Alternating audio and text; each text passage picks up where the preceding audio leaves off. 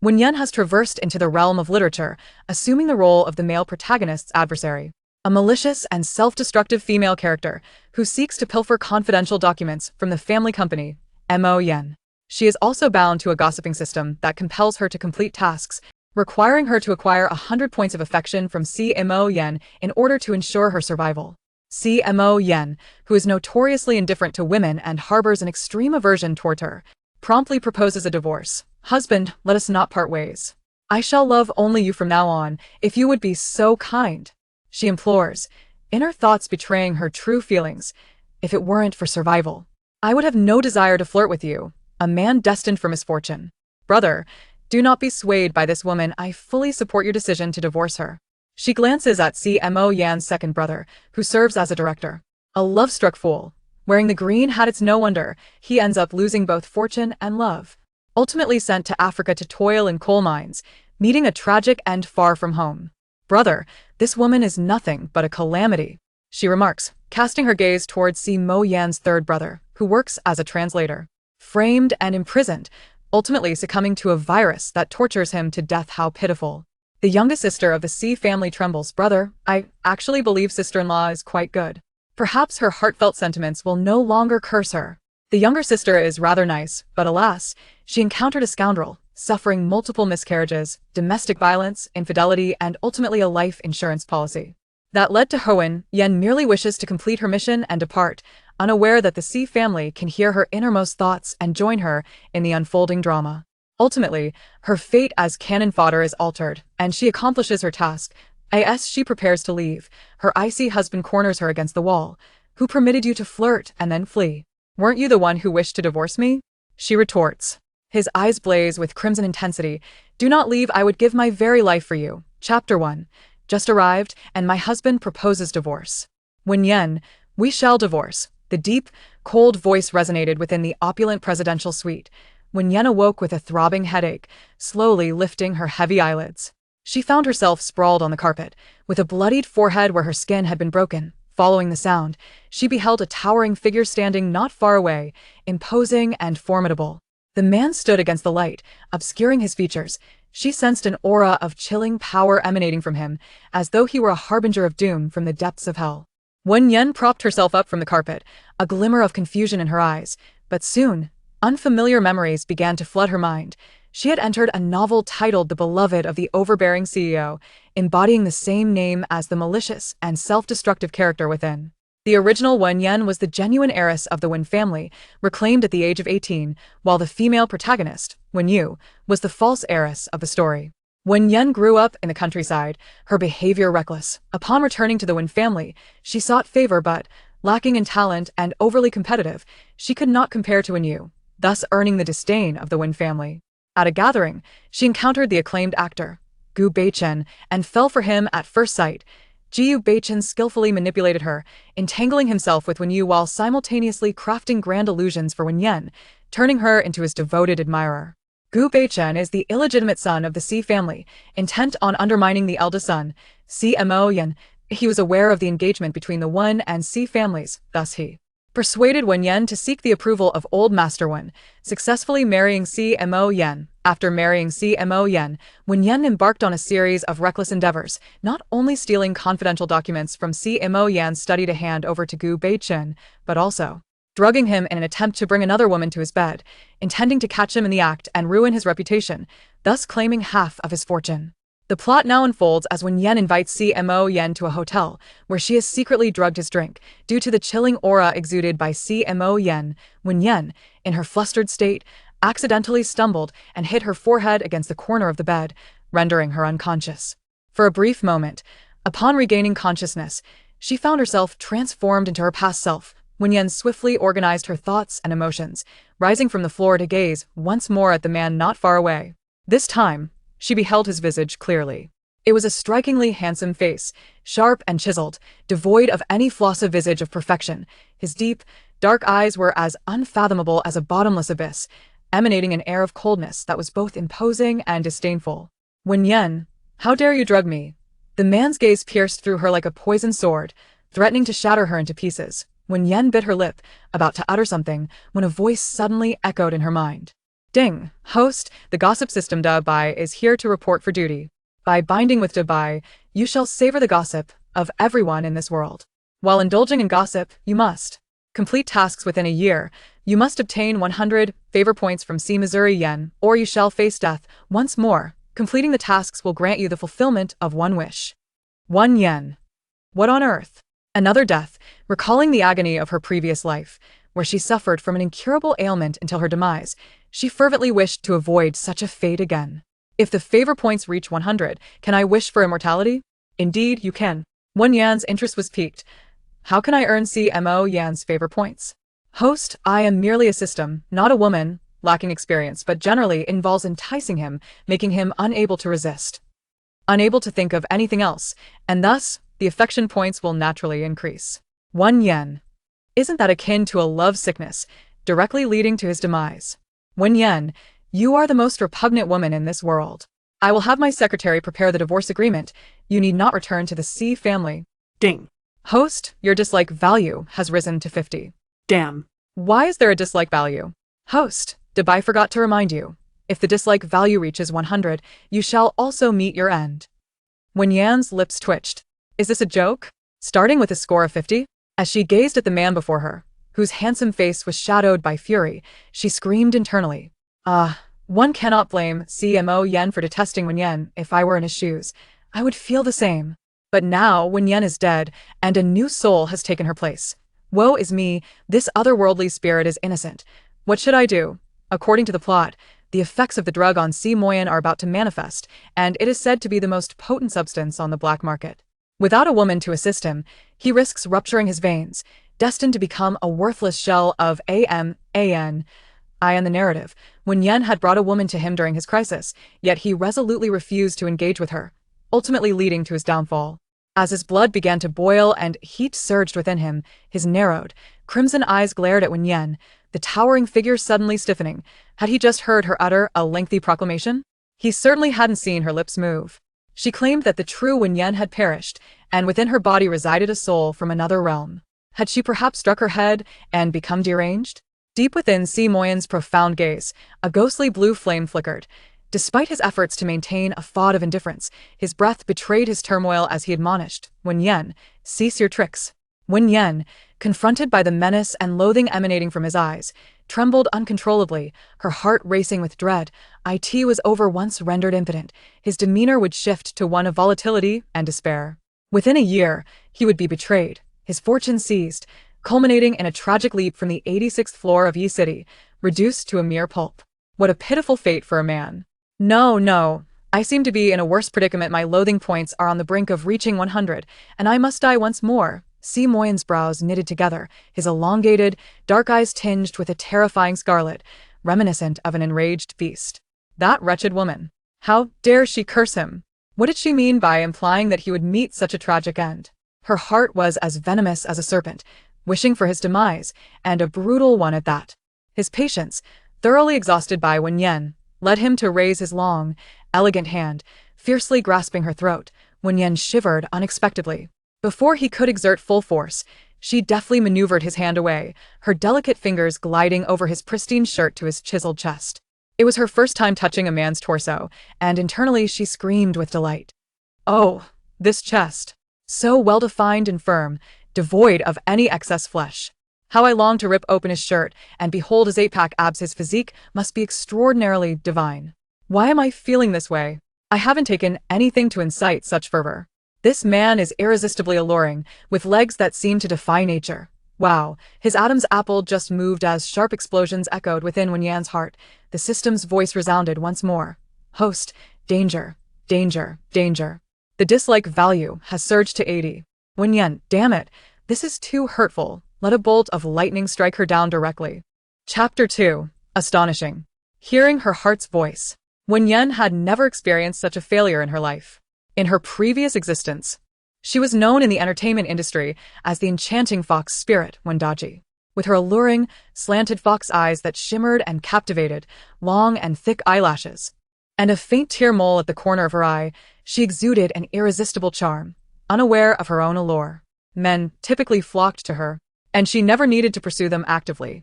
Yet, with her lofty standards, She never found a man who truly captivated her, not even until her demise. Strictly speaking, this was her first attempt to seduce a man, and to her astonishment, it yielded no results. Instead, his disdain for her escalated to an intolerable level of 80. How dare he? Her crimson lips curled into a seductive smile as she purred, "Darling, you look rather hot. You're sweating." Her fingertip traced the bead of sweat from his chiseled jawline to his distinctly sensual lips. With a playful lift of her gaze, she added, "You must be enduring quite a struggle, aren't you?"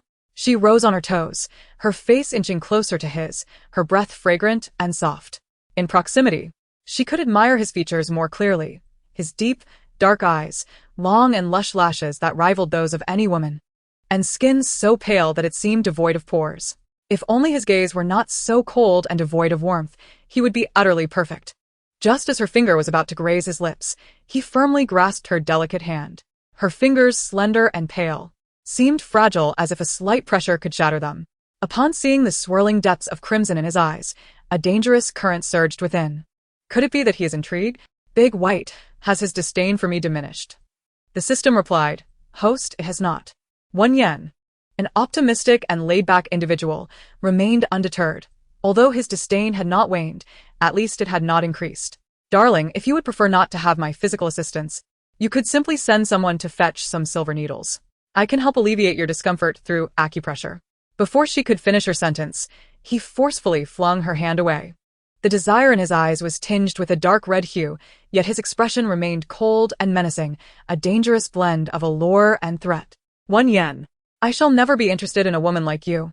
With that, he turned and strode toward the bathroom. Wen Yan was infuriated. She clenched her fists, teeth gritted as she waved a defiant hand at his retreating back. "You arrogant man, do you think I am so desperate for you?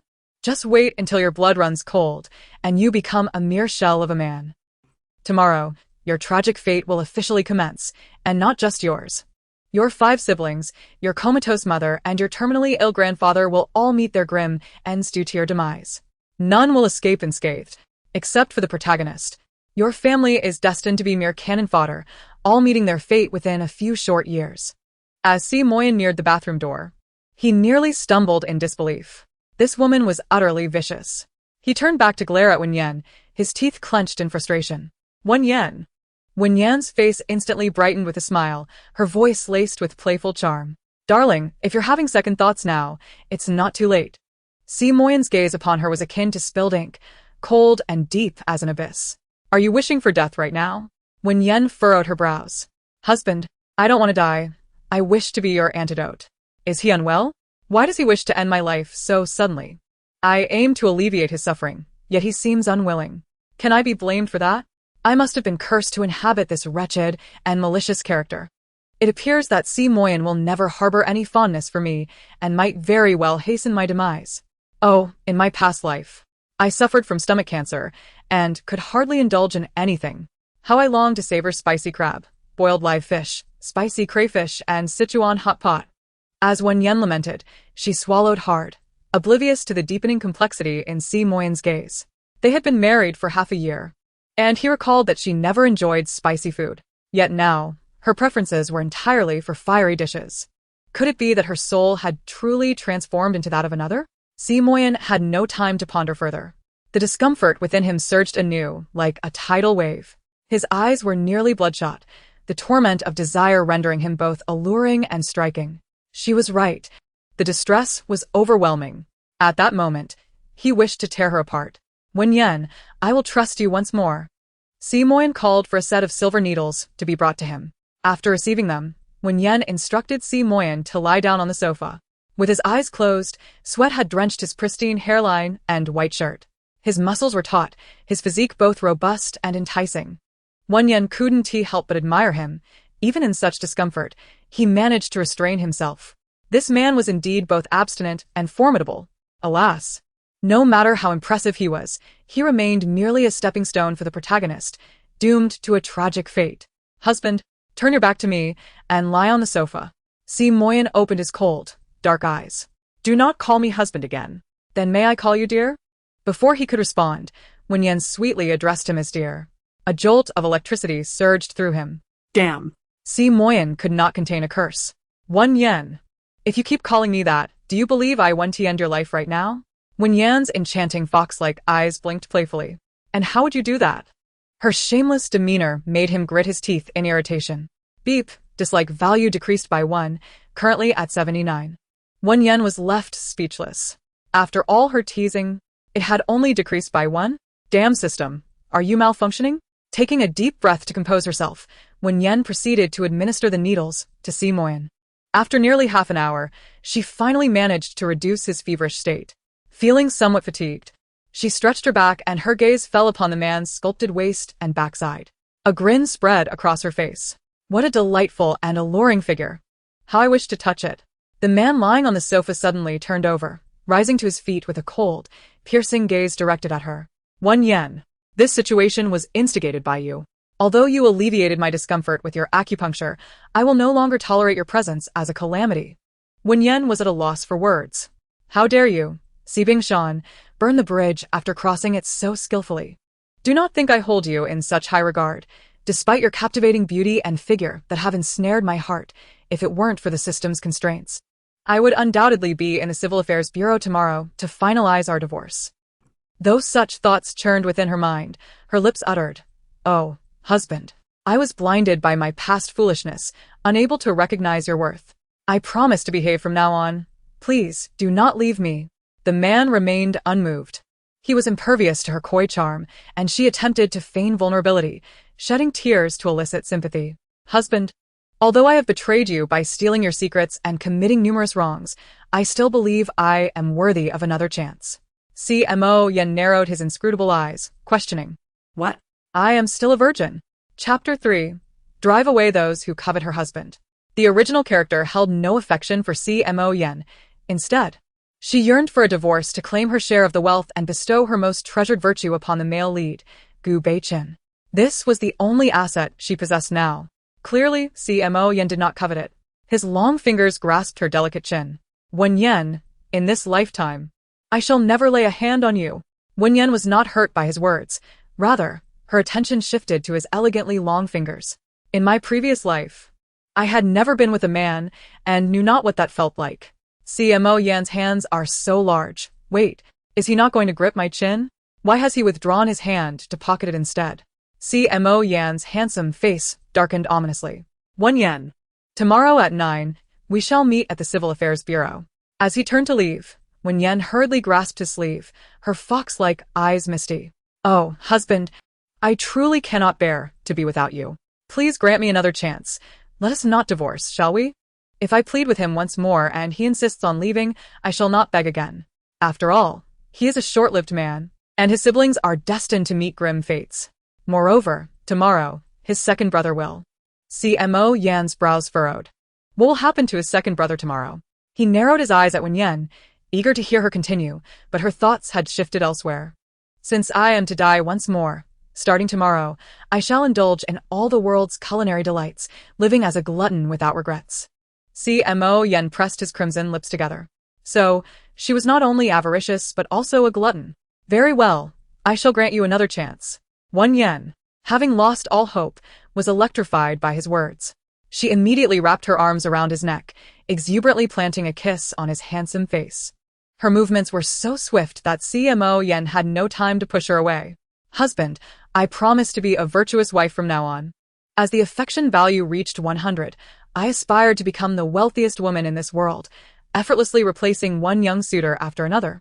While unceremoniously casting aside the frigidly indifferent man, Si Shan. Si Moyan observed the conflicting expressions on Wen Yan's face, his lips pressed into a thin line, and his deep-set eyes shrouded in mystery. Had she truly exchanged her essence for that of another realm? He could suddenly hear her innermost thoughts. A phenomenon both peculiar and unprecedented. For the time being, he resolved to keep her close, intending to observe her for a while before proceeding with the divorce. Noticing that Si Moyan no longer mentioned their impending visit to the Civil Affairs Bureau, Wen Yan stretched languidly and yawned, feeling an overwhelming fatigue. Dear husband, I am off to sleep now. She was well aware of Si Moyan's disinterest in her, which allowed her to walk towards the bedroom with ease.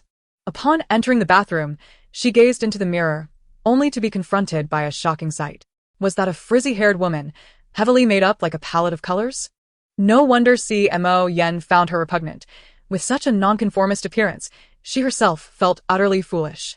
The original owner of this body had harbored deep feelings for Gu Beichen, going so far as to disguise herself in a manner that would deter even the most daring from approaching her. Wen Yan despised sleeping with makeup, so she meticulously removed it, revealing a face that was both alluring and strikingly beautiful. Except for the toll that years of heavy makeup had taken on her skin, her visage was a perfect match for her previous life. With proper skincare, she would be flawless. After cleansing her face, Wen Yan took a refreshing shower and donned the hotel robe. Just then, the doorbell rang. Approaching the door, she opened it to find her close friend, Song Qingyu. Yan, I apologize for my tardiness. I encountered a minor mishap on the way. Is Si Moyan's condition acting up? Song Qingyu was the woman Wen Yan intended to deliver to Si Moyan's bed that evening. Song Qingyu's mother worked as a maid in the Si household, having been strategically placed there by Gu Beichen. Fearing that Wen Yan might be too naive to ensnare Si Moyan alone, Gu Beichen orchestrated a friendship between Wen Yan and Song Qingyu. Should Wen Yan's plan falter, Song Qingyu would be there to catch her fall. Song Qingyu had a penchant for promiscuity, having been with numerous men, yet her greatest desires were focused solely on Gu Beichen and Si Moyan. While Gu Beichen cherished Wen Yu in his heart, Song Qingyu dared not covet him, but Si Moyan was another matter entirely.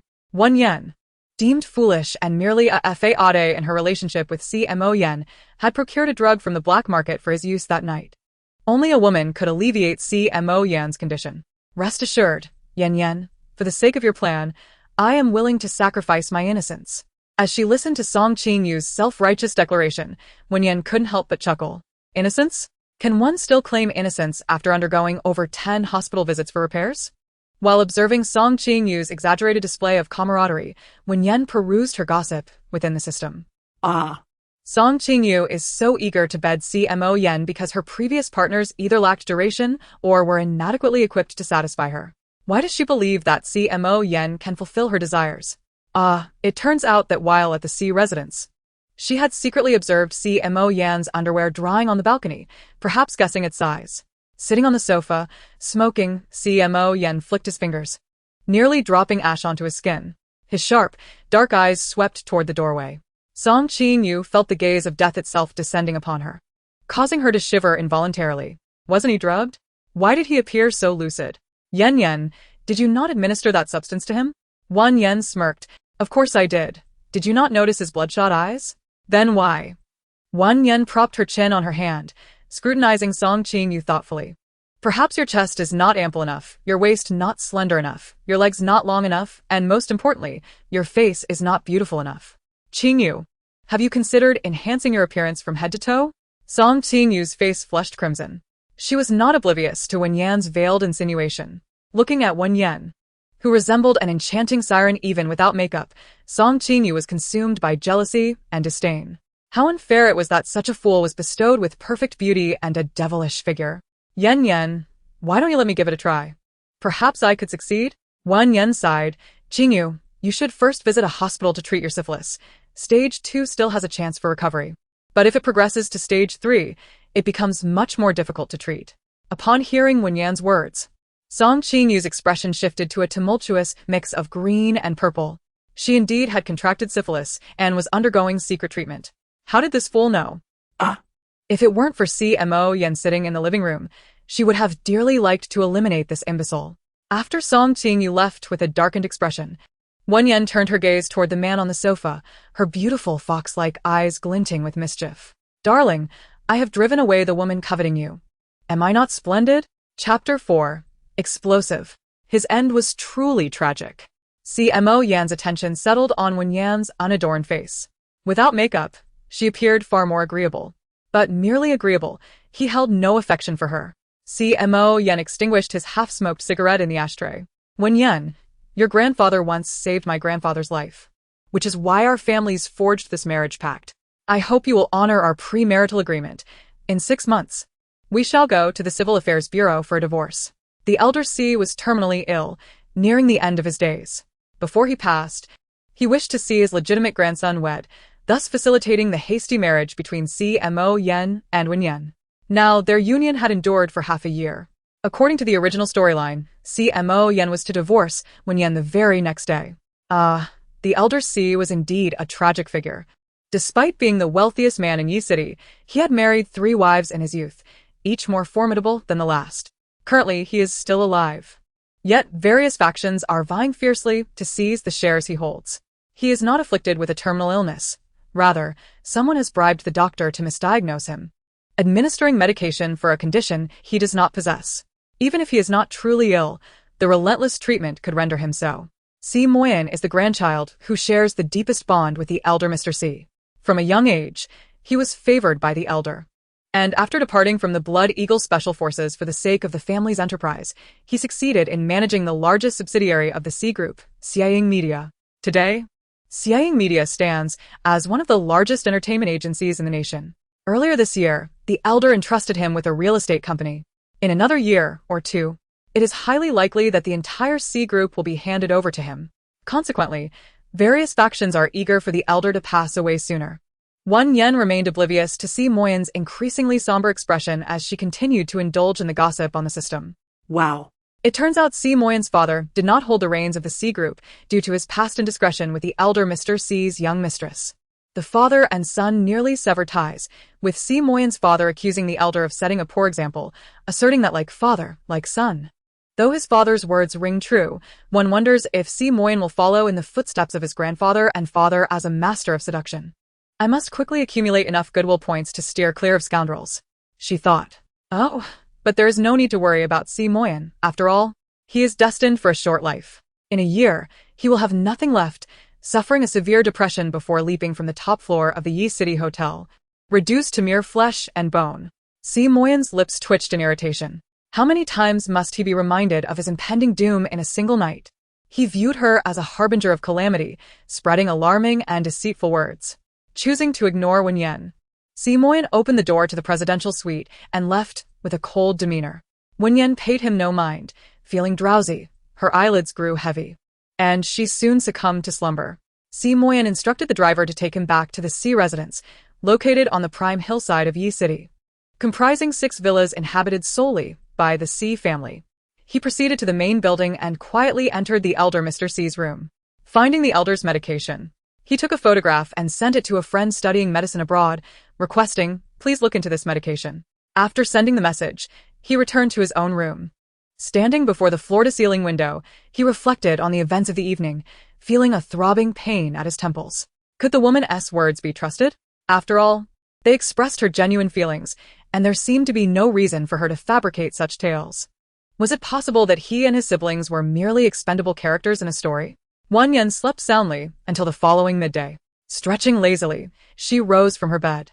After freshening up, she picked up her phone to find dozens of missed calls, including ones from Gu Beichen and Si Moyan, both of whom had also sent her messages. Yan, Song Qingyu mentioned that the plan did not succeed. Did you not administer the drug to him? You promised to assist me. I consider you family. And you wouldn't let me down, would you? Yan, why are you not responding to my messages? I have a red carpet event to attend soon, and I will return to see you immediately afterward. Si Moyan, go home. Tsh. Si Moyan's message truly mirrors his demeanor, appearing cold and unfeeling. Wen Yan chose to disregard Gu Beichen, keeping in mind her task of winning Si Moyan's affection. She promptly replied, "Okay, my dear husband." She was nearly overwhelmed by her own emotions. Wen Yan took a taxi back to the Si residence. Upon entering the main hall, she observed several individuals seated on the sofa. Old Master Si Moyan, his younger brother Si Jingyi with his girlfriend Song Fair, and Si Moyan's beloved younger sister Si Yu. As soon as she entered, Song Fair leaped into Si Jingyi's arms, her eyes reddened and trembling, as if terrified of Wen Yan. Wen Yan raised an eyebrow. Oh dear, the White Lotus is beginning to act. The others in the living room, excluding Si Moyan and the oblivious Song Fair, were taken aback. Old Master Si glanced at Si Moyan, who subtly signaled him to remain silent. Wen Yan noticed the peculiar gazes directed at her and touched her nose. Why are they looking at me like that?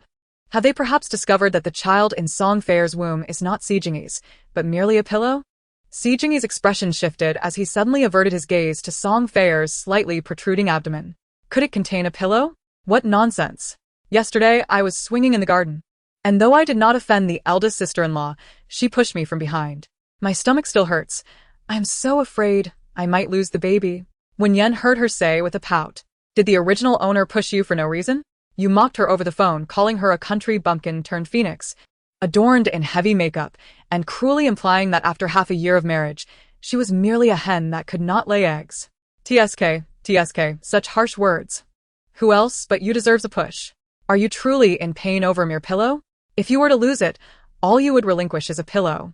However, according to the unfolding plot, Si Jingyi, in his infatuated state, will indeed rush her to the hospital, only to encounter a car accident en route, leading to Song Feier's opportunistic miscarriage and subsequent infertility. The lovesick fool, burdened with guilt, will incessantly provide her with resources due to his identity as the second son of the Si family, even going so far as to promote her to stardom. Unbeknownst to him, she has long been involved with your good brother, who is laughing behind your back at your expense. If that were not tragic enough, the worst fate awaits when the Si family goes bankrupt and the lovesick second son, unable to cope with the shock, becomes mentally impaired. While Song Feier brazenly sleeps with your closest friend in front of you, compelling you to bark like a dog, eventually selling you to a coal mine in Africa, where you meet a brutal end. Damn. Is his fate truly that dire? Si Jingyi was seething with rage, feeling as if his insides were about to explode. Chapter 5. The Great Revelation. She is carrying a pillow. Brother Jingyi, what troubles you? Song Feier discerned something amiss with Si Jingyi. She clasped his arm and implored. Brother Yi, although Dasa has her faults, I believe she means no harm. Please do not be so furious. As soon as she finished speaking, Si Jingyi violently shook off her hand. Song Feier's eyes widened in shock. Ever since they began their relationship, he had always been gentle and attentive, never once showing her a cold shoulder, let alone dismissing her touch. Brother E, I have a bit of a stomach ache. Upon seeing the pained expression on Song Feier's face, a fleeting whisper of reason in Si Jingyi's mind cautioned him against trusting the insidious thoughts of Wen Yan. How could she possibly be aware of such intricate details, let alone foresee the future? It was utterly absurd. She had been replaced and raised in the countryside, lacking in every aspect compared to Wen Yu. Her fanciful notions were merely figments of her imagination. Elder brother, if anything were to happen to the child that Feier carries, I shall not spare Wen Yan, Si Jingyi declared, sweeping Song Feier into his arms and striding away. The expressions of the onlookers in the living room varied as they turned their gazes toward Wen Yan. Dasa, if you dislike our family, that is one thing. But there is no need to target a pregnant woman, especially when Sister Feier is my second brother's savior.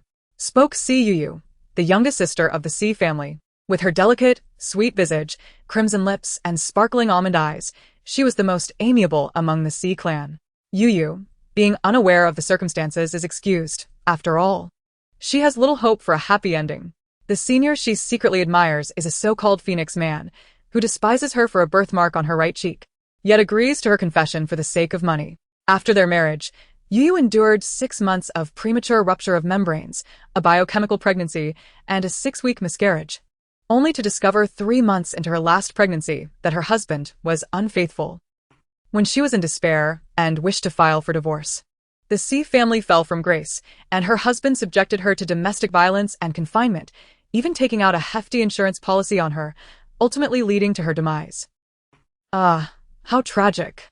I cannot bear to read on. Please turn the page. The shrill scream from Wen Yan sent a shiver down Si Yu's spine, raising goosebumps on her arms. A chilling dread coursed through her spine. Would she face such a grim fate? The senior she admired, with his fair complexion and gentle demeanor, was a paragon of excellence. How could he possibly be the monster Dasa envisioned? The delusions of Dasa were indeed terrifying. Si Moyan exchanged glances with the elder Si. In a hushed tone, the elder inquired, "Does your wife seem to be experiencing some mental distress?" Si Moyan regarded Wen Yan, who, despite her unruly hair, bore no trace of makeup, his gaze reflecting complexity. Grandfather, if she is indeed speaking nonsense, we shall soon find out by following the second brother. The elder nodded in agreement. Indeed, if Wen Yan is not fabricating her tales, then the second brother is on the brink of a calamity. The elder shot a sidelong glance at Si Moyan. Are you not concerned about your brother's potential injury?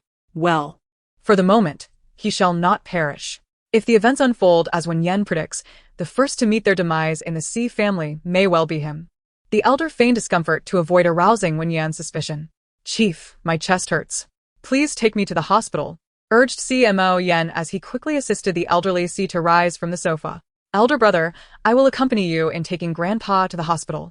Wen Yan furrowed her brows, her fox-like eyes betraying a hint of confusion. Could it be that the plot has shifted? And Grandpa Si is on the verge of passing away? No, that's not right. He clearly met his end when someone removed his oxygen tube. What a tragic fate, to have the oxygen tube removed and yet still cling to life, only to be suffocated by a pillow by those who entered later. Grandpa Si nearly stumbled, on the brink of collapse.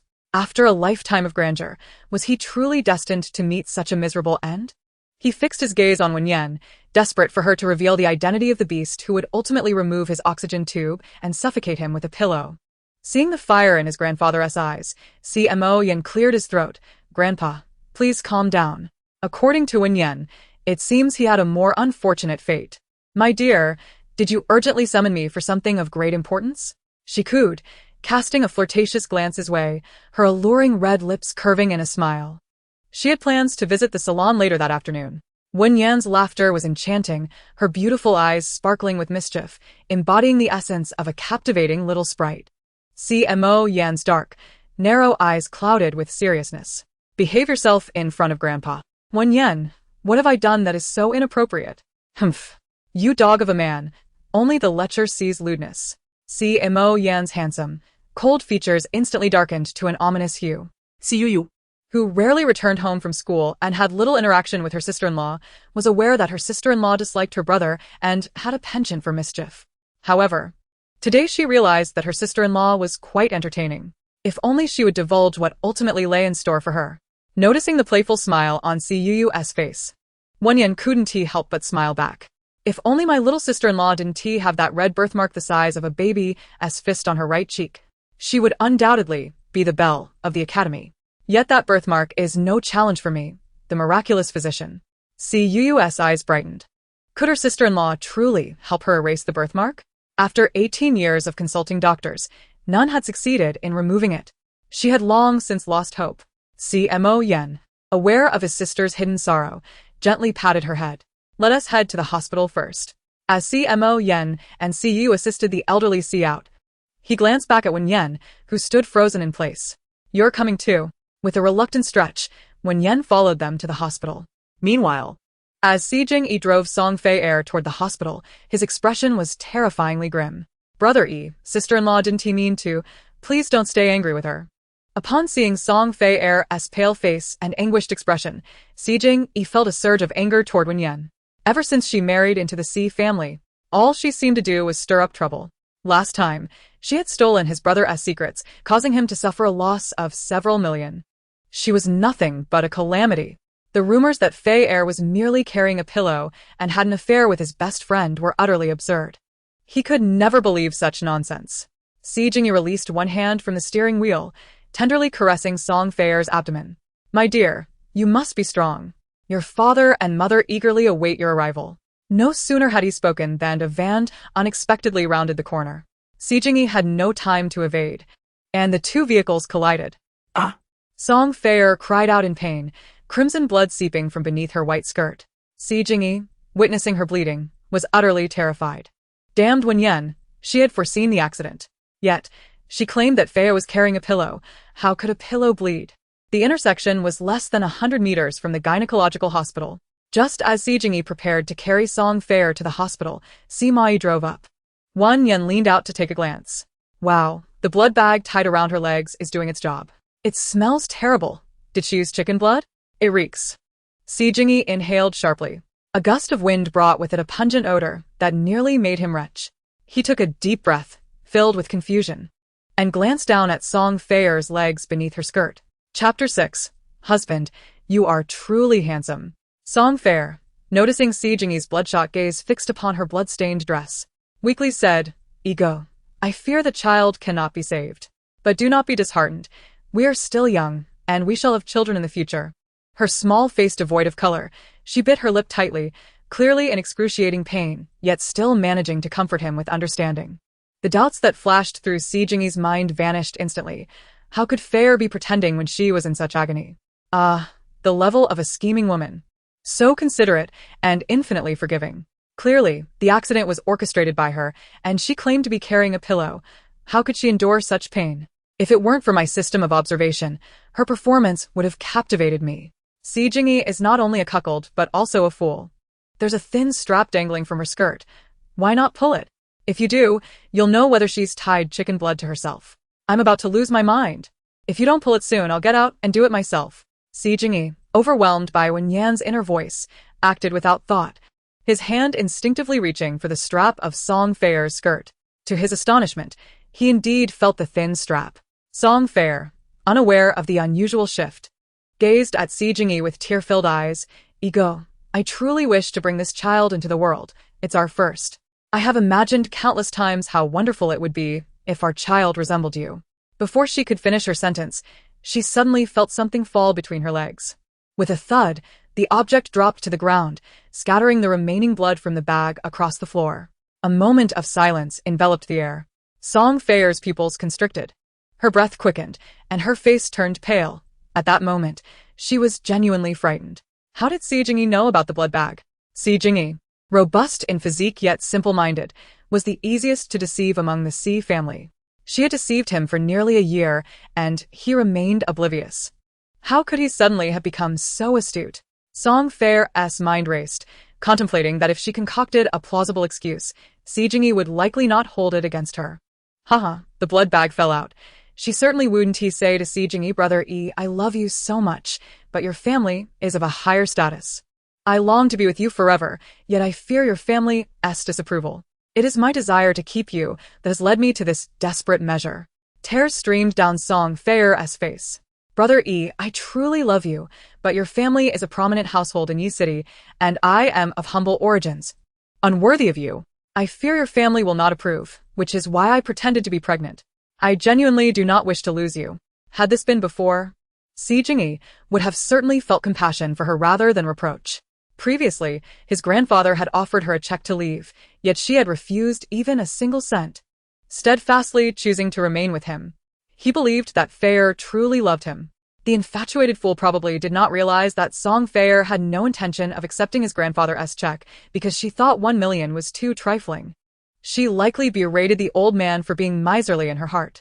Seeing that Si Moyan and Si Yu were both looking at him, the old man stroked his beard with a stern expression and cleared his throat. Song Feier's father had passed away early. Her mother resorted to selling her body for a living, and her stepfather had mental issues. How many daughters could emerge from such a household unscathed? Giving her 1 million was already generous. Song Feier had refused the old man's 1 million and even pretended to attempt suicide, which deeply pained the infatuated fool, who declared that anyone who obstructed his relationship with Song Feier would face his wrath. Although the old man had been a playboy in his youth, he had one redeeming quality. He was fond of his grandchildren. Seeing Si Jingyi resolutely determined to be with Song Feier, he chose to turn a blind eye. The infatuated fool likely remained unaware that, after moving into the Si household, Song Feier had stolen a considerable amount of her mother's jewelry to sell on the black market. The money from those jewels far exceeded 1 million, not to mention the luxury handbags and extravagant sports cars the infatuated fool had purchased for her. No wonder the Si family seemed destined for tragedy. None of them possessed an ounce of intelligence. Si Jingyi's expression shifted dramatically.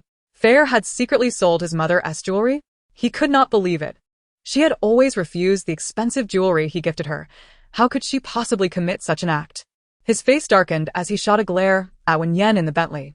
Song Feier followed his gaze and spotted Wen Yan and her companions, her pupils slightly constricting. Struggling to extricate herself from Si Jingyi's embrace, she feebly declared, Brother E, perhaps we truly are not meant for each other. Please do not seek me out again. Let us part ways. Before Si Jingyi could respond, she stumbled away. Observing her frail, wavering figure, a look of heartache and reluctance crossed Si Jingyi's face. Just as he was about to take a step to pursue her, Wen Yan greeted him with a smile. Second brother, did you know your girlfriend is carrying a pillow? Si Jingyi's expression turned dark as storm clouds gathered. Wen Yan observed the expression on Si Jingyi's face, and her smile deepened involuntarily. Did the love-struck fool truly believe that Song Feier had bestowed her first time upon him? Si Jingyi's pupils trembled as he cast a somber glare at Wen Yan. What did she mean by that? Feier's first time was indeed his. That morning, upon waking, he had discovered a dark red rose on the bed, a token of Feier's most cherished gift. Wen Yan perused the system's description of Si Jingyi's belief that Song Feier had surrendered her innocence to him. Ah. The process was indeed such. Transforming into a love-struck fool was quite foolish. Si Jingyi glared furiously at Wen Yan. What was that aye about? What was the process like? Speak up. In the back seat, Si Moyan, who had remained silent, observed Wen Yan, whose mind was teeming with thoughts, and a hint of disapproval flickered in his eyes. After Si Jingyi stormed off in a fit of rage, Wen Yan withdrew her gaze and turned to meet Si Moyan's deep, abyss-like eyes. Once inside the vehicle, Si Moyan shed his suit jacket, revealing a crisp white shirt and a tailored waistcoat that perfectly accentuated his broad chest and slender waist. A luxurious brooch adorned his waistcoat. With his legs elegantly crossed and long fingers tapping rhythmically on his knee, he exuded the aura of a mature and commanding presence, despite being only 25. Wen Yan flashed him a flirtatious smile. Darling, you look exceptionally handsome. Ding. The dislike value decreased by 1, now standing at 78. What nonsense was this? With a dislike value still at 78, when would she ever reach a like value of 100? However, she had merely complimented him, and the dislike value had already diminished by 1. If she praised him a bit more, could she reduce it further? Darling, your hands are even more beautiful than those of a pianist. What would it be like to receive a Thai massage from him? Oh, it must be delightful and soothing. The man, typically unflappable even in the face of calamity, suddenly coughed. He shot a frosty glare at Wen Yan. Be quiet. My grandfather and Yuyo are in the car. What nonsense are you thinking? Chapter 7. Conquering him with charm. Old Master Si glanced at his frostbitten grandson, Si Moyan. It was hard to believe that his seemingly icy grandson could indulge in such lightheartedness privately. Truly, he was the essence of the Si family. Meanwhile, Si Yuyo's cheeks flushed. Could she even comprehend such adult topics? Grandfather, big brother, I have other matters to attend to, so I shan't accompany you to the hospital. Si Moyan arranged for the driver to escort Si Yuyo. Wen Yan, on the other hand, followed Old Master Si to the hospital. Resting her chin on her hand, she gazed out of the car window. Should I remind the old man that there's an issue with his medication? Never mind. His well-being is of no concern to me. My only focus is to charm the icy Si Moyan and attain a like value of 100. In the afternoon, I will have my hair done and then indulge in some delicious street food. Spicy hot pot, potato noodles, fried squid, and fresh taro milk tea. Here I come. Old Master Si and Si Moyan exchanged a glance, shaking their heads in exasperation. Upon arriving at the hospital, Si Moyan instructed Wen Yan to attend to other matters. Wen Yan blinked her enchanting fox-like eyes, delicately tugging at the man's sleeve with her slender fingers, playfully shaking it. Darling, I'm planning to get my hair done and go shopping later. Aren't you going to give me a black card? In the realm of domineering CEO novels, isn't it customary for the male lead to bestow such a card upon the female protagonist?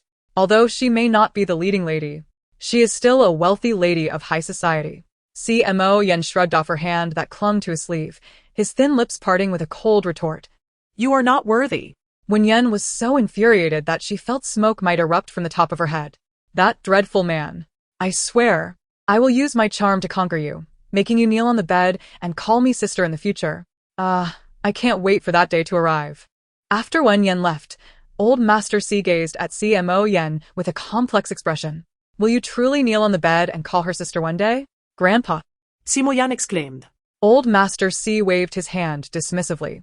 All right, let us not discuss the future. Tell me, do you think your wife might be suffering from a split personality? If we say she does. She predicted the accident involving Si Jingyi and even knew about Song Fei Heir's pillow pregnancy. But if we claim she does not, how could she possess such profound insights? Old Master Si recalled her mentioning that the medication he took was problematic, and his brow furrowed. My dear boy, do you think there is truly an issue with my medication? Am I destined to have someone pull my oxygen tube or smother me with a pillow? I have worked tirelessly to build a legacy for my descendants. What sin have I committed to deserve such a fate? Is it merely because I was a bit frivolous in my youth and married several wives? How many men in this world are genuinely honest? Aside from those framed in portraits, Si Moyan observed his grandfather's agitated state and gently soothed his rising chest. Grandpa, I am already investigating the matter regarding the medication. We cannot take Wen Yan's words at face value. Old Master Si nodded. Regardless, you are my most trusted grandson. You must take care of yourself. Don't let yourself pass before me. After finishing her hair and a meal, it was nearly 8 in the evening when Wen Yan found herself overwhelmingly sleepy, yawning incessantly. She took a taxi back to the Si residence. With heavy eyelids, she hurried upstairs and pushed open the bedroom door. Just then, the bathroom door swung open, revealing a tall figure illuminated by the light, his upper body bare. Si Moyan had just emerged from the shower, clad only in casual pants, having not yet donned his sleepwear. Water droplets glistened on his raven-black hair, cascading down his sharply defined features, landing on his robust chest. Wen Yan's gaze lingered on his chiseled 8-pack abs. He must work out regularly. His muscles were lean yet powerful, neither frail nor grotesquely bulging like those of a bodybuilder. His fit physique was perfectly proportioned. The alluring line of his physique extended from his waist to his abdomen, exuding an exquisite sensuality. Wow, what a delightful surprise upon returning. Such a feast for the eyes. Strong and vigorous, he has never touched a woman. He must have been holding back for quite some time. Si Moyan, who had been drying his hair, turned with a cold expression upon hearing Wen Yan's thoughts. Wen Yan tilted her head, her fox-like eyes narrowing slightly, the corners of her eyes lifting, showcasing a delicate tear mole that added to her alluring charm. Her gaze brimmed with the essence of spring, akin to the gentle ripples of autumn waters. When her crimson lips curved into a smile, she exuded an irresistible charm that captivated the soul. Wen Yan had transformed her voluminous hair into elegant waves, dyeing it a luscious raspberry red. This new hairstyle accentuated her delicate features, rendering her even more enchanting and alluring. "Honey, your physique is simply remarkable," she exclaimed, playfully adding, "if only you swapped those trousers for gray sweatpants." Is it any wonder that Song Qingyu harbors desires for his form? With arms and legs so long, who wouldn't he drool? Si Moyan observed her with an expression that suggested she intended to devour him whole. He reached out, retrieving the robe from the bed and draping it over himself, concealing his chest and sculpted abs. Wen Yan pouted. "Darling, you truly are rather stingy. We are husband and wife, after all. What is there that cannot be seen? If you wish to gaze upon me, I assure you I will reveal myself without reservation." Si Moyan had never encountered a woman with such audacity, her boldness rivaling that of a fortress. "I have no interest in you," he replied, his handsome face cold and unyielding. Wen Yan was tempted to roll her eyes. "Darling, feelings can indeed be cultivated." She approached him, her delicate fingers almost grazing his shoulder when he took a significant step back, as if avoiding a plague. hey, Is he really that indifferent to such a stunning beauty? Dubai, investigate whether he has an inclination towards men. If he does, I shall begin dressing as a man starting tomorrow. Dubai responded, "Host, he is not attracted to men. It is merely that your previous actions in this body have left a distasteful impression on him. He harbors significant misunderstandings about you, and you must exert greater effort." What is his current level of disdain towards me? It remains at 78. Do not lose heart, at least it hasn't increased. Wen Yan felt her blood pressure rise in frustration. You truly have a knack for comforting people. Until his disdain drops below 50. There is no need to report back to me. She was exasperated. Why did his disdain increase in large increments while it only decreased by single digits? Wen Yan had lost her motivation to pursue Si Moyan that evening. Instead, she decided to take a bath, coincidentally overhearing Si Mo answer a phone call. "Once the bid for the 30 project is prepared, send me a copy via email." 30 project?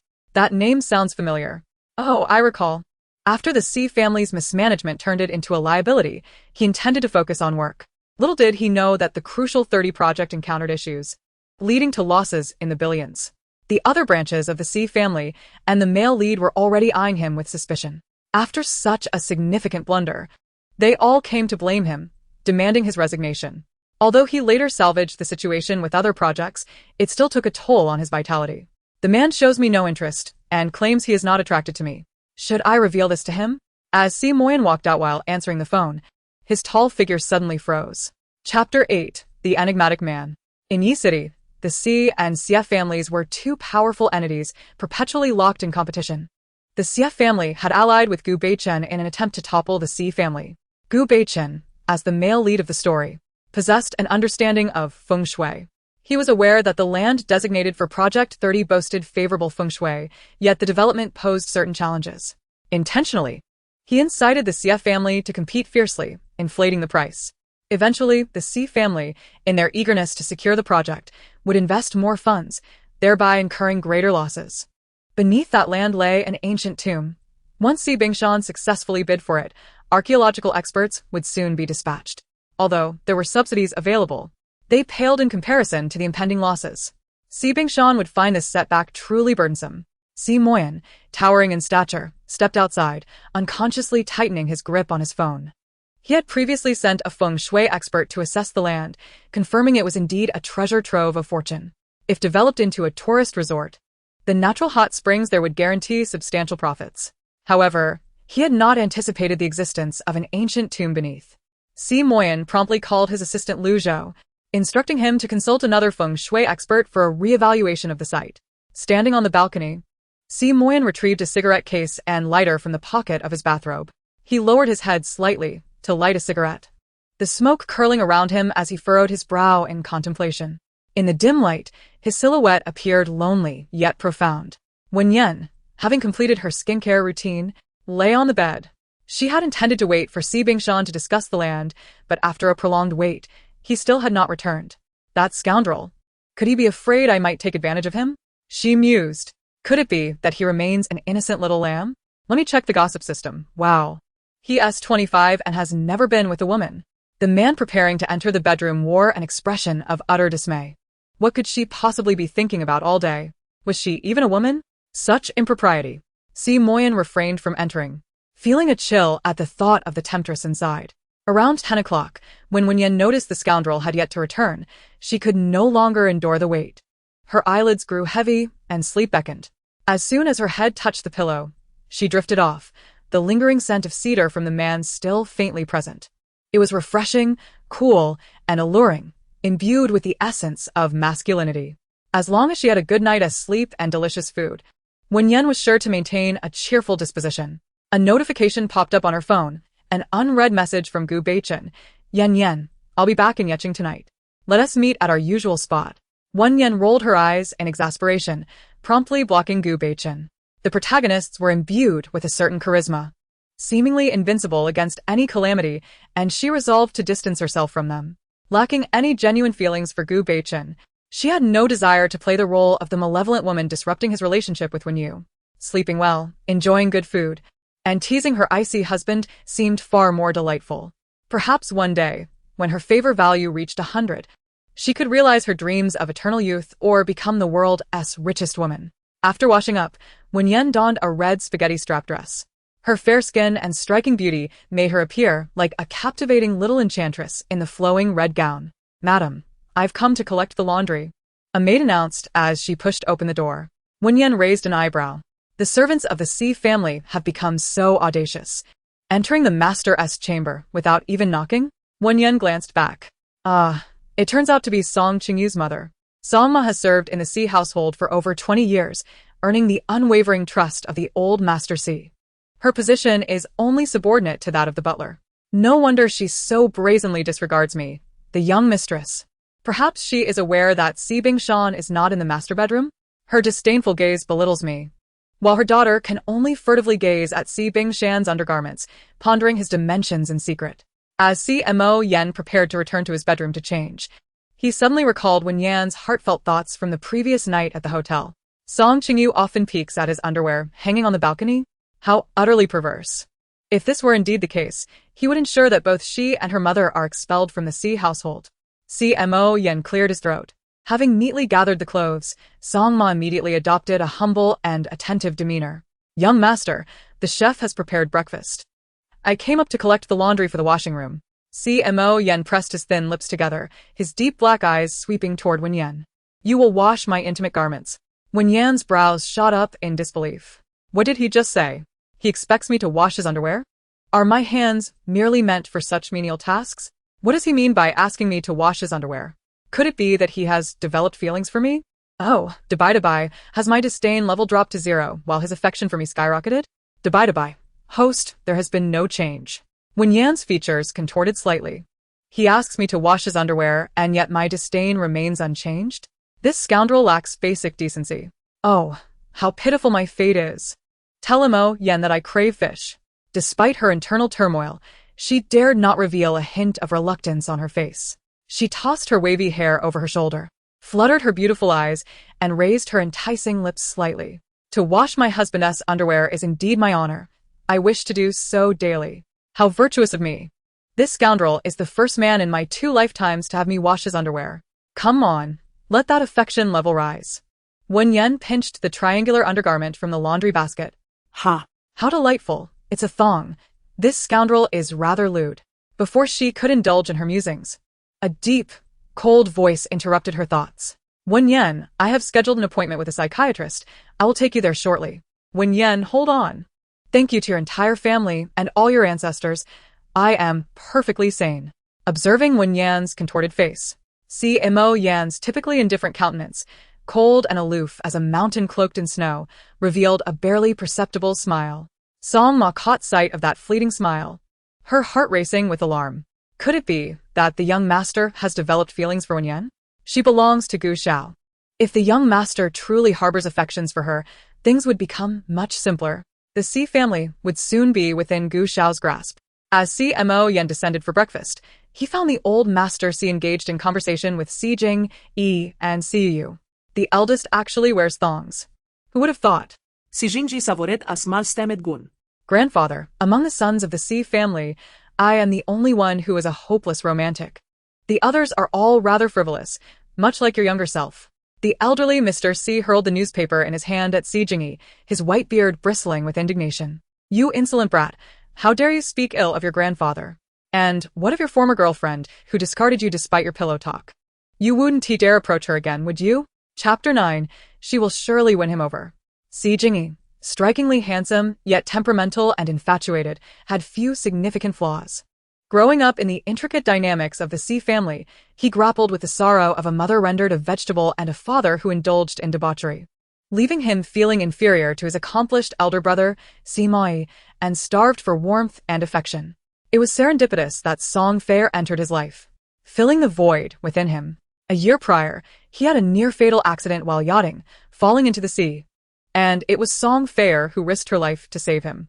Throughout their relationship, she was gentle and considerate, always prioritizing him, nursing him through illness, accompanying him during his fits of rage, and patiently waiting for him amidst his busy work schedule. He would never abandon her over a mere pillow incident or the slanderous remarks of that deranged woman Wen Yan. Last night, he reconciled with Fair, who vowed to love him alone, declaring that even if the Si family opposed their union, she would follow him without titles or recognition. Grandfather. Fair is not the person you imagine. You do not understand her, yet she is my salvation. At that moment, when Yan descended from upstairs after washing Si Moyan's undergarments, hearing the romantic musings, she rolled her eyes in exasperation. You consider her your salvation, while she sees you as a brainless fool. Pray tell, what is the origin of this Song Fair that has captivated your infatuated heart? Oh my, it seems Song Fair has quite the impressive background. I can hardly contain my laughter at the thought of you being smitten by such a character. Wen Yan's laughter resonated like a mocking melody, causing Si Jingyi's face to darken. He felt powerless to retort, especially as Wen Yan mocked him internally. What was Fair anyway? If she had any substance, why not articulate it? She was merely a girl from an ordinary family. Wen Yan must be envious of her purity. That insufferable, nauseating sister-in-law. Both Mr. Si and Si Yu were curious about Song Fair, casting furtive glances at Wen Yan, who remained oblivious. With Si Moyan's undergarments in hand, she hummed a cheerful tune as she made her way to the garden, hanging them in the most conspicuous spot. Mr. Si cleared his throat. My dear, hanging the undergarments there may not present the best impression. Si Yu could hardly bear to look, utterly mortified. Several servants in the living room blushed deeply at the sight. Si Moyan's clothing typically hung on the second floor, in his private balcony. He never anticipated Wen Yan would take them down. His dark eyes narrowed, his handsome face taut, exuding an aura of cold severity. He dashed into the garden, swiftly retrieving his underwear, while seizing Wen Yan's wrist with the other hand, forcefully pulling her upstairs. Darling, what's wrong? Who has upset you? I took the liberty of washing your underwear for you, using my fragrant rose-scented shower gel. Don't you want to take a whiff? Si Moyan's lips twitched. Did this woman intend to drive him to madness prematurely? Who told you to hang it out? Wen Yan feigned innocence. Is it forbidden to hang them out? I'm merely trying to do a good deed, lest your little admirers sneak up the stairs to spy on you. Could it be that his anger stems from my indifference towards him? Oh, dear, could he be on the verge of losing control? She mused. No. I cannot let him have his way immediately. What if he grows tired of me? For now, I'll settle for a kiss and a hug. Si Moyan's expression darkened. His jaw clenched tightly. He fixated on Wen Yan's enchanting visage, his gaze drifting to her neckline adorned with a delicate strap. Do not flaunt your allure before me. I have stated clearly that I am not interested. Upon noticing his glance at her neckline, a flicker of confusion crossed Wen Yan's beautiful eyes. Why is he looking at my chest? Could it be he finds it lacking? Indeed, my figure is somewhat petite. Starting today, I shall indulge in papaya. Once I blossom, he will surely be left awestruck. Si Moyan had no desire to linger with Wen Yan for another moment.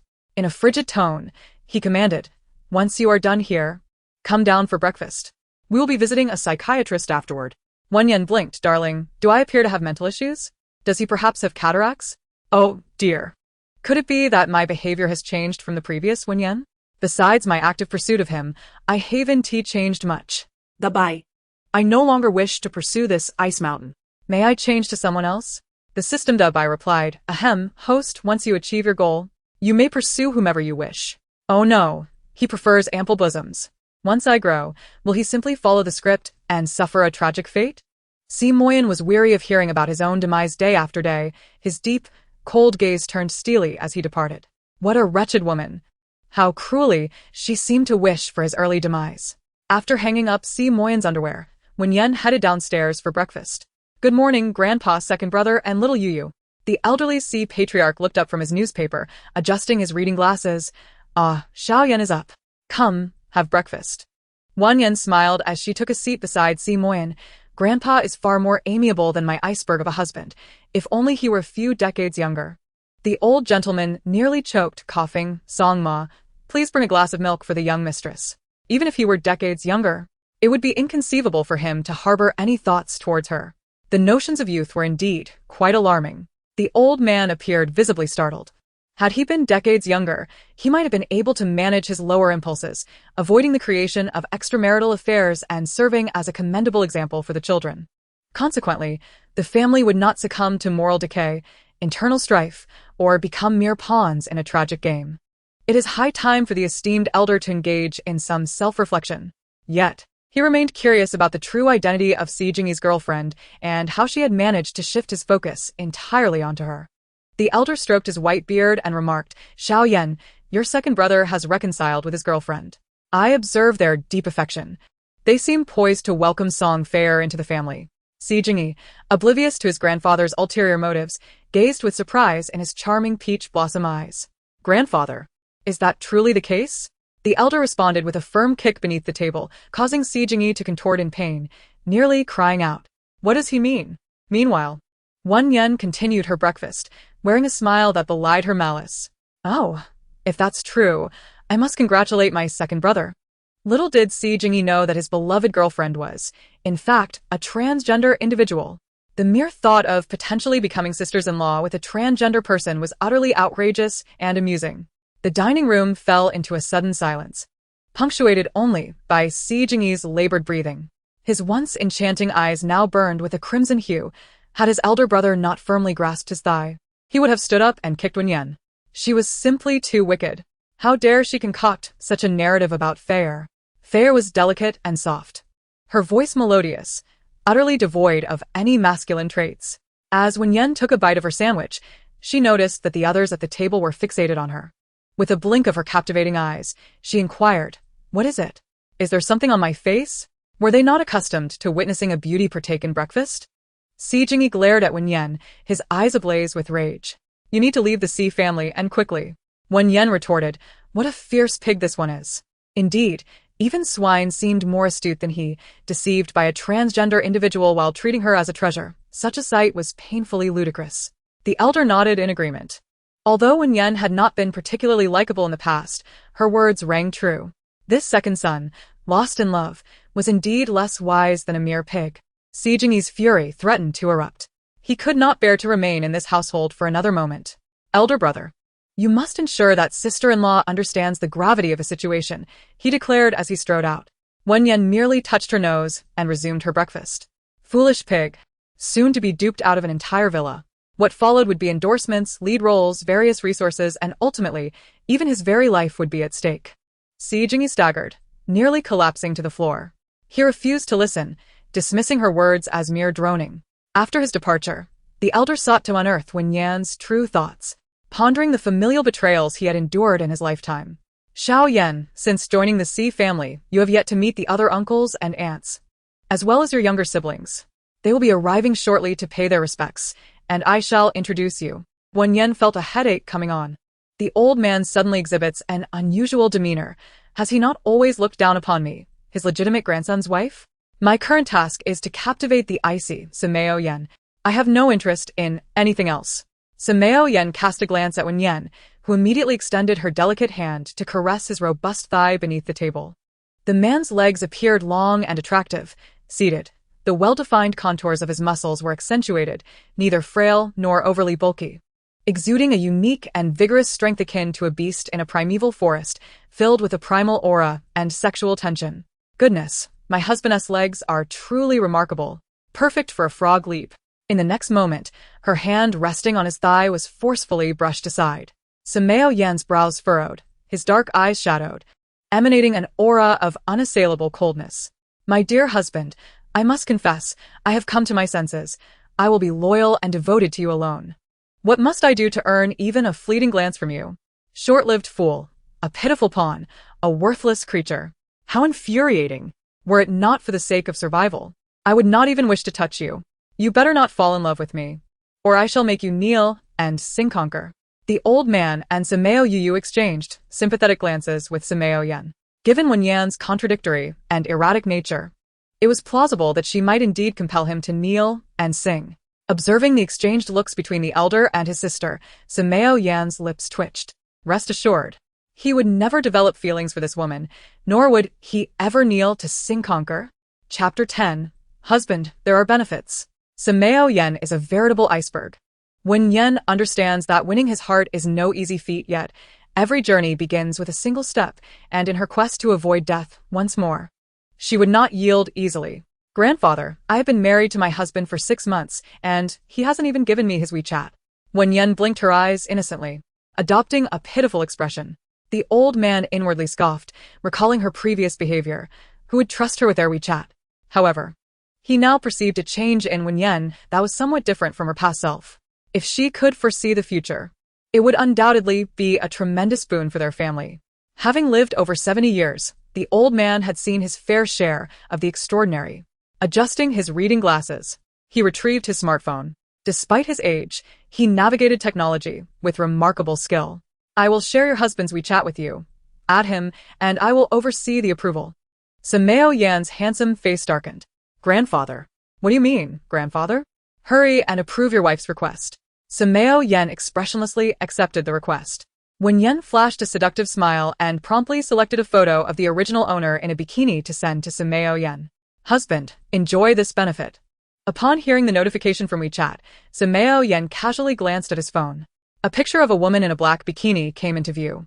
The woman had just emerged from the pool, her body glistening with water, hands gripping the ladder, her skin radiant in the sunlight.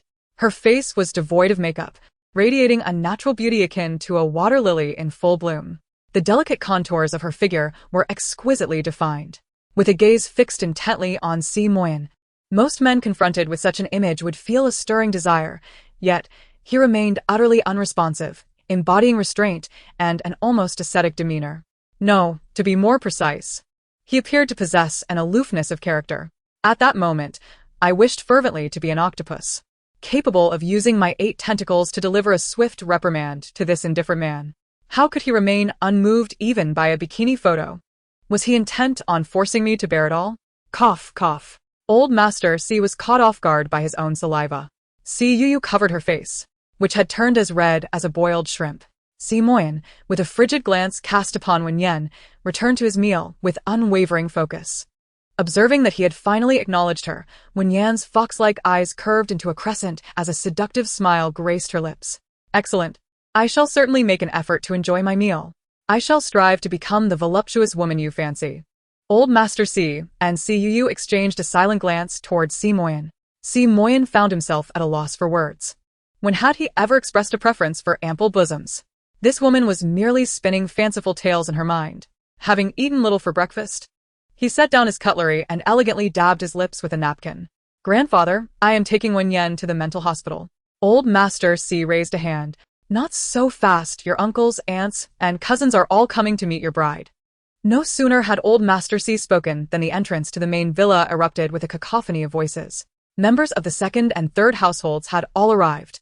A few years prior, old Master Si's first wife, heartbroken by his actions, had chosen to leave the Si family, retreating to a temple to cultivate her spirit, turning a deaf ear to worldly affairs.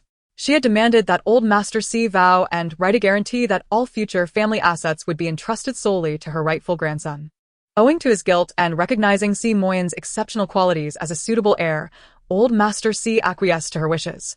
However, he remained unaware that the other branches of the Si family were far from content. The family's enterprises were not only coveted by internal members, but also eyed by an outside illegitimate son. With wolves at the front and tigers at the rear, it was no wonder the Si family ultimately fell into disarray. Watching more than 10 people swarm in, Wen Yan felt a headache coming on. She held no interest in the family dynamics. Her sole desire was to charm Si Moyan and secure 100 points of affection. Little Yan. These are your second uncle and aunt, who have 4 children. Your third uncle and aunt have 3 children, and there's your youngest uncle, who is currently unmarried. As old Master Si introduced Wen Yan, her gaze flickered over to his youngest son, Si Chincheng. Oh my. The sound of Wen Yan's surprise caught old Master Si's attention, causing his eyes to narrow behind his reading glasses. They were arriving. Indeed, something was afoot. Observing the expressions of the other Si family members revealed no unusual reactions. It appeared that, for the moment, only those from the main household, along with his ability to hear Wen Yan's thoughts, were involved. He truly was a chosen elder. Surely, he must have performed some grand act of kindness in a past life to be so blessed. Beside Si Chencheng stood a striking beauty clad in a nurse's uniform, the very individual he intended to present to the elder, who would later give birth to a son for him, Chiu Ruoxue. The elder suddenly cast his gaze toward the woman accompanying Si Chencheng. He had noticed her upon her entrance. She was in her 30s. Her skin as smooth as fine jade, her figure curvaceous, and her delicate features framed by a small, oval face. She exuded a charm and allure typical of a young matron. The elder, in his advanced years, had developed a penchant for women of such captivating nature, and his youngest son had chosen a partner that aligned with the elder's tastes. As the elder stroked his beard, his eyes darted about, uncertain of where to focus. His only flaw in life had been his indulgence in lust, an inherent trait of manhood. Father, this is Chiu Ruoxue. She is a graduate of a prestigious nursing academy and has served as a head nurse at the city hospital. She is well-versed in various aspects of healthcare and massage that will contribute to your well-being. I have specifically invited her to care for you. Si Chencheng introduced Chiu Ruoxue to the elder. Given Si Chencheng's understanding of his father, he was confident the elder would be pleased. Wen Yan glanced at Chiu Ruoxue, unable to suppress her astonishment at the devastating allure a young matron could wield over an elderly man. It was no wonder the elder was captivated. Even she could not help but feel a pang of envy at the woman's ample bosom. The elder's misfortunes are about to commence, Wen Yan mused. The elder's white beard bristled in surprise. Was his impending tragedy linked to Chiu Ruoxue? Wen Yan finished her sandwich, sipped her milk, and leisurely munched on a melon. How remarkable! Chiu Ruoxue is Si Chencheng's mistress, and their passionate affair has lasted nearly half a year. Recently, Si Chencheng has grown weary of her, but is reluctant to part ways. Thus, he thought of his father's fondness for such women and decided to gift his youth's beauty to him. This way, he could both amuse the elder and glean insights into his latest affairs. But what would happen in the end? Speak plainly. The elder was incensed, feeling as though he might ascend to the heavens at that very moment. He had initially thought Chiu Ruoxue possessed some charm, but now she appeared utterly repugnant to him. Was he merely a pawn, left to pick up the remnants of his son's indulgences? Chapter 11. Taking her to the asylum. The elder narrowed his sharp eyes, surveying Si Chencheng and Chiu Ruoxue with disdain. Despite having doted on his youngest son, he was taken aback to discover the treachery that had already taken root. Si Chencheng had assumed his father would be pleased, given that Chiu Ruoxue's appearance and figure were to his liking. Father, you often suffer from headaches. Chiu Ruoxue has excellent techniques. Shall we have her give you a massage? Si Chencheng suggested, signaling to Chiu Ruoxue. She promptly moved to stand behind the elder, aiming to massage his temples. The elder inhaled sharply, suddenly catching a whiff of perfume that faintly mingled with his son's scent. Had these two engaged in intimacy prior to their arrival? He raised a hand, his aged visage bearing an air of authority. Do not approach. Stand aside. Si Chung and Xiao Ruoshui were momentarily taken aback. Had they just imagined it? How could a hint of disdain flicker in the old man's eyes? Had his preferences shifted? The elderly gentleman cast a glance at Wen Yan, who was sipping milk, and felt a tumult of anxiety within him. What would happen if he accepted Xiao Ruoshui? Speak up. Xiaoyan, what are your thoughts on Xiao Ruoshui? The old man suddenly directed his inquiry towards Wen Yan. Almost choking on her milk, Wen Yan was bewildered. Was the old man out of his mind? Why was he asking her? She was merely an insignificant presence in the Si household, perhaps even less esteemed than the family's small black dog. The others in the Si family turned their gazes toward Wen Yan. Si Cheng's eyes darkened. He could not fathom why his grandfather would suddenly question this inept woman. Faced with the collective scrutiny, Wen Yan felt an overwhelming sense of pressure. She touched her nose and smiled brightly, saying, "Grandpa, I'm not knowledgeable about nursing. You must have mistaken me for someone else. Please accept her. After you do, the child she bears could actually be your younger son S. But should the little one call you dad or grandpa?" But wait, what if the child Xiaorua Shui gives birth to ISN, to even your younger son S? She secretly loathed him from the moment he sent her to you.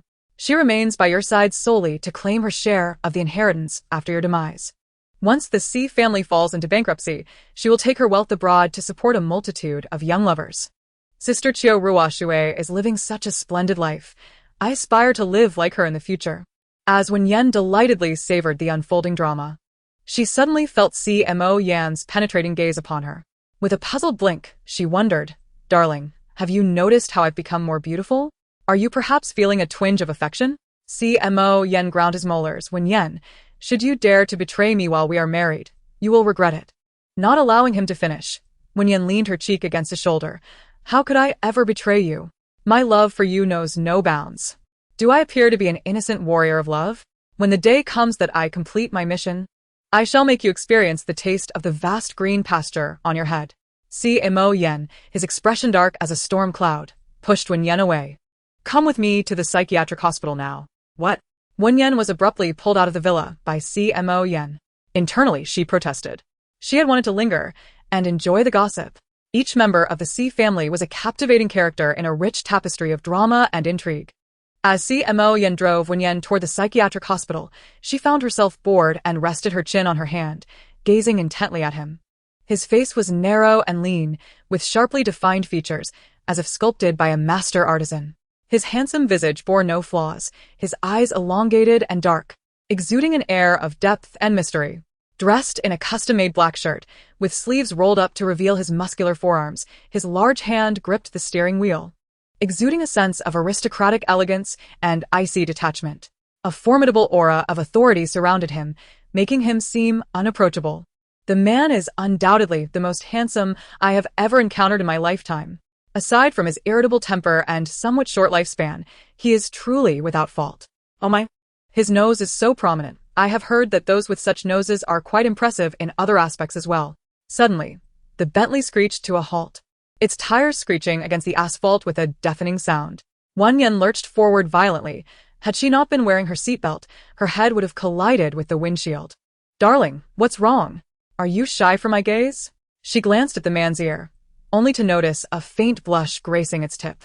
As she blinked in surprise, she was abruptly met with a sharp flick from his long finger upon her forehead. "Ouch! That hurts." The man maintained a cold and austere demeanor, fixated on the road ahead. "Do not look at me." Wen Yan pouted her ruby lips, muttering to herself, "How can you be so handsome, yet so stingy with your glances, dear husband? Fine, I want to look. But do you really think you are the only handsome man in the world? Besides, you are but a fledgling, likely more pleasing to the eye than useful." Si Moyan's jaw tightened. Could he truly block out this woman's inner thoughts? Half an hour later, they arrived at the psychiatric hospital. Si Moyan's friend, Mingzheng, served as the attending physician there. "What, is she mentally unstable again?" Mingzheng inquired in a lowered voice. Upon seeing Mingzheng, Wen Yan greeted him with a radiant smile. "Hello, handsome." Mingzheng, taken aback by her striking beauty without makeup, thought to himself, "So you're actually this beautiful without adornments. Yu Feng and Wen Jing claimed you married the dinosaur sister of the Wen family. They were even mourning for you in the group chat." Wen Yan secretly gave a thumbs up to Si Moyan behind his back. They could light 3 candles in advance for morning. After all, he'll be pushing up daisies within a year. Si Moyan turned around, casting a sharp, icy glance at Wen Yan. You go into the consultation room and wait. Wen Yan, feeling reluctant, touched her nose and entered the consultation room. Once inside, she leaned against the door frame, eavesdropping on the conversation between Si Moyan and Mingjung. Upon hearing that she was to undergo electroconvulsive therapy to assess her mental state, a wave of goosebumps cascaded over her. How could she possibly avoid this?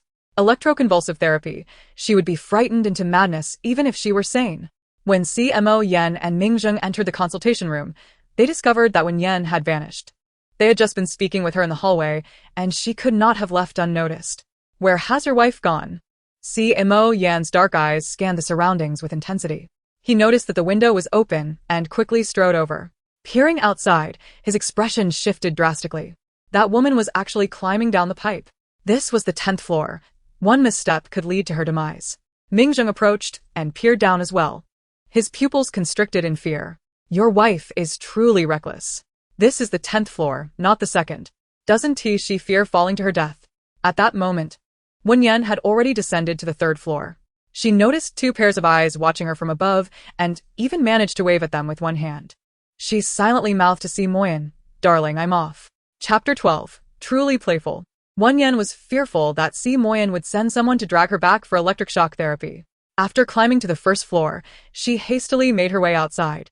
Only after covering a considerable distance did she come to a halt, bending over to catch her breath. The original owner of this body was rather frail. Henceforth, she resolved to engage in more exercise. Wen Yan, don't block the way. Suddenly, a supercar sped towards her, and she found herself standing in its path. Wen Yan narrowed her fox-like eyes. Ah, here comes the green-hatted turtle. Si Jingyi, behind the wheel of the supercar, twitched his lips in annoyance. He was at a loss as to why misfortune had befallen him.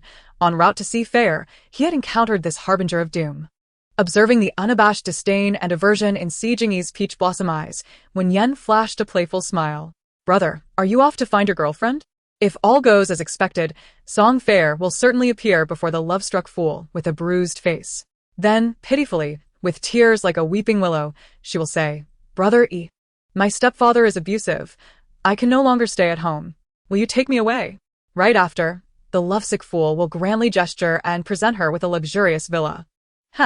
The lovesick fool would never anticipate that the villa he gifted would one day see him in dire straits, longing to reclaim it, only to witness Song Fair and his closest friend ensnaring him in a dog collar, forcing him to watch their intimate escapades, making him eat dog food and bark for amusement. A chill ran down Si Jingyi's arm. That wretched Wen Yan was rambling again. If only he could send her straight to the depths of hell. Did she not claim that Fair was transgender? Very well.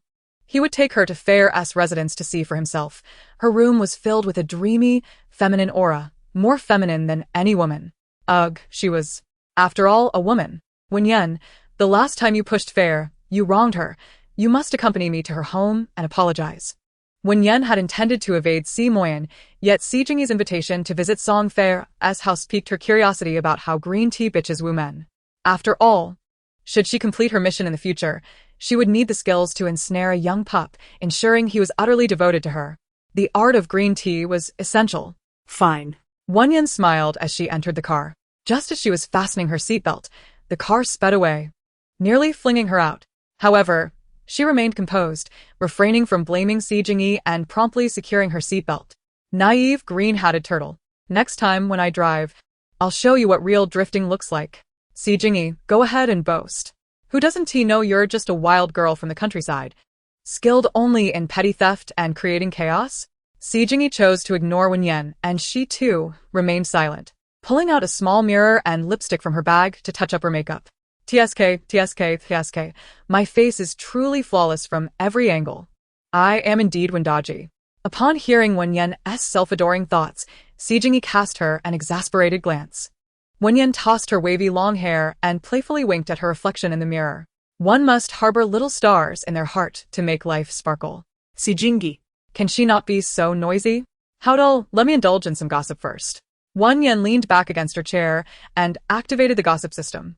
The original owner attended the Yeching Academy of Arts, aspiring to enter the entertainment industry alongside Wen Yu for a competitive showdown. Wen Yan delved into the entertainment gossip. Ah, Isn't Yi Jin the leading man in the new drama Green Hat Tortoise? It seems he is about to make headlines. Yi Jin appears refined and gentle. Yet, who would have thought he enjoys threesomes? Once this news breaks, the romantic drama will suffer greatly. After graduating from university, Si Jingyi embarked on his journey as a director.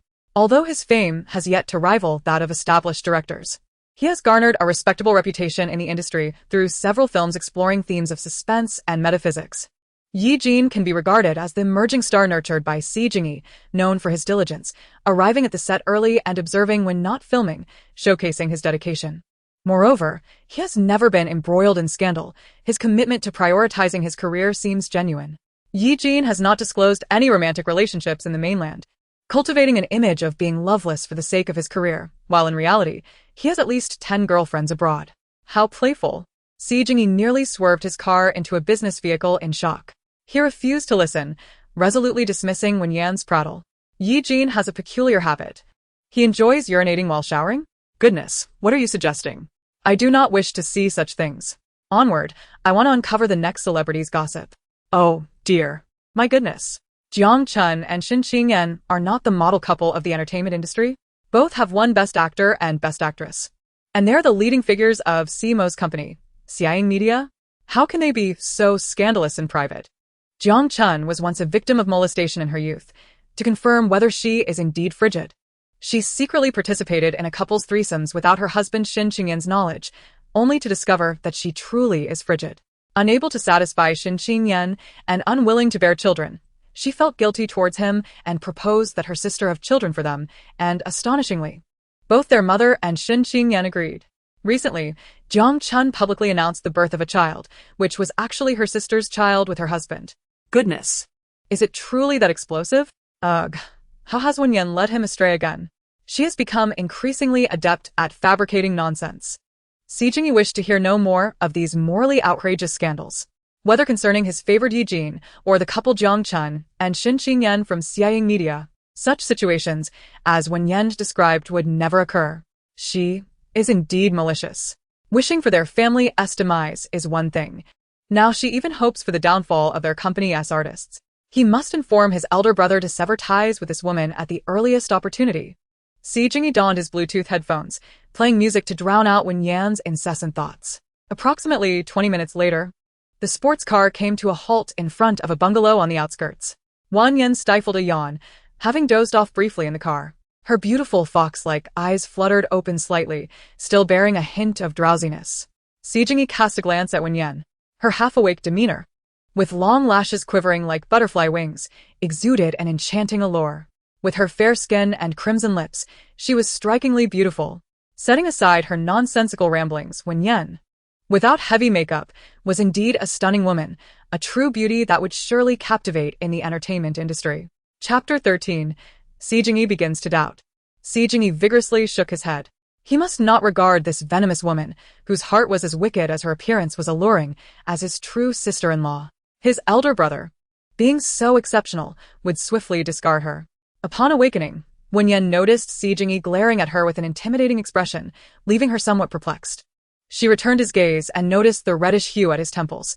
Her fox-like eyes narrowed slightly. Ah, the green-hatted turtle looks rather unwell. It seems he is destined for misfortune today. As Si Jingyi prepared to exit the car, he nearly stumbled and fell. She not only wished for his demise but also cursed him with impending calamity. This woman was truly malevolent. Si Jingyi clenched his fists, seemingly striving to suppress his emotions to refrain from landing a blow on Wen Yan's detestable face. Wen Yan, you should come out and apologize to Feier. Wen Yan stretched lazily, replying, all right, second brother, I'll be right there. I must learn the art of tea conversation.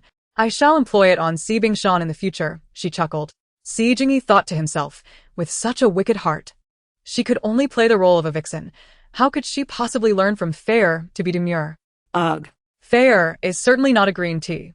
Entering the house, Si Jingyi found Song Feier in her bedroom, cocooned under the covers, unwilling to show her face.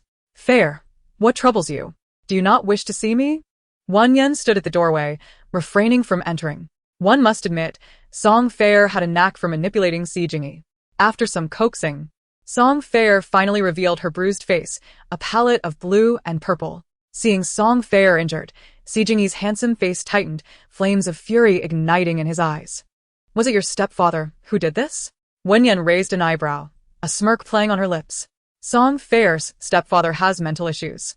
He has been relatively stable on medication, but she no longer wishes to care for him, so she switched his medication, provoking a psychotic episode. She endures a beating, garnering sympathy from the green-hatted turtle while simultaneously sending her stepfather to a mental institution. What else not to like? Si Jingyi closed his eyes, unwilling to heed Wen Yan's absurd claims. Fair had always been dutiful to her stepfather. She would never resort to such actions. Wen Yan continued her inner musings. The three essentials of a green tea: feigning vulnerability, eliciting sympathy, and fostering admiration. If I am not mistaken, Song Fair will soon say, "Brother E, if I were born into a better family, you wouldn't have to work so hard. You are my only support now, but living in this place terrifies me." At this point, the heartbroken Gui Mao Gui would undoubtedly present her with a villa. The art of winning hearts. Song Fair nestled pitifully into Si Jingyi's embrace, her tears blurring her vision.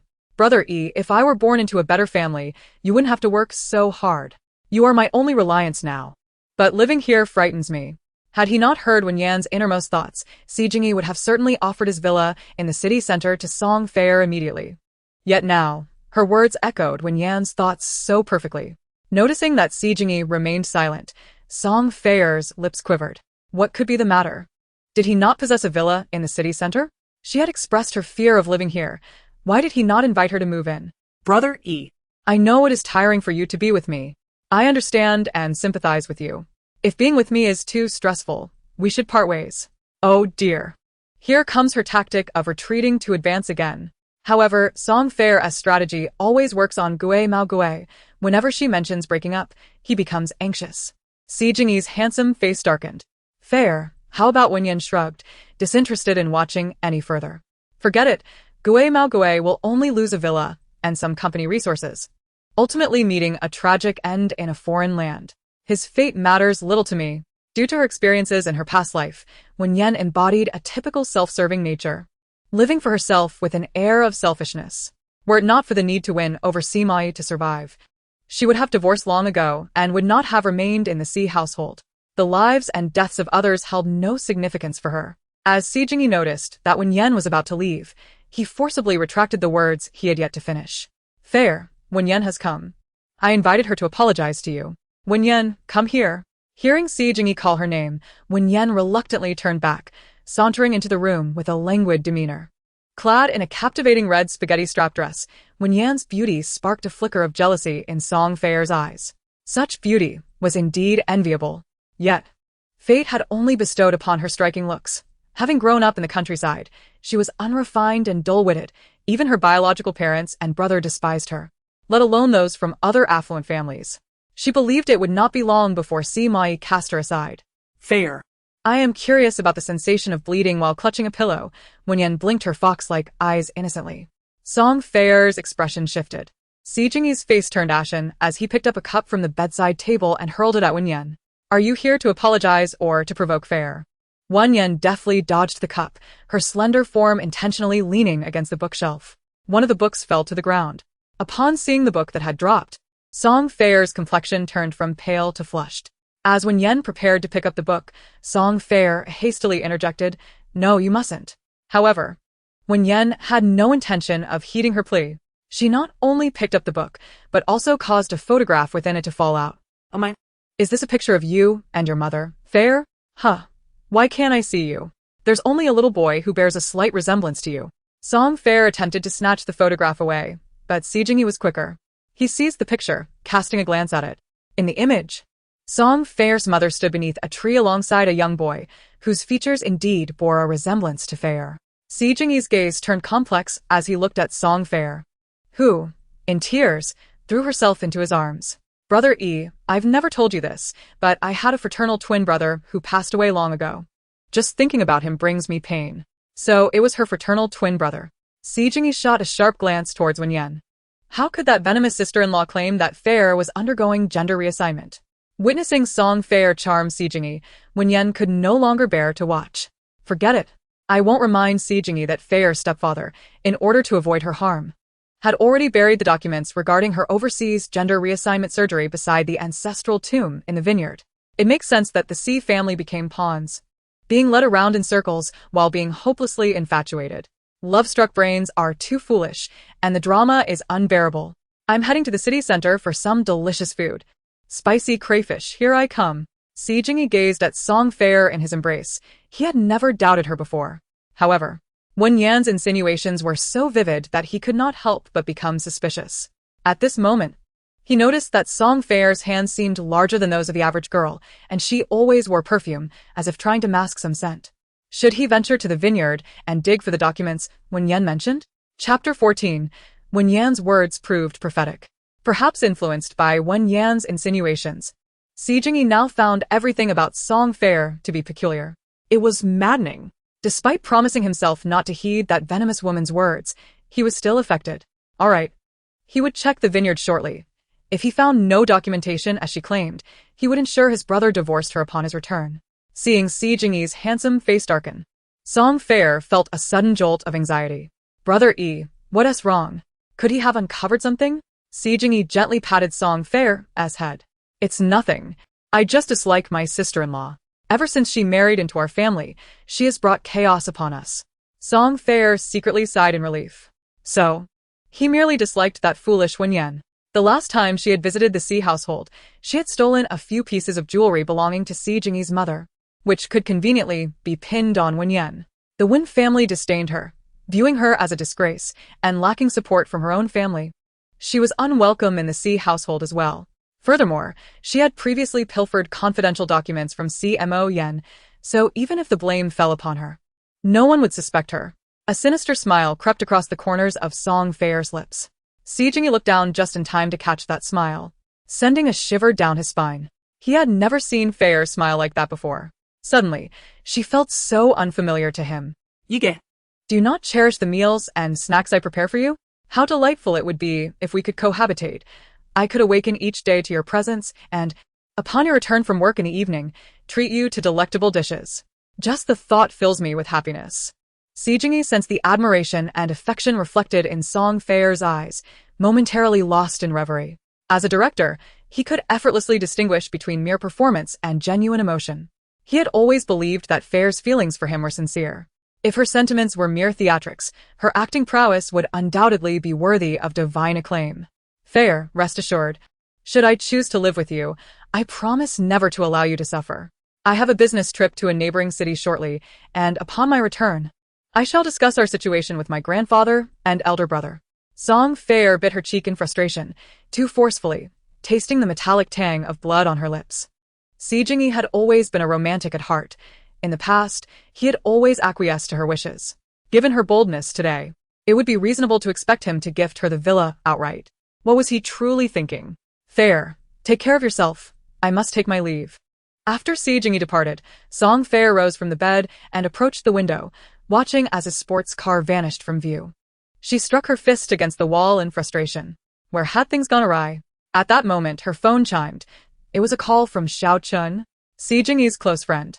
Si Jingyi, meanwhile, had circled the city in his sports car, his mind torn between two conflicting voices. One urged him to investigate the vineyard, while the other implored him to trust Song Fair and not be swayed by Wen Yan's insinuations. If Song Fair were indeed what Wen Yan claimed, a transgender individual seeking only his wealth, he would be devastated. The mere speculation caused a deep ache in his heart, let alone the potential confirmation of such a reality.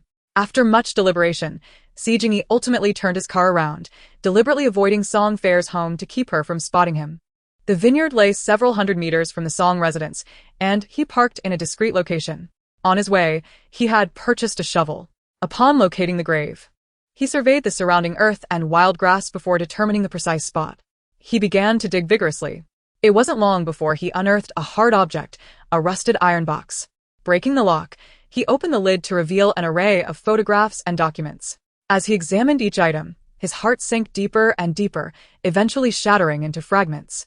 Overwhelmed, he collapsed to the ground, his handsome face pale and strained, fists clenched as he pounded the earth in anguish. Song Fair was indeed what Wen Yan had described, a transgender person. Every word she had spoken to him had been a lie. How could he? A director surrounded by such a talented actress have been so oblivious? Fury and despair coursed through him, as if a gaping wound had opened in his chest, bleeding profusely with pain. He felt utterly foolish. Si Jingyi placed the iron box in his car and set off once more toward the Song residence. However, he did not drive into the small courtyard. Instead, he approached on foot, stopping several dozen meters away from the Song family residence. A sleek black Audi was parked outside. Su Jingyi narrowed his peach blossom eyes. This was the car of his best friend, Xiao Chen. He dashed toward the window of Song Fei's bedroom. Peering through the narrow gap of the window, he beheld Song Fei nestled in Xiao Chen's embrace, her expression fragile and on the verge of tears. Chen Ge, I don't know what went wrong. I've been so obvious, yet Su Jingyi, that lovesick fool, hasn't he even gifted me his villa. Su Jingyi's eyes turned crimson as he glared at the pair of shameless lovers. How infuriating! They had truly conspired behind his back. Xiao Chen, who had once groveled before him like a sycophant, professing to treat him like a brother, had betrayed him in such a despicable manner. With his fiery temper, Su Jingyi longed to burst in and confront them.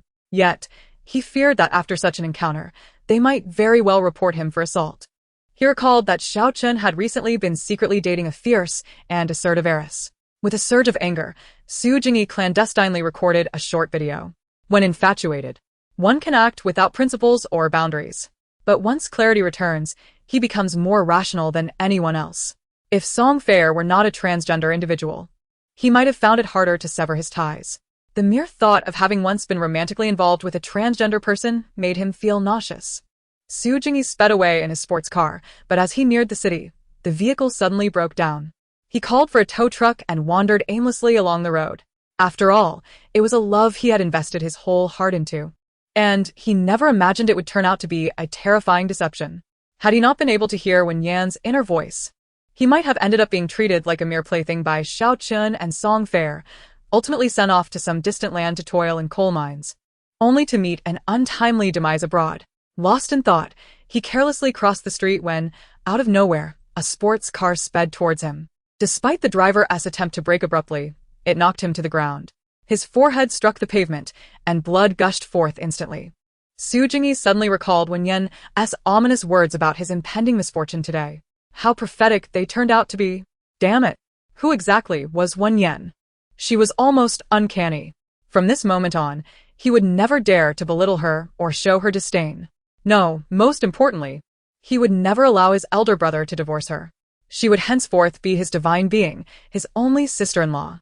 Had he known it was her, he would have run the sports car right over. From the car emerged a figure of ethereal grace.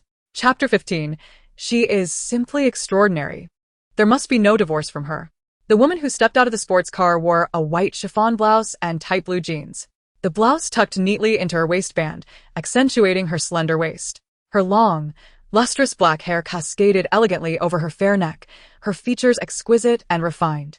Her skin was as smooth and delicate as porcelain, and her eyes, dark and clear like autumn waters, exuded an air of unblemished elegance and aristocratic grace. Si Jingyi naturally recognized the woman before him. She was Wan Qinghuan, the foremost socialite of Yeqing. True to her name, she embodied a stark contrast to the alluring beauty of her visage. She was as frigid as frost, exquisitely ethereal. A year prior, the elder Si had orchestrated a match between Si Jingyi and Wan Qinghuan. During their initial encounter, she uttered not a word but abruptly splashed a glass of wine across his face. Before departing, she had the audacity to label him a scoundrel. He was utterly bewildered. Subsequently, they had crossed paths on several occasions, each encounter marked by a palpable animosity. They bore mutual disdain for one another. Si Jingyi never anticipated that this day, in his most disheveled state, she would happen upon him. Ignoring the injury on his forehead, he glared at her with piercing eyes, demanding to know if she was deranged. As if she wished to run him down. A fiery anger simmered within him. This woman, whom he found insufferable, had fortuitously found herself in his line of fire. Wan Qinghuan, arms crossed, regarded the man sprawled on the ground from her elevated stance, her lips curling into a frigid smirk. What's the matter? Dumped? Upon perceiving the derision in her gaze, Si Jingyi felt as though he had swallowed gunpowder. Mind your own business. Even if I were to be cast aside 1,000 times, I would never set my sights on a woman like you. A flicker of pain crossed Wan Qinghuan's eyes. Yet it was swiftly replaced by a mocking smile. Likewise, you despicable scoundrel. I wouldn't spare you a second glance. Returning to her car, she noticed Si Jingyi had not moved aside and coldly commanded him to get out of the way. Si Jingyi, his exquisite features taut with tension, gritted his teeth, daring her to collide with him. With a roar, the engine roared to life. Wan Qinghuan had indeed revved the sports car. As it hurtled toward him, Si Jingyi's tall, handsome frame swiftly darted aside. The car sped away, and at that moment, the window descended, revealing a middle finger adorned with vivid crimson polish. Si Jingyi was incensed at her audacity to display such insolence. His chest felt as if it might explode from rage. Damn it! One day, I shall make Wan Qinghuan pay dearly. Disheveled, Si Jingyi arrived at the Si Group. The corporation was situated in the heart of Yeqing's business district, its towering edifice majestic and imposing beneath the sunlight. As he entered the lobby, numerous curious gazes fell upon him. Second young master, what happened to you? Si Jingyi waved dismissively. It's nothing. With a dark expression, he ascended in the exclusive elevator to the top floor. Just as he emerged from the elevator, Si Moyan had just concluded a meeting and stepped out of the conference room. Dressed in a tailored suit, he exuded a frosty demeanor, his presence commanding and severe, causing those behind him to hold their breath. Second young master, you're injured? Lu Zhou, Si Moyan's assistant, noticed Si Jingyi's condition. Si Moyan turned his gaze upon Si Jingyi, observing the blood trickling from his forehead, the dust on his clothing, and a tear in the fabric. He furrowed his brows and summoned a doctor. After Lu Zhou left to fetch the doctor, Si Moyan ushered Si Jingyi into his office. What transpired? Though only 2 years Si Jingyi's senior, Si Moyan had always possessed a maturity beyond his years, his demeanor as cold as ice. Si Jingyi felt a twinge of apprehension in the presence of his elder brother. Ruffling his hair, he wore an expression tinged with discomfort. Brother, Wen Yan's words, the ones she spoke to me, have all come to fruition. After Wen Yan married Si Moyan, she continuously challenged the boundaries of the Si family, making reckless choices. No one in the Si household had ever sincerely called her sister-in-law.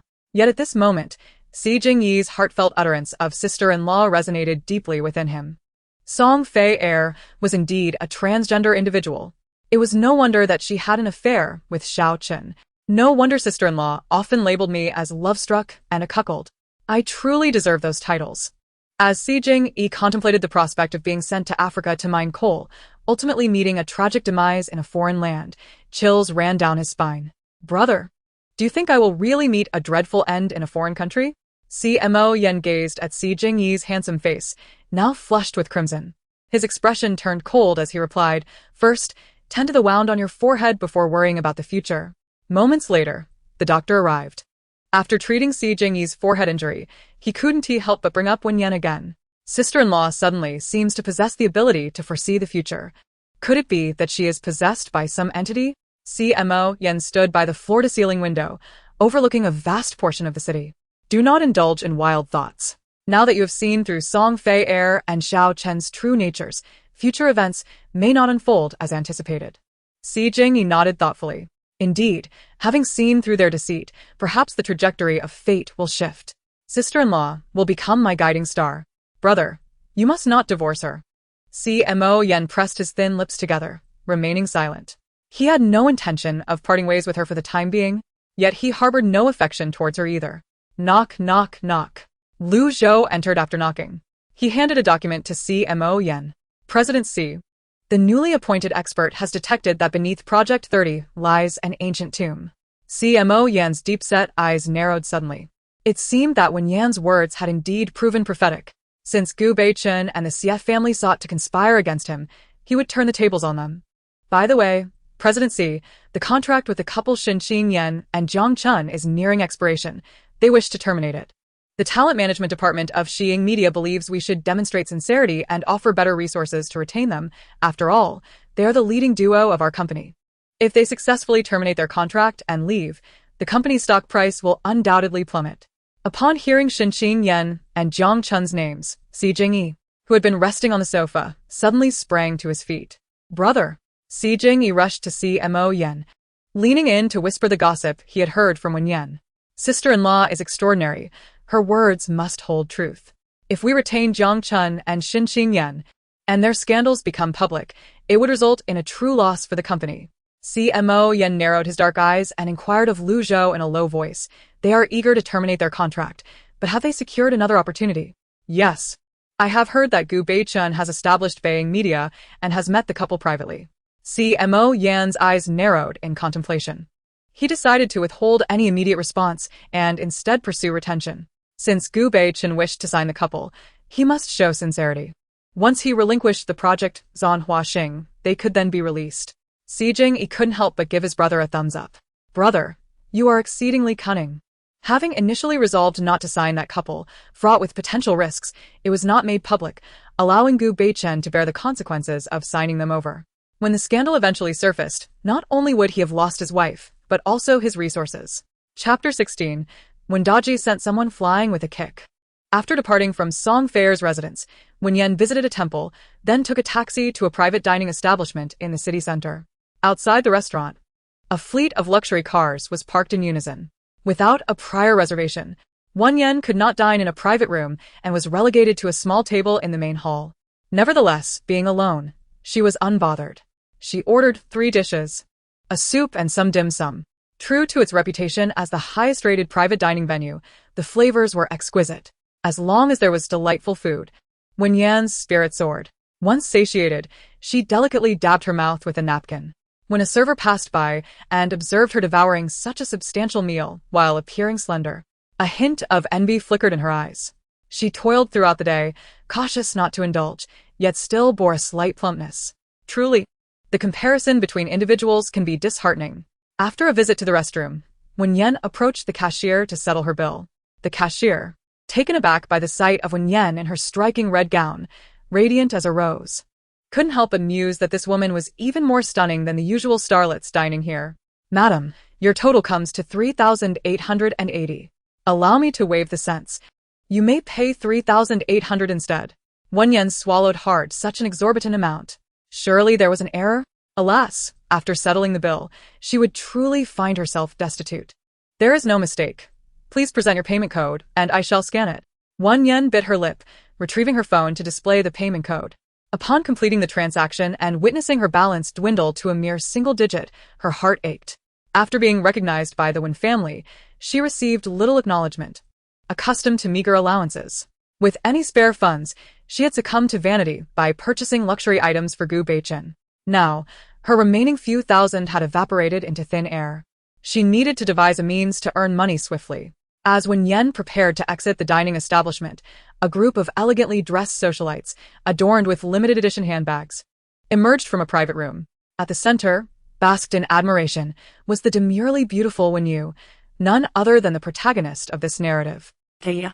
Is that not your sister Wen Yan? After being reclaimed by the Wen family, they publicly claimed she had been raised in the countryside due to poor health. A fraternal twin sister to Wen Yu. However, outsiders remained oblivious to the truth. Wen Yan was the true heiress, while Wen Yu was merely a pretender. The entire Wen family disdained Wen Yan, considering her boorish and foolish, a source of embarrassment. She was infamously known for mistaking hand-washing water for soup at a social gathering. Furthermore, it was rumored that she had stolen Wen Yu's amethyst necklace. Not only was she deemed lacking in intellect and virtue, but she also sought to rival Wen Yu.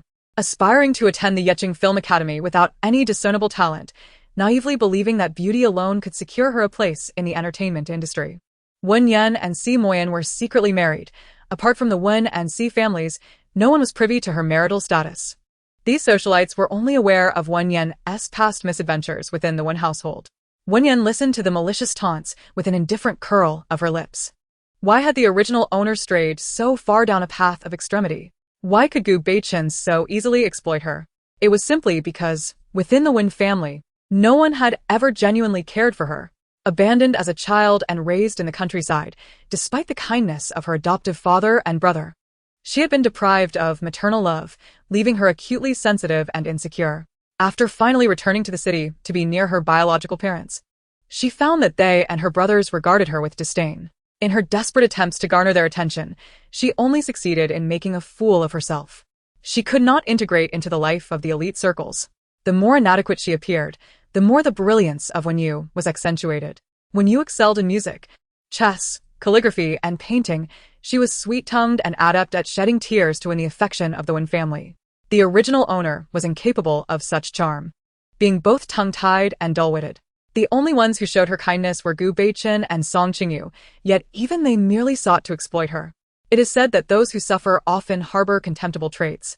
The original owner's overwhelming desire to fit into high society and earn the Wen family's approval led her to neglect her adoptive father and brother after being recognized. Wen Yan felt no sympathy for the original owner. She paid no heed to the scorn from Wen Yu and the others. Aside from matters of life and death, nothing could sway her emotions. My diamond bracelet is missing. A distressed socialite approached. Wen Yu frowned and inquired, "Is it the one your mother gave you?" "Yes. I searched everywhere in the private room but couldn't find it. It must have fallen in the restroom, but I just checked there, and it wasn't there. Someone must have picked up your bracelet in the restroom." Wen Yu turned her gaze to Wen Yan, who was about to leave, and said gently, "Sister, you must have found it. That bracelet is very important to my friend. Please return it to her."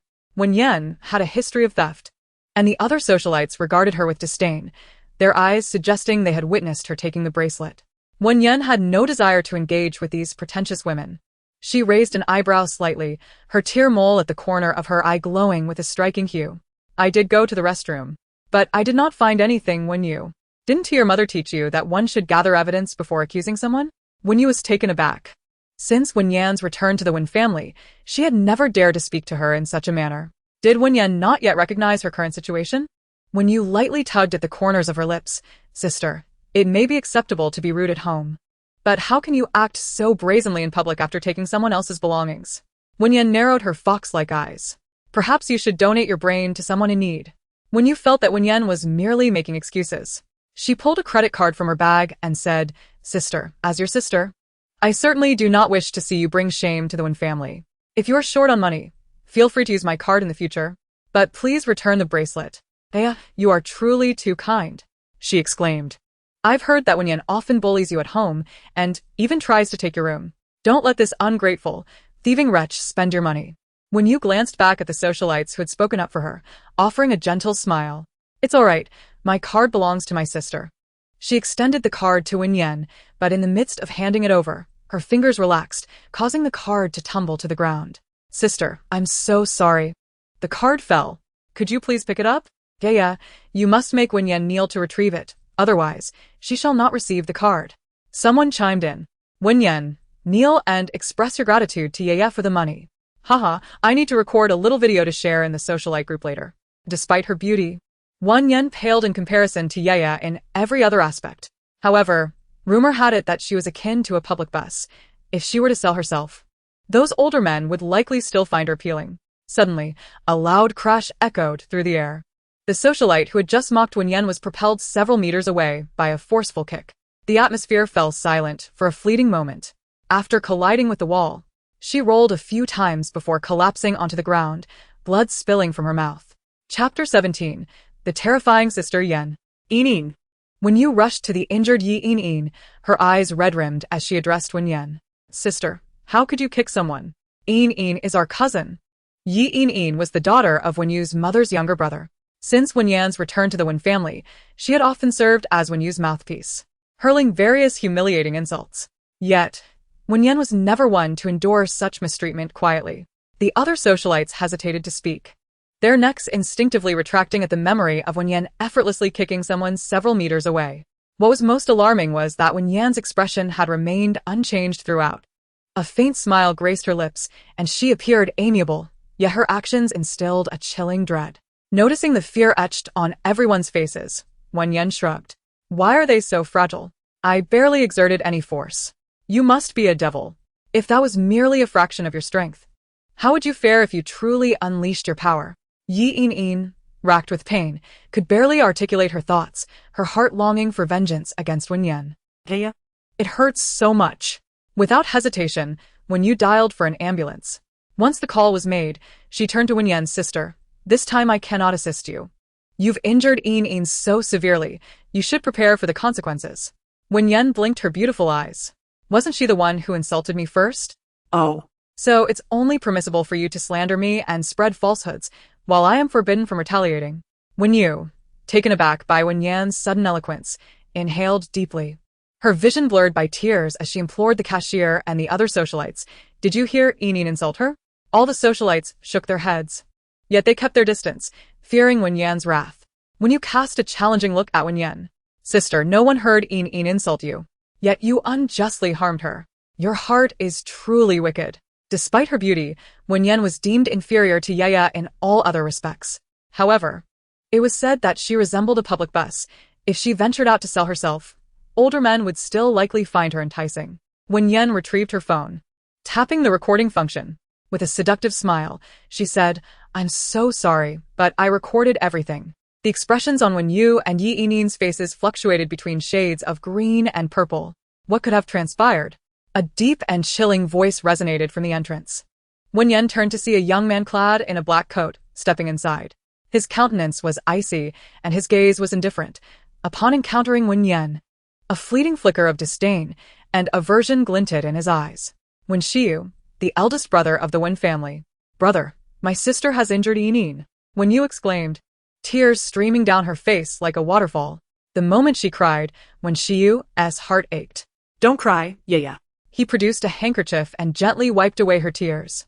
Wen Yu threw herself into Wen Xiu's embrace, her body trembling violently. "My sister stole my friend's diamond bracelet. I kindly offered her my credit card to return it, but Yinin spoke out against her, and she kicked Yinin." Upon seeing Yi Yinin spitting blood, Wen Xiu's expression turned as frosty as ice as he glared at Wen Yan. "Apologize." Wen Yan could not suppress a roll of her eyes. "What do you think you are? For her to apologize? Perhaps in her next life." Wen Xiu, with a cold demeanor, approached Wen Yan directly. He raised his hand, poised to strike her face. Yet in the next instant, a slender, pale hand firmly grasped his wrist, halting him. Wen Xiu was taken aback. Once caught by Wen Yan, he felt as if he were shackled by iron chains, unable to muster any strength. With a crack, the bone in Wen Xiu's wrist was violently twisted. His handsome, indifferent face contorted in agony as he gasped for breath. Wen Yan. "You." Wen Yan methodically retrieved a string of cinnabar prayer beads from her bag and adorned her slender wrist with them. Her fingers delicately caressed the beads, as if this ritual could suppress the bloodthirsty darkness within her, quelling the urge for violence that surged within. She lifted her long eyelashes, meeting Wen Xiu's gaze, her pupils swirling with a hint of bloodlust and ferocity. "Wen Xiu, do not provoke me further. If I unleash my wrath, you shall not withstand it." Her voice was calm and light, yet Wen Xiu detected an underlying tone of menace. When had Wen Yan transformed into this? In his memory, she had once cowered before him like a mouse before a cat. Now, however, she possessed an almost imperceptible aura of lethality, exuding a reckless defiance against the world. Wen Xiu cast a glance at the red prayer beads adorning her wrist, and a chill ran down his spine. The beads appeared stained with blood, emanating an ominous killing intent that sent shivers through him. "If you do not provoke me, I shall not harm you. I hope you will heed this warning." Wen Yan picked up the bank card that had fallen to the ground. With a gentle flick of her wrist, the card shot forth with astonishing speed. Then, a shocking and terrifying scene unfolded. The bank card pierced through the restaurant's floor-to-ceiling glass window. The glass was thick and soundproof. Even a hammer would struggle to shatter it. Yet Wen Yan managed to embed a mere bank card into it. Moments later, the glass surrounding the card began to fracture, forming a spiderweb pattern. All present were left in stunned silence, their pupils dilating in shock, as if they had been rendered mute. Wen Yan appeared remarkably unfazed, turning to the astonished cashier with a radiant smile gracing her enchanting face. "My dear, I have just showcased my prowess. Yet I am aware that damaging property incurs a cost. May I inquire about the price of that shattered glass?" The cashier, trembling with fear, was rendered speechless. She had witnessed Wen Yan's formidable presence and, daunted, opted to notify the manager instead. The manager hurried down from the private room above, his expression a mix of shock and fury upon discovering the broken floor-to-ceiling window. "Who is responsible for this damage?" he demanded. The cashier, quaking, recounted the events that had transpired. Unfamiliar with the details, the manager felt emboldened, stating, "Madam, you must compensate for the damage to our window." Wen Yan nodded. "Of course. I shall make reparations. However, what should I do if I find myself without funds?" She pondered whether the manager might grant her a few days' grace. While her bravado had instilled fear in others, it was not without its consequences. If she were to seek financial assistance from Si Bingshan, it was evident he would refuse her. His disdain for her was akin to that for refuse. Resigned, she decided against further folly. Just as Wen Yan was consumed by thoughts on how to procure the money for the glass, a middle-aged man clad in an expensive coat approached her. Miss Wen, my son is gravely ill, seizures, palpitations, sleepless nights. He cannot eat or walk. We have taken him to the Kyoto General Hospital, but the doctors are baffled. You are a renowned physician in Yi City. I beseech you to examine my son. Wen Shiyu, trained in traditional Chinese medicine under the tutelage of the elder Wen, was celebrated in Yi City as a prodigious healer. Mr. Hua, I am afraid I cannot aid your son. I suggest you consult another expert, he replied coolly, casting a glance at his wrist, which Wen Yan had injured. His expression was icy, reflecting his discontent with her increasingly boorish behavior. She has now harmed her own kin. One can only wonder how she will fare when she injures someone else. Wen Yan observed the middle-aged man, whose eyes were reddened with distress, almost on the verge of kneeling in desperation for Wen Shiyu's assistance. She checked her system and discovered, it seems his son is afflicted by a malevolent entity, which explains why the doctors could not identify the issue. Chapter 18. Her healing abilities. Seeing Wen Shiyu's reluctance to treat his son, Mr. Hua's demeanor darkened, aging him in an instant. Shoulders slumped, he prepared to leave when a melodic voice halted him. Mr. Hua. He turned to find the striking Wen Yan approaching, her beauty undeniable. Are you the Wen Yan who was recognized by the Wen family 3 years ago? He inquired, furrowing his brow. Wen Yan nodded affirmatively. A flicker of hope ignited in Mr. Hua's eyes. Miss Wen, could you please persuade your brother? My son is truly at death's door. He is our family's sole heir. Wen Yan led Mr. Hua aside. Though I am not closely acquainted with Wen Shiyu, I possess the means to save your son. You can save my son? Mr. Hua questioned, skepticism evident in his gaze. Wen Yan retrieved 2 talismans from her bag. This one is a ghost-repelling talisman. Remember the incantation I will teach you. Tai Shang Lao Jun, guide me to banish this spirit swiftly as ordered. Mr. Hua stood in astonishment. Wen Jia, the young lady raised in the countryside, how is it that she resembles a charlatan? Moreover, this talisman is meant to ensure safety. You should have your esteemed young master keep it close. Wen Yan, observing the scrutinizing gaze of Boss Hua, raised her delicate lips in a slight smile. You and your young master have sought out esteemed physicians to no avail. Why not give my method a try? If it proves ineffective, feel free to hold me accountable. Boss Hua had indeed contemplated alternative remedies. He had consulted practitioners of Taoism, yet to no effect. Miss Wen, lives are at stake. Do not jest with me. Wen Yan arched her brows, suggesting, you are already at your wit's end. Consider this a last resort. What if it actually works? Boss Hua, captivated by Wen Yan's radiant and confident demeanor, found her reasoning compelling. Having reached this juncture, he was willing to explore any avenue, so long as his son could recover. Miss Wen, what do you require? As a businessman, he understood that assistance seldom comes without a cost. Wen Yan playfully touched her nose, her smile enchanting. I require compensation for the shattered floor-to-ceiling window. Boss Hua glanced at Wen Shiyu and Wen Yu in the distance, seemingly grasping the situation. The siblings clearly disapproved of Wen Yan. Very well, I shall cover it. If my son recovers, I will personally express my gratitude to you. Wen Yan nodded. Let us exchange contact information. After they swapped their phone numbers, Boss Hua proceeded to the cash register to settle the bill. Earlier, Wen Yan had pulled Boss Hua aside, conversing in hushed tones that Wen Shiyu and Wen Yu could not discern. They only saw her hand over 2 yellow objects resembling talismans to Boss Hua. Brother, is sister attempting to swindle Boss Hua in our presence? Wen Shiyu's countenance was cold and indifferent, his disdain for Wen Yan unabashed. In the household, she was uncouth and rude, often competing with Yaya, and now, she brazenly resorts to deceit in public. Wen Yan, do you truly wish to be incarcerated? With a serious expression, Wen Shiyu addressed Boss Hua. Do not place your trust in Wen Yan. She was raised in the countryside and possesses no real abilities. Boss Hua furrowed his brow, caught in a dilemma. Wen Yan shot a cold glance at Wen Shiyu, asserting, my actions are in no way connected to the Wen family. Should I break the law and cause harm, I shall sever ties with the Wen family to avoid dragging them down. Brother, are you satisfied now? Wen Shiyu looked at Wen Yan, who was clearly inept yet relished in bravado, shaking his head in disappointment. Since marrying into the Si family, you have not changed at all. In fact, you have become even more insufferable. Wen Yan raised her brows, so that is how dogs bark. Her indirect insult left Wen Shiyu fuming. Boss Hua had completed the payment and glanced at Wen Yan. Miss Wen, I shall take my leave now. Wen Yan waved her hand. Thank you for your trust, Boss Hua. Wen Shiyu, his face a stormy hue. gritted his teeth. Boss Hua, you heard her. Should anything happen to your son, do not come to the Wen family. Wen Yan smirked, a dog rushing to its grave. Look how anxious you are. When Shia was left speechless from indignation. At that moment, a waitress approached, handing a diamond bracelet to Wen Yu. Miss, is this the bracelet you lost? I found it in the crevice of the wash basin. Wen Yu and several prominent socialites exchanged glances, their expressions laden with intrigue. Indifferent to their whispers, Wen Yan stretched languidly and hummed a soft tune as she exited the private dining establishment. As she departed, the remaining socialites gathered to speak ill of her. Regardless of whether the bracelet had been stolen by Wen Yan, her lack of decorum was evident. She was a stark contrast to Yu, and her violent tendencies were indeed alarming. Brother Wen, is your hand all right after Wen Yan twisted it?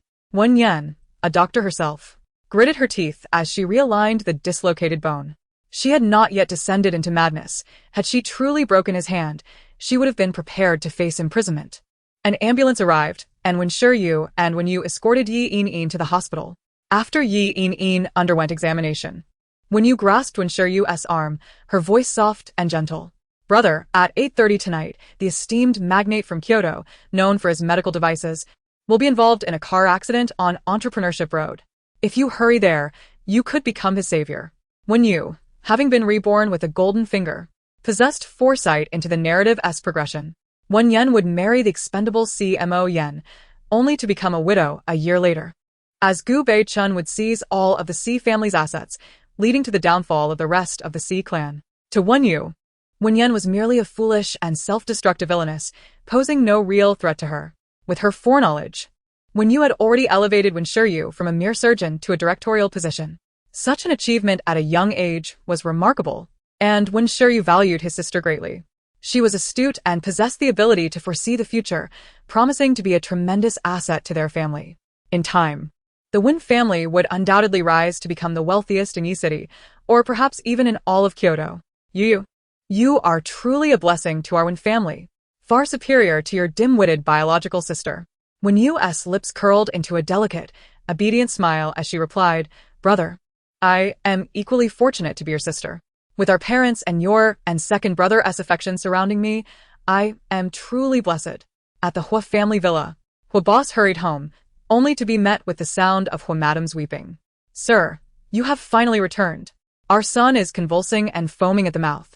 The doctor just left and advised us to prepare ourselves mentally. Hua boss felt his legs weaken, his hands and feet turning cold, nearly collapsing to the floor. He grasped the banister, his chest tight and breath shallow, panic coursing through him as he hastily made his way to his son's bedroom. Hua Yanji was their only son, merely 21 years old. Typically rebellious and somewhat spoiled, he was not like many wealthy heirs who engaged in nefarious deeds. Yet he had suddenly succumbed to this strange illness. If anything were to happen to him, both he and his wife would be utterly devastated. Zhenbang, you're back. Did Wen Yu come? Hua madam placed her sole hope in Wen Yu, having heard that he had recently snatched a dying patient from the brink of death. Hua boss shook his head. Wen Yu had declined to come, yet his sister Wen Yan had given him 2 objects. Chapter 19. Si Bingshan secretly dotes on his wife. Hua madam assumed the items were medicinal, never anticipating that Hua boss would reveal 2 talismans. Mrs. Hua nearly rolled her eyes in exasperation, almost losing consciousness. Clenching her fists, she struck at Mr. Hua with fervor, her heart wrenched with grief. How could he still place faith in such nonsense at a time like this? She gazed at her son, whose breath was faint and labored on the bed, her heart in tatters. Wen Yan was nothing more than a rural girl, a mere country bumpkin devoid of understanding. How could he believe her when she offered him a couple of talismans? Mr. He furrowed his brow, responding, My dear, she appeared quite sincere and confident. Regardless, shouldn't we at least give it a try? He brought the talisman to the bedside. Both Mr. and Mrs. Hua observed as Hua Yanzi trembled with increasing severity, his breathing becoming more labored. Tears streamed down Mrs. Hua's face as she lamented, I told you, that is nothing but a scam. Do you wish to condemn our son to death? Mr. Hua maintained a semblance of calm, pondering how their son could be shaking so violently if the talisman had no effect. Suddenly, he recalled the incantation Wen Yan had taught him and closed his eyes to recite it fervently. In an instant, the talisman floated into the air before igniting spontaneously. In that moment of ash, It seemed as though something was expelled from Huiyenji's body, followed by a piercing scream from a woman echoing through the air. The chilling aura in Huiyenji's room dissipated instantly. His body ceased to convulse, and his breathing gradually normalized. Leaning over the bed, Mrs. Hu checked her son's breath. It was steady now, no longer erratic. Zhenbong, quickly summon the family doctor. Upon the doctor's arrival, he examined Huiyenji and gasped in astonishment. Young master has returned to normal. His pulse, heartbeat, body temperature, and breathing are all stable. Mr. and Mrs. Hu were momentarily stunned, but soon their realization brought forth joy and excitement. Zhenbong, our son is well. Indeed, he is. After the doctor departed, Mrs. Hu glanced towards the window, asking, "Did you hear that woman's anguish scream earlier?" Mr. Hu nodded, affirming, "I did. That must have been the malevolent spirit that had tormented our son."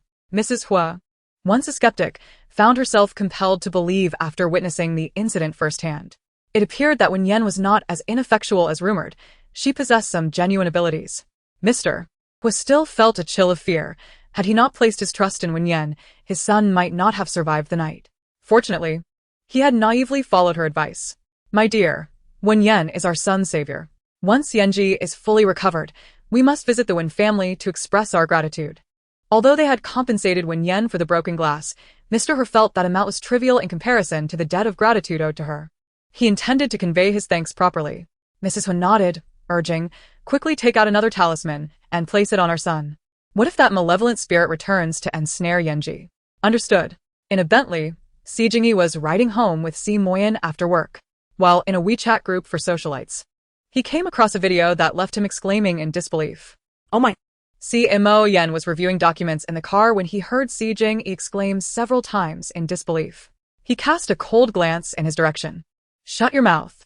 Brother, my sister-in-law is truly remarkable. She nearly went wild. So fierce and so cool." Si Jingyi had seen a video shared in their group chat, showing Wen Yan kicking Yi across the room. The group was abuzz with criticism, condemning Wen Yan's violent and uncouth behavior. However, Si Jingyi's attention was solely focused on Wen Yan's impressive strength. He never expected his sister-in-law to possess such formidable skills. It seemed she had refrained from kicking him across the room out of consideration for his brother. Lately, he had been provoking her and speaking ill of her. Yet she still treated him with kindness. She truly gave him face. Fortunately, he had come to his senses. From now on, his sister-in-law would be his idol. Si Moyan glanced at the video that Si Jingyi had shared, his dark eyes narrowing slightly. "Who posted this in the group?" he inquired. "A young socialite," was the response. Upon seeing the plethora of derogatory comments directed at Wen Yan, Si Moyan promptly exited the group chat, resulting not only in the video being deleted but also the group itself being disbanded. Si Jingyi gave Si Moyan a thumbs up. "Brother, you're the best." Si Moyan's handsome jawline tightened. "Don't overthink it. Until the divorce is finalized, she will always be a member of the Si family." Si Vink Yisimirket. Fully aware that his brother was discreetly defending his wife. Upon returning to the Si residence, old Master Si engaged Wen Yan in conversation about familial matters, introducing her to each member of the family. "Xiao Yan, what do you think of Grandpa?" The old man's question startled Wen Yan. "Ah, how bizarre. Grandpa has never been this solicitous. Could it be that he's taken a liking to me, this beauty? He has never had any moral compass. Do I need to revert to my frizzy hair and smoky makeup look?" Coughing, old Master Si nearly choked on his tea, his white beard bristling in surprise. Despite his lecherous tendencies, he would never entertain such thoughts about his granddaughter-in-law. If he were to do so, he would cease to be human. Though there had been times in the past when he had acted less than nobly, he swore he only regarded Wen Yan as his granddaughter-in-law. His inquiries were merely an attempt to glean who might wish him harm in the future. Yet, she stubbornly remained tight-lipped. She certainly knew how to keep one guessing. As Si Moyan and Si Jingyi entered, they overheard Wen Yan's inner monologue. The brothers exchanged glances. "Brother, do you think Grandpa might?" Before he could finish, Si Moyan swiftly smacked the back of his head. "Stop talking nonsense." Rubbing the back of his head, Si Jingyi walked into the living room with a charming smile. "Sister-in-law, how are you?"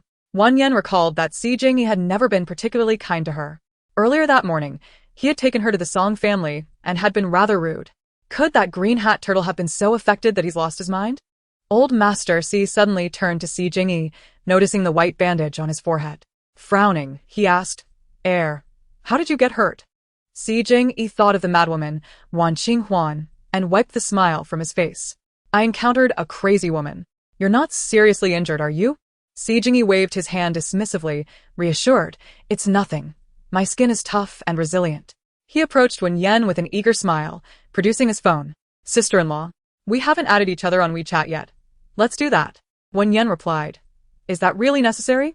After all, you members of the Si family never truly regard me as one of your own. Once I complete my task, I shall soar far away. Si Jingyi paused. Pondering her words. What task could his sister-in-law be undertaking, and where did she plan to flee? No. She must not leave. She is the Si family as goddess. Their fortunate star. He had to devise a way to procure some miraculous elixir for his elder brother, hoping it would hasten the union between him and his sister-in-law. Chapter 20. Longing to lean against my brother's chest under Si Jingyi's persistent pleas, Wen Yan consented to add him on WeChat. Ding. The dislike value decreased by 10, now standing at 68. Wen Yan was utterly astonished. She merely added Si Jingyi, and yet, Si Moyan's disdain for her diminished by such a significant margin? This was utterly unexpected and delightfully surprising. Xiaoyan, grandfather would like to add you as well. Without hesitation, Wen Yan took out her phone and added the elder's WeChat. Ding. The dislike value decreased by 10, now standing at 58. Wen Yan was profoundly shaken, yet simultaneously elated. Could it be that adding members of the Si family on WeChat could reduce Si Moyan's aversion towards her? If she managed to connect with his other siblings, would the disdain value plummet to 0? The mere thought sent a thrill coursing through her veins. Haha, I have discovered the secret to diminishing the dislike value. However, the other Si siblings are not home at the moment. For now, Wendaji, must intensify my efforts to entice the icy king. Let that man await his racing heart. Old Master Si and Si Jingyi exchanged glances, stifling laughter. To win over the cold-faced king and ignite the man's heart rate, Wendaji would need to exert herself to the utmost. Wen Yan rose from the sofa, her phone in hand. Her enchanting, beguiling fox-like eyes sparkled as if brimming with spring water. The delicate mole at the corner of her eye lifted slightly with her alluring smile, as though it concealed a hook, ready to ensnare hearts. Darling, let us go on a date this weekend, she proposed, fully aware of the seductive arc of her smile. She raised her slender hand to caress his strong, firm chest, her crimson lips curling enticingly. If you refuse me, it would truly sadden me. She blinked her fox-like eyes, radiating innocence and allure. Old Master Si and Si Jingyi could hardly bear to watch. She was truly a temptress. Yet, the man she sought to ensnare remained stoic. His expression cold and unyielding, his dark, profound eyes betraying no emotion. He understood well that her flirtation was driven by ulterior motives, not by genuine affection for him. There was no need for his response. He expressionlessly brushed her hand from his chest. Wen Yan seethed with indignation. You insufferable man. Just you wait. I, Wendaji, will surely win you over. Both Old Master Si and Si Jingyi silently raised their fists, offering her a gesture of encouragement. Wen Yan turned her back to the two, thus oblivious to their actions. However, Si Moyan could see, his dark eyes deepening as he strode up the stairs with purposeful strides. Sister-in-law, do not lose hope. I believe that one day you will win over my elder brother. Si Jingyi encouraged Wen Yan. She blinked her fox-like eyes. Second brother, why the sudden shift in your attitude towards me? Si Jingyi sighed. Sister-in-law, after leaving Song Fei Heir's house today, I realized I had lost something. Upon returning, I witnessed her and Xiao Chun in a scandalous affair, and they were secretly mocking me as a lovesick fool, a cuckold. Wen Yan's lips curled slightly. Oh dear, a cuckold indeed stumbled upon Song Fei Heir's disgrace. But do you truly believe that you can simply cast her aside? She possesses your compromising photographs. Si Jingyi jumped in shock. What? They have my compromising photos? You were utterly inebriated. That night you were with Song Fei Heir, she and Xiao Chun stripped you of your clothes, captured your images, and even had your junior lying bare in your embrace. If you dare to break up with her, not only will they expose your photos, but your junior will also claim that you assaulted him. At that point, even diving into the Yellow River won't cleanse your name. Si Jingyi's handsome face turned as dark as the bottom of a pot. The old master Si sympathetically patted Si Jingyi's shoulder. Si Jingyi dashed upstairs to find Si Moyan. Elder brother, you understand hacking. Can you assist me in deleting them? Si Moyan pressed his thin lips together. No, you must resolve your own issues. Si Jingyi recognized that both Song Fei Air and Xiao Chen were troubles of his own making, and it was unreasonable to always rely on his family for resolution. Yet, he was fortunate that the enemy was in the open while he remained concealed. He not only intended to retrieve those photographs but also to ensure they received their due retribution. That evening, having indulged in her meal, Wen Yan changed into her workout attire, preparing to hit the gym. She received a call from Boss Hua, who was sobbing profusely with gratitude. Miss Wen, once my son Yanji has fully recovered, my wife and I will bring him to the Wen family to express our thanks. Miss Wen, feel free to request anything you desire. Wen Yan smiled gently. You have already compensated me for the glass. There is no need for anything further. But that amount is far too little. You are now my son's savior. Although Wen Yan appreciated money, she was not greedy. The fact that Boss Hua trusted her enough to prepay her compensation in such circumstances was already the finest reward she could receive. By chance, Boss Hua need not worry. I must head to the gym now, so I shall take my leave. She promptly hung up the phone. On the other end, Boss Hua wore a troubled expression. Mrs. Hua, who had not heard him on the call, noticed his furrowed brow and asked in confusion, did Miss Wen ask for too much? If she demands more, we must find a way to meet her needs. After all, she saved our son's life. No, she does not require any further compensation. She stated that the amount given is sufficient. Mrs. Hua was somewhat taken aback. The Hua family held a prominent position in Yi City, and even if Wen Yan had requested 1 billion, they would have obliged. Yet now, she was refusing even a single coin? My dear husband, Miss Wen is truly not as disreputable as the rumors suggest. Our family owes her a favor, and we must do our utmost to assist her whenever she has a need. Boss Hua nodded in agreement, advising that in future gatherings with those distinguished ladies, should anyone speak ill of her, you ought to speak a few kind words in her defense. Naturally, Miss Wen is of a similar age to our dear Yan, and, if possible, I would even wish to play matchmaker for them. The villa district of the Si family boasts a dedicated gym, spanning over 100 square meters, replete with an array of fitness equipment. As Wen Yan entered, she chanced upon Si Moyan running on a treadmill. He had shed his usual formal attire for a fitted dark workout ensemble, a towel draped around his neck. The contours of his muscular arms were exquisitely defined. As he slightly hunched forward, his shoulder blades resembled delicate wings. His narrow waist supported long, powerful legs, exuding an aura of raw vitality. Beads of sweat trickled from his forehead, tracing the sharp lines of his jaw, cascading down to his alluring collarbone and disappearing into his well-defined chest. As he continued his run, Si Moyan turned his gaze towards the woman entering the gym. She was clad in yoga attire, the top short enough to reveal a slender, pale waist. Her long hair was styled in a bun, and her unadorned face radiated a natural beauty, her features both striking and delicate. Upon noticing his glance, her red lips curled into a languid, seductive smile. Husband, what a coincidence. You're working out too? What kind of look is that? It's profound, igniting flames as if he wishes to consume me whole. Could it be?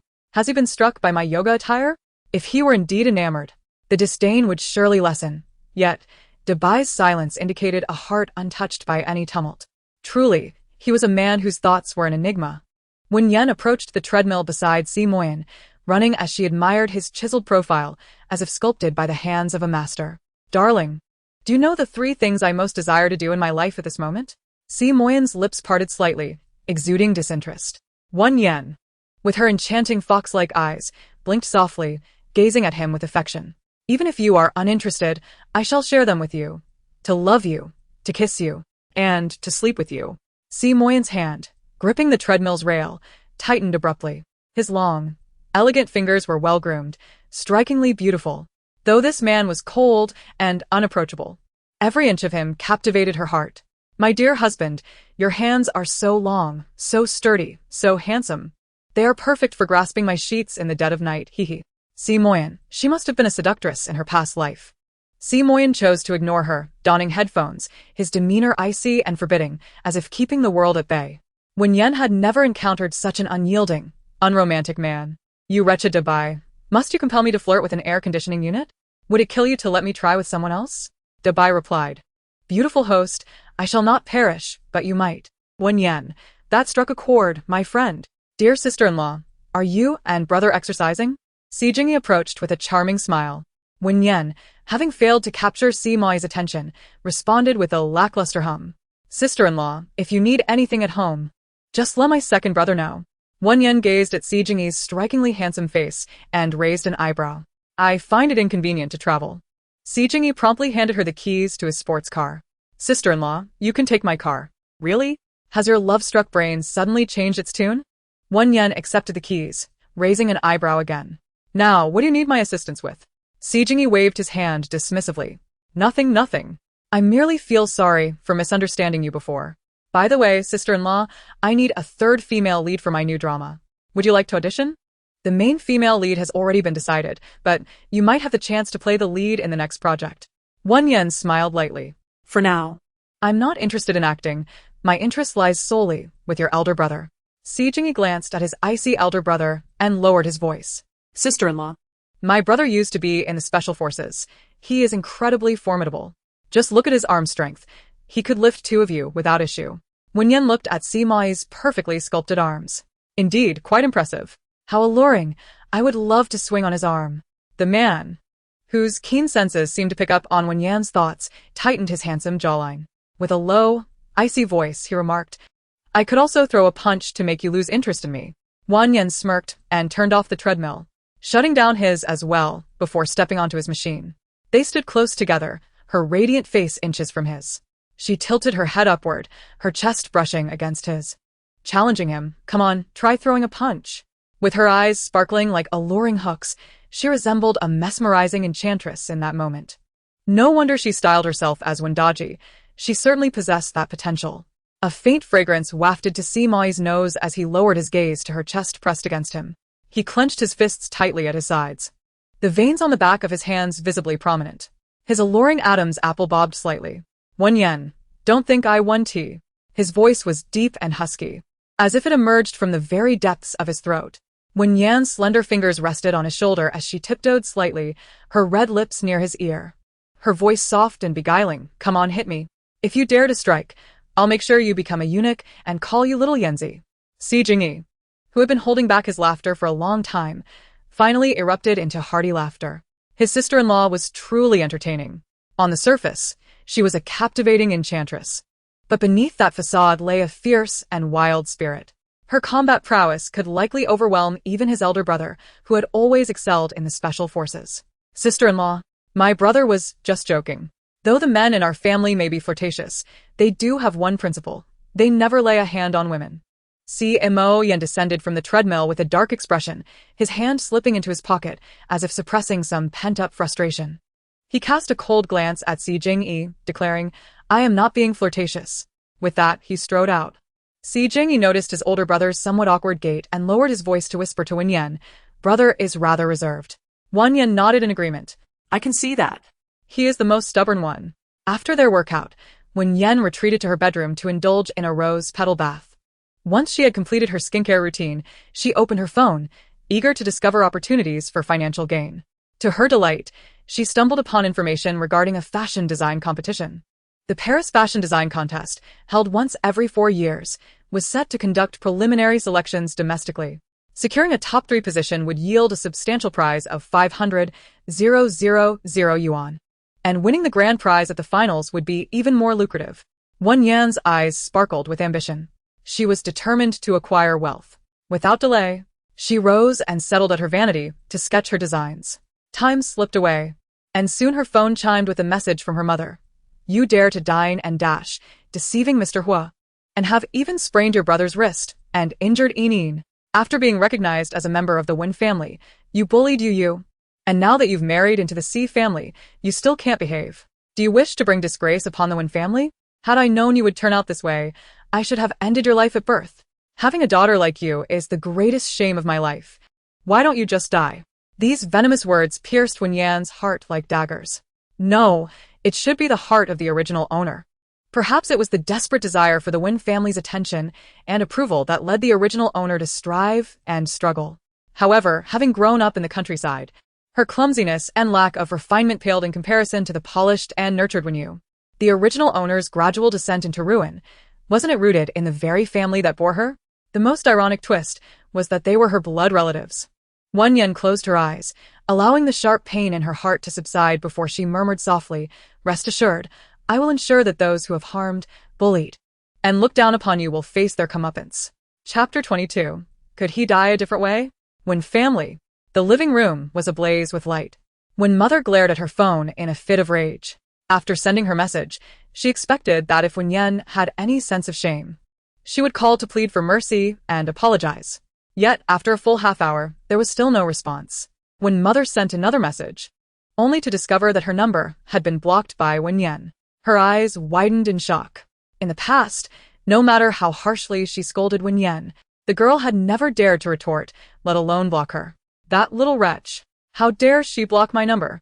When you, having finished her bath, descended the stairs and crouched beside her mother, gently patting her chest. Mom, are you angry with sister?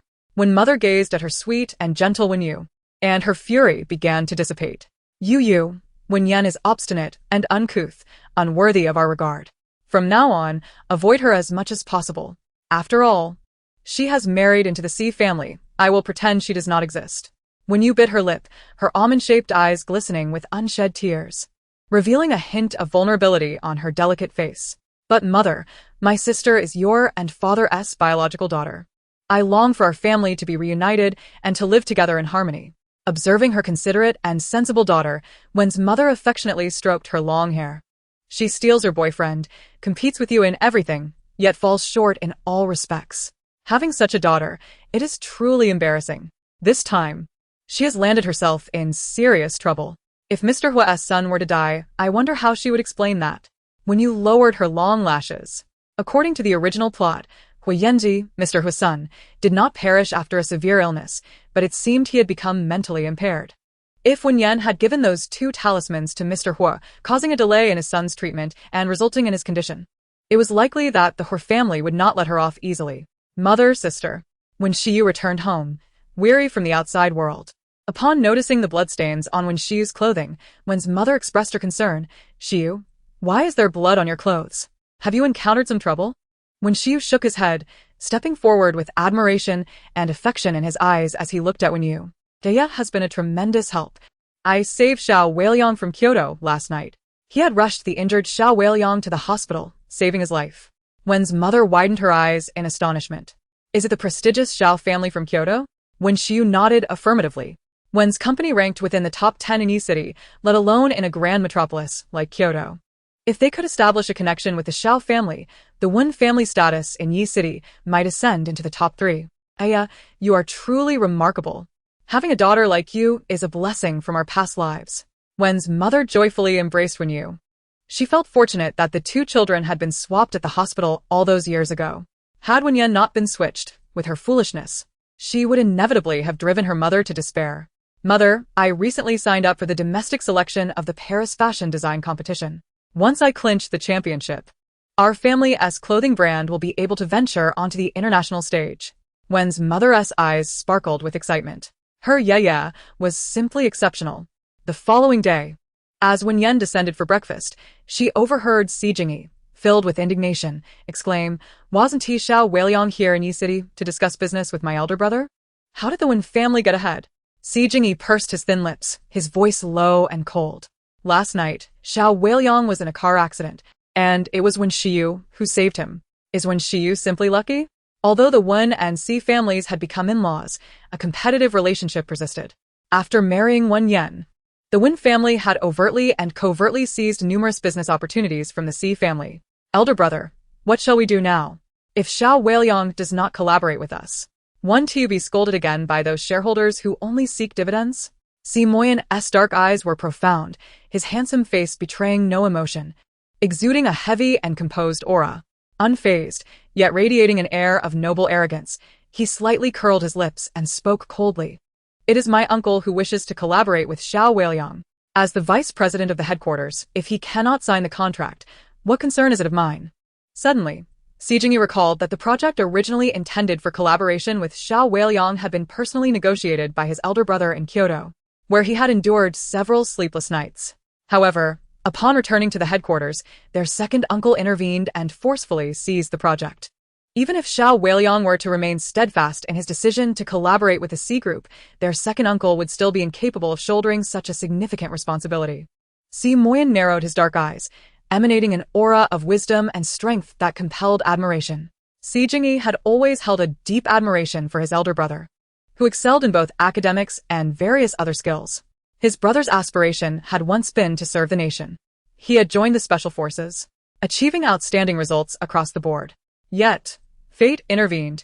Their mother suffered a tragic accident, becoming a vegetable, while their fourth brother was left disabled. Meanwhile, their father engaged in numerous affairs, even fathering illegitimate children in an attempt to usurp their family fortune. Consequently, their elder brother had no choice but to leave the special forces and join the family business. The Si family was extensive, with over 20 women listed in the family genealogy, not to mention the numerous illegitimate offspring. Each branch of the family vied for a share of the inheritance. If their elder brother did not return to assume this responsibility, the primary branch might end up with nothing. When he first took over the subsidiary, Si Media, he faced widespread skepticism and disapproval. Yet, within just a year, he transformed Si Media into a thriving enterprise and even took control of the Si Group's real estate company. Soon, their grandfather would likely convene a board meeting to integrate their elder brother into the headquarters. Shao, wasn't he supposed to have perished in a car accident last night? The sudden thought from Wen Yan caused both Si Jingyi and Si Jingyan to pause. They turned to see Wen Yan, yawning and lazily entering the dining room. Dressed in a casual shirt and shorts, her long, slender legs were strikingly elegant. Si Jingyi stole a glance before quickly averting his gaze. In the past, she had always sported a frizzy hairstyle and heavy makeup, leading him to believe she was unattractive and required such embellishments for concealment. He had never anticipated that her true appearance was so captivating, truly worthy of his elder brother. A charming smile blossomed on Si Jingyi's handsome face as he greeted her. "Good morning, sister-in-law." Wen Yan nodded in response. "Good morning, Sister-in-law. what would you like to eat this morning?" "Allow me to fetch it for you," he offered eagerly. Wen Yan quipped, "Flattery without cause is either deceitful or opportunistic." Si Jingyi scratched his head, candidly admitting, "Sister-in-law, I saw someone post a video of you kicking Yi Inin last night. Your martial prowess is astonishing. I would like to be your disciple." Before she could respond, Si Jingyi knelt on one knee, imploring, "Master, please accept my homage." Si Moyan stood up from his chair, delivering a swift kick to Si Jingyi, exclaiming, "What an embarrassment." Rubbing his sore backside, Si Jingyi turned to Wen Yan, his expression pleading, "Sister-in-law, please accept me. I beg you." As Wen Yan settled at the dining table and stretched lazily, she replied, "All right, first assume a horse stance." Si Jingyi immediately bent his knees and extended his arms, asking, "How is this position, sister-in-law?" "Widen your stance and lower your body further," she instructed. Si Jingyi promptly complied. Envisioning a future where his martial prowess is unparalleled, a grin nearly stretches from the corners of his mouth to the back of his ears. As Wen Yan savors her breakfast, she opens the gossip system. Shia did not perish. It turns out he was rescued by Wen Shiryu. Surely it was the reincarnated Wen Yu who informed him, defying fate. Does she truly believe that Wen Shiryu's intervention could enable Shia to survive? In half a month's time, he shall meet an untimely demise. Si Jingyi trembles, his legs quaking. Si Moyan, just arriving at the dining room, slightly furrows his brows. They believe in Wen Yan's foresight and her knowledge of other secrets. However, while she may foresee a rescue from peril, the notion that one could predict an imminent death is beyond his belief. In contrast, Si Jingyi, having uncovered Song Fei Heir's true nature, now holds unwavering faith in Wen Yan's insights. If Shia cannot escape his fatal destiny, what of himself and their family? Will he ultimately be dispatched to Africa to toil in coal mines, only to perish tragically in a foreign land? He is merely 23, with a promising future ahead. He does not wish for such a fate. Wen Yan casts a glance at Si Jingyi, whose handsome face is contorted in despair, cold sweat streaming down his forehead. "Tsk, how pitiable. Forget it, dear brother. Spare yourself the anguish and relinquish hope." Si Jingyi's legs buckle, and he collapses to the ground. It's over, it's over. His sister-in-law has decreed that he abandon his quest for survival. Might he not then seek a more merciful end? In chapter 23, his younger sister hears his thoughts. A chill creeping down her spine. Cutting my wrists? Too painful. Jumping from a height? I cherish my visage too much to become a mere pile of flesh. Swallowing sleeping pills? If I do not succumb, I would have to endure gastric lavage. Within a brief span, Si Jingyi contemplates countless means of demise. Seeing him on the ground, face buried in his hands, Wen Yan's brows knit together. Goodness, has his infatuation led to a mental breakdown? Yesterday, when Ice Mountain brought me to the psychiatric hospital, I thought electroconvulsive therapy might be quite fitting for a lovesick mind. Brother, what is the matter? Si Yu enters the dining room. Si Jingyi rises, kneeling beside Wen Yan. Sister-in-law, do you possess any talismans for longevity? I wish to request one. Wen Yan glances at his forehead. There is no need for such a request at this moment. At her words, Si Jingyi feels a mix of delight and sorrow. The implication of at this moment suggests he is not in immediate peril, yet the threat to his life remains unresolved. Damn it! Why must the Si family be bound to such tragic fates? Is there truly such a thing as a handsome tragic figure? Sister-in-law, regarding that audition for the third female role I mentioned last night, do you have time today? Having you by my side might prove more protective than any talisman. How much does the third female role pay? Si Jingyi raises a finger. 1 million, but with your beauty, sister-in-law. Landing the lead role is only a matter of time. 6. The third female role offers 1 million? She possesses no interest in acting, yet is intrigued by the prospect of wealth. However, today seems unfeasible. Wen Yan glances at Si Yu, who is dressed beautifully in a flowing white dress, appearing both pure and ethereal. Long hair, straightened and cascading down her cheeks, perfectly concealed the birthmark on her right side, accentuated by a touch of makeup. Xiao Yuyo, are you attending a gathering with friends today? Si Yuyo replied shyly with a smile. Yes, it's my best friend Yue's birthday, and she invited me to celebrate. Yue? Such an endearing name. Silly girl, you consider her a close friend, while she views you as a rival. That designer handbag you carry, and the branded clothes you wear, she's always borrowing them. Does she ever return what she takes? She claims that despite lacking blood ties, you are like sisters, but in truth, she seeks to drain you dry. Once you marry the senior you admire, she will take every opportunity to share your marital bed while you are away on business. Your multiple miscarriages can be attributed to her meddling, and ultimately, you meet a tragic end while she ascends to your place, bearing your husband's twins. To prevent your reincarnation, she even sought out a practitioner to bind your soul with a hex. How wicked! Si Yuyo's pupils trembled, her teeth chattered, and a chill coursed down her spine. Sister-in-law, I actually think quite highly of you. I will find an opportunity to speak well of you in front of my brother.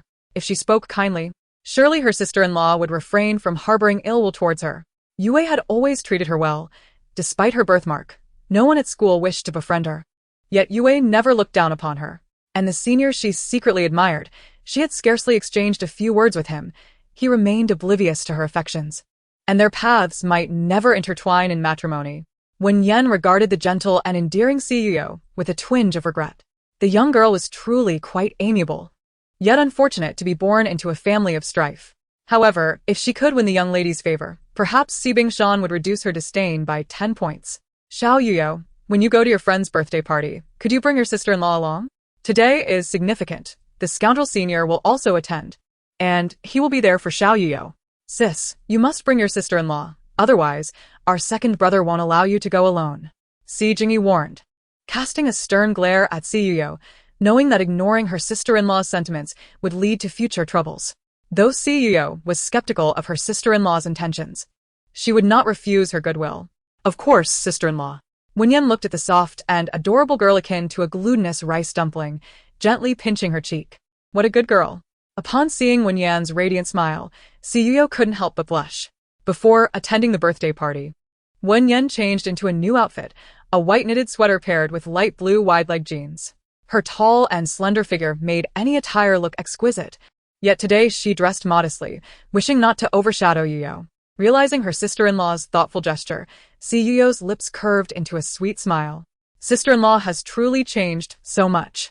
Wen Yan drove the sports car gifted by Si Jingyi, taking Si Yuyo to the villa owned by Yue. As Si Yuyo observed Wen Yan behind the wheel, she donned oversized black sunglasses, her petite face framed by delicate features, a refined nose, and alluring red lips. A squeal of delight echoed in her mind. Her sister-in-law was truly magnificent. Sister-in-law, once you enter the entertainment industry, I shall become your most devoted fan. Wen Yan curled her crimson lips. Very well. But you must promise your sister-in-law not to be as lovesick as your second brother, all right? Such an adorable young lady. She certainly did not wish for a tragic end. Si Yu shivered at the thought. Sister-in-law, how exactly am I destined to meet my demise? do iligay me. Half an hour later. Wen Yan drove her sports car to a two-story villa painted in a soft ivory hue. The lawn was adorned with numerous luxury vehicles.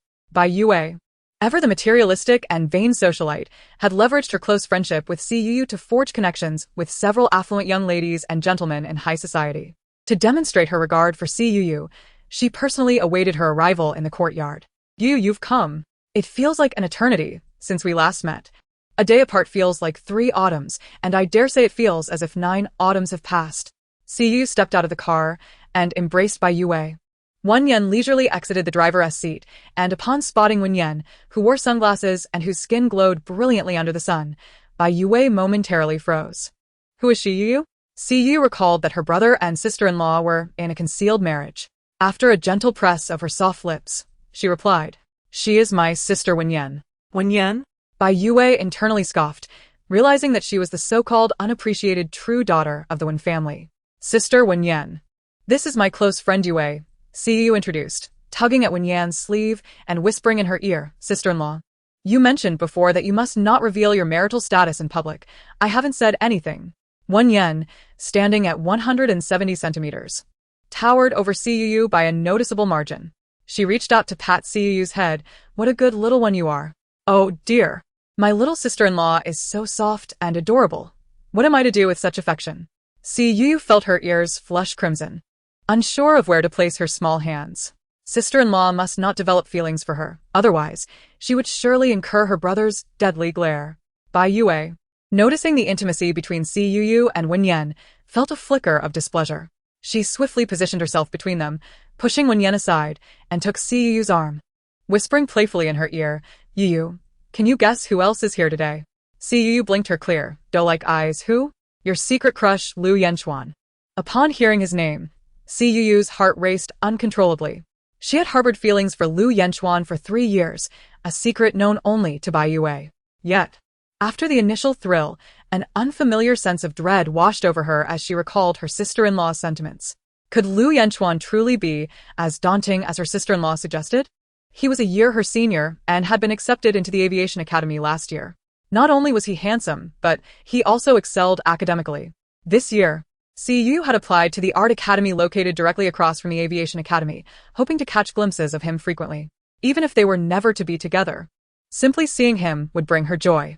Yu, originally Lu Yanchuan had no intention of coming. However, upon hearing your name, he hesitated for a moment before agreeing. "Do you think he might have feelings for you too?" Bai Yue teased, winking at Si Yu with a playful grin.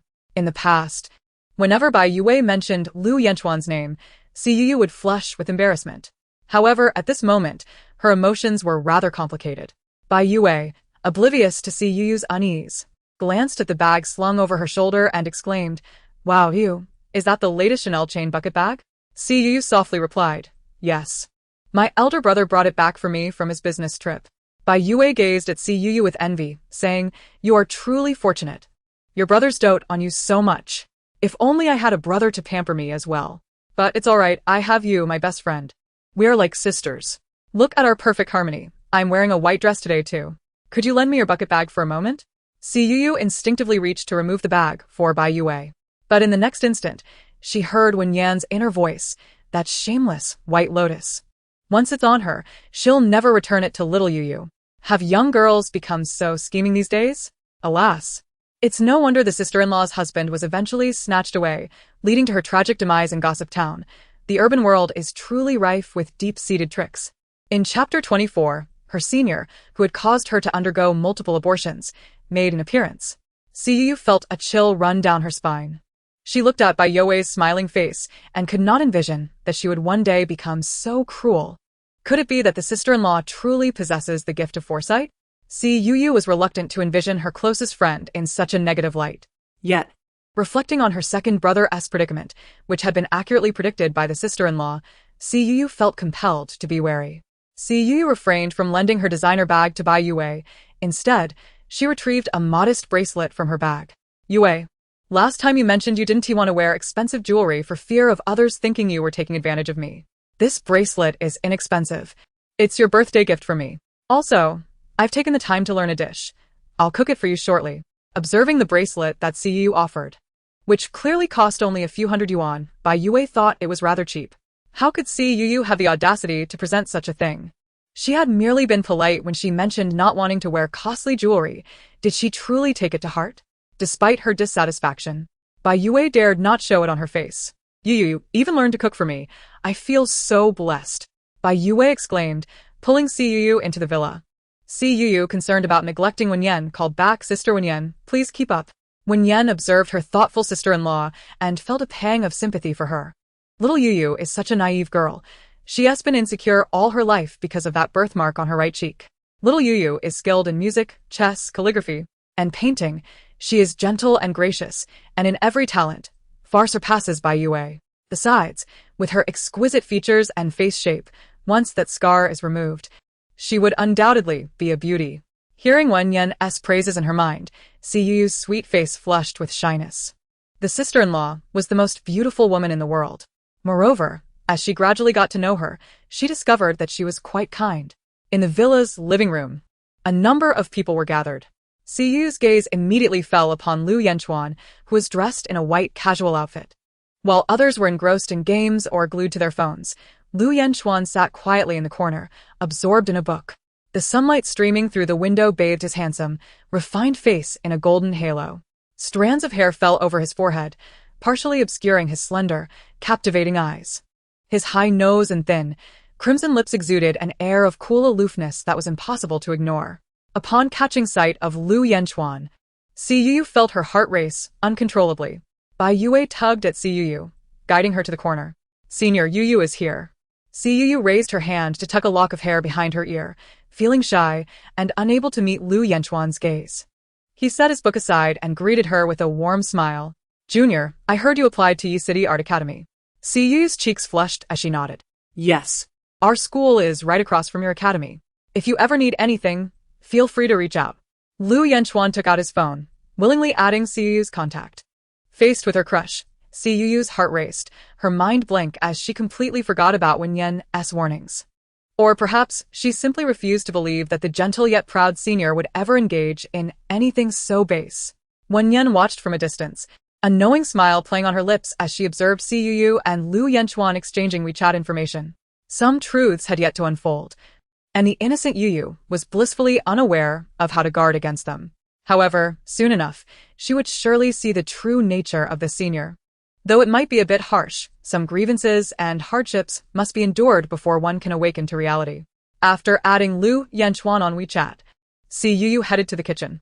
The pampered young lady, who had never lifted a finger in domestic chores, was determined to bring joy to her friend, even if it meant enduring a few burns from the hot oil.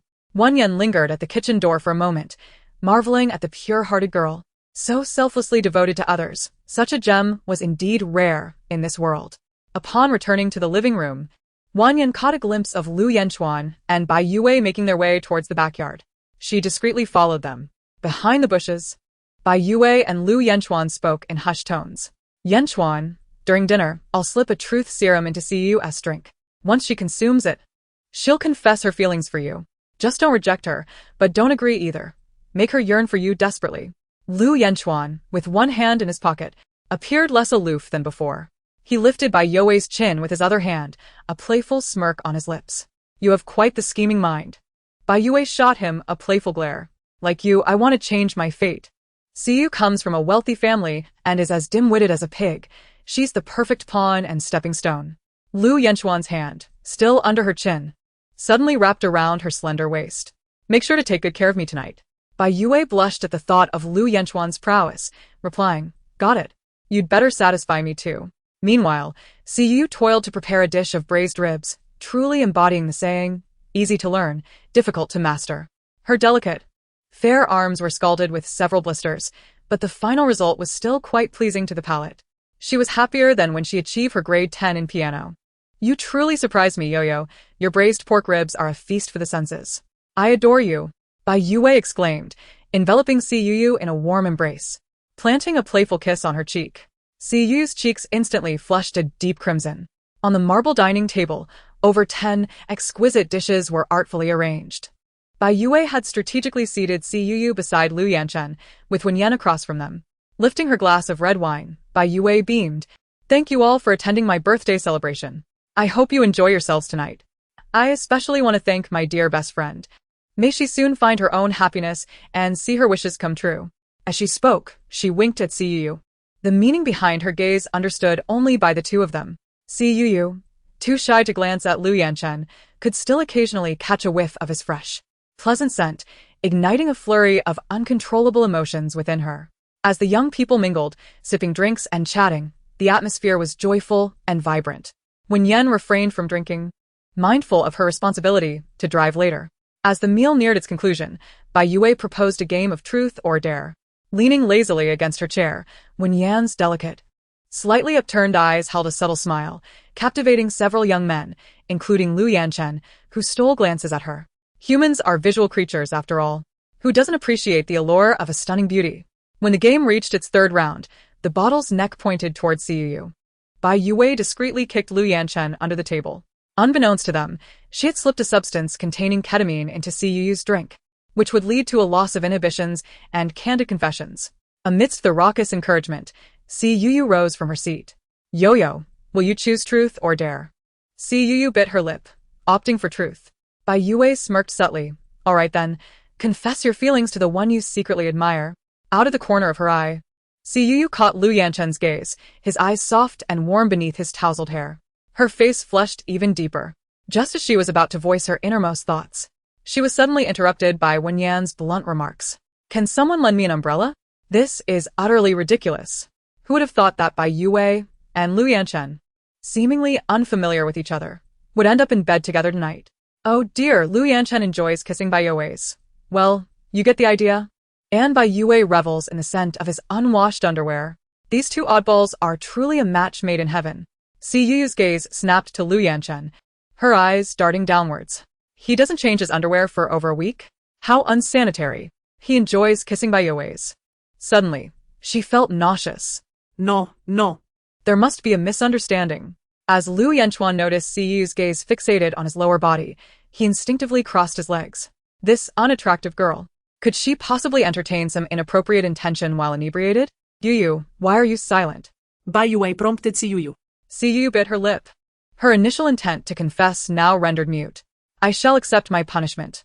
Si poured herself a glass of wine and downed it in one gulp. Bai Yue was taken aback. After consuming that truth-telling drink, Si should not have remained silent. What had gone awry? The game resumed. This time the bottle pointed towards Lu Yanchuan. He opted for a truth. Bai Yue, unconcerned about Lu Yanchuan, casually posed a question. Senior Lu, is there something you wish to convey to someone special? Lu Yanchuan's slender eyes suddenly turned towards Si beside him. Under his gaze, Si's heart raced uncontrollably. Lu Yanchuan had intended to seize this opportunity to utter sweet words to Si, yet his mind became a tumultuous blur. It felt as if he had slipped into a dream where a girl with a red birthmark on her face shyly confessed her feelings to him, expressing her fondness and her long-standing crush, hoping to be his girlfriend. Lu Yanchuan had countless words he wished to share with Si, restrained by his fears and reality. But now in this dreamlike state, he could speak freely. A cold smirk of derision crept across his lips. Have you looked in the mirror? Do you realize how you appear? So hideous, akin to a scene from a calamity. Do you think you are worthy of liking me? Being with you makes me feel as though I could go 3 days without food. Just the sight of you makes me nauseous. One must possess self-awareness. Do not let your unattractiveness lead to mischief. Ha. If it weren't for your family's wealth, do you think I would desire even a glance at you? You know, every time you speak to me or gaze at me, I feel a wave of disgust. Do you believe Bai Yue wishes to befriend you? She merely pretends not to disdain you because she heeds my words. Behind your back, she mocks your simplicity, easily deceiving you with a few flattering remarks. The mere thought of having to sleep with you for the sake of your family's fortune makes me feel utterly despondent. Before Lu Yanchuan could finish his scathing remarks, a sudden chill enveloped his face. Someone had splashed a drink upon him. He wiped his face, his muddled thoughts abruptly sharpening. It was Si who had doused him. Her eyes reddened, long lashes trembling violently, her entire body quaking. Lu Yanchuan surveyed the room, met with astonished faces all around him. Even Bai Yue stood in shock, momentarily lost for words. The silence hung heavily in the air. Si had not anticipated that Lu Yanchuan's innermost thoughts could be so piercingly hurtful. A fiery anguish surged within her chest, crystalline tears swirling in her eyes, threatening to spill over. Her hands, clenched at her sides, dug fiercely into her palms, as if trying to break the skin in her frustration. Her heart ached profoundly. Lu Yanchuan was the boy she had secretly adored for 3 years. In her eyes, he was akin to the purest snow atop a mountain, pristine and elegant, untouched by the dust of the earth. He excels in various aspects of his studies. Despite coming from a humble background, he remains ambitious and strives diligently, serving as a role model for her throughout her academic journey. Little did she anticipate the darkness lurking within him. He yearns for success and wealth, believing he can achieve it through his own efforts. Yet, he seeks to exploit her for his own ascent, deceiving her affections while simultaneously deriding her appearance. It appears that in this world, there indeed exist scoundrels and beasts who consume others without remorse, all while complaining about the bones that get stuck in their teeth. With tears streaming down her face, Si Yu grabbed her bag and fled. Lu Yanchuan and Bai Yue attempted to pursue her, but Wen Yan raised her long leg and forcefully overturned the marble dining table. Cutlery, plates, and bottles of red wine scattered across the floor. Bai Yue glared at Wen Yan in fury, questioning her intentions. Wen Yan raised an eyebrow, demanding that within 3 days, Bai Yue return everything she borrowed from Yu, or else. Wen Yan approached Lu Yanchuan, executing a shoulder throw that sent him crashing to the ground. She then picked up a shard of a broken wine bottle and pressed it against his neck. A gentle cut ensued, causing blood to flow freely. His fate was now worse than hers. Witnessing Lu Yanchuan's injury, the others in the room were struck with terror. Bai Yue, trembling with fear, dialed emergency services as Wen Yan dashed after Si Yu. Lu Yanchuan clutched his bleeding neck tightly, his expression a grimace of pain and distortion. He vowed not to let the woman named Wen Yan escape unscathed. As for Si Yu, she had harbored feelings for him for 3 years, deeply enamored. Even if he spoke the truth, a few sweet words would surely rekindle her affection. After escorting Lu Yanchuan to the hospital, Bai Yue incessantly tried to reach Si Yu by phone, only to find her unreachable. Even her messages were met with silence, as she had been blocked. Si Yu arrived at a bar, her first visit since turning 18. Wen Yan followed her, initially expecting her to intervene, but instead, she joined in, sharing a few drinks. Afterward, Wen Yan led her onto the dance floor. On the second floor of the bar, Mingzheng adjusted his gold-rimmed glasses and cast a glance down at the dance floor, where he spotted Wen Yan and Si Yu. Wen Yan's slender waist moved captivatingly, making her the center of attention in the crowd. Yet, Mingzheng's gaze remained solely on Si Yu. Having studied dance since childhood, Si Yu let loose on the floor, her movements graceful and enticing. As she swayed her long hair, her delicate neck was revealed, her skin radiant and flawless. Mingzheng clicked his tongue in admiration. The young girl had blossomed. "What are you looking at?" Jiang Yufeng inquired, stepping up to the floor-to-ceiling window for a better view. His eyebrows arched as he recognized Si Yu. The well-behaved girl was dancing in a bar, and the woman dancing with her was strikingly alluring. Seated on the sofa, smoking, Si Moyan furrowed his brow upon hearing his sister's name. Who are you talking about? Chapter 26. The biggest scoundrel of the Si family has returned. Si Moyan extinguished his cigarette, rising to his feet and striding toward the window. His dark, narrow eyes narrowed as he beheld Wen Yan dancing exuberantly with Si Yu in the dance floor below. Without uttering a word, he descended the stairs. Jiang Yufeng's deep eyes revealed a hint of confusion. Who was that enchanting woman? Upon hearing Jiang Yufeng refer to Wen Yan as a siren, Mingzheng couldn't help but smile elegantly, his lips curving in amusement. Yes, he replied. Mingzheng, do you still harbor secrets from your good brother? Mingzheng's gaze settled upon Si Yu, his phoenix eyes concealed beneath his glasses, shrouded in mystery. His secrets had never been divulged to anyone. Wen Yan and Si Yu were joyously dancing when a tall, cold figure approached, directly pulling them out of the dance floor. Several eager men, wishing to obtain Wen Yan's contact information, witnessed this scene and rushed forward, attempting to block Si Moyan. "What are you doing? Let them go." Si Moyan cast a glance at the gaudily dressed men, his narrowed eyes sharp and frigid, emanating an aura of formidable coldness that sent shivers down their spines. "Stand aside," he uttered coolly, his lips barely parting to form the words. The men, instantly deflated, stepped aside. This man clearly exuded an air of wealth and power, one that ordinary folks dared not provoke. Wen Yan, having consumed a few drinks, remained quite composed, while Si Yu had succumbed to a mild intoxication. After being pulled from the bar by Si Moyan, she struggled to free herself from his grasp. Staggering, she embraced Wen Yan, her eyes blurred with inebriation as she exclaimed, "Sister-in-law, I still want to dance." Her family had always prohibited her from visiting bars, and in the past, she had refrained from dancing due to the scar on her face, fearing ridicule. Only her sister-in-law accepted her without disdain, teaching her how to liberate herself. She adored her sister-in-law dearly. Wen Yan wrapped her arms around Cu's slender waist, lifting her gaze to the man whose eyes seemed to wish her dismemberment. With a flirtatious glimmer in her eyes, she said, "Darling, Yu has been repressed for too long. Let her express herself." Si Moyan's expression remained icy and forbidding. "Wen Yan, your promiscuity is one thing, but do not lead Yu astray." "Fine," Wen Yan replied. It was true that after marrying him, she had engaged in ambiguous relations with Gu Beichen. His scorn was not entirely unfounded, for he was unaware that she had undergone a transformation. She shrugged, about to speak, when Siyu abruptly straightened from her embrace and approached Si Moyan, pushing him forcefully. Both Wen Yan and Si Moyan were momentarily taken aback by Siyu's actions.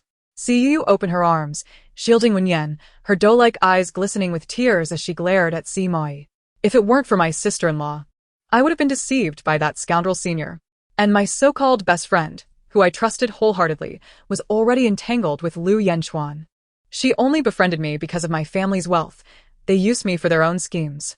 My sister-in-law brought me to the bar to help me release the pent-up anguish and torment within me. Although I grew up in a good family, my father has a mistress and a daughter with her. I've always known he favors that illegitimate child. On one of my birthdays, I saw him with her, declaring her the most beautiful, while he refused to take his ugly daughter out. Dear brother, I know you and the others care for me, but I feel so insecure and sensitive. Why can't my sister-in-law take me out to vent? Must I forever be the obedient daughter?" As Siyu spoke, tears streamed uncontrollably down her cheeks.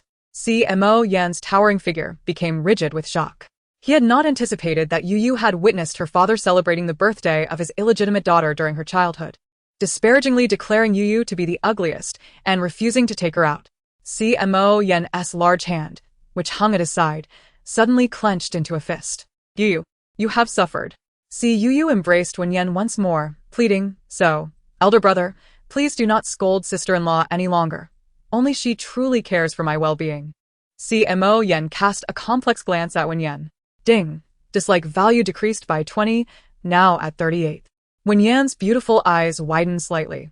To gain the affection of her sister-in-law, had she truly managed to reduce Si Bingshan's aversion by 20 points? This is exhilarating.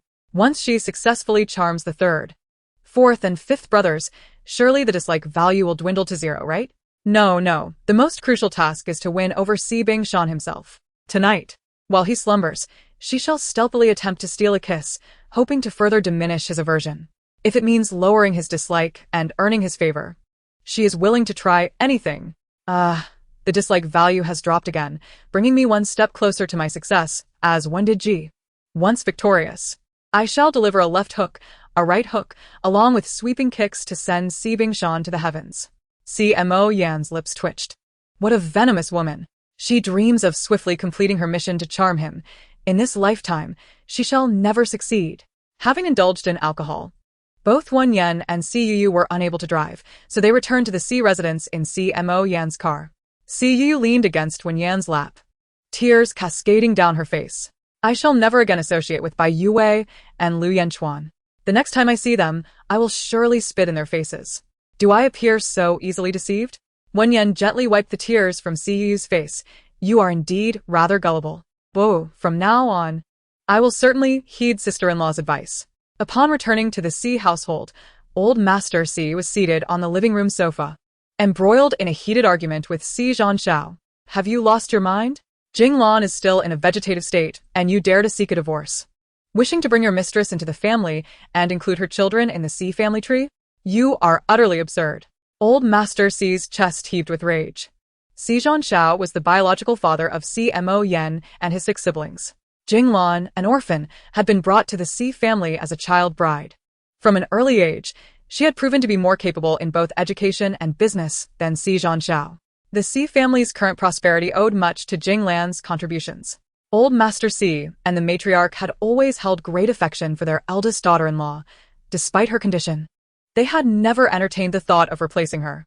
Si Zhanshao had physical needs, and while he indulged in affairs, old Master Si, being a man himself, could understand. After all, it was his bloodline, naturally inclined toward passion. He could do as he pleased, but no woman from outside would ever step through the Si family's door. Are the children born of your extramarital affairs truly superior to your own? Have you lost your mind? If you despise this family so much, then leave. Do not return. I will consider my siblings, but never you as a father. Si Zhanxiao had never liked Jinglan, nor did he harbor any affection for her children. Jinglan lacks the gentle disposition of Gu Beichen's mother, Gu Manchu, whose tenderness flows like water. Instead, she is cold and domineering, always seeking to overshadow him. Such a woman deserves the misfortunes that befall her. Over the years, had it not been for the gradual transfer of shares from the companies she established outside, he would have divorced her long ago. Wen Yan caught sight of Si Zhanxiao and rolled her eyes in exasperation. Goodness, the greatest scoundrel of the Si family has returned. Though he is indeed the worst of them, he has managed to survive the longest. Isn't it infuriating? After all, he is the illegitimate son of the male lead. Tremble and perish, you tragic pawns of the Si family. Chapter 27. Stealing away at midnight. Si Moyan's handsome features tensed upon seeing Si Zhanxiao. His large hand clenched into a fist, knuckles cracking ominously. My mother marrying a man like you is truly a stroke of bad luck. Apart from the old master of the Si family, only Si Moyan dared to speak to Si Zhanxiao in such a tone. At over 40, Si Zhanxiao is tall and imposing, his stern demeanor exuding the essence of a mature man. He once encountered a sage who advised him that if he treated Gu Beichen well, he would one day soar to great heights, perhaps even becoming the richest man in the country. The sage remarked that none of his own children compared to Gu Beichen, and his eldest son was destined for a short life. Without me, where would you siblings be? Si Zhanxiao glared at Si Moyan with disdain. Si Moyan, Resembling Jinglan in both appearance and temperament, was cold and domineering, disliking him immensely. Si Zhanxiao's gaze shifted to Si Yuyu behind Si Moyan. The scar on her right cheek was exceedingly unsightly and could not compare to his younger daughter Gu Yan, whose delicate beauty garnered compliments wherever she went. The disdain in Si Zhanxiao's eyes caused Si Yuyu to lower her gaze in insecurity. Observing Si Yuyu's expression, Wen Yan felt a pang in her heart. In her previous life, her father was also a scoundrel who, burdened by gambling debts, sold her when she was merely 2 years old. Had she not encountered her master, she likely would have perished early, never to utilize her skills in metaphysics and medicine to enter the entertainment industry. Wen Yan could not bear to see the young girl suffer, so she gently grasped Si Yuyu's hand. Little Yuyu, in my heart, you are the most beautiful. Si Yuyu's long lashes fluttered, her doe-like eyes shimmering with unshed tears. Father, if you do not permit them to enter, I shall establish my own path. The old master of the Si family was incensed, his mustache bristling in fury. get out. Let us see what you can achieve on your own. Si Zhanxiao scoffed coldly. I hope you don't come to regret this. If I regret it, you shall be my father. This infuriated him further. What a wretched creature. Even if one possesses a lecherous nature, there must be some semblance of a moral compass. Abandoning one's own family is utterly inhumane. How could such a beast come from my lineage? The old master patted the sharply defined shoulder of the frosty Si Moyan. Do not emulate your father. Wen Yan is a fine girl. Treat her well. A shiver ran down Wen Yan's arm as goosebumps broke out. Under no circumstances should you. Upon the completion of my task, welcome the multitude of trifling distractions that await outside. After all, I refuse to forsake an entire forest for a single tree. Is not the allure of a charming young pup irresistible? Just the thought of being addressed as sister fills me with delight. Elder Master Si cast a sympathetic glance at Si Moyan. It appeared that his eldest grandson held no allure in the eyes of the young lady, Xiaoyan. This was truly uncharacteristic of their lineage. The men of the Si family were known for enchanting women effortlessly. How had the tides turned so dramatically among the younger generation? The eldest son lacked charisma. The second was consumed by romantic notions. The third proclaimed a desire for a life devoid of marriage at the Translation Institute. The fourth, residing abroad, seemed devoid of female admirers, and the fifth was far too engrossed in his swimming career, devoting every day of the year to training. Elder Master Si envisioned a rather green future for Si Moyan and lowered his voice. Eldest, you ought to charm her, and snare her heart. Si Moyan's lips twitched. He neither possessed the inclination for such antics, nor the interest.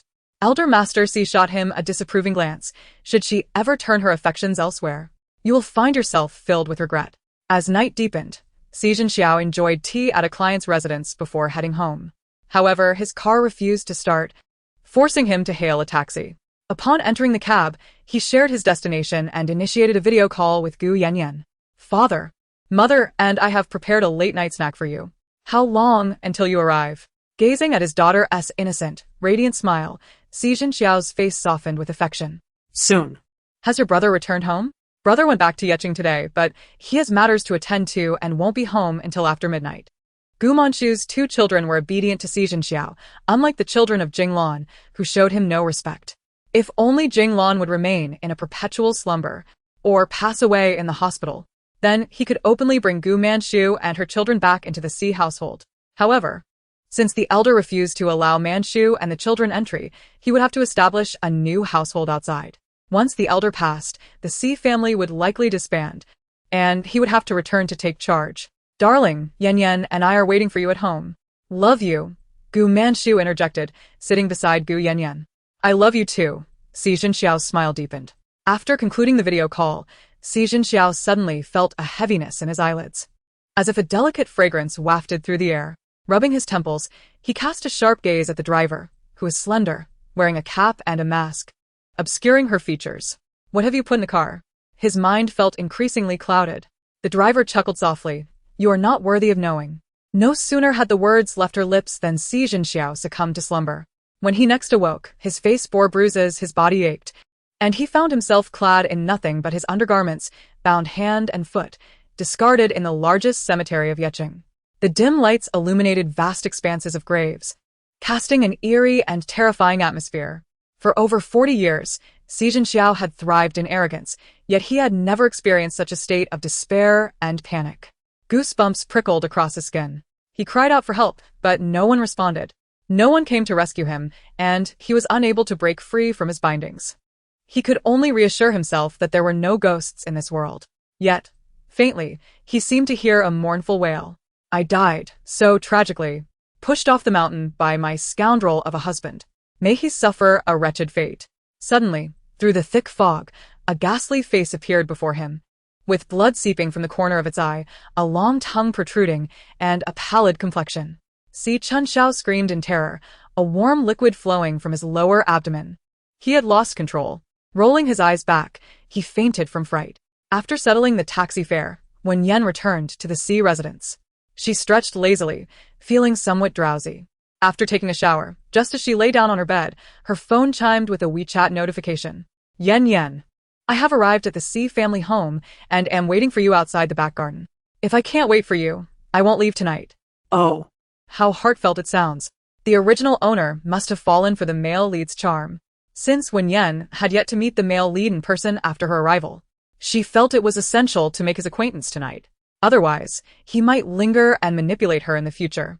Wen Yan donned a robe and stepped out of her master bedroom. The night was deep, and the rest of the Si family had already succumbed to slumber.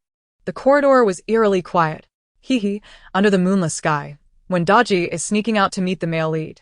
Strangely enough, this feeling is somewhat akin to an affair. Quite thrilling. In the study, Si Moyan, engrossed in documents, suddenly clenched his long fingers into a fist. Chapter 28. A startling revelation. She stabbed her lower abdomen 3 times. Wen Yan made her way to the back garden. She was unaware that within the villa, Elder Si Moyan, Si Jingyi, and Si Yu had all gathered in the living room. They exchanged glances, each understanding that they had heard Wen Yan's innermost thoughts. Elder Si cast a sympathetic look at Si Moyan. My dear boy, are you about to wear a green hat so soon? Si Moyan's features tightened, his thin lips pressed into a straight line. He shot a warning glance at his family, signaling them not to raise any alarms. This time, he intended to catch the act in the very moment. Wen Yan exited the back garden and passed through a small gate to the outside of the wall.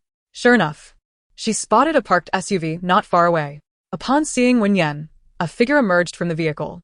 As the male lead of the story, Gu Beichen's appearance and stature were undeniably superior, without a single flaw. Standing at 187 meters, with a handsome and deep-set face, and a pair of enchanting peach blossom eyes, he radiated charm, even towards a mere dog. No wonder the original owner had been utterly captivated by him. Wow. The male lead is truly stunning, tall and slender, broad-shouldered with a narrow waist. The system even describes that he spends nearly an hour with Wen Yu each time. And 7 times in one night. Quite impressive. Hidden behind the wall, the onlookers preparing to catch the act exchanged glances. Elder Si nearly coughed out loud. How many times can you manage in one night, and how long does it last? Si Moyan's handsome face turned as dark as coal. Was this really the time for such questions? That woman had the audacity to even watch such gossip. Grandfather, big brother, is still a virgin. He can barely last a few minutes at most. Si Jingi kind in, delivering a sharp retort. Yo-Yo pressed her hands against her ears, her cheeks flushed, torn between subtly reminding her sister-in-law or retreating to sleep. If her sister-in-law truly had an affair with Gu Beichen, her brother would surely cast her out of the Si family. As Wen Yan assessed Gu Beichen, he too scrutinized her, seeing her without makeup. Her fair complexion and beautiful features, with rosy lips and white teeth, deepened the intrigue in his gaze. Yan, why have you not contacted me recently? Even if you failed to complete your last task, I would not hold it against you. Wen Yan sniffed the air. What was that scent? Could it be that he had just been with Wen Yu and came to find her without even washing up? He truly was a master of time management. Brother Beichen, I recently had a dream in which you used me and then sold me to another man, while you and Wen Yu were blissfully together. In the end, I met a tragic fate. Gu Beichen's body stiffened abruptly. She knew about his involvement with Wen Yu? Brother Beichen, if you could just call Wen Yu and break up with her and summon Si Moyan to divorce me, I would immediately throw myself into your embrace and remain steadfastly loyal to you. Gu Beichen furrowed his brows, his expression darkening. Was she speaking nonsense? How could he possibly break up with Wen Yu? The woman he loved in his heart was only Wen Yu. He could never summon Si Moyan to divorce her. What was wrong with this woman? Previously, a few kind words from him would lead her to comply wholeheartedly. Yan, you know I am still a bastard, lacking in comparison to Si Moyan in every aspect. I promised that when I became strong, I would give you what you desire. Did you not vow to share hardships with me? You have also said I am the best big brother in this world. As Gu Beichen finished speaking, Wen Yan suddenly produced a sharp dagger from her robe pocket. With a sincere expression, she presented it to Gu Beichen. Brother Beichen, since you cannot meet the first 2 conditions, then you must stab your lower abdomen 3 times. The more forcefully you do it, the more it signifies your sincerity towards me, and I too will remain devoted to you. The dagger's sharp edge glimmered coldly under the moonlight. Gu Beichen's pupils constricted. Yan, what are you doing? Wen Yan blinked her fox-like eyes innocently. Brother Beichen, please demonstrate your sincerity towards me. Within the walls of the courtyard, Si Jingi watched the chilling dagger, goosebumps rising on his arms. Surely, his sister-in-law would not truly insist that Gu Beichen stab himself 3 times? Old Master Si stroked his white beard, finding his granddaughter-in-law rather intriguing. Yo-Yo covered her eyes, fearful of the impending bloodshed. Si Moyan, expressionless, Gazed deeply at the pair under the moonlight. He recalled the last time he saw Wen Yan secretly meeting Gu Beichen. Her eyes had been filled with affection and tenderness. But now, that warmth had vanished entirely. It seemed her essence had truly been replaced by a foreign soul. Yan, in the past, even the slightest wound would cause you great distress. Yet now you wish for me to stab myself 3 times? Wen Yan pouted, recalling that in her previous life, she had won the prestigious Golden Horse Award for Best Actress. Her acting skills were indeed unparalleled. She feigned a sorrowful expression, thus revealing that Brother Beichen does not harbor any affection for me, while I am quite fond of him. Do not believe me? Observe this. With a swift motion, Wen Yan plunged a dagger into her own abdomen. Blood instantly soaked through her white robe. At the sight of this, Gu Beichen's eyes widened in terror. The others within the courtyard were equally taken aback. Yet, before they could comprehend the situation, Wen Yan stabbed herself in the abdomen twice more, the crimson liquid rapidly staining her robe. Gu Beichen stumbled back, his gaze fixed on Wen Yan as though she were a madwoman. Wen Yan's frail figure swayed, appearing as if she might collapse into him. Alarmed, Gu Beichen hurriedly stepped back. Tears streamed from Wen Yan's beautiful eyes. It seems Brother Beichen does not care for me at all. How could you deceive me? Even as a ghost, I shall not let you off. As she spoke, more blood oozed from her wound. A chilling night breeze swept through, creating an eerie atmosphere. Gu Beichen was astonished by Wen Yan's madness and obsession. This version of her was truly terrifying. He found himself speechless, fleeing to the off-road vehicle. Just as the engine roared to life, Wen Yan chased after him, her bloodied hands pressing against the window.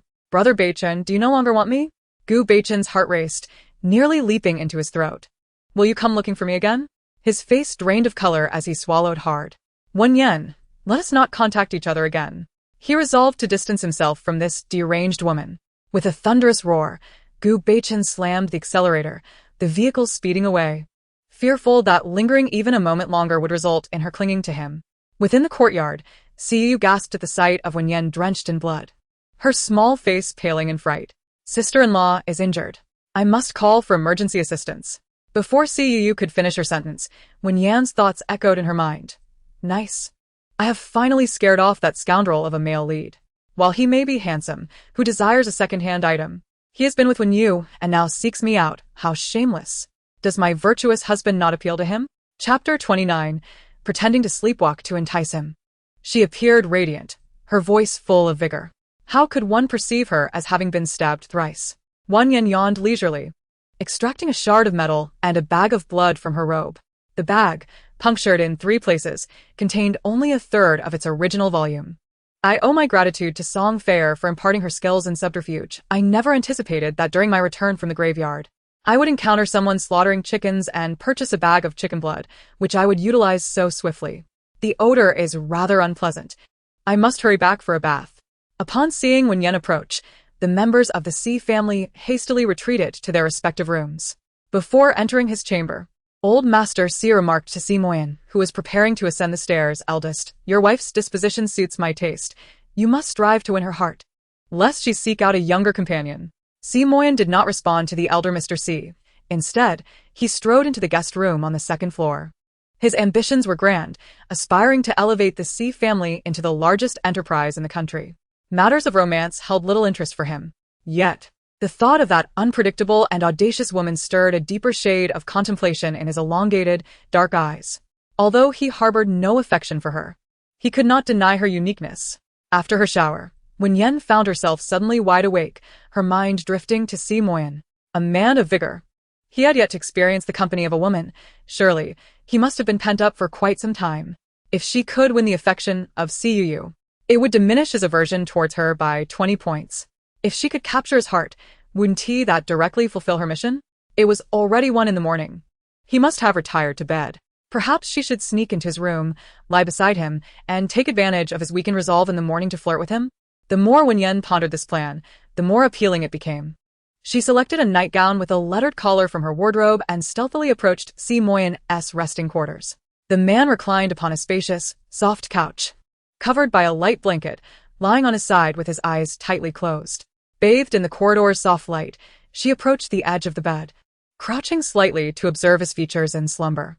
Unlike his usual piercing and cold demeanor, he appeared more vulnerable and serene, reminiscent of a university boy. Wen Yan's gaze fell upon his long eyelashes, more delicate than those of any woman, and she couldn't help but feel a twinge of envy. So thick and lush. It was no wonder his eyes appeared so profound when open. Her slender fingers traced along his defined jawline, gently gliding over his chest. Wow, I can feel his muscles, she thought, firm and resilient, clearly the result of regular workouts. Unbeknownst to her, Si Moyan had awakened the moment she entered the room. In truth, he had never truly succumbed to slumber. This audacious woman, just as her fingers were about to graze his abdomen, he suddenly grasped her slender wrist with a firm hand. Wen Yan blinked, locking her gaze with his bottomless, narrow eyes, which glimmered with a dangerous and bloodthirsty light, as if he intended to dismantle her piece by piece. "Wen Yan, what are you doing?" His voice was cold, emanating from the depths of his throat. Wen Yan remained remarkably composed, betraying no hint of panic. She gazed steadily at Si Moyan, silent and unflustered. Like a somnambulist, she calmly rose from his bed and began to walk towards the door. Si Moyan sat up, his dark eyes following her retreating figure. Once Wen Yan exited the guest room, a slight smile tugged at the corners of her lips. "Bravo." I took advantage of the ice mountain and left him speechless and at a loss for words. Truly, feigning sleepwalking is the most effective strategy. Indeed, the chosen one appointed by the system is nothing short of exceptional. Her figure is remarkable. Ooh, next time, I shall pretend to be sleepwalking again and explore his 6-pack abs. Si Moyan's handsome face tightened slightly. He bit down hard on his molars, striving to suppress the tumult of emotions within. Damn that woman. Day in and day out, she incessantly tested his patience. If she dared to touch his abs, he would surely sever her hand. The following day, Wen Yan recalled that she was to audition for the role of the third female lead in Si Jingyi's new film. Groggy-eyed, she dragged herself out of bed. While she plotted her strategy to win over Si Moyan, she had also set a small goal for herself. After all, if the Si family were to face bankruptcy and their members became collateral damage, she would be left destitute, which would be utterly miserable. Upon arriving at the dining area for breakfast, Wen Yan found the elder Si Moyan, Si Jingyi, and Si Yuyu all gathered there. In a hushed tone, she inquired of Si Yuyu, "Little Yuyu, aren't your third, fourth, and fifth brothers returning home lately?" Si Yuyu nodded, explaining that the third brother was at the Translation Institute, the fourth brother was abroad, and the fifth brother was engaged in close training with the swim team. "Sister-in-law, do you wish to see the third, fourth, and fifth brothers?" Wen Yan smiled but said nothing. "Oh, were it not for the need to reduce Si Bing's aversion, I wouldn't care to see those few." The third and fourth brothers were kidnapped together in their youth. At that time, the kidnappers agreed to release only one of them. The Si family first redeemed the third brother, resulting in the fourth brother sustaining injuries to his leg during the rescue. After surgery, he walked with a limp, his heart darkened, and he grew to resent the Si family. As for the fifth brother, he was mistreated by a nanny and confined in a cupboard. He was in the car when my comatose mother-in-law had her accident, which left him quite traumatized, even spending some time in a psychiatric hospital. Although he is a swimming prodigy, he is taciturn and struggles to bond with his teammates, leading to a rather dismal future in competitions. Wen Yan resolved to further flirt with Si Moyan, hoping to cultivate some affection in him. As she had breakfast, she kicked off her slippers. Her delicate, pale feet gradually climbed up the man's calf. Si Moyan lifted his eyelids and glanced at Wen Yan. "Today?" She had styled her long hair into an elegant princess bun, donning a black knitted dress that flawlessly accentuated her graceful curves. Her neck was long and pale, her collarbone exquisitely defined, and her shoulders formed a beautiful right angle. If one could overlook her brazen audacity, she was indeed a woman of remarkable beauty and physique. Noticing Si Moyan's deep, dark eyes fixed upon her, she flashed a flirtatious smile. "You dog, my foot is practically on your thigh. I refuse to believe you feel no reaction at all." The elder Si pretended to casually glance beneath the table. Si Jingyi couldn't help but steal a look as well. Only Si Yuyu's face turned crimson, once more. She couldn't bear to be in the same room as her eldest brother and sister-in-law. Otherwise, her sister-in-law's intentions would always be directed toward her brother, which was so embarrassing. Wen Yan could distinctly feel the taut muscles and searing warmth of the man's thigh. Despite her shameless actions, her expression remained more innocent than anyone else's. Si Moyan gritted his teeth, his eyes dark as ink. Just as Wen Yan's foot sought to continue its unrestrained ascent, suddenly, Chapter 30, she had become a captivating enchantress, equally appealing to both men and women. In an instant, the delicate ankle of Wen Yan was firmly grasped by the man's warm and powerful hand. His fingers were rough and calloused, a clear indication of a seasoned gunman. The friction between his callous skin and her delicate flesh sent shivers of both ticklishness and numbness through her. With her charming fox-like eyes, she playfully raised her gaze, the tear mole at the corner of her eye exuding a bewitching allure, showing no sign of shame or intention to withdraw her foot. When Si Moyan noticed her ankle still squirming in his grip, his brows furrowed, and his deep gaze darkened with an intensity akin to thick ink. He directly scratched the sole of her foot. Wen Yan's body suddenly stiffened. She was fearless in most aspects of life, but the mere thought of having her feet tickled terrified her. The dining table held others, and she dared not display her reaction, only managing to emit a sharp burst of laughter internally. Si Leoi, Si Jingyi, and Si Yuyu all discreetly glanced beneath the table. Ahem. Was this what one would call marital playfulness? Wen Yan clutched the table with her fingertips, yearning to withdraw her foot, yet the man showed no intention of relenting. His grip became increasingly forceful. Oh my goodness, he actually knew that tickling my soles was my Achilles heel. This sensation was utterly delightful. That scoundrel, utterly inept at flirting. One day, I shall make him unable to resist me in bed, teetering on the edge of desire and despair. A gentleman's revenge is not to be delayed. When the day comes that he falls into my hands, I shall transform into Lu Zhenhua and whip him into submission. Wen Yan's radiant face flushed crimson as she bit down on her lip, suppressing her laughter. With a sweet, delicate tone, she exclaimed, "Darling, you look exceptionally handsome in black. My heart flutters for you, once more today. Beware, you wretched scoundrel. If you do not release me, I shall not hesitate to kick you. My touch could easily fracture your nose, or even mar your visage." A mechanical voice from the system chimed in, "Host, I must remind you that harming the target may increase his dislike to 100, leading you to an early demise." Wen Yan, feeling her temper flare, could only muster the courage to text Si Bingshan. "Darling, I was wrong.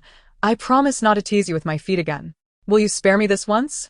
After sending the message, her beautiful eyes glistened with unshed tears as she gazed at him. They sparkled with an aura of innocence, tinged with a hint of crimson at the corners, inexplicably captivating. Si Leoi and Si Jingyi dared not meet her gaze again. She was truly enchanting. Si Moyan's thin lips pressed together tightly, his narrowed eyes reflecting a dark whirlpool of depth. "From now on, behave yourself," he declared, releasing her ankle and standing up to stride away. His tall, upright figure emanated an air of unapproachable coldness. Wen Yan was left speechless. How could such a man ever find a wife? He deserved to remain alone for all eternity. As Si Moyan went to wash his hands, the sound of running water reached her ears, and she pouted. "Oh dear, he is so disdainful of me. One day, I shall make him kiss me." Si Jingyi burst into laughter, nearly spitting out his drink. "Ha! Big sister-in-law seems to have a touch of the bizarre." Wen Yan glanced at the spluttering Si Jingyi, who quickly pretended to be engrossed in his phone. Upon glancing at his phone, he indeed stumbled upon a sensational piece of news. He hurriedly connected his device to the restaurant's television. "Grandpa, look. A scoundrel even worse than you from the Si family has made the headlines." The elder Si shot a glare at Si Jingyi. "You rascal, how dare you speak like that? Grandpa may be a rogue, but in my day, one was permitted to take multiple wives." Donning his reading glasses, the elder Si turned his attention to the screen. There, Si Xiao appeared, clad only in red underwear, bound hand and foot, and discarded in a graveyard. As reporters approached to capture the scene, he was seen kneeling on the ground, repeatedly bowing his head in a plea for mercy, seemingly dazed by some frightful ordeal. It was quite a sight, marred by a dark stain on the front of his undergarment, an indication of a loss of control. The elder Si slammed his hand on the dining table. Wen Yan anticipated his fury directed towards the instigator of Si Xiao's humiliation, yet to her astonishment, he burst into hearty laughter. What a disgraceful son. Thankfully, he has ventured out on his own. No sooner had the elder Si uttered these words than he received a flurry of calls from old friends. "I saw that news this morning. That disgraceful fellow has gone his own way. His embarrassment is no longer my concern. When my grandsons return, I shall host a disconnection banquet for that shameful creature and have him removed from the family tree.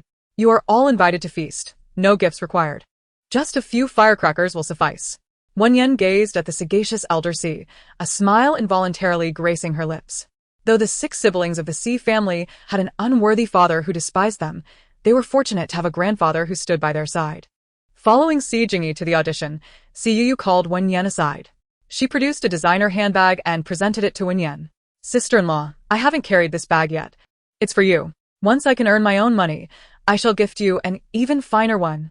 Wen Yan observed the sparkling anticipation in Si Yu's doe-like eyes as she hoped for her acceptance of the gift. After receiving the bag and slinging it over her shoulder, Wen Yan expressed her gratitude. "Thank you, little Yu. Help. Little Yu is just too adorable. I could just eat her up." Si Yu's delicate face flushed a deep crimson. Wen Yan playfully pinched Si Yu's cheek. "When sister-in-law earns money, I'll help you remove that birthmark." Si Yu excitedly nodded, then leaped into Wen Yan's embrace, her small face nuzzling against her chest. Thank you, sister-in-law.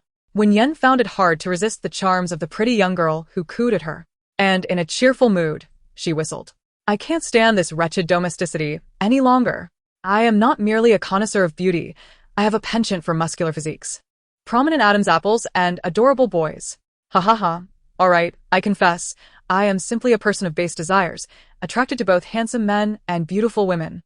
My heart is like a durian, each thorn filled with stunningly attractive individuals." Si Yu's face turned a deeper shade of red. In her sister-in-law's eyes, did she also count as a beautiful girl? Just then, Si Moyan descended the stairs with a file in hand, preparing to head to work, and happened to overhear Wen Yan's musings. He glanced at Si Yu, who had just leaped into Wen Yan's arms, her face flushed with embarrassment, and furrowed his brow. "Yu." Yo-Yo raised her head from Wen Yan's embrace, and upon meeting her elder brother's cold, piercing gaze, she couldn't help but shiver. Mind your manners, she thought. Currently, Wen Yan had become a seductive enchantress, equally appealing to both sexes, and he harbored genuine concerns that Yo-Yo might fall under her spell. Once Si Moyan departed, Yo-Yo whispered, "Brother is so petty. He got jealous just because I hugged my sister-in-law." Wen Yan dismissed her remarks with indifference, pondering how an emotionally obtuse iceberg like Si Moyan could ever feel jealousy. Such a notion seemed as improbable as a steel tree blossoming. Chapter 31. Oh, dear. A grand revelation. Recently, Si Jing-yi was preparing to shoot a new drama titled Guilty. It is a suspenseful tale crafted by the prodigious and beautiful writer, Shia. She rose to fame at the tender age of 18, and at just 20, she had become a literary sensation, with each of her published works being adapted into blockbuster films and television series. Consequently, the rights to her novels were highly coveted. Si Jing-yi sought to acquire the film and television rights to Guilty and had been negotiating with Xiao Shui and her team for nearly half a year. A month prior, Xiao Shui finally relented, agreeing to Si Jing-yi's proposal, but with the stipulation that the actors he selected must meet her stringent standards, as she was unwilling to let talentless celebrities tarnish her literary creations. After much deliberation, Si Jing-yi secured approval for his chosen male and female leads from Xiao Shui. Now, he merely needed to finalize a few pivotal supporting roles before he could sign the rights agreement with her sister-in-law. The original author of this drama has exacting requirements for casting. Otherwise, I would have simply cast you as the third female lead, Si Jing-yi explained as the car came to a halt in front of the hotel where auditions were taking place. Wen Yan had come from the sea residence and had dozed off during the ride.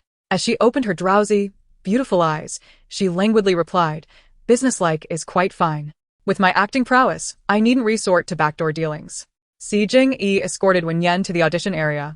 Although Guilty still had a few supporting roles unfilled, many artists had arrived to audition, most of whom were more renowned than Wen Yan. She drew a number and found that she was the sixth to enter.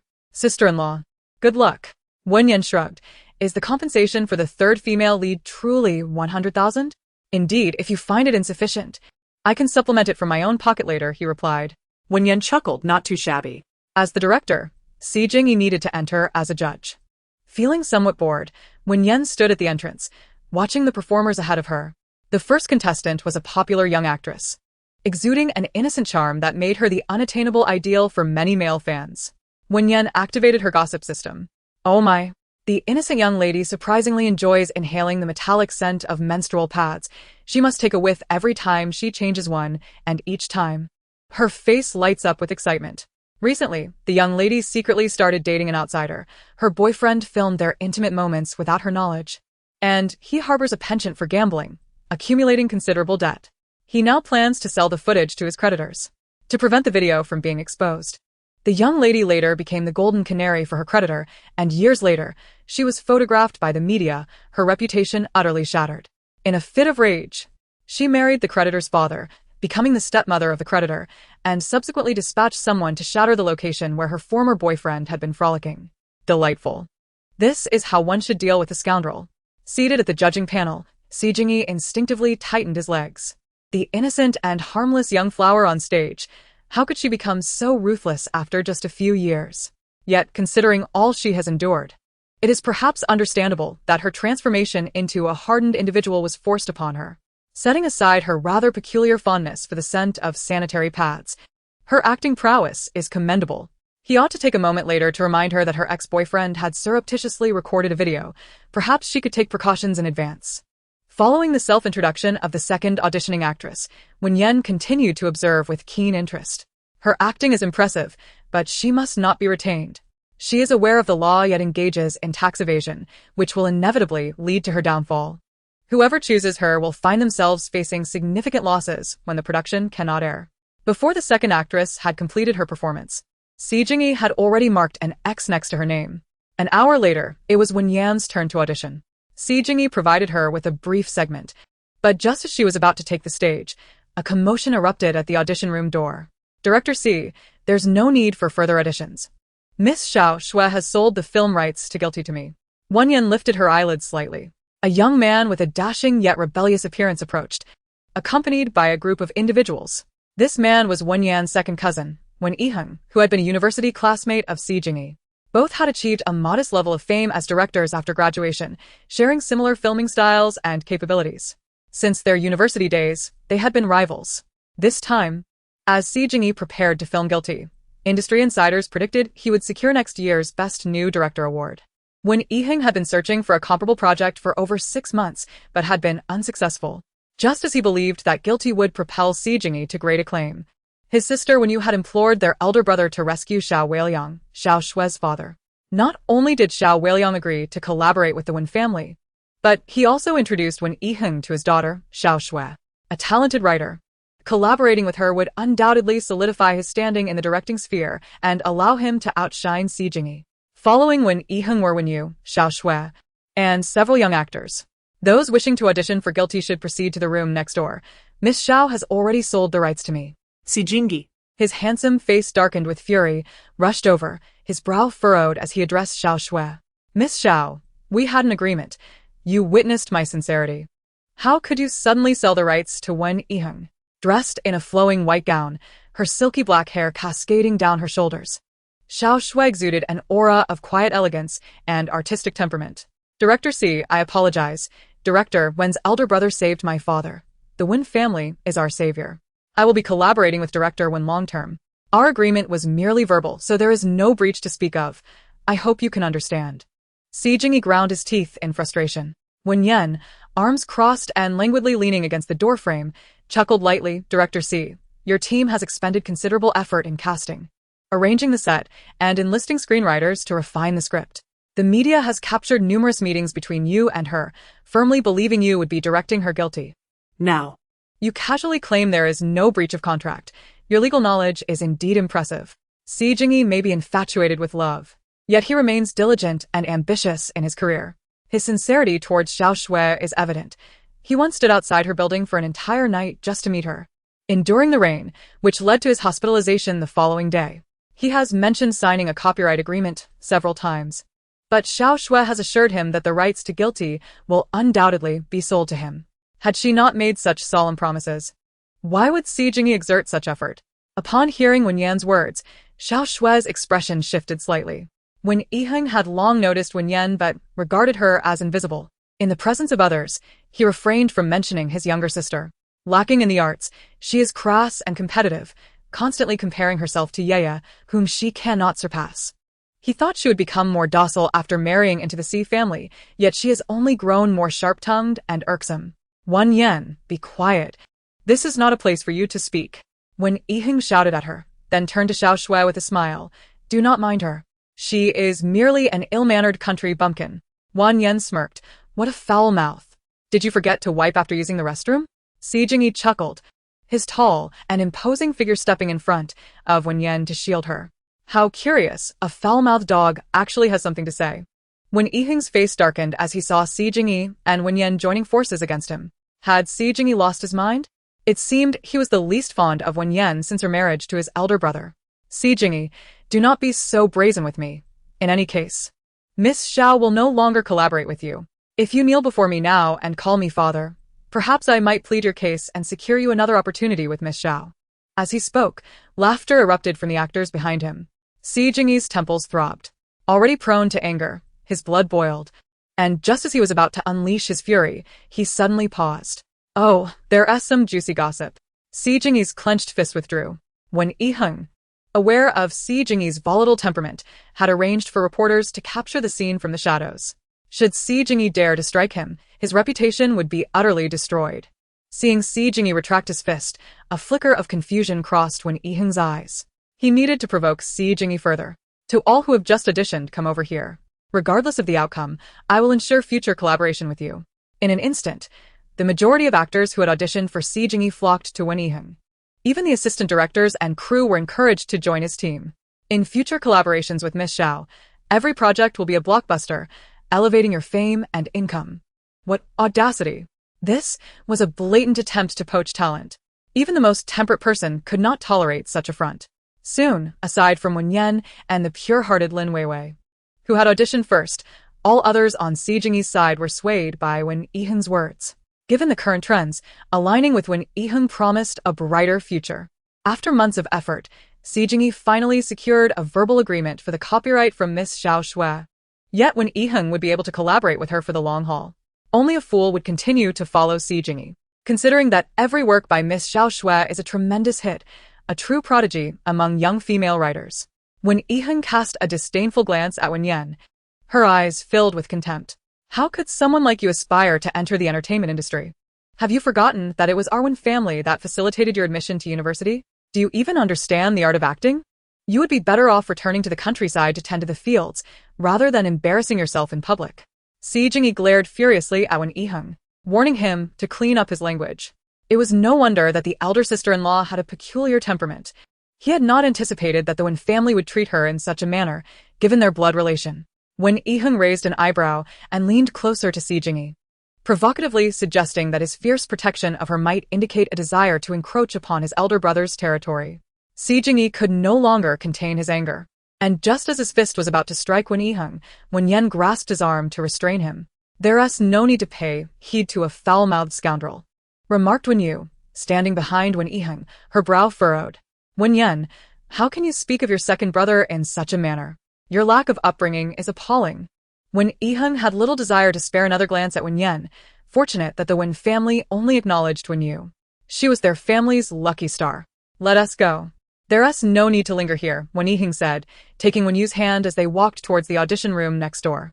As Wen Ihun and his companions departed, Xiao Shui cast a glance at Wen Yan, her eyes flashing with a hint of coldness. Sensing her gaze, Wen Yan raised an eyebrow. Xiao Shui quickly reverted to her serene and graceful demeanor. Once they entered the adjacent room, Si Jingyi was seething with rage, kicking over a chair. Lin Weiwei, startled, said, "Director Si, I regret that we could not collaborate this time. I hope we have the opportunity to work together in the future." After Lin Weiwei walked away, Si Jingyi suddenly recalled Wen Yan's unspoken thoughts and rushed after Lin Weiwei to inform her of her ex-boyfriend's gambling debts and the photos he had taken of her. Lin Weiwei was utterly shocked. "Take care of yourself," she said, regaining her composure as she bowed to Si Jingyi. "Regardless of the circumstances, I must express my gratitude to you, Director Si. If the opportunity arises, I will repay your kindness."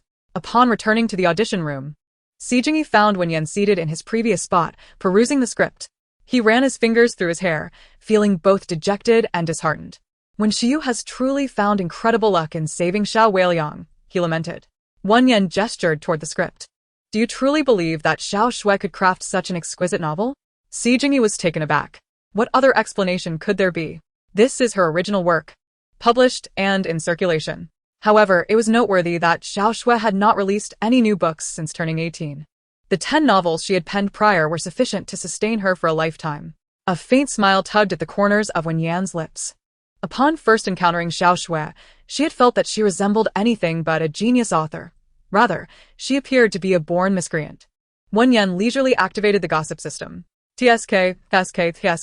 My suspicions were indeed correct. The Xiao family scandal is nothing short of explosive.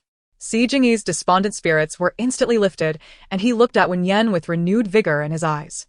Wen Yan was immersed in the gossip system, oblivious to Si Jingyi's anxious gaze.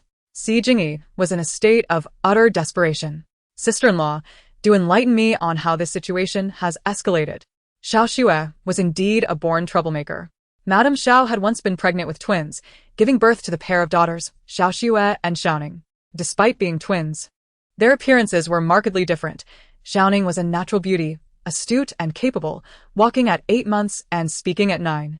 Xiao Lazong adored Xiaoning, inciting jealousy in Xiao Shui. At the tender age of 6, Xiao Shui procured an aphrodisiac and slipped it into her grandfather's tea. After consuming it, he succumbed to his desires and had an encounter with a maid, tragically passing away during the act due to his advanced age. Xiao Weiliang, embarrassed by the incident, concealed the truth, attributing the old man's death to sudden cardiac arrest. Shortly after, Xiao Shui placed beans on the staircase, leading to Xiaoning's unfortunate fall that left her with a disability. The Xiao family dismissed this as mere misfortune. Yet Xiao Shui squandered her entire New Year's gift money to seek the counsel of a monk who warned Xiao Weiliang that Xiaoning was a harbinger of calamity. Her continued presence in the Xiao household would bring greater disaster. Convinced by the monk's prophecy, Xiao Weiliang sent Xiaoning to a villa in the outskirts, where the staff frequently mistreated her. Nevertheless, Xiaoning maintained her optimistic spirit, refusing to abandon hope despite her family's disdain.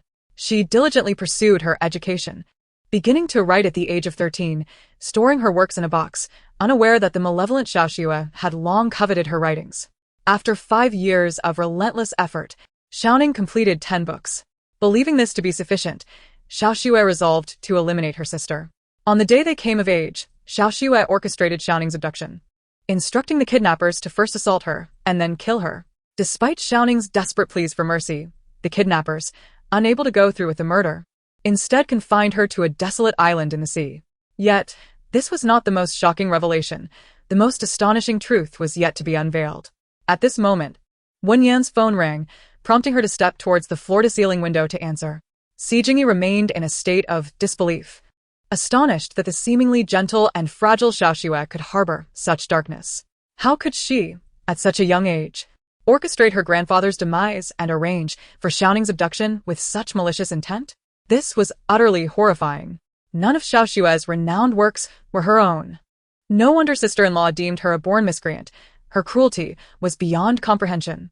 Si Jingyi felt an overwhelming urge to confront Xiao Xue, to deliver her a deserved reprimand. After all, Xiaoning was her sister. How could she be so vile? Once Wen Yan concluded her call, she glanced at the time. Oh no. Xiaoning has attempted to take her own life. She may only have an hour and a half left. Should I intervene? If I defy fate, will there be repercussions? Forget it. She's just a pitiful girl. I must save her first. Wen Yan hastily informed Si Jingyi that she had matters to attend to before departing in a rush. Si Jingyi quickly followed her, and upon noticing his persistence, Wen Yan furrowed her brow and asked, "What are you doing?" "Sister-in-law, my script has been snatched away, leaving me in a foul mood. I yearn for your company to lift my spirits. I implore you not to abandon me." Wen Yan rolled her eyes in silence. "I am heading to the pier. Could you possibly procure a speedboat?" As mille grazie Si Jingyi's hanzo me face. "No problem, I will contact someone immediately."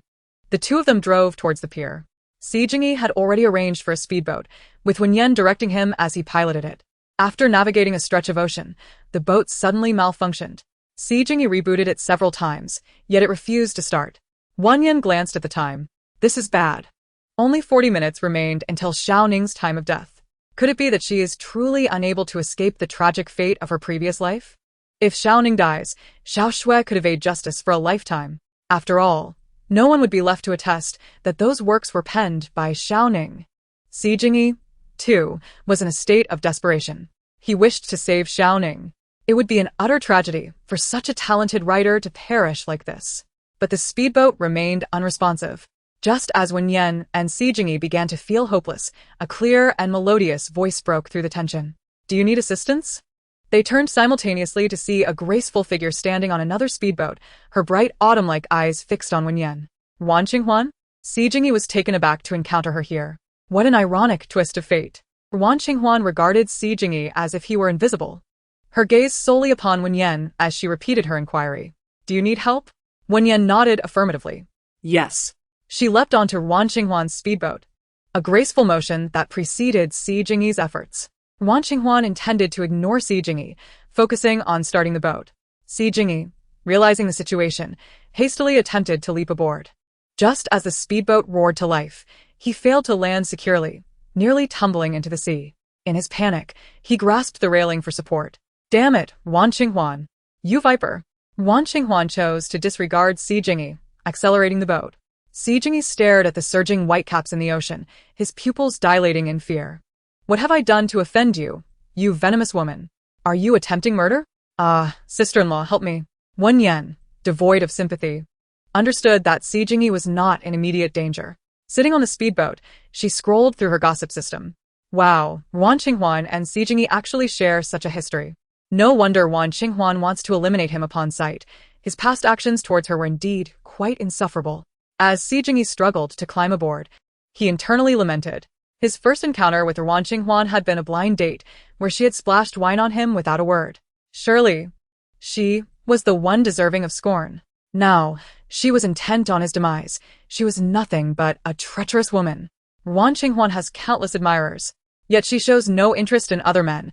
Her only target is Si Jingyi, which must indicate her deep affection for him. What? Did he just hear that? Wan Qinghuan loves him? Impossible. Chapter 33. His masculine charisma is off the charts. After immense effort, Si Jingyi finally managed to clamber aboard the speedboat. His peach blossom eyes glared at Wan Qinghuan with a crimson intensity, as if he wished to devour her whole. "Wan Qinghuan, how have I wronged you?" Wan Qinghuan's long, Lustrous hair was lifted by the sea breeze, her delicate face momentarily turning icy as frost. Si Jingyi, I simply cannot tolerate scoundrels like you. Si Jingyi clenched his fist tightly. Had he not been exercising immense restraint, he would have loved to strike that beautiful yet detestable visage of hers. As Wen Yan piloted the speedboat, she indulged in gossip through the system. Wow. Wan Xinghua now harbors hatred for Si Jingyi because, during their studies abroad, he made a bet with friends to pursue a chubby girl at the academy, only to abandon her afterward. Oblivious to the fact that the girl had long since developed feelings for him. The chubby girl was, in fact, Wan Xinghua, who had been unwell at the time and had taken hormone medication, resulting in her weight gain. Si Jingyi, once rebellious and jaded, had been both wicked and roguish, making him utterly loathsome. Perhaps he himself has forgotten the girl he tormented.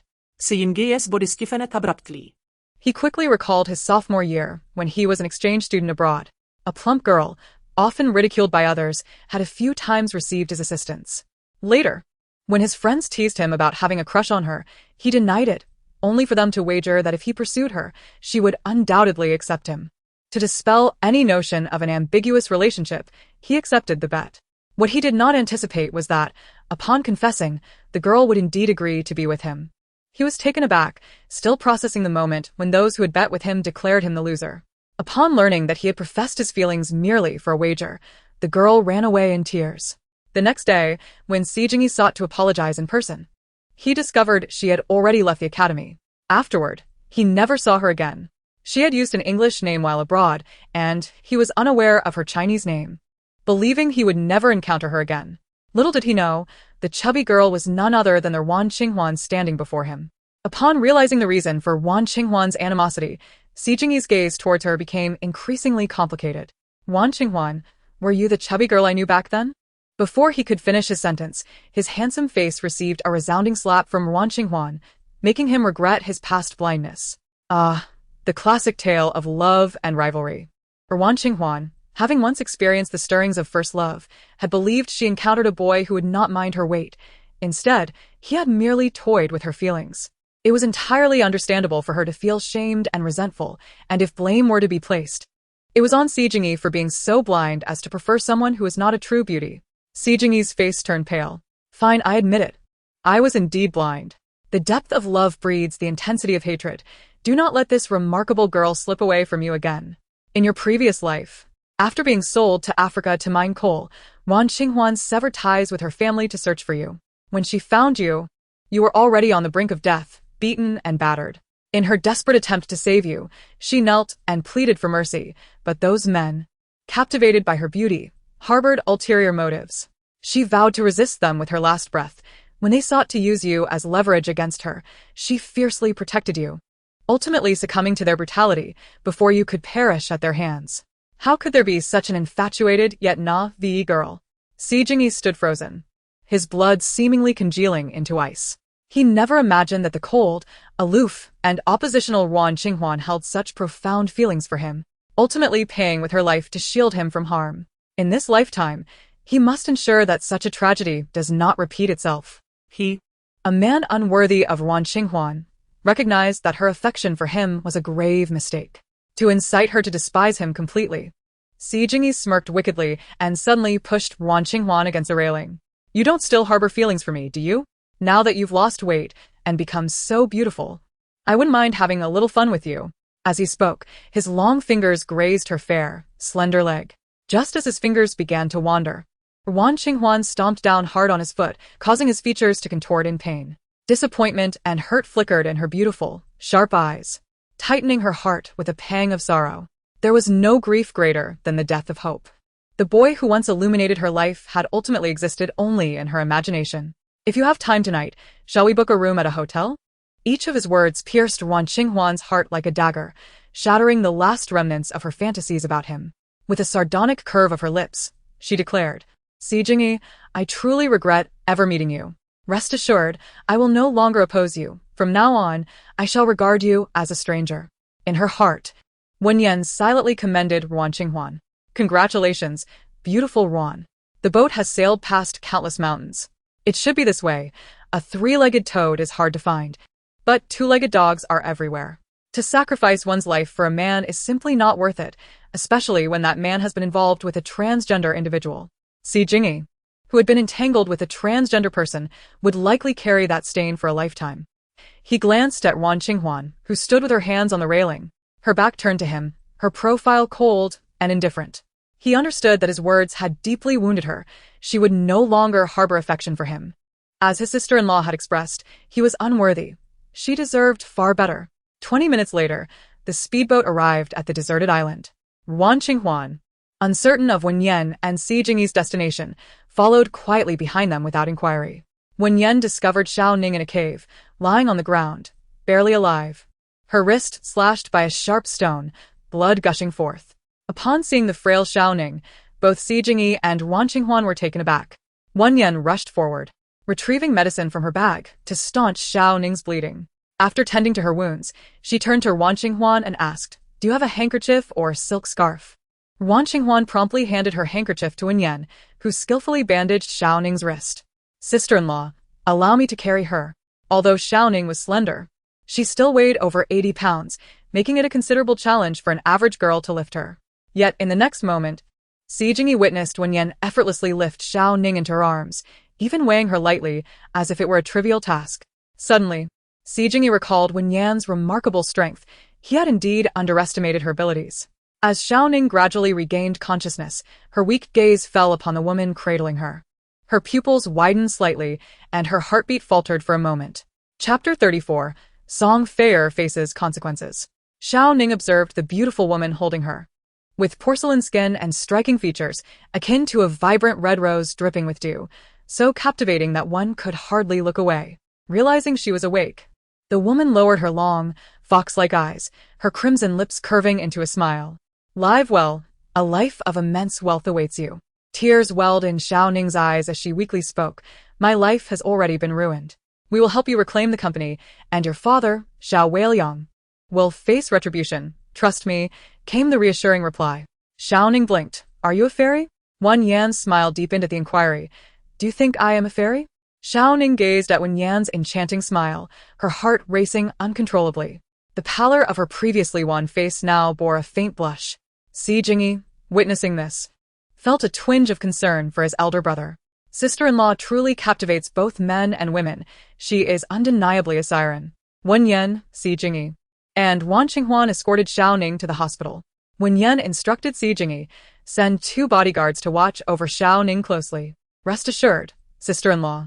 After arranging for the bodyguards, Si Jingyi invited Wen Yan and Wan Qinghuan to dine at a Western restaurant. Wan Qinghuan, casting a cold glance at Si Jingyi, replied, "No need. I have other matters to attend to." Wan Yan called out to Wan Qinghuan, who was preparing to leave, "You help me today. Let me treat you to a meal another time." In the presence of Wen Yan, Wan Qinghuan's delicate face broke into a smile. "All right, shall we exchange WeChat?" "Sure," was the reply. After Wan Qinghuan departed, Wen Yan playfully tapped Si Jingyi's arm. "Such a beautiful girl, and you have no interest whatsoever?" A complex glimmer flickered in Si Jingyi's peach blossom eyes. The affection Wan Qinghuan held for him in her past life was a debt he could never repay. If he were destined to be a mere pawn in fate, the best course of action would be to ensure she no longer harbored feelings for him. With her emotions for him extinguished, even if he were to face a dire fate, she would not be ensnared by it. No interest. Wen Yan and Si Jingyi proceeded to the Western restaurant for dinner. Midway through their meal, a call from Song Feier disrupted Si Jingyi's thoughts, causing his handsome face to darken as he declined to answer. After 2 persistent attempts, Song Feier ceased her calls upon realizing he would not respond. "Oh my! This is explosive." Agitated by Song Feier's incessant calls, Si Jingyi suddenly became alert. After failing to reach Si Jingyi, Song Feier immediately rolled into bed with Xiao Chen. Si Jingyi thought, Xiao Chen truly is indiscriminate in his choices. Si Jingyi glanced at his phone. Receiving a message from the bodyguard he had dispatched to monitor Song Feier, "Second young master, Miss Song and Mr. Xiao have entered room 1211 at Yeqing Grand Hotel." Without hesitation, Si Jingyi forwarded the information about Song Feier and Xiao Chen's rendezvous to Qi Ran, the affluent heiress secretly involved with Xiao Chen. She was fierce and audacious. Should she discover Xiao Chen and Song Feier in a compromising situation, she would not let them off easily. Song Feier and Xiao Chen are getting quite cozy. The junior has joined them. They're quite the trio. My goodness, what a scandal. What a pity, there are no pictures, just a textual description. This level of indiscretion rivals that of a novel. Si Jingyi's face grew grim, his large hand clenched into a fist beneath the table. Sister-in-law, I have matters to attend to. I shall take my leave. Wen Yan stretched lazily. Let us go. After settling the bill, Si Jingyi drove to the hotel. By the time he arrived, room 1211 was in utter disarray. Qi Ran had brought her bodyguards to catch the culprits. Her family held shares in the hotel, allowing her to obtain the room key directly from the front desk. Upon entering the room, she was met with a shocking sight. The tangled bodies within left her momentarily speechless. She had not anticipated that Xiao Chun would betray her, and with both a man and a woman no less. Without a second thought, Qi Ran surged forward, seizing Song Feier by her long hair and delivering several hard slaps. The force of her blows crooked Song Feier's nose, and a brutal kick to her chest further misaligned her features. Song Feier, bruised and battered, was in a dire state. After dealing with Song Feier, Qi Ran turned her wrath on the junior. She forbade the three from dressing and proceeded to take photographs. Si Jingyi arrived just in time to witness this chaotic scene. The occupants of the room paled upon seeing him. Brother, I was forced. Please save me. Song Feier cried out. Si Jingyi looked down at the disheveled and grotesque figure of Song Feier and said, You truly take me for a fool. You are but a transgender individual masquerading as innocent before me. When I faced peril on the speedboat, you appeared just in time to rescue me. Was that not all part of your scheme? Upon hearing that Song Feier was transgender, Qi Ran spat in disgust. Xiao Chun, I must have been blind to have chosen you. Since you are playing such a dangerous game, you should not fear exposure to the public. Xiao Chun, the junior, and Song Feier were now terrified. If photographs of their tryst were to surface, how could they ever show their faces again? Ran, I swear I will never do this again. Xiao Chun pleaded with Qi Ran, who remained unyielding. He then turned to Si Jingyi, saying, Brother we are good friends. For the sake of our past camaraderie, please spare me. Camaraderie? You conspired with Song Feier to steal my wealth, engaged in relations before my eyes, and even made me bark like a dog, all while deceiving my good friend from Africa? Si Jingyi smirked slightly. Very well, let us see those photographs you took. The eyes of Xiao Chun and the others widened in fear. The matter of the photographs is known only to the three of them. How did Si Jingyi come to know? His gaze fell once more upon Song Feier. The 50 million I gave you a while back is to be considered your severance fee. From now on, we shall part ways completely. What?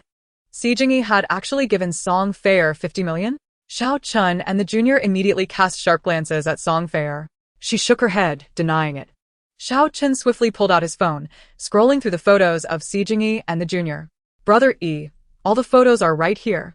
Si Jingyi deleted the images and scrutinized Xiao Chun's phone. After confirming there were no backups, he narrowed his eyes. All the photos are with you? Yes. I took the photos. Only I have them. No sooner had he spoken than Si Jingyi forcefully pressed his face down. Xiao Chun gasped in pain. Brother you promised you would let me go. Si Jingyi was never known for his mercy. Although he was love-struck, once he regained his clarity, he became chillingly ruthless. The way they had treated him in their past lives, he would reciprocate in this one. After instructing Qi Ran to hand over the individuals, he ordered the bodyguards to send Xiao Chun and the junior to Africa and sold Song Feier to the red light district. As Song Feier was taken away, she screamed in panic, Brother I was wrong. Please give me another chance. I will love you well from now on. With his hands in his pockets, Si Jingyi left without a trace of emotion. Chapter 35. He devoured every bone, leaving no remnants. Crash. An antique vase shattered violently on the floor as Gu Beichen hurled it down. He approached the floor-to-ceiling window, his crimson, menacing eyes reflected in the glass. The individuals he had assigned to Si Jingyi had all become useless. Just a short while ago, Si Jingyi had trusted Song Feier implicitly, nearly offering his heart to her. Why had he suddenly changed his demeanor? And then there was Wen Yan, who had been fawning over him, obedient to his every command. That night, she had gone mad, stabbing her abdomen 3 times, leaving him utterly horrified. Gu Beichen harbored a deep disdain for Jing Lan's children, desiring to obliterate them all. Once they were gone, the Si family would inevitably fall into his grasp. Currently, Gu Beichen was most wary of Si Moyan. Si Jingyi, with his robust physique and simple mind, posed no immediate threat. As he pondered how to deal with Si Moyan, his phone rang. It was a call from the Xia family. Gu Beichen. You instructed me to raise the bidding price for that piece of land by 30. You said Si Moyan would surely bid higher. Today's bidding results revealed that Si Moyan only offered 10,000. That land has issues. Our Shia group has invested 50 billion to secure it. What should we do? If that land cannot be developed, our group will suffer a tremendous loss. Gu Beichen's grip on the phone tightened abruptly.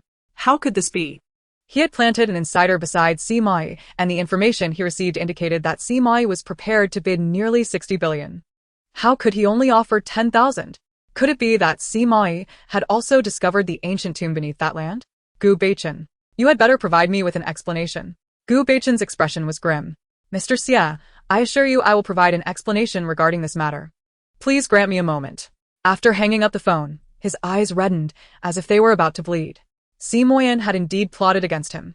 He was determined to take his life. Entering his bedroom, Gu Beichen opened a cabinet, revealing a hidden chamber. The atmosphere in the dark room was eerie, housing an ancient bronze statue crafted from copper, imported from abroad. Fresh offerings and incense were arranged beside a sealed jar. Gu Beichen picked up a fruit knife, closed his eyes, and with a swift motion, he drew it across his palm. Vivid crimson blood dripped onto the bronze statue. In no time, the stillness of the air was pierced by a mischievous laughter. A shadowy figure materialized above. I want Si Moyan dead. The laughter faded, replaced by a chilling, sinister chuckle. His death demands more blood. Gu Beichen nodded. Rest assured, I shall provide it. Around 8 in the evening, Si Moyan had just finished dining with several prominent clients and was on his way back to his residence. Having consumed a significant amount of alcohol, he felt a throbbing pain in his temples. He raised a hand to massage his head. Just as he began to relieve the tension, he noticed something amiss. The driver, who had been driving steadily, suddenly saw a ghastly face appear on the windshield, with bulging eyes and a tongue protruding nearly 2 inches beyond its lips. The driver nearly had a heart attack. He failed to notice an approaching van until it was almost too late to react. Si Moyan's chiseled features tightened instantly as he witnessed the grotesque visage advance toward him. His dark eyes narrowed sharply. The moment the apparition drew near, it sensed a formidable aura emanating from Si Moyan. Before it could reach him, it was forcefully repelled, letting out a wretched scream as it vanished without a trace. The Bentley collided with the van, leaving both Si Moyan and the driver injured. Meanwhile, Wen Yan had just finished her shower and was preparing for bed when a sudden knock echoed at her door. Stretching languidly, she sauntered over to open it. Standing outside was Si Yu, her face etched with worry. Sister-in-law, my brother was in a car accident on his way back. Wen Yan casually acknowledged her, having already been informed by Bai. Si Bingshan had sustained injuries, but his life was not in peril. Sister-in-law, shall we go to the hospital to visit him? Initially reluctant, Wen Yan reconsidered. As his wife, her absence would surely provoke Si Bingshan's ire. Now that he was injured, it was the perfect opportunity for her to demonstrate her concern. Very well, I shall change my clothes. At the hospital, Si Moyan was clad in a hospital gown, his left leg encased in a cast, and his arm bearing various injuries wrapped in bandages. Observing the typically cold and austere man lying in the hospital bed, Wen Yan found it somewhat amusing. Old Master Si gazed at Si Moyan with a pained expression. Grandson, how could you have met with an accident? Did someone tamper with your vehicle? How are you feeling now? Si Moyan frowned slightly. It's nothing serious. He certainly could not disclose the encounter with that entity. Wen Yan was scrolling through the gossip system, eager to uncover the details surrounding Si Bingshan's accident. Wow. It turns out that Gu Beichen summoned his little ghost with blood to take the life of Si Bingshan.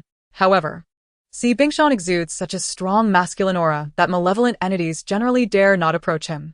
The little ghost failed to harm Si Mai and, instead, was injured by Si Mai's overwhelming yang energy. Alas, Gu Beichen will have to offer even more blood to appease the little ghost. No wonder he achieved the status of a film emperor at such a young age. It appears he has been nurturing such a creature.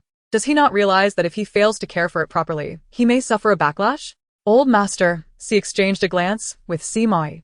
If he faces a backlash, it serves him right. Employing such insidious methods to harm others will ultimately lead to one's own destruction. Old Master Si truly could not comprehend why Si Xianxiao, despite having such an exceptional son, would place so much importance on an illegitimate child. Is he aware of the malicious tactics that child employs? Such a cruel being, and yet the protagonist? Are they truly in a book? The author must have some peculiarities in their thinking. After confirming that Si Mai was safe, Old Master Si dismissed the others, leaving only Wen Yan behind. Si Moyan felt a twinge of discontent as his grandfather did not even leave a caretaker for him. Grandfather. Old Master Si interrupted. What, grandfather? With your wife looking after you, you should be secretly delighted. After saying this, he turned to Wen Yan with a kind smile. Xiao Yan. May I entrust a Yan to you? Wen Yan gestured affirmatively. Of course, I can. Hee, soon I will have my hands on Si Bingshan, she thought. He must need to clean up soon. Where should I start? Her thoughts wandered to his chest muscles, abdominal muscles, and the V-line. Si Moyan, with a dark expression, directly interrupted Wen Yan's musings. You should return with my grandfather and the others. If she remained here, he would surely not escape unscathed. Wen Yan's beautiful fox-like eyes curved into a smile, captivating and mischievous. Don't worry, dear. I won't devour you. You would leave not a bone behind. You dog of a man. You cannot escape my grasp. Chapter 36. Princess, please assist me to the restroom. Si Moyan's gaze darkened, his features taut, and his voice icy. You should return. Wen Yan observed the stormy depths of his eyes, feeling somewhat speechless. Does he have a case of big cat syndrome? Here I am, ready to attend to him, and he wears an expression of great humiliation. If you provoke me further, I shall wait until you are asleep and turn you into a eunuch. Strangely, Si Moyan felt a sudden pain. His legs instinctively tightened beneath the covers. That venomous woman. It was fortunate that he could hear her thoughts. Otherwise, he might have been deceived by her outward appearance. Wen Yan's beautiful fox-like eyes slightly narrowed, her smile enchanting and alluring. Darling, do you eat fruit? Si Moyan, unwilling to glance at her, replied curtly, no. Wen Yan pouted her red lips, her tear mole fluttering at the corner of her eye, her voice sweetly coaxing. Darling, what have I done wrong? Tell me, and I will change. Can't you be a little gentler with me? Her delicate and playful demeanor resembled that of a beguiling enchantress. Si Moyan's large hand, concealed under the covers, tightened into a fist. The alluring Adam's apple moved involuntarily. He turned his head away, refusing to look at the woman. When Wen Yan noticed his indifference, she let out a soft huff, her beautiful eyes glimmering with a sudden thought, and she decided not to pursue the matter further. You stubborn man. I refuse to believe you won't need to relieve yourself tonight. With your injured leg, you must require assistance, don't you? Si Moyan, meanwhile, was left to his own devices. Wen Yan prepared herself a plate of fruit and settled onto the sofa, indulging in both her show and her snack, exuding an air of tranquility and contentment. As the minutes ticked by, approaching 11 o'clock, Si Moyan felt the pressing need to visit the restroom. With one leg encased in a cast, he found it impossible to manage on his own. Yet, seeking help from that woman was out of the question. His expression darkened as he gazed out the window. In the quiet hospital room, the only sound was the occasional laughter from Wen Yan as she watched her show. At this hour, she would typically have been asleep, but now she was stubbornly staying awake, clearly hoping he would plead for her assistance. Si Moyan's thin lips pressed into a straight line beneath his prominent nose. Half an hour passed, and he could no longer endure the discomfort. He pressed the call button. A young nurse hurried in. Mr. Si, is there something you need? Si Moyan furrowed his brows. Is there no male doctor on duty? No, only female doctors are available. Si Moyan, a man who could manipulate fortunes in the business world, found himself at a loss. Wen Yan glanced at the storm brewing in his eyes. Ha ha ha, if that stubborn man doesn't ask for my help soon, tomorrow as headline will be about him suffering from a full bladder. Si Moyan's expression darkened, and for a fleeting moment, he wished to obliterate that wretched woman. After dismissing the nurse with a wave, he spoke, his demeanor cold and awkward. Wen Yan, assist me to the restroom. Wen Yan stretched lazily and replied in a leisurely tone, Darling, one must adopt a humble posture when asking for help. Si Moyan's jaw tightened, the veins in his forehead bulging. Wen Yan. She flashed a playful smile. All right, as long as my darling says, Princess, please help me to the restroom. Si Moyan clenched his teeth. She always had a way of igniting the flames of his anger. Observing his silence, Wen Yan rubbed her flat abdomen, announcing, I'm a bit hungry, so I'll step out to find something to eat. That infuriating woman was undoubtedly doing this on purpose. Princess, please help me to the restroom.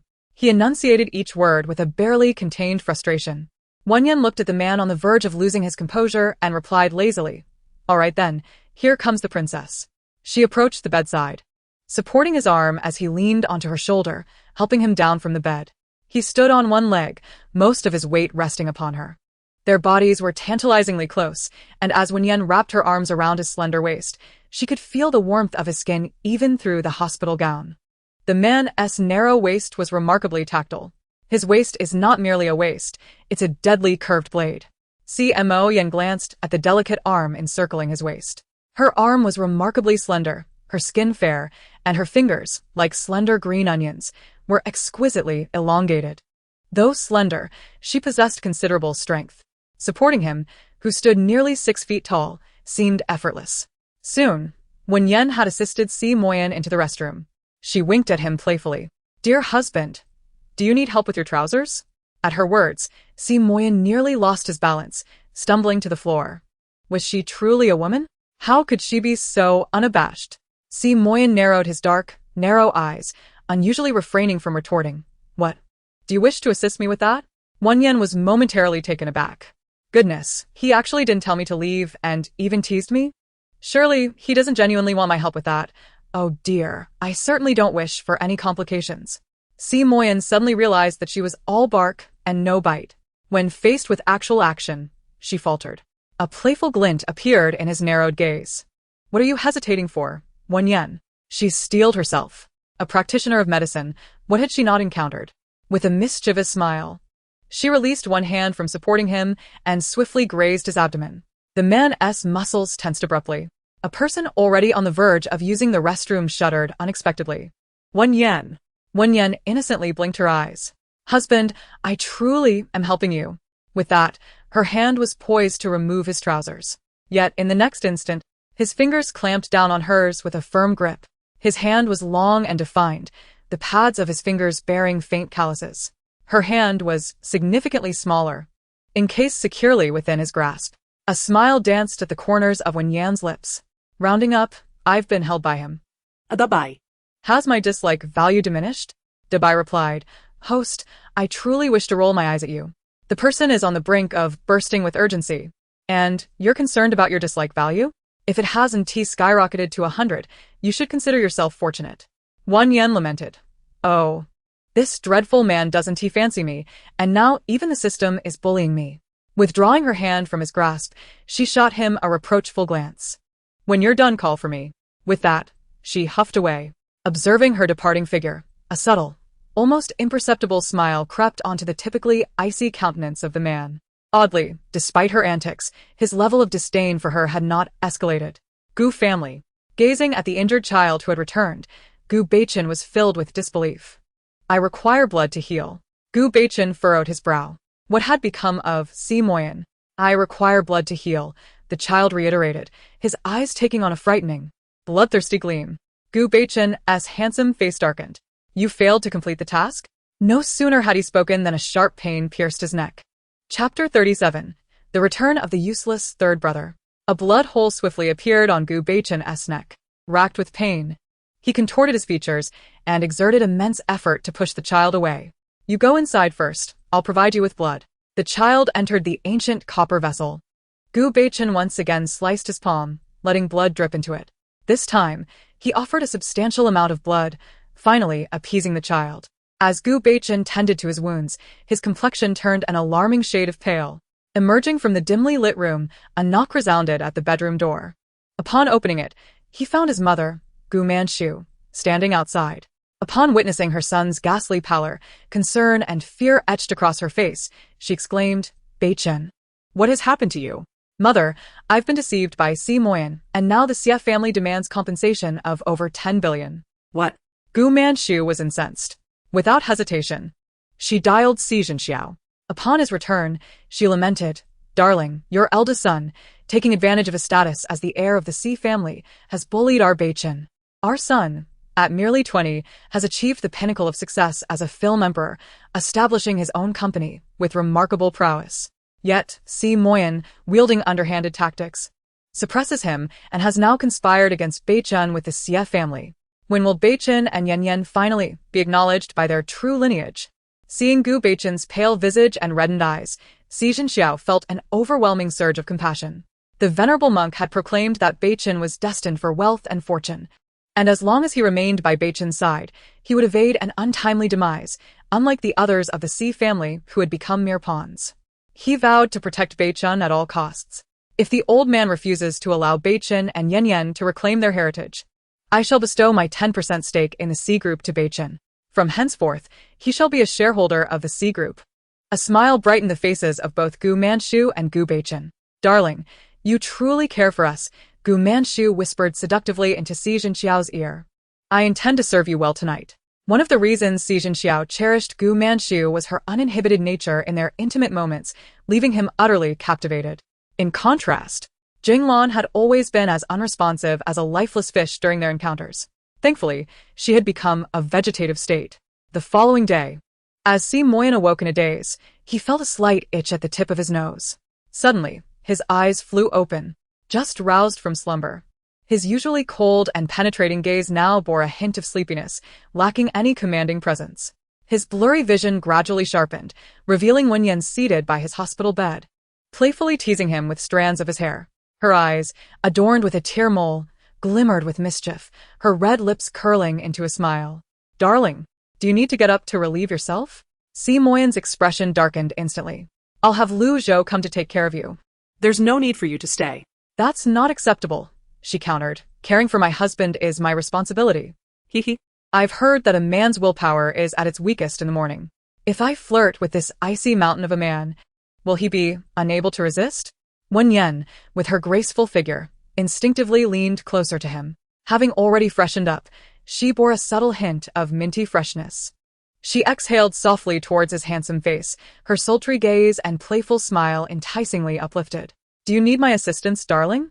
Si Moyan's chiseled features tightened suddenly. His jaw clenched as a low, cold voice erupted from deep within him. Wen Yan, do not be provocative. No sooner had he spoken than the audacious woman playfully bit his Adam's apple. The atmosphere hung in a momentary silence, as Wen Yan, after her bold bite, gently licked the spot, inhaled sharply, taken aback by the audacity of this madwoman. His neck and ears flushed crimson, veins bulging slightly, while the skin beneath his hospital gown felt astonishingly hot. Darling, I have changed significantly. When will you ever develop feelings for me? The incessant pursuit of this obstinate man was becoming tiresome. I long to divorce him. The world outside is vast, and I yearn to explore it. A deep crimson hue enveloped the depths of his narrow, dark eyes. Wen Yan, I could never harbor affection for you.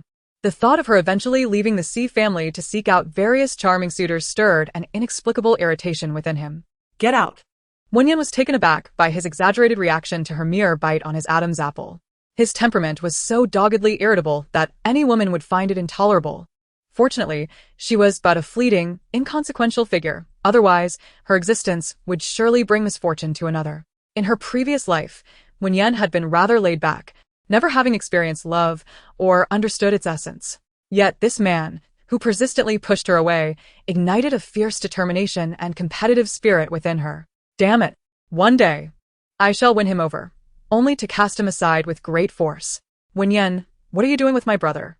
Suddenly, a cold and indifferent voice pierced through the air from the doorway of the hospital room. She turned to see a man standing at the threshold, adorned with gold-rimmed glasses. Possessing a refined and elegant demeanor, dressed in a bespoke suit, Si Yanli, the third brother of Si Moyan, who worked at the Translation Institute. At first glance, he exuded the charm of a cultured gentleman, but upon closer inspection, the sharpness in his eyes, hidden behind his glasses, resembled that of a cold, venomous serpent.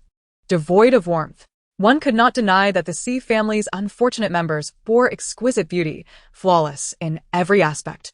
The third young master who was framed and imprisoned, tormented within those walls, ultimately succumbing to a virus, has returned. With such a handsome visage, it is no wonder his dignity was compromised during his time in prison. Si Moyan had grown accustomed to Wen Yan's unrestrained and startling remarks, but Si Yanli was different. A crack of surprise marred his typically stoic and serene countenance. What was that? Had he just heard Wen Yan speak? Yet, he had not seen her lips move. Observing the change in Si Yanli's expression, Wen Yan's beautiful eyes reflected her confusion.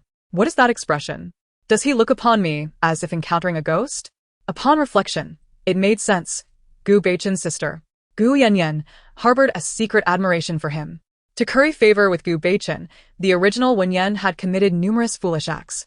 She had even resorted to taking clandestine photographs of Si Yanli's undergarments, collecting strands of his hair from the bathroom, and salvaging discarded items from his dress. How utterly revolting. Si Yanli's eyes narrowed behind his glasses. Had Wen Yan lost her mind? He glanced towards Si Moyan, whose face darkened ominously upon hearing that Wen Yan had once taken such invasive photographs of Si Yanli. Wen Yan discerned that the temperature in the hospital room was steadily dropping. She glanced back at Si Moyan, bewildered by the intensity of his gaze, as if he intended to devour her whole. Darling, was it merely a nibble on your Adam's apple that has caused this? If you wish, you may take a bite of me in return, she playfully suggested, leaning closer to him, her soft and sweet fragrance enveloping him. Si Moyan's features were taut, his eyes dark and brooding, as he nearly ground his teeth in frustration. Chapter 38. His indulgence towards her. Si Moyan's deep-set eyes fell upon the alluring crimson of the woman's lips. He pressed his thin lips into a straight line, his voice gravelly and low. Wen Yan, cease this mischief. At the doorway stood Si Yanli, once again taken aback. The last time he had returned home was 3 months prior, when his elder brother harbored an intense disdain for Wen Yan, never uttering words of such playful reprimand. Though Si Moyan's tone remained icy, Si Yanli sensed an undeniable shift. There appeared to be a hint of indulgence towards Wen Yan. How had this foolish and troublesome girl captured his elder brother's attention? Moreover, how had he previously heard Wen Yan's innermost thoughts? Was it possible that the fatigue from his recent late nights had induced hallucinations? Most alarmingly, he had also caught wind of her curses directed at him, threats of imprisonment, death by viral infection, and the loss of his dignity. How had she become even more malicious than before? Elder brother, how could you allow this vile woman to care for you while you're injured? How could grandfather and the others trust her with your well-being? Observing the hostility radiating from Si Yanli, Wen Yan shrugged her shoulders and stepped away from the bedside. Darling, what would you like for breakfast? I shall fetch it for you. Si Moyan's handsome features remained somber. No need, the servants will bring it shortly. Bored, Wen Yan settled onto the sofa. Resuming the drama, she had failed to finish the previous night. Si Moyan engaged in conversation with Si Yanli, elder brother. Was the car accident merely an unfortunate event or a deliberate act? Si Moyan's eyes darkened, replying that it was indeed an accident. The driver had been startled by something inexplicable, a revelation that Si Yanli would likely not believe. Wen Yan's thoughts had already foretold that Gu Bei-chun would face repercussions. No action was necessary on anyone's part for him to be punished. Are you not currently on a business trip in Kyoto? How is it that you have time to visit? Si Moyan inquired softly. Younger sister Yun is getting married today. I shall attend her wedding, Si Yanli responded. Si Moyan's dark eyes narrowed. The daughter of Aunt Ji? Si Yanli nodded in affirmation. When Ji Yun was just a child, her mother had worked as a maid in the Si household. Ji Yun, a premature baby, had always been a beat behind her peers. Often bullied at school, Si Yanli had taken her under his wing, offering her a ride home. She had harbored a secret affection for him for many years and mustered the courage to confess her feelings upon her university graduation, only to be gently rebuffed as Si Yanli, averse to marriage, assured her that he would always regard her as a sister. Naturally, he would attend her wedding. Upon hearing Ji Yun's name, Wen Yan felt a sense of familiarity and rifled through her memories within the gossip network. She has passed away. Upon hearing those 3 words, both Si Moyan and Si Yanli were momentarily taken aback. Si Yanli glanced back at Wen Yan, who was engrossed in a drama, remaining silent. Yet he had distinctly heard her utter, "She is dead. She hanged herself in the bridal chamber, such a pitiable young girl. Alas, there is no saving her. She is utterly beyond rescue." Si Yanli's expression abruptly changed. Beneath his glasses, his phoenix-like eyes gleamed with sharpness and coldness. Just as he prepared to speak, his arm was suddenly grasped by Si Moyan. Turning to look at his brother, Si Moyan shook his head slightly. It had been a long time since Si Yanli had felt such fury. This insipid sister-in-law possessed an uncanny ability to provoke his rage. What was her true intention? Cursing him was one matter, but now she was condemning Ji Yun's sister to a fate of utter demise? Si Moyan furrowed his brows lightly. Wen Yan's heartfelt words should not be mistaken. Ji Yun was likely no longer among the living. Brother, I must attend the wedding. I do not wish to linger here for another second, for I fear I might be unable to restrain myself from delivering a few blows to Wen Yan. Si Moyan halted Si Yanli, instructing, "Let your sister-in-law accompany you." Si Yanli's eyes, glimmering coldly behind his lenses, replied, "Brother, you expect that madwoman to accompany me?" Following his brother's directive, Si Moyan paused, his expression turning stern and resolute. Moreover, treat her with respect. She is your sister-in-law. The 6 siblings of the Si family had grown up without paternal affection, and as the eldest, Si Moyan held a fatherly authority in the eyes of his younger siblings. Si Yanli could not comprehend why his brother had suddenly been swayed by that foolish and malevolent woman, Wen Yan. Yet, He had no choice but to adhere to his brother's wishes. With a grim countenance, Si Yanli nodded in acknowledgement. Si Moyan's deep, dark eyes turned towards Wen Yan, his voice low and austere. Wen Yan, I am injured and unable to attend Ji Yun's wedding. I need you to go in my stead. Si Moyan took out his phone and sent Wen Yan a substantial red envelope, which she accepted without hesitation. Considering that the bride was already deceased, Wen Yan instructed Si Yanli to return the card to the Si residence before they attended the wedding. She changed into a black dress. Upon seeing her clad in black, Si Yanli's expression darkened, as if he could summon frost. Isn't it rather disrespectful to attend someone's wedding dress like that? Wen Yan tied her long hair into a low ponytail and nonchalantly shot Si Yanli a glance, retorting, none of your business. Si Yanli suppressed his anger, resisting the urge to throw Wen Yan out of the car, and pressed the accelerator, the black Cullinan speeding away. Ji Yun was marrying Zhou Chongqian, a colleague of Si Yanli's. Zhou Chongqian was tall, handsome, mature, and composed, a few years older than both Si Yanli and Ji Yun. They had once been from the same village, though Zhou's family had since relocated to the city. 2 years prior, during a visit to his hometown for ancestral rites, Zhou fell in love with Ji Yun at first sight. Although Ji Yun did not harbor feelings for him and had previously rejected his advances, Zhou did not relent. He approached Ji Yun's aunt, who, in a desperate act, coerced Ji Yun into accepting Zhou's pursuit. Upon learning of their union, Si Yanli had even offered them his blessings. Having worked alongside Zhou Chongqian for a year, he found him to be a decent person. Ji Yun marrying him should bring her happiness. The Zhou family owned a villa in Yi City, where the wedding was to be held. Wen Yan and Si Yanli reminisced about the past as the host announced from the stage that the wedding ceremony would commence in 10 minutes. The Zhou family did not harbor any disdain for Ji Yun's slow reaction. The betrothal gifts and wedding were bestowed upon her according to the highest standards of Yi City. Ji Yun's parents were also in attendance. Aunt Ji, upon seeing Si Yanli, joyfully extended her hand to him. Third young master, you have arrived. Si Yanli, with his refined and elegant visage, offered a faint smile, extending his congratulations to Uncle Ji and Aunt Ji. Aunt Ji beamed with delight, never having fathomed that her daughter would wed such an exemplary son of the Zhou family. Zhou Chongqian, like Si Yanli, was employed at a prestigious translation institute, a place that ordinary people could scarcely dream of entering. Wen Yan sighed quietly upon seeing Aunt Ji. Those who are pitiable must also have their faults. Had it not been for this vain woman pressuring Ji Yun to court Zhou Chongqian, such an irreversible tragedy would not have ensued. Si Yanli's brow twitched, His expression darkening as he struggled to contain his frustration. Just as he prepared to admonish Wen Yan, a chilling scream reverberated from upstairs. Chapter 39. The words of the sister-in-law came to fruition. The terrified shriek sent shivers down the spines of all the guests below. It was evident that the scream emanated from the bridal chamber above. The groom, Zhou Chongqian, rushed upstairs in haste. Yun Yun! He cried out in anguish. The other guests, bewildered by the unfolding chaos, hurriedly ascended the stairs. Si Yanli, recalling Wen Yan's inner thoughts, felt his countenance shift dramatically as he followed the crowd upstairs. Shoving past those in his way, he reached the door of the bridal chamber. What he beheld within caused his eyes to widen in horror. The bride, clad in a resplendent red wedding gown, was discovered hanging lifelessly in the room. Ji Yun's complexion was ashen, her eyes wide with terror, mouth agape, her discolored tongue protruding. A thick rope encircled her delicate neck, presenting a scene of unspeakable dread. Si Yanli's mind buzzed with confusion, nearly void of thought, as a chilling sensation coursed through him, emanating from his spine. Sister Yun. He yearned to advance, yet his legs felt as heavy as lead. On what should have been a day of joy, the bride's sudden demise by hanging struck the Zhou and Ji families like a bolt from the blue.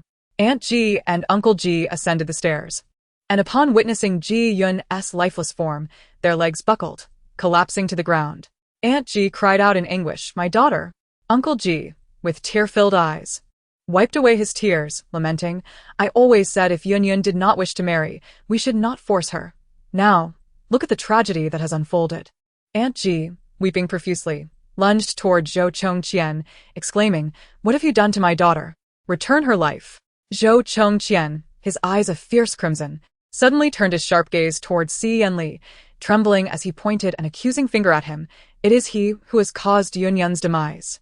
Zhou Chongqian retrieved a diary from the drawer of the wedding bed, declaring, "This is Wen Yan's diary. She has harbored a secret affection for Si Yanli since childhood. Yet, while he treated her well, he also refused her, inflicting upon her profound emotional distress." Zhou Chongqian entrusted his diary to Uncle Ji and Aunt Ji. "Wen Yan married me in an attempt to forget Si Yanli, yet she had already been deeply wounded by him, succumbing to severe depression. I never anticipated she would resort to such an extreme method to end her own life."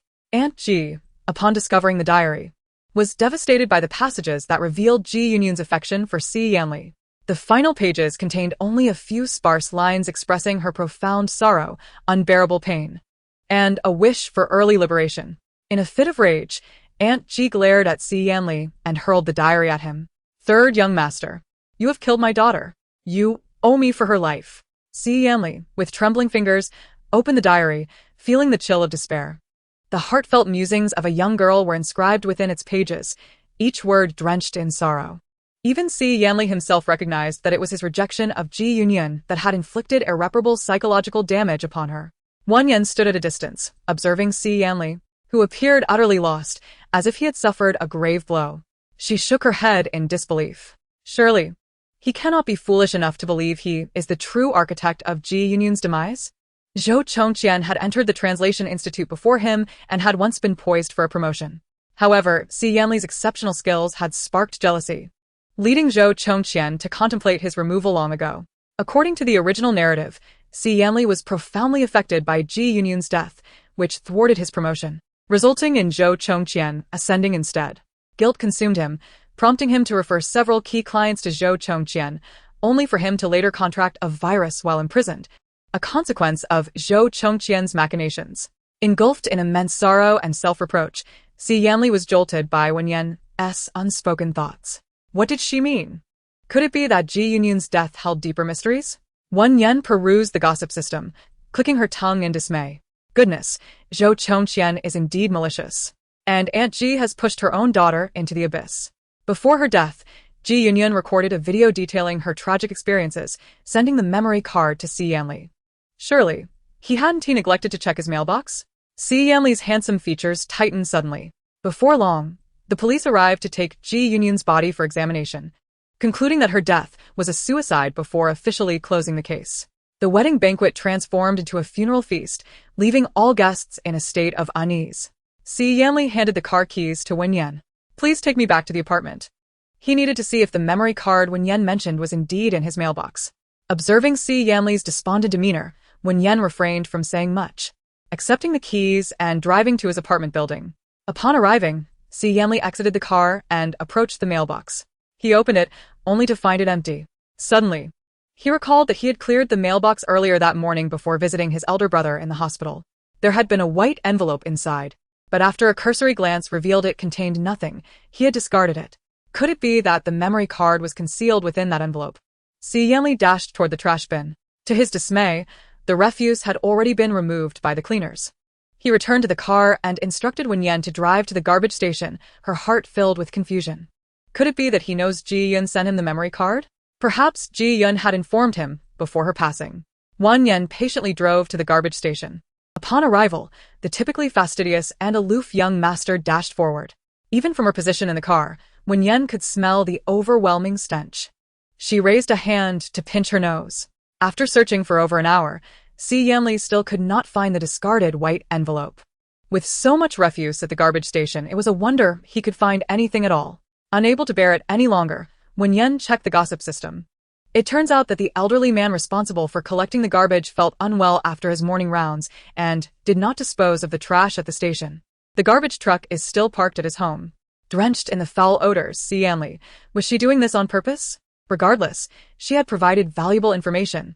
Otherwise, he would have been futilely searching for what he desired. After retrieving a bottle of mineral water from the trunk to wash his hands, he climbed into the car. Wen Yan looked at him with evident disdain, exclaiming, "You smell terrible." Si Yanli was aware of his own unpleasant odor. He found it intolerable as well. But what could he do? I want to visit the home of the garbage collector. Drive me there.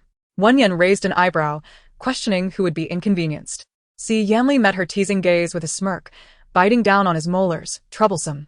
Big sister. Oh. How the one who had previously sworn never to call her that had now relented. Considering his address, Wen Yan drove to the home of the elderly garbage collector. Si Yanli successfully located the discarded white envelope, and as expected, it contained a small memory card. Chapter 40. Tearful. The cruel truth. Si Yanli had a laptop and a card reader in the car. He inserted the memory card into the reader and connected it to the computer. The screen quickly displayed a video. Ji Yun, dressed simply, sat before the camera, recounting a past filled with indignation and shattered ideals.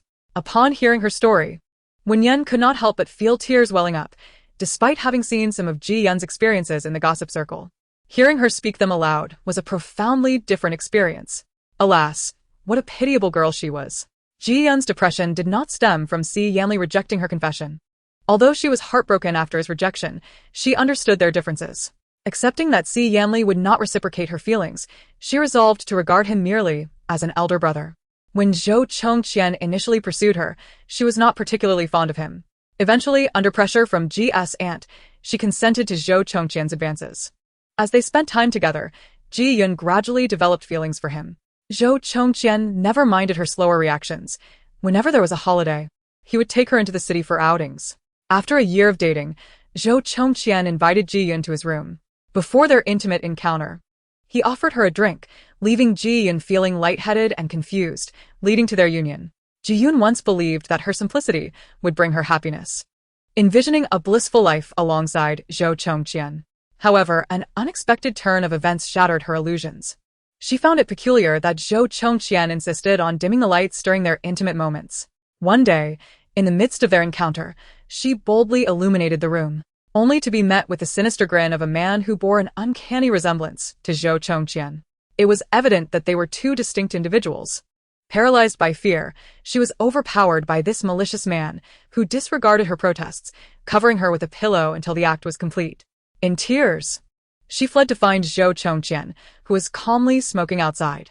With a cold and merciless demeanor, he revealed that the person she had been with was his twin brother, Zhou Heron. He explained that Zhou Heron struggled with mental issues and was unable to find a wife, while he himself was infertile. Therefore, he sought a partner who could bear his brother's child, ensuring the continuation of the Zhou lineage. Ji Yun, with her naturally slow reactions, had been chosen by Zhou Chongqian at first sight, as she was the perfect pawn to mask their respective deficiencies. Throughout, it was Zhou Heron who had violated her, while Zhou Chongqian had never laid a finger on her. Devastated by this revelation, she contemplated reporting the incident to the authorities. However, Zhou Chongqian had recorded a video of her and Zhou Heron, threatening to expose her as a seductress who preyed on his troubled brother if she dared to speak out. Ji Yun, who had always been reserved, sensitive, and insecure, feared the ramifications of such a scandal, forcing her into a humiliating silence. When she proposed a separation from Zhou Chongqian, he was confident in her weakness, knowing she would not reveal such shameful truths. He took his brother to her family, seeking forgiveness. Unaware of the true circumstances, her parents chastised Ji Yun for her decision to end the relationship. Meanwhile, while Zhou Chongqian spoke to her parents, Zhou Heron brazenly invaded Ji Yun's room. As she cried and struggled, he threatened her with a needle prepared for that very purpose. Fortunately, her small black dog, alerted by the commotion, dashed to her defense and bit Zhou Heron, allowing Ji Yun to escape.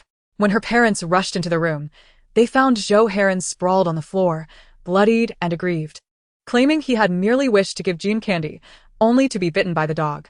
The loyal dog barked fiercely at Zhou Heron, intent on protecting its owner. Alarmed at the sight of her injured son, Ji Yun's mother feared the Zhou family would abandon Ji Yun and demand compensation. In a fit of rage, she wielded a hoe and struck the dog multiple times, killing it instantly. Ji Yun was left in a state of near collapse, weeping inconsolably. Once again, her mother coerced her, insisting she marry Zhou Chongqian.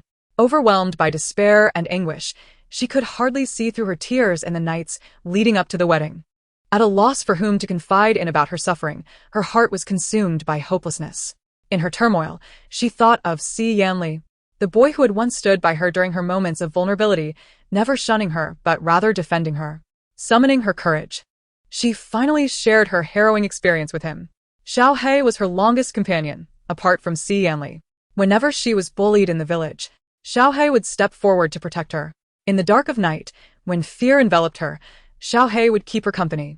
When sorrow brought tears to her eyes, Xiao He would dance in circles to cheer her up. Xiao He was the one who had bestowed upon her the greatest warmth. Yet, she found herself utterly helpless, watching as it met a tragic end. In that moment, her heart ceased to beat. The one she held dearest had slain her beloved companion. The man who was to marry her, a heartless beast in human guise, had pushed her to the brink. She had lost all desire to live. Lacking the courage to bid farewell to Si Yanli in person, instead, she recorded a video. She feared that upon learning of her demise, Si Yanli would be engulfed in sorrow and guilt. She wished to convey to him that it was not his fault. Both he and Xiao He held a cherished place in her heart as her truest friends. Upon viewing the video, Si Yanli, usually so aloof and indifferent, felt tears cascading from his phoenix-like eyes. His golden-rimmed glasses became clouded with moisture. Removing his glasses, he covered his eyes with his hand, struggling to regain his composure. Wen Yan also felt a pang of distress and offered him several tissues. Si Yanli accepted them, his voice hoarse as he murmured a thank you. Please drive me to the police station. Wen Yan understood that Si Yanli sought justice for Zhou Chongqian and Zhou Heron. Zhou Chongqian had deleted the video of Zhou Heron's encounter with Ji Yun, and even if it existed, Zhou Heron's unstable mind would shield him from imprisonment. At most, he would be sent to a psychiatric facility. Zhou Chongqian himself would only face moral condemnation, likely turning the tables to accuse Ji Yun of seducing Zhou Heron. Si Yanli clenched his fists tightly, his handsome features taut with rage. Those two scoundrels. Zhou Chongqian, usually composed and courteous at the Translation Institute, had concealed his true, monstrous nature from everyone. At the police station, after the coroner examined Ji Yun's body, it was determined that she had hanged herself, ruling out foul play. Aunt Ji wept inconsolably in the morgue, lamenting her unfortunate daughter. My poor daughter, she cried, directing her anger at Si Yanli. What do you see in him? How could someone so cold-hearted ever love you? You were so foolish. As Aunt Ji continued to weep, she noticed Si Yanli approaching. You scoundrel. How dare you show your face here? You are the one who caused Yun's death. Leave, and do so far away. Si Yanli had already shown the police the video of Ji Yun. Accompanying him was a female officer, who shot a glare at Aunt Ji. You are one of the key culprits responsible for your daughter's demise. Chapter 41. Her obsession is heartbreaking. Si Yanli and Wen Yan entered the morgue. Ji Yun's eyes remained wide open in death. The coroner had tried various methods, but could not close them. It is said that the deceased regarded you as a brother and trusted you above all else. Perhaps you could help her close her eyes, the coroner suggested. Aunt Ji was reluctant to let Si Yanli touch Ji Yun's body, but the female officer prevented her. Si Yanli, had you accepted Ji Yun's confession back then, she would not have fallen into depression. You are the one who harmed her. Aunt Ji sobbed uncontrollably. The female police officer pulled Uncle Ji and Aunt Ji aside to show them the video recorded by Ji Yun before her demise. Si Yanli raised his hand, attempting to close Ji Yun's eyes, yet he found himself unable to do so. Wen Yan squinted her beautiful eyes at Ji Yun's lifeless body, suddenly realizing that her left hand was clenched into a fist. Can the forensic expert not open her tightly closed left hand? The expert shook his head. Although Ji Yun was deceased, she appeared to harbor profound obsessions. Wen Yan scrolled through the system and discovered that she was tightly clutching a rusted bell. A bell? Si Yanli quickly recalled that Ji Yun had once posted a photo on social media with Xiao He, who wore a rusted bell around his neck. Could it be that her obsession was with Xiao He? Si Yanli hastily approached Aunt Ji, his expression cold and severe as he inquired, After you killed Xiao He, where did you dispose of him? Aunt Ji, still reeling from the shock of the video, mumbled distractedly, I threw Xiao He on the desolate mountain in the village. Si Yanli immediately took Wen Yan's hand and made for the exit. Wen Yan was baffled. Had he not detested her? Why was he now insisting on bringing her along? After a day of following him around, she was exhausted. Were it not for her sympathy towards Ji Yun, she would have no desire to accompany him to the forlorn mountain of Ji Yun's ancestral home. After considerable effort, Si Yanli located Xiao He's decayed body. He dug a grave and interred Xiao He. Once this was accomplished, Si Yanli and Wen Yan returned to the morgue. Sister Yun, my sister-in-law, and I have laid Xiao He to rest. You need not worry about him any longer, Si Yanli said gently as he tenderly closed Ji Yun's wide-open eyes. This time, her eyes gradually shut. The forensic expert, Uncle Ji, Aunt Ji, and others present were moved to tears at the sight. Si Yanli then pried open Ji Yun's clenched fist, revealing the rusted bell within. A wave of sorrow washed over him, tightening his chest painfully. Once the family signed the necessary documentation, they would be able to reclaim the body of the deceased. The female officer brought forth a document. And just as Aunt Ji was about to sign, Zhou Chongqian suddenly approached, declaring, Ji Yun and I were married. She is a daughter-in-law of the Zhou family. And I am here to take her body. Upon seeing Zhou Chongqian, Aunt Ji, her eyes red with grief, lunged at him, exclaiming, My daughter was killed by you and your brother. You present yourself as so refined, yet behind closed doors, you are nothing but a beast. Uncle Ji stepped forward as well, landing a punch squarely on Zhou Chongqian's face. Zhou Chongqian wiped the blood from the corner of his mouth. Already aware of the video Ji Yun had recorded prior to her death, his expression bore no signs of fear, only a defiant smirk as he retorted, Your daughter seduced my brother. I haven't even publicized her infidelity. Zhou Chongqian's shamelessness and audacity were appalling. Si Yanli's handsome features tightened, his eyes beneath the lenses glinting with a chilling ferocity as he lifted his leg and delivered a powerful kick to Zhou Chongqian's abdomen. Zhou Chongqian was kicked to the ground, a malicious grin deepening on his face, as if savoring the thought that should he be injured, he would have the perfect excuse to bring charges against his assailant. Initially, with Ji Yun's demise, Zhou intended to instill guilt and remorse in Si Yanli, hoping to gain substantial advantages from him. However, with his plans thwarted, he devised a new scheme. If Si Yanli were to injure him, he could have him imprisoned. Wen Yan seized the furious and uncontrolled Si Yanli, aware that retaliating with violence would only play into Zhou's hands. Si Yanli, haunted by the tragic death of Ji Yun, felt an overwhelming urge to pummel Zhou into oblivion. Such a scoundrel will surely face retribution. Uncle Ji pointed accusingly at Zhou Chongqian. We cannot allow you to take Yun's body. Her hanging in the wedding chamber signifies her refusal to become a daughter-in-law of the Zhou family.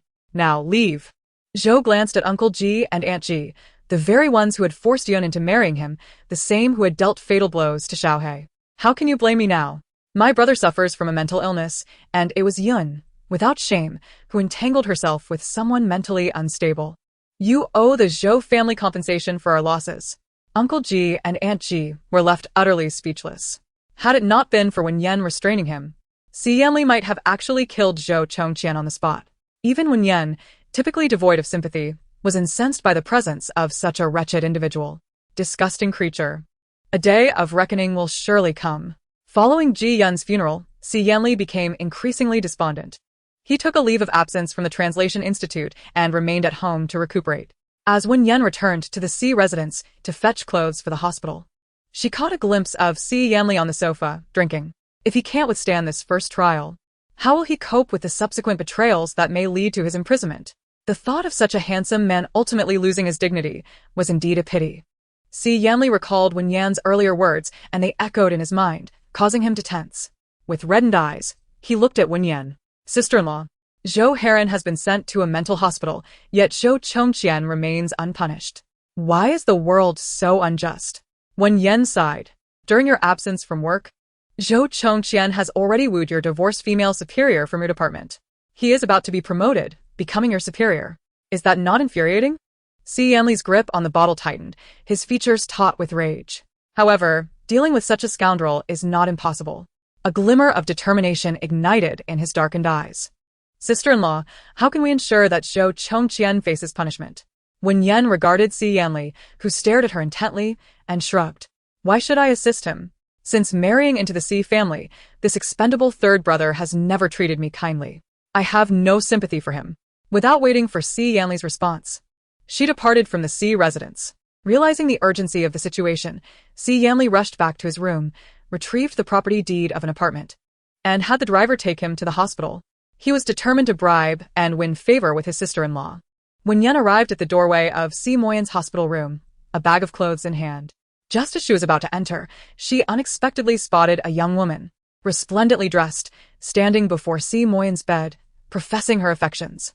Brother Yan, we have grown up together, and from a young age, my dearest wish has been to marry you. I cannot live without you. Could you grant me a chance to love you? The man on the bed wore a frosty expression, his dark eyes devoid of warmth, utterly unappreciative of her sentimental declarations. Su Jingya, I have long made my disinterest in you clear. Wen Yan's mind raced as she recalled the name. Su Jingya? That name rings a bell. She quickly perused the gossip archives. Ah, she is the one who confessed to Si Moyan 3 years ago, only to be rejected and subsequently attempted suicide, making headlines. Her father, embarrassed, sent her abroad. What a devoted woman. The couple is striking. I find myself inexplicably drawn to them. The man in the hospital bed clenched his large hand beneath the covers into a fist. His sharp gaze swept towards the door, and he called coldly, Wen Yan, come in. Unaware that Si Moyan was married to another, Su Jingya's pupils dilated in shock and hostility as she turned towards the entrance. Faced with 2 pairs of eyes that seemed ready to devour her, Wen Yan smiled and touched her nose. Mr. Si, I have brought you some clothes. Seeing the fair-skinned and strikingly beautiful Wen Yan, a sense of urgency surged within Su Jingya. Who is she? I am his wife. A little maid. Si Moyan and Wen Yan spoke in unison, though their answers diverged significantly. A moment of silence enveloped the room. The man's gaze upon Wen Yan was as sharp as an icy blade, seemingly attempting to pierce through her. Si Moyan's handsome features were taut, and his voice was chilling as he addressed Wen Yan. I will give you one more chance. Tell her, what is your relationship with me? Wen Yan thought to herself. This man, who does not cherish me, wishes to use me as a shield against other suitors. I will unleash my wrath upon you tonight. Meeting Su Jingya's hostile gaze, Wen Yan raised an eyebrow, her beautiful eyes sparkling. Dear lady, I am Mr. Si's hidden wife. I was merely jesting. Please do not take offense. How could Su Jingya not be offended? She had harbored feelings for Si Moyan for years, and apart from Si Yu, he had not entertained any female company. Even his assistants were exclusively male. After just 3 years abroad, she returned to find him married? Her eyes brimmed with tears. Brother Yan, I refuse to believe you would be fond of a woman like this enchanting creature. Wen Yan smiled. Enchanting? How flattering. After all, not every woman can be deemed enchanting. Seeing Wen Yan's obliviousness to the other woman's affections for him, and her lack of any sense of rivalry, Si Moyan felt a surge of unexplainable anger. Wen Yan, come here. Wen Yan stood her ground unmoving. The dog man, you say the past is the past. Do you call for the dog? Unless you say, Princess, please come here. Si Moyan bit down on his back teeth. Princess, please come here. Wen Yan. How did Ice Mountain suddenly come to his senses? Could it be that the night he nearly drowned in his own urine, I successfully trained him? Wen Yan failed to notice the deepening darkness and danger in the man's narrow, black eyes. Training? What does she know about training? That damned woman. He would make her understand what true training really is. Wen Yan approached the bedside, gazing at the man's chiseled, handsome face, and smiled sweetly. Darling, what is your command? The man looked at her with his dark, profound gaze and said, Kiss me.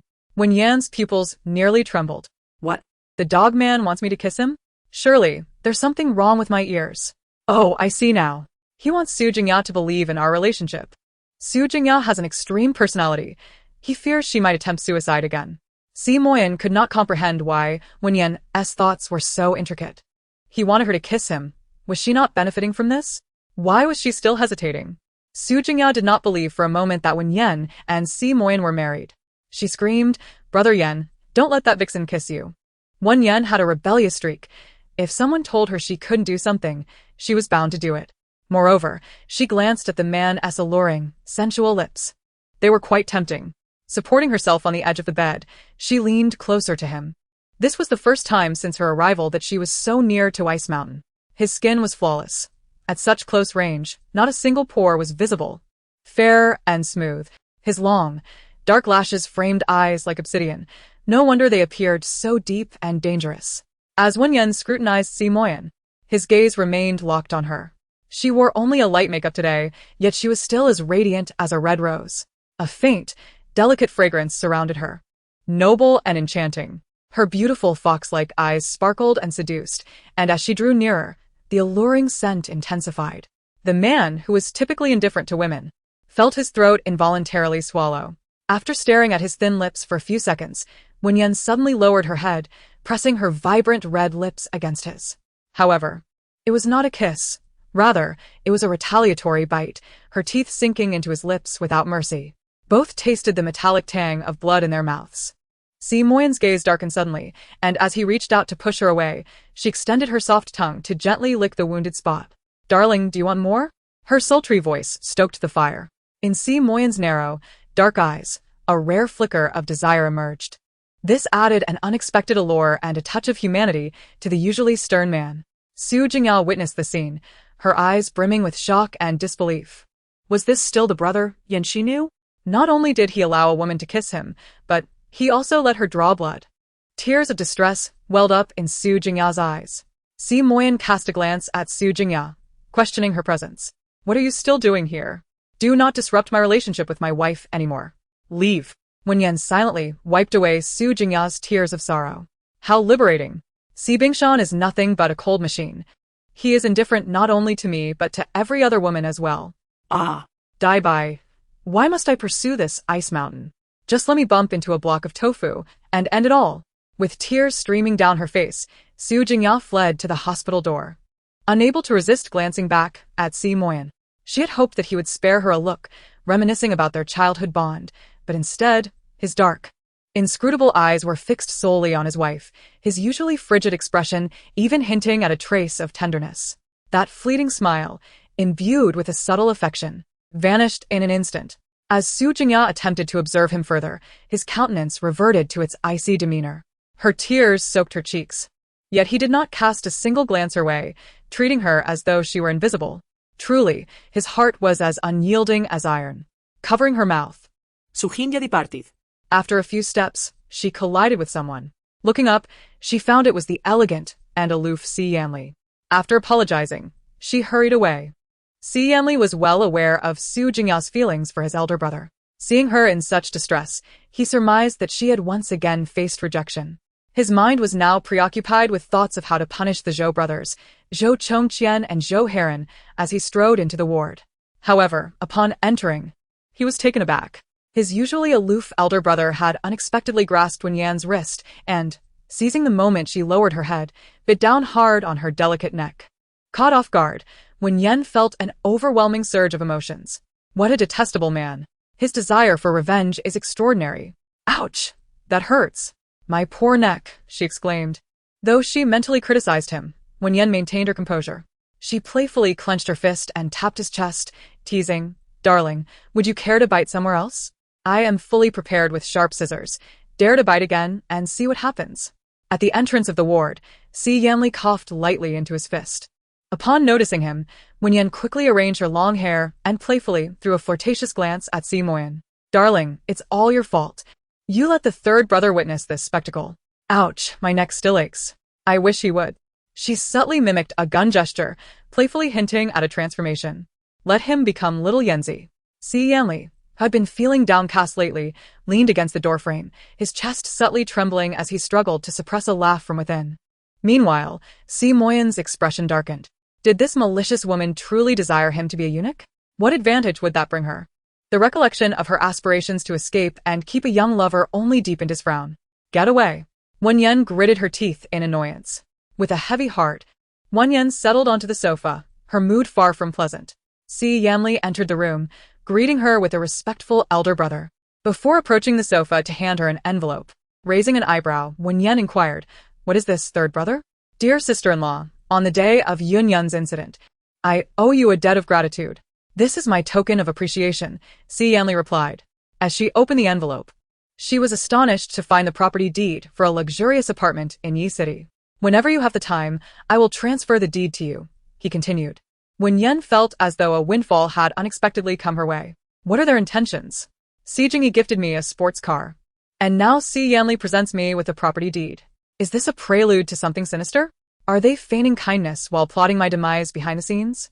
Observing her vivid imagination, Si Yanli earnestly remarked, Sister-in-law, I previously misjudged you. Please forgive my past misunderstandings. Do not hold them against my younger brother. Wen Yan bit her lip, taken aback by Si Yanli's sudden humility. After all, who could resist the allure of such generosity? Should I inform him that although Zhou Heron suffers from mental illness, he harbors a demon within? He has always envied Zhou Chongqian, desiring every woman he has ever been involved with. Zhou Chongqian is now with that divorced female superior. If I simply relay this news to Zhou Heron and set a trap, things could be easily arranged. Goodness. I had no idea of the dark deeds committed by the Zhou brothers. They are indeed murderers, having committed such heinous acts. The woman they killed, her body is entombed within the walls of the Zhou family's old house. How chilling. Si Yanli was momentarily stunned. Once he regained his composure, he hurriedly exited the room. Wen Yan, having savored the gossip, initially intended to share some information with Si Yanli, but upon looking up, she realized he had vanished. At the Translation Institute, Si Yanli had been up for a promotion, yet Zhou Chongqian had ascended to become the head of their department. Upon arriving at the office, Si Yanli found his colleagues congratulating Zhou Chongqian. Though they privately believed Si Yanli was more competent, Zhou's ability to curry favor with superiors had secured his position. Zhou Chongqian appeared radiant and utterly unfazed by the recent loss of his wife. The flattery he received from his colleagues was clearly appreciated. He cast a glance at the vacant seat that had been occupied by Si Yanli, who had taken a week's leave. If he doesn't return to work, he need not come back at all, Zhou declared, already flaunting his newfound authority as a leader. There's no need to make a call. I am back to work, Si Yanli announced as he entered the office. With his refined demeanor and aloof charm, he remained an impressive figure, despite his recent despondency. Many female colleagues harbored secret affections for him, and as he walked in, they eagerly approached to greet him. Zhou Chongqian cleared his throat, instructing his assistant to place a stack of documents on Si Yanli's desk. Translate these before the end of the day. If you fail to complete them, you may as well leave the Translation Institute. This is no place for idlers. Zhou Chongqian entered the solitary office of the team leader. As soon as he departed, a female colleague voiced her discontent on behalf of Si Yanli. Yanli is the most proficient in our department. He deserves the promotion. With a considerable amount of documentation to translate before the end of the day, it was evident to her that Zhou Chongqian was deliberately making things difficult for Yanli. Si Yanli shook his head at the colleague who defended him, his expression cool and composed, instructing her to return to work. For several days, Si Yanli had endured Zhou Chongqian's relentless provocations without uttering a word of protest, resembling a puppet with its spine abruptly severed. Zhou Chongqian, growing increasingly self-satisfied, seemed to walk with an air of triumph. One day, he traveled to the outskirts with his female superior for a business trip. Suddenly, their vehicle broke down, and a torrential downpour ensued. Noticing that the breakdown occurred near a secluded house belonging to the Zhou family, he suggested that his superior accompany him there to seek refuge from the rain. The house, which Zhou Chongqian occasionally maintained, was impeccably clean. Upon entering, both were nearly drenched. Observing his superior's shirt clinging to her skin, revealing the contours of her undergarments, Zhou's gaze darkened. He extended his long arms and enveloped her in an embrace, kissing her fervently. With a significant age difference, Zhou being over a decade younger, he presented as youthful and handsome, quickly rendering his superior weak in his arms. He carried her into the bathroom, and as they prepared for a shared bath, the light bulb overhead flickered ominously. Suddenly, darkness enveloped the room. A thunderclap resounded, startling the female superior. "Could you check if the power has tripped?" she urged, feeling an unsettling chill in the absence of light. Zhou kissed her cheek reassuringly. "I shall return shortly. Wait for me." Though the power was out, the water heater still provided warmth. Once outside, she removed her clinging clothes and stood beneath the shower. Moments later, the bathroom door creaked open. Sensing a tall figure approaching, she called out, "Zhou Chongqian, what scent is that? It smells like hospital disinfectant." Unable to discern his features, she reached out to touch his face. His chiseled features and striking profile were familiar. "Zhou Chongqian, has the power gone out?" Regardless of her inquiries, he remained silent. Suddenly, he lifted her into his arms, and just as he leaned in to kiss her, a flash of light illuminated the bathroom for an instant. In that fleeting moment, she glimpsed the man holding her, his eyes filled with lascivious urgency, starkly contrasting with the refined Zhou Chongqian she knew. Though they bore a resemblance, she quickly recognized that this was not Zhou Chongqian. Who are you? "Where is Zhou Chongqian?" she demanded. "He, I am your man," came the audacious and fearless reply, causing her pupils to dilate in shock. "Knowing my relationship with Zhou Chongqian, how dare you touch me? Get away." Her piercing scream drew Zhou Chongqian, who was outside replacing the fuse. Zhou Chongqian illuminated the scene with his phone, revealing a startling sight in the bathroom that caused his brows to furrow in concern. Who is Zhou Chongqian? "Call the police immediately." As his brow knitted tighter, he questioned, Zhou Heron, who allowed you to escape from the psychiatric hospital. Upon hearing the term psychiatric hospital, his female superior turned pale. She glanced at Zhou Chongqian, who stood motionless at the bathroom door, her soul trembling. Zhou Chongqian, why are you just standing there? Hurry, expel this lunatic. Zhou Heron raised an eyebrow, hastily recording a video, eager to capture this woman's arrogance. Given previous experiences, he knew that once recorded, women would obediently comply. Zhou Chongqian leisurely opened the video, his voice gravelly as he remarked, "After all, she is my superior. Do be cautious." His superior's heart raced, her complexion ashen. "Zhou Chongqian, do you no longer care for your job?" Zhou Chongqian replied, expressionless, "Do you think I was raised in fear?" The woman's worldview seemed on the brink of shattering. She screamed loudly, struggling violently. Zhou Heron, frustrated by his inability to succeed, was on the verge of striking her when suddenly, the wail of police sirens pierced the air. Zhou Chongqian's expression shifted.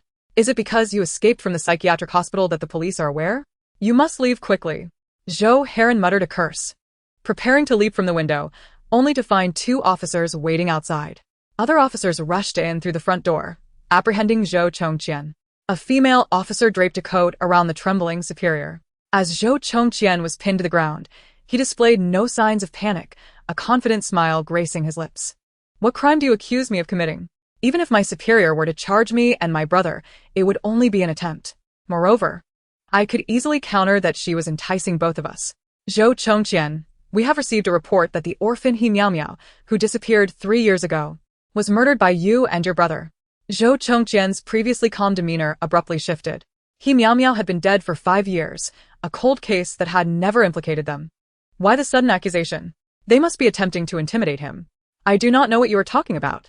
My brother, and I do not know anyone named He Miao Miao." He had destroyed all evidence linking them to her. The only thing left was the corpse bricked within the wall. Surely, the police would not discover it. Just as Zhou Chongqian attempted to calm himself, he saw officers leading a bloodhound and wielding a detection device.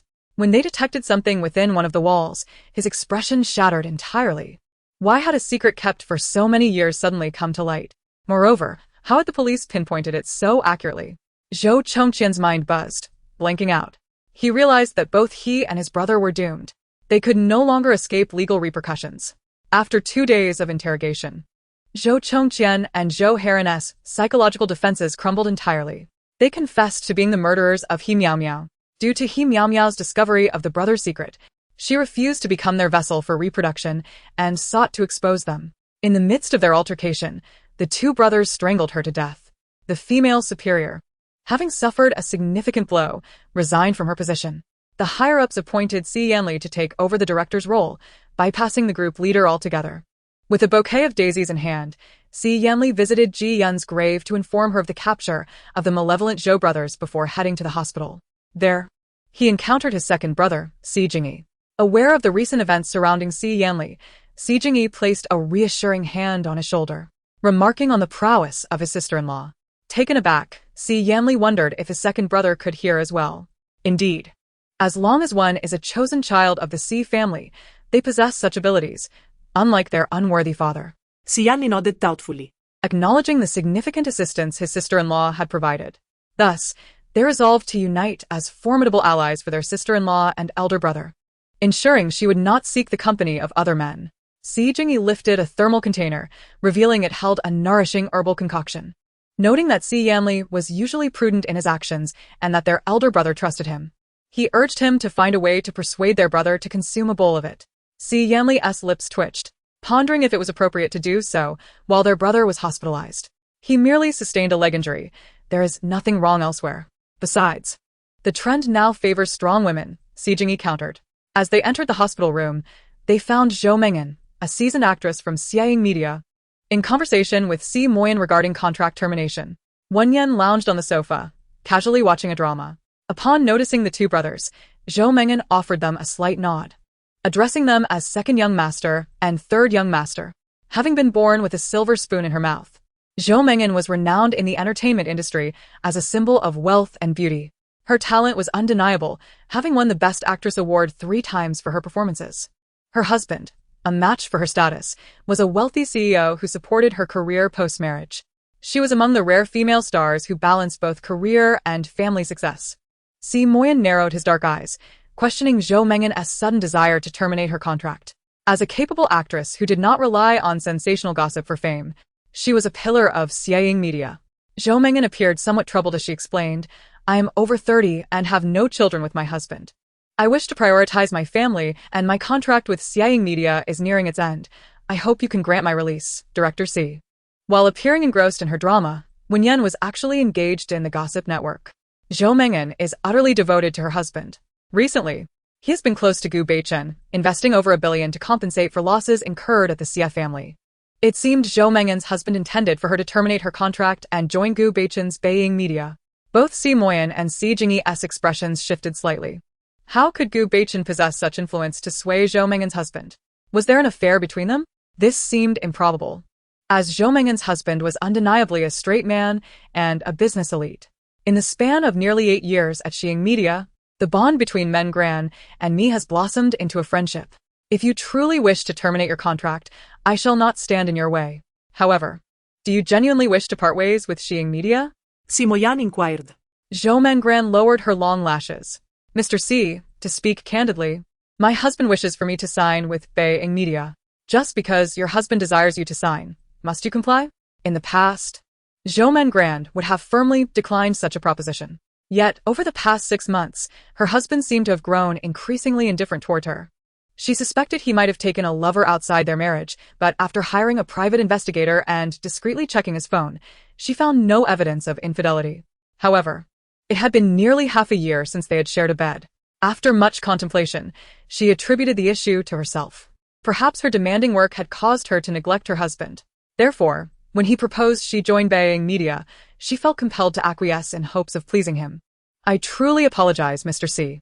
Wen Yan was deeply engrossed in uncovering the scandal surrounding Zhou Mengran's husband.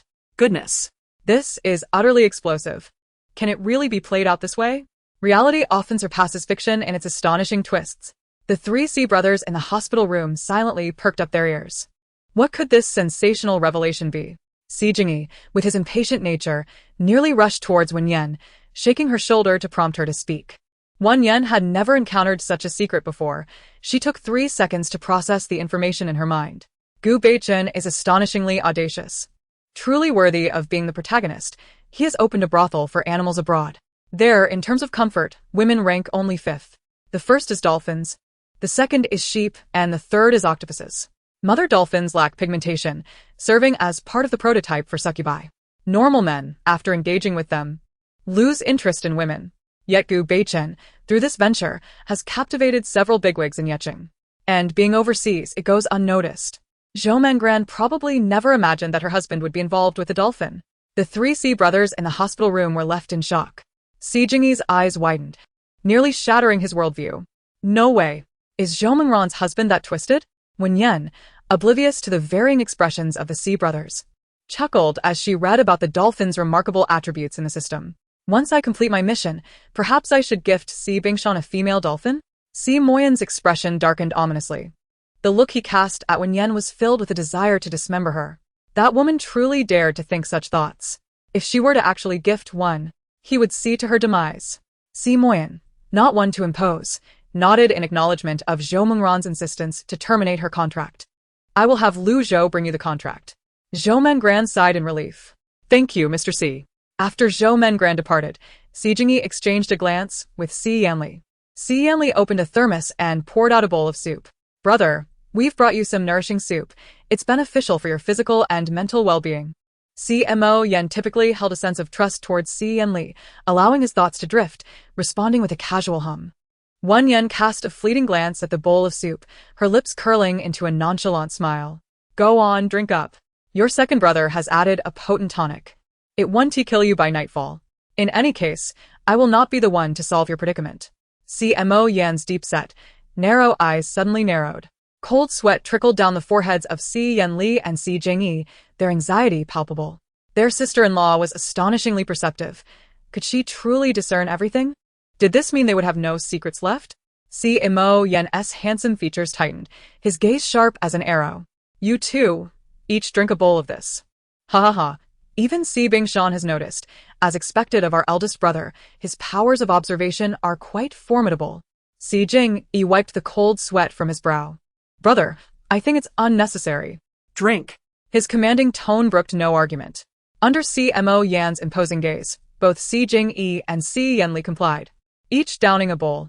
Si Jing-yi felt as if he were on the brink of death. Truly, they had brought this upon themselves. Next time they played the role of divine assistants, they must avoid doing so in front of their sister-in-law. That evening, Si Jing-yi and Si Yanli took prolonged cold showers to calm their nerves. In the hospital room, as Wen Yan tended to Si Moyan, Lu Zhou wisely refrained from visiting. Si Moyan, who harbored a cleanliness obsession, insisted on bathing each night. He glanced at Wen Yan, his handsome features displaying a hint of awkwardness. Fetch me a basin of water. Wen Yan paused, perplexed by the request. For what purpose? Si Moyan's dark, profound gaze bore into her. What do you think? Suddenly enlightened, Wen Yan raised an eyebrow, her smile alluringly enchanting. Darling, do you wish for me to assist you in bathing? Si Moyan regarded her enchanting smile. The words that had formed on his lips transformed into a challenge. Are you afraid? Wen Yan's brow arched playfully. What is there to fear? I won't suffer any loss, not to mention the benefits. Isn't that right? Observing her playful demeanor, Si Moyan felt a pang of irritation. Do not gaze where you shouldn't. Wen Yan winked mischievously at him. Darling, we are husband and wife. We shall inevitably be open with one another. Do not be shy. Chapter 46. Darling, I dreamed of you all night long. Wen Yan brought forth the basin of water. She stood beside the hospital bed, her delicate fingers, as slender as green onions, began to unbutton the man's hospital gown. As each button came undone, his strong, muscular chest was revealed. Externally calm, her heart raced with excitement. Ah, I see the little sun. Si Moyan en somme visage d'arken instant-li. Instinctively, he reached to close his gown but, upon raising his hand, hesitated and ultimately withdrew it. His large hand clenched into a fist, struggling to maintain control. He turned his head away, unwilling to engage with this alluring temptress. Wen Yan, oblivious to his darkening expression, directed her gaze toward his 8-pack abs, the tantalizing V-line extending tantalizingly below his waistband. Those abs are impressive, she murmured, swallowing hard. The air conditioning hummed softly in the room, and after unfastening his gown, she remained motionless, her beautiful fox-like eyes fixated on his chest and abs. As Si Moyan felt the intense gaze upon him, his entire body tensed. Have you finished reading? Wen Yan quickly responded, Darling, you are truly remarkable. The thought of such an exquisite physique, one that I, when Daji, shall enjoy in the future, makes me want to twirl with joy. Si Moyan's temples throbbed. Was she ever going to cease? All right, let's wipe your back. Wen Yan promptly assisted the man from the sickbed, lifting his hospital gown to reveal his long, elegant spine. From her vantage point, she could distinctly see the alluring curve of his spine and the small indentation of his waist. Such a splendid back. It would be a pity not to use cupping therapy. The veins on Si Moyan's hand slightly protruded. While happily rubbing his back, Wen Yan playfully remarked, Darling, I suddenly feel the urge to travel. Considering how much she had assisted him and the Si family recently, he patiently inquired, Where would you like to go? I was thinking of a night spent under the covers with you. Si Moyan, he must be unwell to respond to her. She never conducted herself with proper decorum. Darling, my lips feel a bit dry. Do you know why? Si Moyan pressed his lips tightly together, reluctant to answer. Wen Yan, undeterred, replied, Perhaps I am in need of a kiss. The man's Adam's apple involuntarily bobbed, despite knowing she was deliberately teasing him and did not genuinely want a kiss. The memory of that night, when her lips touched his lingered, leaving his throat somewhat parched.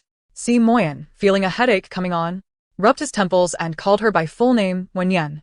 She blinked innocently. What is it, darling? Do you truly believe I am Lu Xiaohui? The corners of Wen Yan's lips curled into a deeper smile. Darling, is your testosterone stirring? Big White, quickly check if his body is responding to me. Is the aversion level down to 0 yet? Big White, I regret to inform you, host, that it is not. Damn. Even after I've said such provocative things, he remains unresponsive. Is he incapable? What a pity it would be if his waist were to become a source of discomfort. May that thick mane of dark hair recede soon. Let those 8-pack abs transform into a greasy belly. Si Moyan could no longer maintain his cold demeanor and turned to glare at Wen Yan. What a wicked woman. Startled by his glare, Wen Yan shivered. Darling, I've finished wiping your back. Now it's time for the lower part. Although he may not wish to lower his aversion level, truthfully speaking, his physique was undeniably perfect. Muscles well-proportioned and fluid, exuding a sense of power, as if meticulously sculpted. It would be a shame if he were to live only another year. Darling, I'm about to remove your trousers. As Wen Yan reached for his pants, the man's large hand suddenly grasped her wrist. I'll do it myself. Wen Yan smiled and blinked playfully. Are you sure you can? Si Moyan, gazing into her enchanting eyes, replied with a deep, dark intensity. Yes, but you need to leave first. Wen Yan arched an eyebrow. Are you certain? As she spoke, she leaned slightly closer to him, her softly curled hair brushing against his cheek and neck, creating a teasingly ticklish sensation. Si Moyan's throat moved. Leave. Wen Yan did not press further. Not long after Wen Yan stepped out, her phone on the bedside table began to ring. Si Moyan set down his towel and glanced at Wen Yan's phone. It was an unfamiliar number. Just as he was about to call her back in, his finger inadvertently brushed against the answer key. A sultry, defiant voice emerged from the other end. Is this Wen Yan? Si Moyan remained silent. I am Huiyanji. My father mentioned that you saved me last time. May I call you Xiao Yan from now on? Xiao Yan.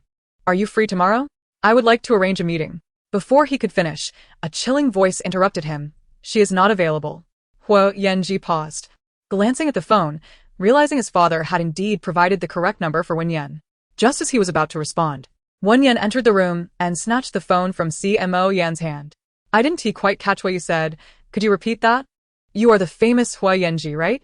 I've seen your performances. They're truly remarkable. If the opportunity arises, we should definitely meet. Wen Yan cast a sidelong glance at the man she had just spoken to. Si Moyan's handsome face was shrouded in a cold, forbidding demeanor, as if he could freeze the very air around him. A playful smile tugged at her red lips, addressing him as bystander. After hanging up, the atmosphere in the room plummeted to a frigid low. Wen Yan looked at the man who seemed ready to devour her whole and couldn't help but chuckle. Darling, didn't you warn me against revealing our secret marriage after we got our certificate? I called him bystander.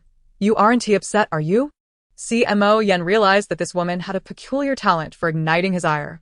How could she possibly compare to the past? Wasn't there a different soul inhabiting her body now? I've also made it clear that during our marriage, I shall not be made a cuckold. Wen Yan smiled sweetly. Darling, I'm simply going out to dinner with someone. It's not like I'm doing anything else. Why would you think of cuckoldry? Even if I were to do that, it would only be after I complete my mission. Si Moyan. The following day, after finishing breakfast in the hospital room, Si Yanli arrived. He handed her the property transfer documents. Sister-in-law, we haven't added each other on WeChat yet. Wen Yan's eyes lit up. Right, how could I forget that adding you could reduce my dislike value? She promptly added Si Yanli on WeChat. As expected, a mechanical voice chimed in. Ding, dislike value decreased by 10, now standing at 28. Si Yanli regarded Wen Yan, hesitating to ask her about her other tribulations. But he could not bring himself to voice the question. Perhaps, if he spent more time with her, she might eventually divulge it herself. Si Moyan observed how Wen Yan was gradually winning over his brothers and sisters, a soft glimmer passing through his dark, narrow eyes. Wen Yan, come here. Wen Yan stretched leisurely and walked over. Darling, is there something you need? Si Moyan opened a drawer and retrieved a black bag, his expression cold and awkward as he tossed it towards her. Upon seeing the contents of the black bag, her pupils dilated in shock. Darling, this. Chapter 47. Ah, he is so reserved. Within the confines of a black bag lay an exquisitely alluring nightgown, crafted from scant fabric. Delicate spaghetti straps and sheer lace adorned the piece, while beneath its hem peeked a tantalizing thong. The mere sight elicited a pang of embarrassment, and the thought of wearing it was even more mortifying. Darling, shall I don this for your delight? Goodness, I never would have guessed that this man harbored such proclivities. Is he going to expect me to dress as a bunny girl next, swaying my hips before him? In the hospital room, Si Yanli could scarcely meet the gaze of Si Moyan, whose eyes glimmered with a smoldering intensity. This was no gift from an older brother. It was evident that the second brother had covertly swapped the contents of the black bag with that nightgown and a box. With a sly gesture, Wen Yan retrieved a box of condoms from the bag. Darling, your leg is still in a cast. Are you suggesting I take the lead? How surprisingly lascivious, considering his outward demeanor is so composed and cold.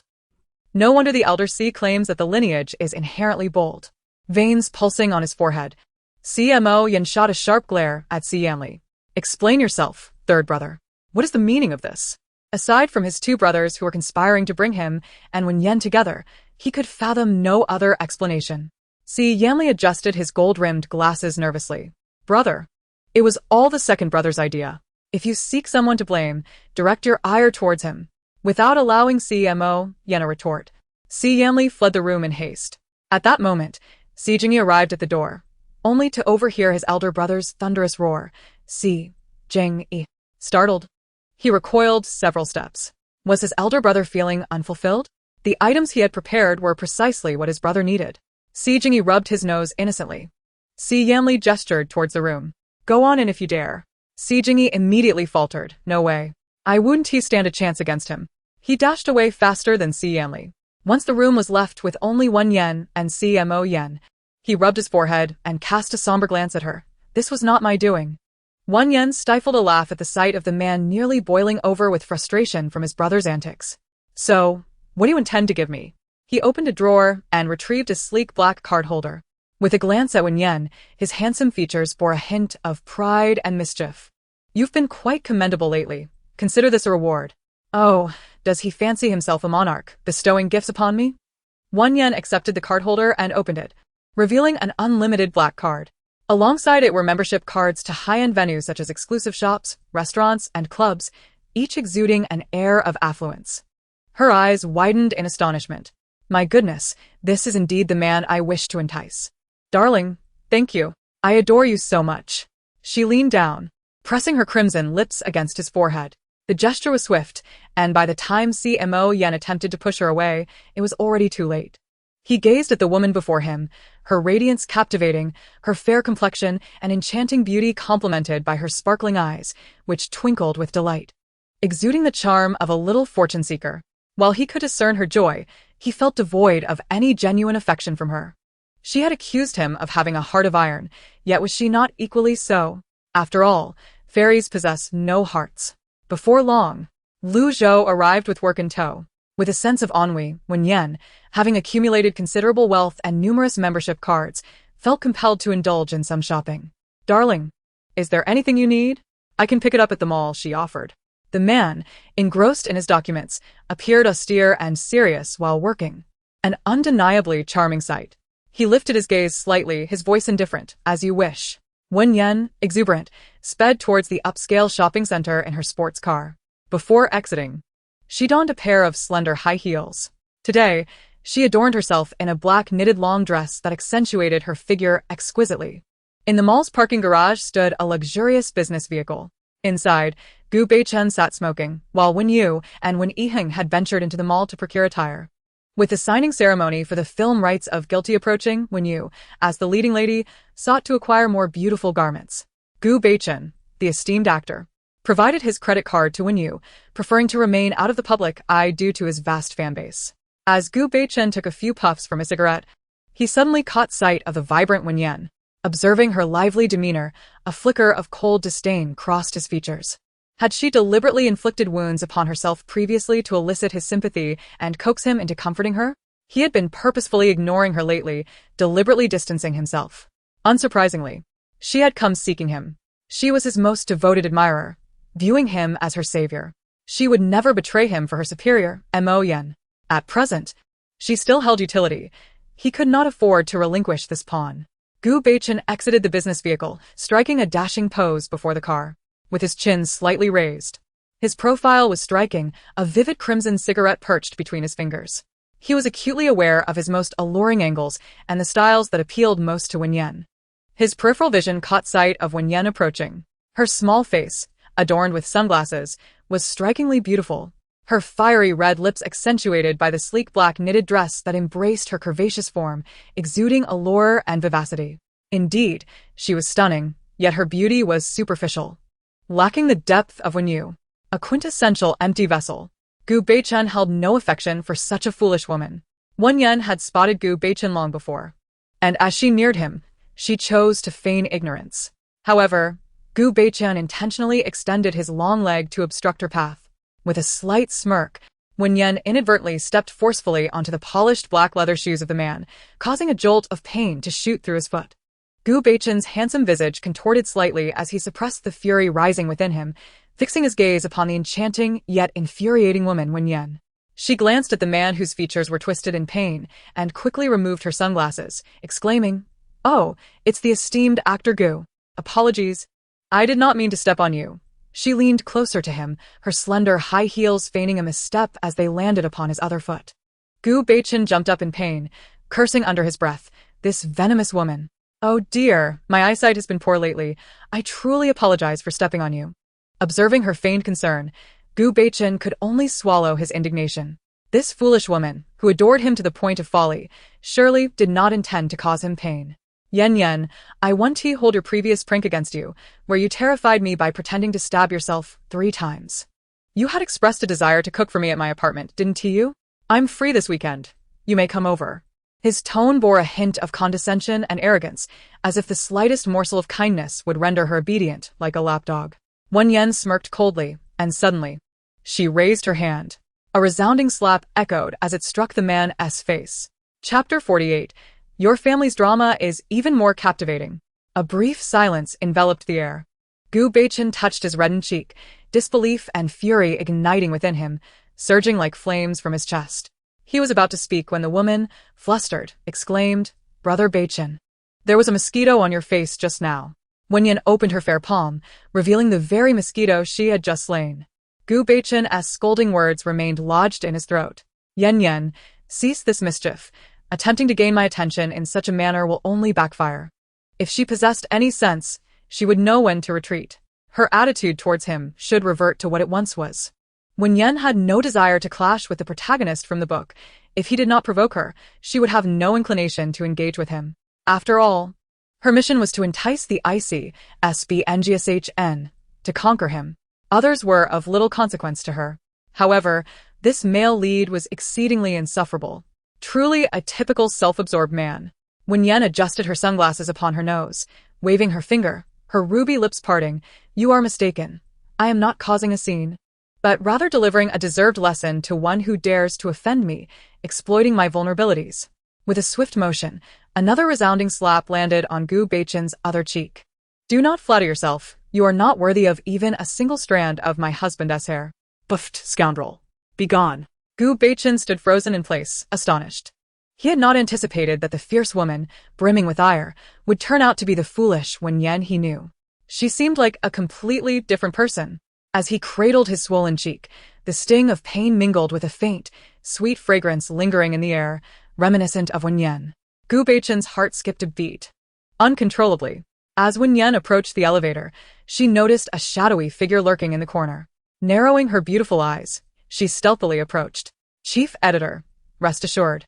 I have captured footage of Gu Beichen being soundly slapped twice by a stunning woman. This news will surely make headlines tomorrow. The woman in question is likely not a member of the entertainment industry, yet she bears a striking resemblance to someone I vaguely recall.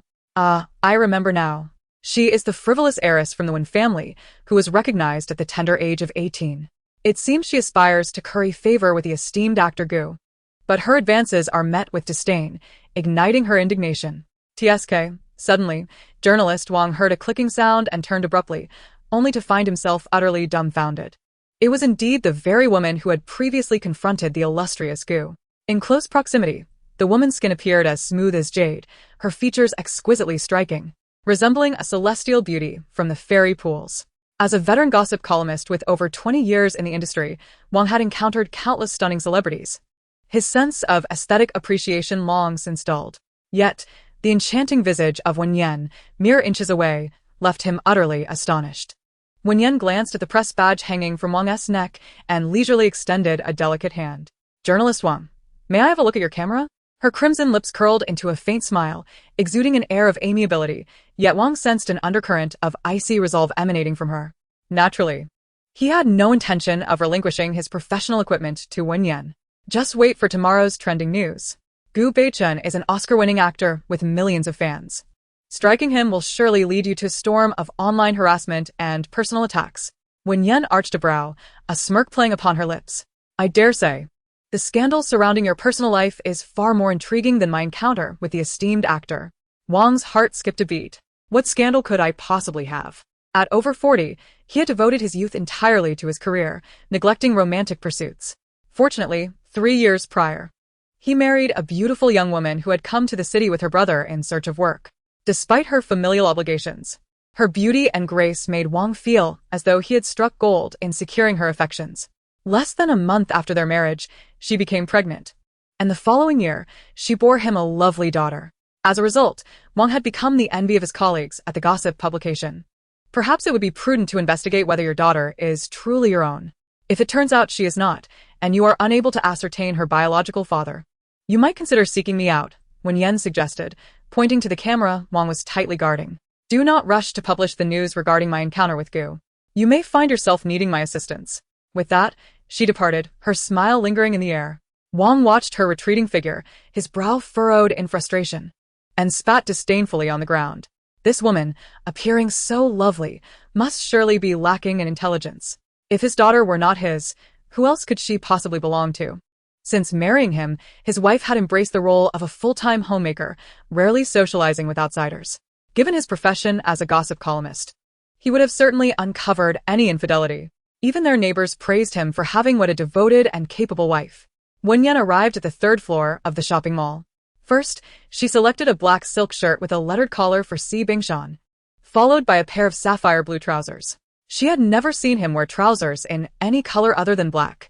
This pair of sapphire blue slacks must look absolutely splendid on him. After selecting the attire, she chose a pair of cufflinks for him. Once that was done, Wen Yan arrived at a flagship women's store. She set her eyes on a deep green long dress. Sales assistant, could you please fetch that dress for me to try on? The assistant appraised Wen Yan from head to toe, and upon noticing her radiant beauty and exceptional poise, hurriedly brought the dress to her. After donning the gown, Wen Yan stood before the mirror. My dear, this dress seems tailor-made for you. You look absolutely stunning in it. The assistant complimented, admiring Wen Yan's graceful, willow-like curves. Second brother, I adore that dress, came a soft voice unexpectedly from the entrance of the flagship store.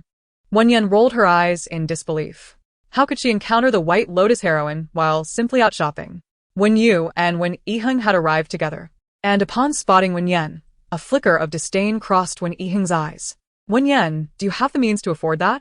Hurry and take it off. Let you have it. Wen Yan leisurely turned around. Both Wen Yu and Wen Yiheng were taken aback by the transformation of Wen Yan into a strikingly beautiful and graceful figure. With a cold demeanor, Wen Yan raised an eyebrow, thinking, who do they think they are? Wen Yiheng, regarding Wen Yan with a mixture of disdain and frigidness, retorted, don't overestimate yourself. You, a country bumpkin, lack the grace to pull off anything. Don't mimic others, for the ugly often make a spectacle of themselves. And if you're trying to gain my attention or want me to acknowledge you as my sister, you'd better be more agreeable. Humph, Wen Yan scoffed. Agreeable and compliant? They meant for her to grovel like a dog before them. Chapter 49. She is the beloved of the group. When you spoke softly, sister. Last time you couldn't even afford to pay 18,000 at the restaurant, and this dress likely costs over 6 figures. If you can't afford it, don't make things difficult for the sales assistant. What if you ruin the gown? After all, as second brother said, you grew up in the countryside. Upon hearing Wen Yu's words, the assistant's gaze towards Wen Yan shifted dramatically. This woman appeared beautiful and poised, yet it seemed her charm was merely superficial. How could someone who couldn't even pay for a meal afford an expensive gown? Miss, please take that off immediately, and exit to the right. Wen Yan, unfazed, cast a glance at Wen Yu, thinking, which gutter did you crawl out of? Wen Yu's expression slightly changed. Sister, why are your words so harsh? Ever since you returned to the Wen family, you seem to want to compete with me in everything. Now, even a dress is a matter of contention? Her eyes glistened with unshed tears, portraying a pitiful image. Wen Yiheng had always cherished Wen Yu and could not bear to see her face any distress. He glared fiercely at Wen Yan. Are you trying to overstep? Apologize to you at once.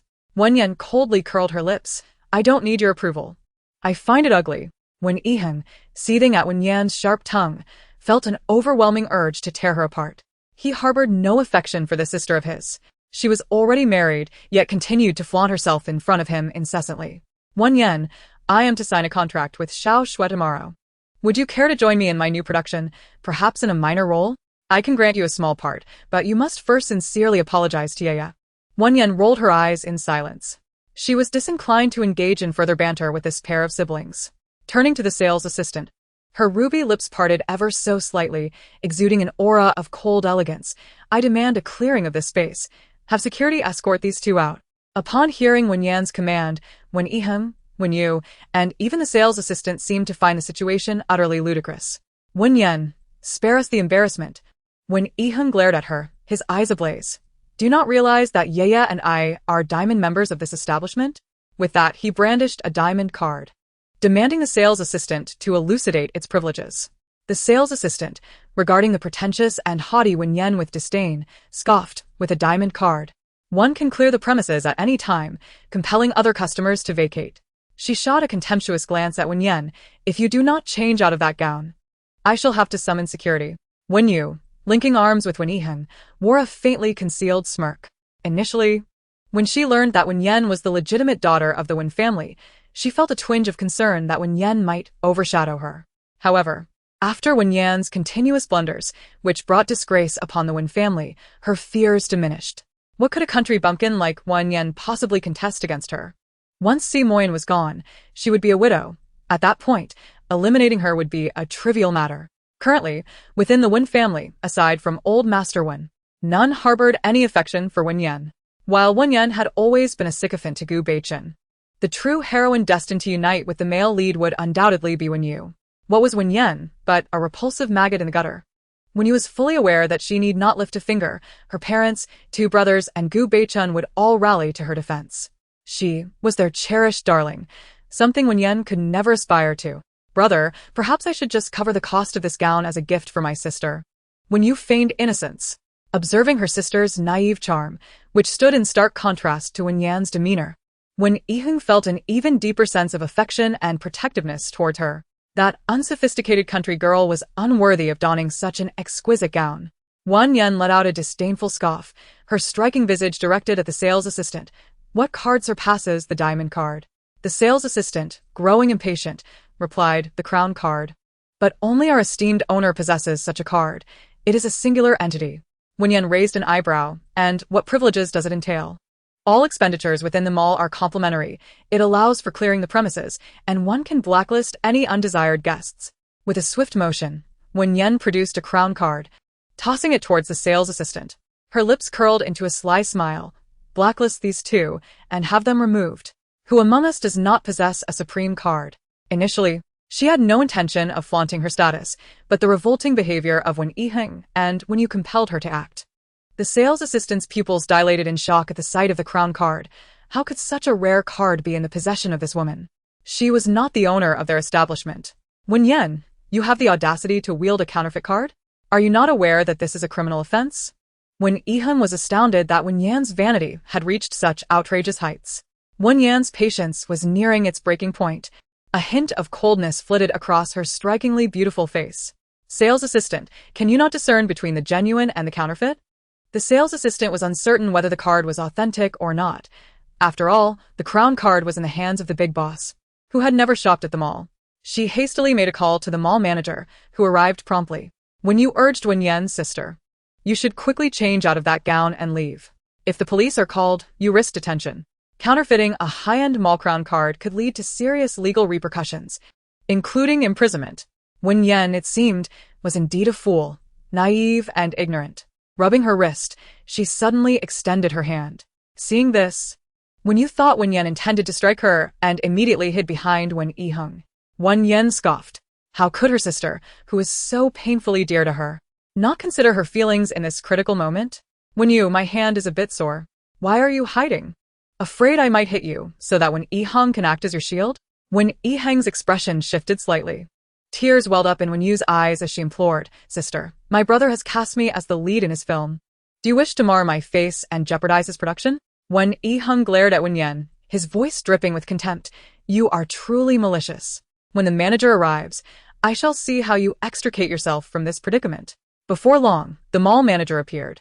The sales assistant presented the crown card to him, and after scrutinizing Wen Yan, he shook his head. This card is fake. The big boss fears his wife. How could he possibly give this card to a woman like you? Wen Yan's heart sank. Could it be that Si Bingshan had provided her with a bundle of counterfeit cards? Logically, this seemed improbable. Wen Yan, you have truly disgraced our family. How could the Wen family produce someone like you? Wen Yiheng's scorn was merciless. Wen Yan's hands, which hung by her side, clenched into fists. Just as she was about to unleash a punch at Wen Yiheng's insufferable face, a tall figure strode through the entrance of the flagship store. Who dares to claim my crown card is a forgery? Entering was Lu Zhou, impeccably dressed in a suit, accompanied by several men, all high-ranking officials of the mall. Among them was the big boss. Upon seeing the big boss, the manager rushed forward to greet him. The big boss, his expression icy, addressed the manager. I have sold the mall to the Si Group. Today, Assistant Liu is here to sign the contract on behalf of Mr. Si. That crown card was also given to Mr. Si by me. Lu Zhou approached Wen Yan with utmost respect and greeted her, Madam. The moment the sales assistant heard Lu Zhou address Wen Yan as Madam, both the manager and the sales assistant were left astounded. The manager wiped his forehead in a cold sweat, realizing his mistake, and promptly slapped himself, apologizing, Madam Si, I am truly sorry for my ignorance. The sales assistant, her previous demeanor entirely transformed, hurriedly bowed and apologized profusely. Wen Yan had no interest in tormenting these individuals. The earlier conflict had stemmed entirely from Wen Yu and Wen Yiheng's provocations. She curled the corners of her lips slightly, raising her chin with an indescribable air of nobility and haughtiness. She would blacklist these two and cast them out like dogs. Both Wen Yiheng and Wen Yu's expressions changed simultaneously. They never expected that the crown card in Wen Yan's hand was indeed genuine. Did Si Moyan not despise her the most? How could he possibly grant her a crown card? The two were unceremoniously ejected, their dignity in tatters. Wen Yu's eyes brimmed with tears of humiliation. Elder brother, sister has changed so much.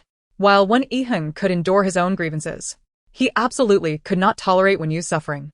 That damned Wen Yan was simply too much. Aya, you should take Beichen's car home first. I have some other matters to attend to. Wen Yu understood that Wen Yiheng intended to secretly settle the score with Wen Yan on her behalf, and she did not dissuade him. She wanted to make it clear to Wen Yan that everyone in the Wen family would revolve around her. However, what was up with that short-lived Si Moyan? Despite all the loathsome things Wen Yan had done, he still bestowed her with a crown card? As she thought of Si Moyan's exquisitely handsome face, even more striking than Gu Beichen's, Wen Yu felt a twinge of impatience. One day, she would have the opportunity to present herself before Si Moyan, captivating him and turning him into her devoted admirer. She was the heroine, endowed with a rebirth golden finger, and no man could resist her allure. With a confident smirk, she declared, Wen Yan, everything you possess will be snatched away one by one. You are merely a self-destructive and malicious supporting character. You cannot best me. After purchasing her attire, Wen Yan made her way to the underground parking lot to drive her sports car back to the hospital. Just as she exited the elevator and took a few steps, a sudden roaring sound pierced the air. A silver sports car surged forth aggressively from around the corner. Wen Yan's delicate brows knitted slightly. It seemed that Wen Yiheng was intent on avenging Wen Yu. Just as the car was about to collide with her, Wen Yan nimbly sidestepped, swiftly removing one of her high heels and hurling it towards the windshield. As the car attempted to veer and charge at her again, a high heel suddenly smashed through the window. The force exerted by the thrower was immense. The sturdy windshield shattered with a resounding crash, scattering glass everywhere. The shards, along with the heel, grazed Wen Yiheng's handsome face. He slammed on the brakes in shock. Initially, he only meant to teach Wen Yan a lesson. He never anticipated her strength would be such that a single thrown shoe could obliterate his windshield. A shard of glass embedded itself in Wen Yiheng's left cheek, causing him to inhale sharply in pain. He glanced outside the car window, his expression cold, his gaze resembling that of a woman exuding a chilling aura. He shivered involuntarily. In that moment, she appeared as a female Yama, both frigid and ominous. The previous Wen Yan had always felt inferior before him, scarcely daring to meet his gaze. She must be attempting to capture his attention through such means. Unfortunately, his distaste for her would only deepen. Wen Yan, you are truly rude and uncouth. You ought to perish in the countryside. Wen Yan narrowed her beautiful eyes, her crimson lips curling disdainfully. If you die, I shall not follow suit. Wen Yiheng observed her seething with rage, and he stepped out of the car to glance at the sports vehicle.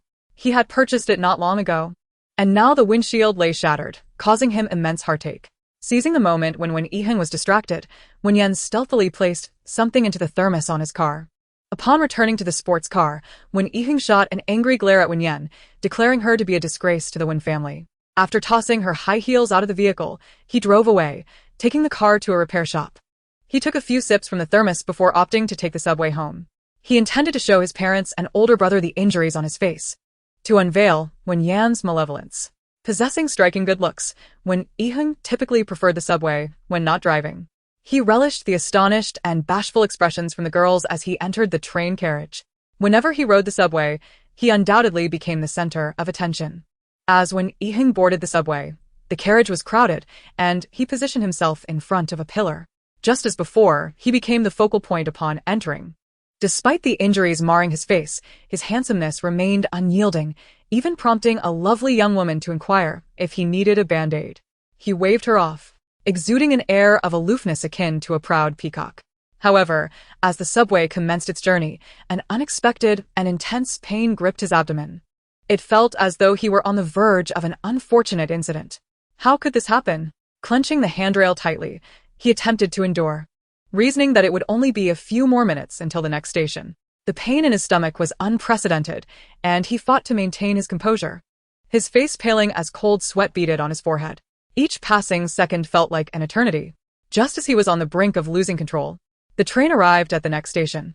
However, as he prepared to disembark, a sweet voice echoed over the intercom. "Dear passengers, we sincerely apologize, but there is a malfunction with the subway doors that requires maintenance. Please remain calm." In an instant, Wen Yan felt as though he had been thrust into the depths of despair. His breathing quickened, and he cursed under his breath. How could the doors be broken? He had never felt such torment and panic before. He had to hold on. Another 2 minutes passed, and the subway jolted slightly, yet the doors remained steadfastly shut. That minute movement was all it took for Wen Yan to lose his battle against nature.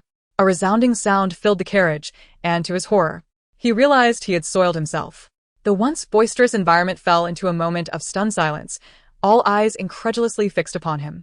Time seemed to stretch as the echoes of his unfortunate incident reverberated through the air. When Yan's scalp prickled, his face drained of color, wishing he could simply vanish from existence. The stench permeated the confined space, triggering a wave of nausea. It was unclear who was the first to gag, but soon the carriage was filled with the sounds of retching. When Yan's stomach continued to churn ominously, and he felt himself on the verge of complete collapse. He lowered his head, too ashamed to glance around. The earlier air of arrogance and striking charm had vanished, leaving only a sense of disarray and disgrace. The subway was stifling, each passenger nearly overcome by the oppressive atmosphere. Damn it, I'm about to lose my mind. Is there no sense of public decency? It's foul and nauseating. I can hardly breathe. Observing the facade of normalcy, it was disheartening to realize even the most composed individuals could not contain their bodily functions. How revolting! I had even asked for his contact information earlier. Fortunately, he declined. The mere thought of someone behaving so disgracefully in public makes me want to regurgitate the ramen I had for dinner last night. After years of commuting by subway, this was the first time I encountered such an absurdity. Quick, let us expose him by recording a video. No, don't film. When Yan covered his face, wishing he could vanish into the ground, the shame of his ancestors felt nearly obliterated. Why had this sudden misfortune befallen him? He had never experienced such severe abdominal distress before. How could he possibly face anyone again? He was utterly crushed, feeling as if he might perish from humiliation. Thankfully, the subway doors opened shortly thereafter. Staff, alerted to the situation, approached him. "Sir, the odor is overwhelming. You need to clean up and compensate." When Yan just wanted to flee. How can I compensate when I'm practically in my own excrement? Please provide your ID number and phone number. After hastily scribbling a random number, he made his escape. He found a restroom, discarded his soiled trousers, and called his brother. His brother brought him clean clothing. When Yan's eyes were red, tears streaming down his face. He had never felt so humiliated and mortified. It must be Wen Yan. When Yan handed a cup of water to Wen Shia. "You need to check the water in this cup. She must have slipped something in while I wasn't looking." How malicious could a sister be? "Alright, you go back first. If this was indeed her doing, our family will not let her off lightly." Breaking news. A man suffered an embarrassing incident on the subway, suspected to be the popular director, Wen Yan. The most disgraceful incident in history. I guarantee that was definitely Wen Yan. His misfortune surely bears the mark of my sister-in-law. In the Si residence, Si Jingyi leapt from the sofa, laughing at the trending topic. At this moment, I feel like singing a song I'm not. Dinosaurs carrying wolves. As he sang, he swayed in a wild frenzy. Si Yanli glanced at the trending topic. Even without seeing the unfortunate individual, he could almost smell the unmistakable odor through the screen. Elder Si adjusted his reading glasses. Your sister-in-law is quite amusing. I admire her vengeful nature. Si Jingyi halted his antics, reflecting on how he had previously held disdain for Wen Yan, even considering expelling her from the Si family. A shiver ran down his spine at the thought. Thank goodness she hadn't turned her wrath upon them, otherwise, experiencing such a social death would render him incapable of facing life again. He shuddered at the idea. Goodness, how terrifying. From now on, I must cling tightly to my sister-in-law. The old master Si stroked his white beard. Your elder sister-in-law has yet to reveal who will ultimately bring about my demise. Now. Every time a woman approaches me, I feel a sense of trepidation. Si Jingyi cast a glance at the old master. Grandfather, you're already half buried in the ground. Having lived a life of indulgence, it would do you well to exercise restraint in your twilight years for the sake of your health. The old master, incensed, bristled his beard and brandished his cane, chasing Si Jingyi around the living room in a fit of energy. You rascal. I am quite healthy, thank you very much. What do you mean half-buried? Are you the one destined to be the one who covers my pillow in the future? Si Jingyi's face paled in horror. I admit I am infatuated with love, but I absolutely refuse to be labeled a murderer. The old master snorted dismissively, with your kind, easily manipulated by a trans woman. I doubt you possess the cunning or courage for such deeds. Si Jingyi felt weary of the past mistakes that seemed to haunt him. The old master changed the subject. Just the other day, your third uncle sent over a maid who is quite fetching. She tried to seduce me, but I swiftly dealt her a resounding slap. Si Yanli, peering through his glasses, squinted in confusion. Grandfather, what is a resounding slap? The old master smirked. Clearly, you're not one to frequently surf the internet. A resounding slap is simply a hearty slap across the face. Si Yanli nodded, contemplating. The old master continued, and you, second son, must consider your elder sister-in-law. If she's in high spirits, she may inadvertently reveal the identity of the one who will eventually bring about my end. And your eldest brother, managing such a vast entertainment agency, ought to provide his wife with more resources. Men should be magnanimous. The mention of resources made Si Jingyi abruptly recall that tomorrow, when Yiheng was set to sign a contract with Xiao Shui, her refusal to collaborate with him had led to much ridicule from their peers. Furthermore, Xiao Weiliang was poised to sign a long-term partnership with the Wen family. The thought of that vile Xiao Shui made Si Jingyi grit his teeth in frustration. Grandfather, Yanli, I must take my leave. As Si Jingyi prepared to exit, the old master inquired, where are you off to? To the hospital to see my dear sister-in-law. The old master grumbled, that fool. Always clinging to his sister-in-law, won't he one day attempt to usurp his brother's position? Si Yanli chuckled, grandfather. Your lingo is quite trendy these days. But he should indeed spend more time with his sister-in-law. She mentioned he has only crossed the first hurdle, with another daunting challenge awaiting him. That one is truly perilous. At the hospital, Si Moyan had just had his cast removed and would be discharged in a couple of days. Wen Yan had gone shopping and had yet to return, while Lu Zhou came to report on work matters. After the briefing, Lu Zhou presented a video trending online to Si Moyan. While at the mall, I witnessed Wen Yiheng and Wen Yu being quite unkind to the madam. They certainly did not regard her as part of the Wen family, and their words were rather harsh. Si Moyan narrowed his inscrutable eyes, reflecting on his understanding of Wen Yan. She was a tough exterior with a soft heart. Unless provoked to her limits, she typically refrained from instigating conflict. At times, her demeanor was rather laid back. She could only silently scream in her heart. Go check what happened to Wen Yiheng before she took the subway. Lu Zhou quickly found out. He instructed the mall surveillance room to send the video from the underground parking lot to Si Moyan. Upon seeing Wen Yiheng drive her car towards Wen Yan, Si Moyan's expression suddenly turned dark and foreboding. Help me with something, Si Moyan quietly instructed Lu Zhou. No matter how one viewed it, Wen Yan was still his wife. He would not allow others to bully her like that. If bullying were to occur, it could only be by him. Not long after Lu Zhou left, Wen Yan returned to the hospital room with several shopping bags. After leaving the mall, she had indulged in a lavish meal. There was no problem that could not be resolved with good food. After eating, her mood brightened considerably. Darling, I'm back. Did you miss me after just one day? Si Moyan looked at the radiant Wen Yan, a complex expression flickering in his deep, dark eyes. This woman, did she truly possess any feelings? She had nearly been run over, and yet appeared so cheerful. Did anything happen today?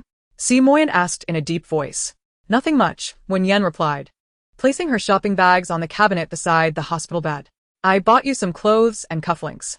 Before she could finish her sentence, the man suddenly grasped her wrist, pulling her firmly into his embrace. Chapter 52, Flirting. The Ice Mountain Prince showed his plumage. Wen Yan was taken aback, her body tilting forward as her hands landed against the solid chest of the man. The warm breath from his nostrils fell upon her head, and she could distinctly smell his refreshing, captivating scent. Ah. The man suddenly pulled me into his embrace. Could he be losing control? If he loses control, will his dislike for me drop to 0, and his affection soar to 100? If that were the case, sacrificing her purity wouldn't matter.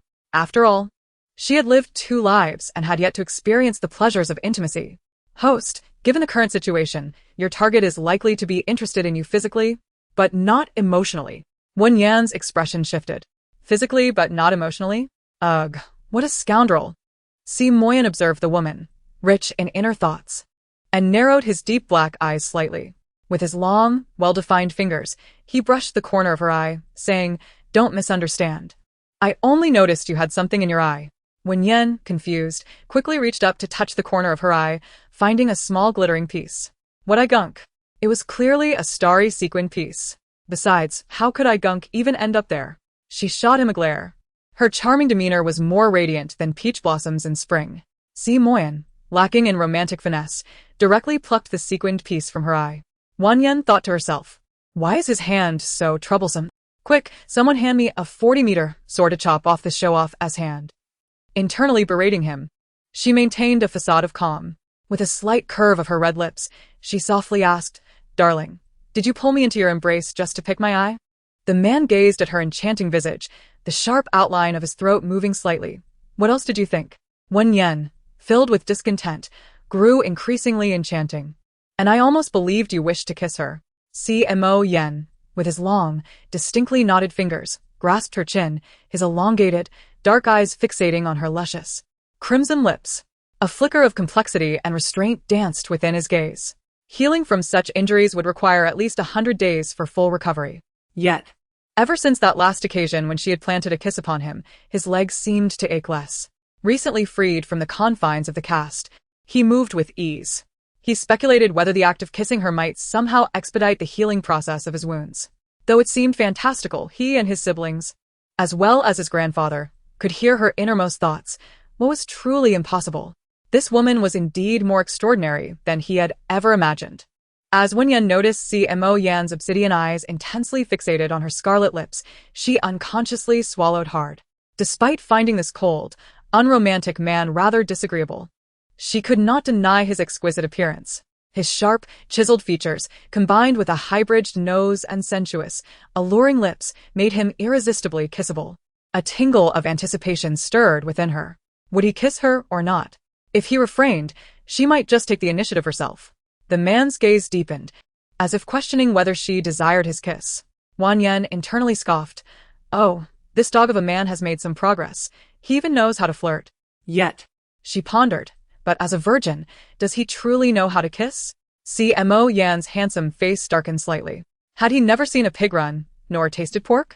Just as his long fingers were poised to draw closer to Wen Yan's lips, a voice suddenly rang out from the doorway. "Elder brother and sister-in-law, I've arrived." As Si Jing pushed open the hospital room door, he stumbled upon the ambiguous scene before him, feeling awkward as he scratched his nose. "Am I interrupting something?" Si Moyan's expression turned grim, his gaze piercing like a poisoned arrow directed at Si Jing. Si Jing chuckled. "Should I take my leave then?" Wen Yan climbed off the man's chest and glanced at Si Jing at the door. "You're not interrupting. I just bought your elder brother a new outfit. What do you think?" Si Moyan remained expressionless, replying, "Why ask him about what you bought for me?" Wen Yan retrieved a black silk shirt and sapphire blue trousers from the bag. "Ha ha ha, sister-in-law, I can guarantee that elder brother won't wear it. But I would look even better in it." Wen Yan nodded thoughtfully. "Indeed, those with a bit more flair wear it with more charm." "Sister-in-law, how about I try it on for you?" Si Moyan coldly interjected. "Get lost." Rising from the bed, he took the clothes from Wen Yan's hands and retreated into the bathroom with an icy demeanor. Si Jing winked at Wen Yan's sister-in-law. "How's my tactic?" Wen Yan gave him a thumbs up, impressive. By the way, sister-in-law, tomorrow when Yi Heng is set to sign a contract with that scoundrel Xiao Shui. Wen Yan raised an eyebrow nonchalantly. What is there to fear? Tomorrow, we'll bring Xiao Ning to the scene to expose her true colors. Let us also indulge in the most explosive gossip from the Xiao family. Si Jingyi's eyes sparkled with excitement. The most explosive scandal of the Xiao family is truly astonishing. He is eager to hear it. Shortly thereafter, a man clad in new garments emerged from the bathroom. Typically, Si Moyan is either in black or white, seldom donning other hues. The black silk shirt, with its deep collar, accentuated his collarbone and a glimpse of his chest, while the hem tucked neatly into his trousers showcased his broad shoulders and narrow waist. His long legs, encased in sapphire blue trousers, appeared almost otherworldly. Desire ignited. What should I do if I want to push him down right now? Si Jingyi clenched his fist near his lips and cleared his throat. Sister-in-law, could you exhibit a modicum of restraint? Si Moyan, the tallest among the Si brothers at nearly 1.9 meters, casually slipped a hand into his pocket and approached Wen Yan. Are you satisfied? Wen Yan nodded vigorously. Very much so. Your wife has excellent taste. As long as the cannon fodder is handsome, their values align with their appearance. What a pity, he is a short-lived soul. Si Moyan. Wen Yan took out her phone and stood a short distance away to capture several snapshots of him. Darling, may I share this in your family group chat?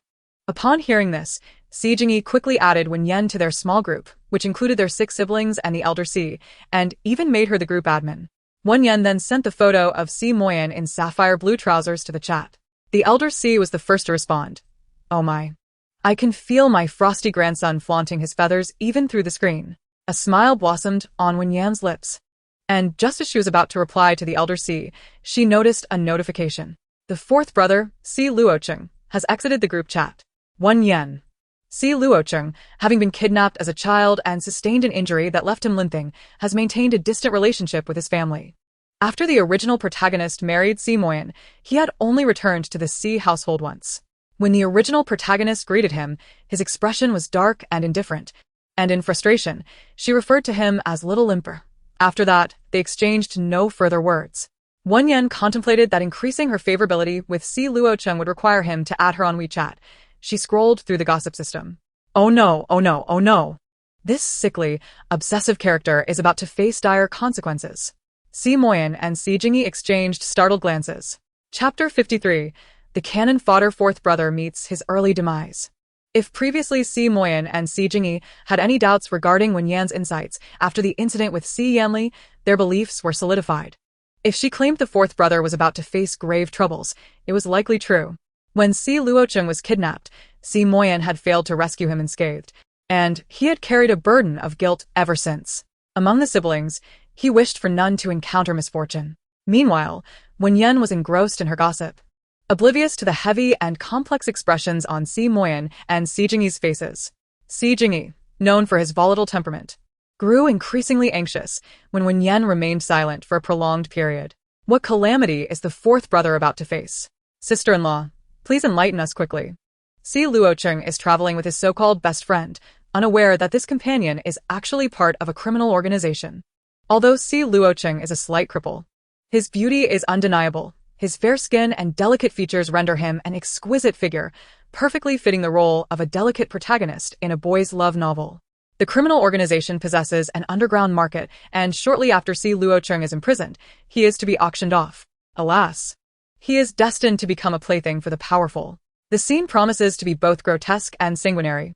By the time the Si family rescues him, he has been irrevocably damaged. To his astonishment, he is the first among the Si family's collateral to meet such a dire fate. Upon hearing this, both Si Moyan and Si Jingyi's expressions shifted dramatically. Si Moyan, with a somber countenance, walked to the balcony and dialed Si Luocheng's number.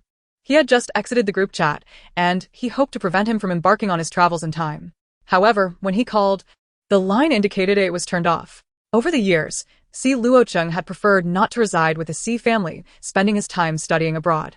If his family did not reach out to him, he seldom initiated contact. He was aware of the emotional chasm that had formed between them. Without any friends' numbers on hand, Si Moyan resorted to contacting Si Luocheng's mentor. Shortly thereafter, the mentor informed him that Si Luocheng had gone on a trip with his closest dormitory companion. Si Moyan's expression turned as cold as frost. He entered the hospital room, intending to inquire about where Wen Yan and Si Luocheng had traveled. But the words caught in his throat, unutterable. It was not that he lacked the desire to ask. Rather, some inexplicable force hindered his speech. Si Moyan realized that unless Wen Yan willingly divulged the information, they could not directly compel her to reveal it. "Darling, I've been out all day, and am feeling a bit fatigued. I shall take a shower now," Wen Yan said as she entered the bathroom. Immediately, Si Moyan booked a flight to the country for the following day. "Brother, should I accompany you?" Si Jingyi suggested. "With me there. Perhaps we could locate the fourth brother and bridge the gap between him and the family." Si Moyan furrowed his brows. Did you not hear her mention it was a criminal organization? If something were to happen to her, what could a frail woman do? Si Jingyi retorted. If the sister-in-law is a weak woman, then there are likely no weak women left in this world. He suddenly noticed a subtle change in his previously aloof elder brother, who had always kept his distance from women. It seemed inevitable that he would develop feelings for such a charming and intriguing sister-in-law. "Then I shall accompany you tomorrow," he declared. Si Moyan shook his head. "I will go alone. Your presence would only be a hindrance." When Wen Yan finished her shower, Si Jingyi had already vacated the hospital room. Si Moyan stood by the window, lost in thought as he smoked. Observing his tall, solitary figure, Wen Yan raised an eyebrow. Could it be that he is aware of Su Jingya's injury and that she went on a blind date today? Si Moyan's hand, holding the cigarette, momentarily faltered. How could she think of Su Jingya? Even if Su Jingya were to marry today, it would have no bearing on him. Smoke away, smoke away. Neglecting your health while still recovering will only invite lung cancer to pay a visit sooner or later, Wen Yan mused. Si Moyan, his brows knitted tightly, extinguished the cigarette butt. He took a shower in the bathroom and lay down on the hospital bed, casting a glance at the woman nestled on the sofa. "Wen Yan, come here." Wen Yan blinked her enchanting fox-like eyes and replied, "Dear, you wouldn't be wanting to finish what we started earlier, would you? Come here." At this moment, Si Moyan's thoughts were consumed by Si Luocheng as he pondered whether he could extract a bit more of Wen Yan's sentiments. At the very least, he wished to learn where the fourth brother had traveled and the name of the criminal organization. Si Moyan resided in a hospital room, where the bed, measuring 1.80 meters, was more than spacious enough for two. Wen Yan approached the bedside, her eyes revealing confusion. "Dear, why did you call me?" Come onto the bed. "Do you want me to carry you up?" Wen Yan quickly shook her head, lifting the covers and lying down on the bed. "Oh wow. His bed is so soft and comfortable. Recently, I've been taking care of him, yet he only let me sleep on the sofa. What a cruel man." As Wen Yan lay on the pillow, she glanced back at the man. Upon seeing his dark, deep-set eyes, which seemed to threaten to engulf her, her heart involuntarily skipped a beat. What kind of gaze is that? It's as if he heard me cursing him in my heart. Wen Yan extended her delicate white fingers to poke at the man's firm chest. "Dear, do we have any activities planned for the evening?" Si Moyan. "What activities do you desire? For instance, intimate proximity?" Si Moyan. "Ha ha ha, just teasing you. Thank you, my dear, for allowing me to join you in bed. I promise to behave tonight, and not keep you awake." Si Moyan pressed his lips together tightly. He thought of the fourth brother's predicament, which indeed would keep him awake through the night. Wen Yan, the earlier withdrawal of the fourth brother from the group was not aimed at you. Please don't take it personally. Wen Yan yawned. "Dear, I'm not that petty.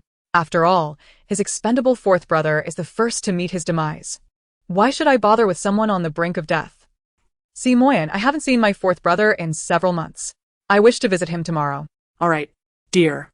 "Make sure to return early. There are many ruffians outside, and not all of them are like me, seeking only you. Go ahead, go ahead. Even if you do end up sold to a criminal organization, you can join your fourth brother as a zero." Exhausted, Wen Yan fell asleep before Si Moyan could say anything further. He looked down at the woman beside him. Her long, dark lashes, drooping like delicate fans, framed her unadorned face, a captivating blend of allure and innocence. He picked up his phone and searched online for the meaning of zero. Upon reading the definition, his expression darkened considerably. The next day, Wen Yan eagerly rose early to attend the signing event for the gossip. Si Jingyi had also arrived early. After exchanging a few words privately with Si Moyan, he followed Wen Yan to Xiaoning's hospital room. After a period of recuperation and the medication Wen Yan had provided, Xiaoning's physical condition had improved significantly, though she was still unable to walk due to injuries to her legs. Upon Wen Yan's arrival, Xiaoning had already dressed, looking both pure and beautiful. Seeing Wen Yan, her fair face blushed uncontrollably. Sister Yan. Wen Yan extended her arm, lifting Xiao Ning from the hospital bed and gently placing her into a wheelchair. Xiao Ning's ears flushed crimson in an instant. Si Jingyi mused that this little sister might genuinely harbor feelings for his sister-in-law, potentially positioning herself as a rival to his brother. Chapter 54, A Revelation. The person he was defending was, in fact, an illegitimate child. After settling Xiao Ning in the wheelchair, Wen Yan draped a light blanket over her frail legs. Observing Xiao Ning's rosy cheeks and delicately fluttering eyelashes, Wen Yan could not resist affectionately ruffling her hair, assuring her not to fear, for she, Yan Jia, would stand by her side. Xiao Ning bashfully nodded in response. The signing ceremony between Wen Yiheng and Xiao Shui was set to take place at the entrance of a five-star hotel in Yi City. Following the completion of the agreement, Xiao Shui's father, Xiao Weiliang, would also sign a long-term collaboration contract with the Wen Group. The Wen family's standing in Yi City's elite society was on the brink of a significant elevation, potentially allowing them to gain entry into the prestigious circles of the capital. The entire Wen family was in high spirits, except for Wen Yiheng. The previous day, he had made a grave blunder, although he had kept his head low in embarrassment, preventing bystanders from capturing a clear image of him. Several media outlets had speculated about his identity. Nevertheless, he resolved to deny any allegations vehemently. Unfortunately, that morning, he had been inexplicably ambushed and beaten, resulting in a bruised face and the loss of a molar. It was undoubtedly the work of that foolish Wen Yan. After the signing, he would seek retribution. Given that neither the Wen family nor the Si family had any fondness for him, if she failed to kneel and apologize, he vowed to expel her from Yi City, sending her back to the countryside. Even with a layer of concealer, the injuries on Wen Yiheng's face were glaringly evident, compelling him to don sunglasses and a mask. Wen Yu approached with ointment for his wounds, her eyes brimming with concern. "Second brother, it's all my fault. If it weren't for my desire to wear that dress yesterday, Sister Wu and Ti have retaliated against you." Before Wen Yu could finish her sentence, tears cascaded down her cheeks. Wen Yiheng felt a pang of sympathy. He reached out to gently pat her head, assuring her that it was not her fault. It was Wen Yan's jealousy over his defense of her that had led to such underhanded tactics. She ought to reflect on her own worth. "How can she even compare to you? He continued, "Rest assured, once I finalize the long-term contract with Xiao Shui, I will elevate you to become the most illustrious star in the entertainment industry." Wen Yu's lips curled into a smile. "Second brother, you are so kind to me. Oh, foolish girl, you are the lucky star of our Wen family. Without you, my brother would not have rescued Xiao Weiliang, and I would not have the opportunity to collaborate with Xiao Shui. Once our family ascends to prominence in the capital, we shall all relocate there, far away from that venomous and incompetent Wen Yan." Wen Yiheng found himself reluctant to acknowledge Wen Yan as his sister. After the events of yesterday, he felt he would harbor resentment towards her for a lifetime. Their parents, Wen Fu and Wen Mu, attended the event in splendid attire.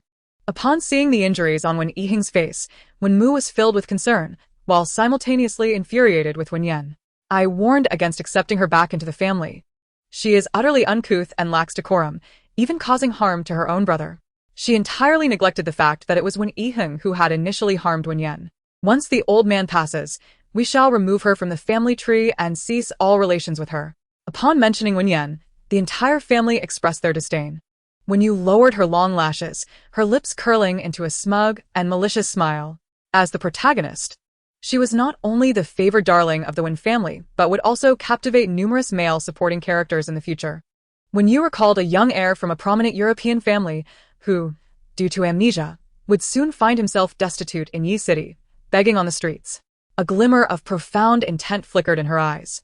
At that moment, she planned to rescue him, to be his salvation, transforming him into her devoted admirer. Once he regained his memories and returned to his ancient and vast lineage, her and Gu Beichen's endeavors would gain an additional advantage. Wen Yu was the officially announced leading lady of Guilty, adorned in a stunning and exquisite gown, arriving at the signing event alongside her family. Xiao Weiliang, accompanied by his female secretary, and Mrs. Xiao with Xiao Shui, had already reached the venue. Media reporters were broadcasting this grand signing ceremony live. Miss Xiao Shui is simply magnificent. She could easily rely on her looks but chooses to showcase her talent. This is my first time witnessing a live broadcast by a genius female author. The beautiful writer is a heartthrob. I am utterly captivated. Mr. Xiao and Mrs. Xiao exude such elegance.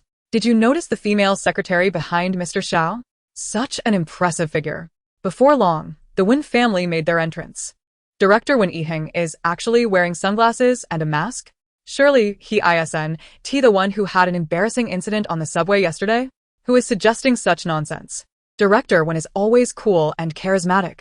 If he were to embarrass himself, I would eat my words. Following Director Wen is the newly appointed leading lady of Guilty, Wen Yu. She appears so pure. I bet she'll be the new generation's sweetheart. As the host announced the commencement of the signing ceremony, Xiao Shui sat before the microphone, declaring to the public that she would be collaborating with Wen Yiheng for the long term. They shook hands, poised to sign, when suddenly, a black luxury vehicle drove up. Xiao Shui, how dare you sign with them after stealing my work? A voice, cold as frost and laced with deep resentment, pierced through the air. Startled by the voice, Xiao Shui tightened her grip on the pen. This was absurd. Wasn't Xiao Ning dead? How could she possibly hear her voice? In the midst of her confusion, the reporters surrounding the signing table parted to create a pathway. Wen Yan pushed Xiao Ning, who was seated in a wheelchair, forward, accompanied by the strikingly handsome and enigmatic Si Jingyi, clad in all black and wearing sunglasses. As the audience caught sight of the approaching figures, the comments erupted in a frenzy. Oh my, could Si Jingyi be here to snatch the copyrighted Guilty? I heard Si Jingyi spent a year and a half trying to connect with Xiao Shui, but his character seems lacking. He is impulsive and eager for success, which is why Xiao Shui chose the far more composed Wen Yiheng. At this rate, Si Jingyi truly lacks taste, resorting to disruption when he can't secure the copyright. I will boycott any films directed by Si Jingyi in the future. Boycott 10,086. Am I the only one who notices that the lady pushing the wheelchair is extraordinarily stunning, far more beautiful than any other woman present? Men are drawn to seductive women, while we, as women, admire someone like Wen Yu, an epitome of elegance and sophistication. Upon seeing Xiao Ning, the Xiao family's demeanor shifted dramatically. Recently, Xiao Weiliang had heard from a servant at their villa that Xiao Ning had eloped with a man while she was out buying groceries. Xiao Weiliang had never held a fondness for Xiao Ning. Her elopement filled him with embarrassment, prompting him not to seek her out. With a darkened expression, he approached Xiao Ning and whispered, "What brings you here? Aren't you ashamed? You can barely read, let alone write. Leave this place immediately." Xiao Weiliang had always harbored prejudice against Xiao Ning, and in his stern and cold presence, she could scarcely meet his gaze. Her body trembled uncontrollably, and her heart ached profoundly. "Father, all the works published by Xiao Shui are penned by me," Xiao Ning began, but before she could finish, Xiao Weiliang glared at her furiously, repeating, "I'll say it once more, leave at once, and don't embarrass yourself here." Just as his words hung in the air, a mocking voice cut through the tension. How amusing, to speak harshly to your own flesh and blood while protecting that illegitimate child. Mr. Xiao, you truly are the king of cuckoldry. Xiao Weiliang's eyelids twitched involuntarily. What did she mean by that? Si Jingyi had been attentively listening, sensing the unfolding drama. The most explosive revelation from the Xiao family was about to emerge. Xiao Weiliang's face turned a deep shade of anger as he cast a scornful glance at Wen Yan, then directed his fury back at Xiao Ning. What can you possibly learn from someone as cunning as her? What do you mean by protecting an illegitimate child? Who is that child, if not his most cherished daughter? Xiao Shui? Your mother was pregnant with twins. If Xiao Ning is his, then Xiao Shui must surely be his as well. This woman is speaking nonsense. Her mind must be unhinged. Wen Yan, what madness is this? Today marks a crucial day for our collaboration with the Xiao family. Do not cause a disruption. Mr. and Mrs. Wen approached, their eyes filled with disdain and discontent. They had yet to settle accounts with Yiheng for the humiliation she caused. How dare she bring others to wreak havoc? The Wen summoned security, intending to expel the group. However, soon after, a convoy of over 10 luxurious black cars arrived, from which dozens of bodyguards clad in black emerged, brought by Si Jingyi from the Si family. The atmosphere was imposing and formidable. Ladies and gentlemen, seated in the wheelchair is Xiao Ning. All works published by Xiao Shui are the creations of Xiao Ning. Wen Yan proclaimed loudly to the reporters. The crowd erupted in astonishment. Viewers watching the live broadcast were similarly agitated, especially Xiao Shui's fans, whose reactions were akin to a boiling cauldron. Who is this woman? How dare she attempt to overshadow the genius writer, Shui? What's Xiao Ning? We only acknowledge Xiao Shui. People today will do anything for fame, even sacrificing their dignity. Sitting at the signing table, Xiao Shui's eyes glimmered with a cold malice. Xiao Ning was still alive. How intriguing. She unexpectedly found herself entangled with the inept scion of the Wen family, believing that Wen Yan could assist her in reversing her fortunes. Xiao Shui straightened her back, radiating an air of defiance. Deprived of her parents' affection, she sought to tarnish my reputation through such underhanded means. Does she truly think that my identity as a prodigious writer can be easily usurped? She transcribed every novel penned by Xiao Ning onto her own computer. The creations housed within her device represented the earliest manifestations of all her works. What does Xiao Ning possess to validate her claims? A mere empty tongue? Each piece is a culmination of my toil. I shall not permit anyone to attempt to seize my hard-earned efforts. Xiao Shui spoke with conviction. Numerous individuals present, including netizens, rallied in support of Xiao Shui, particularly Xiao Weiliang and Madame Xiao. Xiao Ning, are you so consumed by jealousy of Shui Shui that you've lost your senses? Leave this place at once. Otherwise, I shall consider you no daughter of mine. Xiao Weiliang thundered with unrestrained fury. Throughout her life, Xiao Ning yearned for her parents' affection, struggling to comprehend why, despite being their daughter, she was so overlooked. Despite Xiao Shui's numerous transgressions, she had reported her to their parents, yet they chose to believe only Xiao Shui. The chill of disappointment had not been wrought in a day. She had long relinquished any expectations of her parents. A sardonic smile curled at the corners of Xiao Ning's lips. Very well, Xiao Shui. Since you assert that the works are yours, let me inquire. In Guilty, why did Boss Wan choose to murder his wife and her lover? The conclusion of Guilty left a tantalizing cliffhanger. The police had determined that the deaths of Boss Wan's wife and her lover were at his hands, yet the true motive remained unwritten. Xiao Shui scoffed. Of course. It was because Boss Wan's wife was unfaithful. Betrayed, he killed his wife and her male lover in a fit of rage. Is that Xiao Ning not slightly deranged? Anyone who has read Guilty could deduce this reason.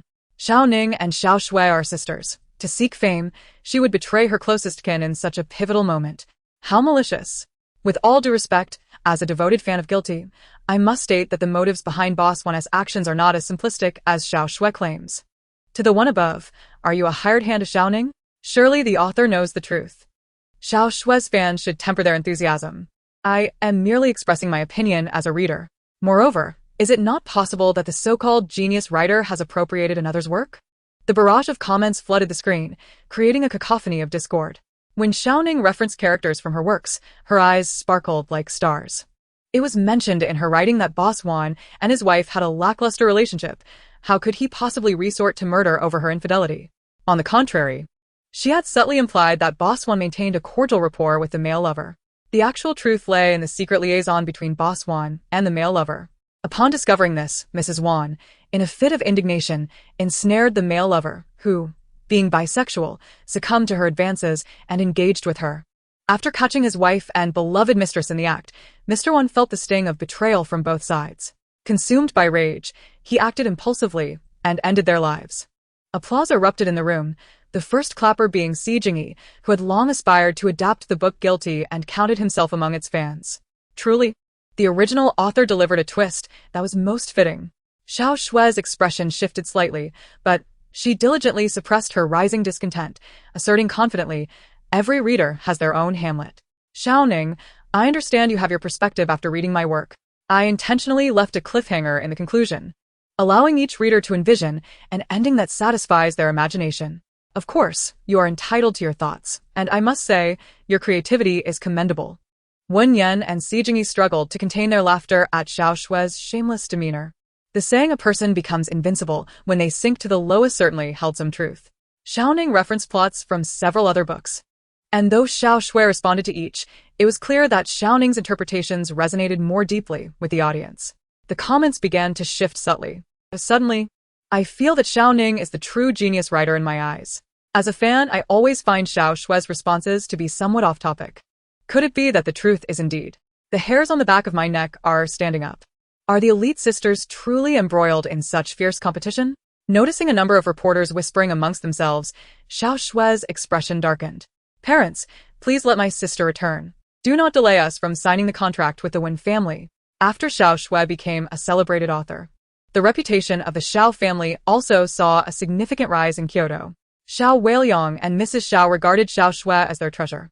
The Wen family, being Xiao Weiliang's saviors, made him particularly displeased with Xiao Ning's public disturbances. You are a disaster for our family. My refraining from severing ties with you is already a sign of leniency. If you have any sense, you should leave at once. Despite Xiao Ning's profound disappointment in her father, his words pierced her heart like a sharp blade, causing her immense pain. Wen Yan, noticing the anguish flickering in Xiao Ning's eyes, silently squeezed her hand. Having grown up without parental affection, she could deeply empathize. If the earlier plots did not suffice to establish my identity as the original author of those novels, then what about this? Suddenly, Xiao Ning produced an object from her pocket and raised it high. Chapter 56. What a large green hat. What Xiao Ning held aloft was a voice recorder. This device contains all the inspirations for my books. Lacking a laptop at the time, I had to write each word painstakingly in a notebook. To ensure I did not overlook any details, I recorded all my thoughts and insights. The timestamps of my recordings are available, displayed on the big screen. It will all be crystal clear. Wen Yan exchanged a knowing glance with Si Jingyi. He promptly approached the sound engineer with the voice recorder in hand. Xiao Shue's hands, resting on her lap, tightened into fists. She was incredulous, unable to believe that Xiao Ning possessed any incriminating audio evidence. Surely, she must be deceiving her. Xiao Shui cast a glance at Wen Yan, expressing her sincere desire to collaborate, despite having offended Si Jingyi in the process. Now he, along with your sister Wen Yan, and Xiao Ning, had conspired against her. Could the Wen family truly remain passive in this situation? Wen Yiheng's gaze toward Wen Yan was filled with a consuming hatred. However, with Si Jingyi accompanied by dozens of bodyguards, they were powerless to intervene. Miss Xiao, I firmly believe you are the original author. That incapacitated sister of yours is surely deceiving you. Rest assured, the Wen family will always stand by your side. Xiao Shui shot a glance at Xiao Ning. The unwavering confidence in Xiao Ning's eyes instilled a sense of unease within her. All she could hope for now was that the recordings on Xiao Ning's device would reveal nothing. Soon enough, Si Jingyi connected the contents of the recording device to the large screen. The recordings began from 2016 and continued through to 2020, containing inspiration for each book, character names, intricate plotlines, twists, and detailed character traits. Some narratives had not made it into the books but were captured in the recordings. Any devoted fan familiar with the works would immediately recognize the details. Ah, my beloved author is actually Xiao Ning. This truly is a case of guarding against one's own sisters. Are Xiao Shue's fans still daring to show their faces? Xiao Shue's composure cracked. She could not possibly claim the recordings as her own, for despite being twins, their appearances and voices were distinctly different. Fraud. You are no genius writer. How shameless to covet your own sister's work. Suddenly, someone hurled a rotten egg at Xiao Shui. She screamed, her expression turning icy. Shut down the live stream. Shut it down. She commanded the Xiao family's bodyguards to smash the journalists' cameras. The scene erupted into chaos. Xiao Shui approached Xiao Weiliang and Madame Xiao, who tenderly wiped the egg from her face. Trembling, she glared coldly at Xiao Ning, realizing she had been outmaneuvered. Vile woman. Why did she not perish after her assault? Why did the person I sent spare her life? The Wen family was left in disarray. When Yiheng stared at the prepared contract, his brow furrowing in deep concern. When Yu, eyes cast downward, wore a look of disbelief. She was aware of the plot. Xiao Ning had never been a character in the previous narrative. What on earth was happening? Had everything gone awry? None were more delighted than Si Jingyi. Was it finally his turn to bask in wealth and privilege? He had long desired to collaborate with a genius author. Surely, Xiao Ning would sell him the rights in the future. He felt an overwhelming gratitude toward his dear sister-in-law.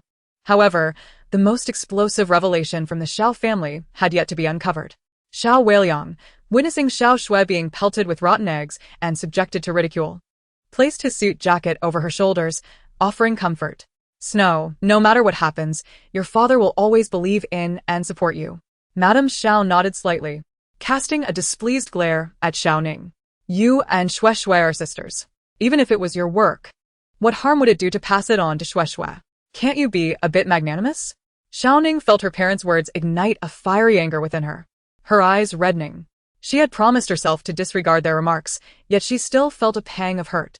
What wrongs had she committed throughout her life? She had always been the one to suffer and feel wronged. Wen Yan let out a cold laugh.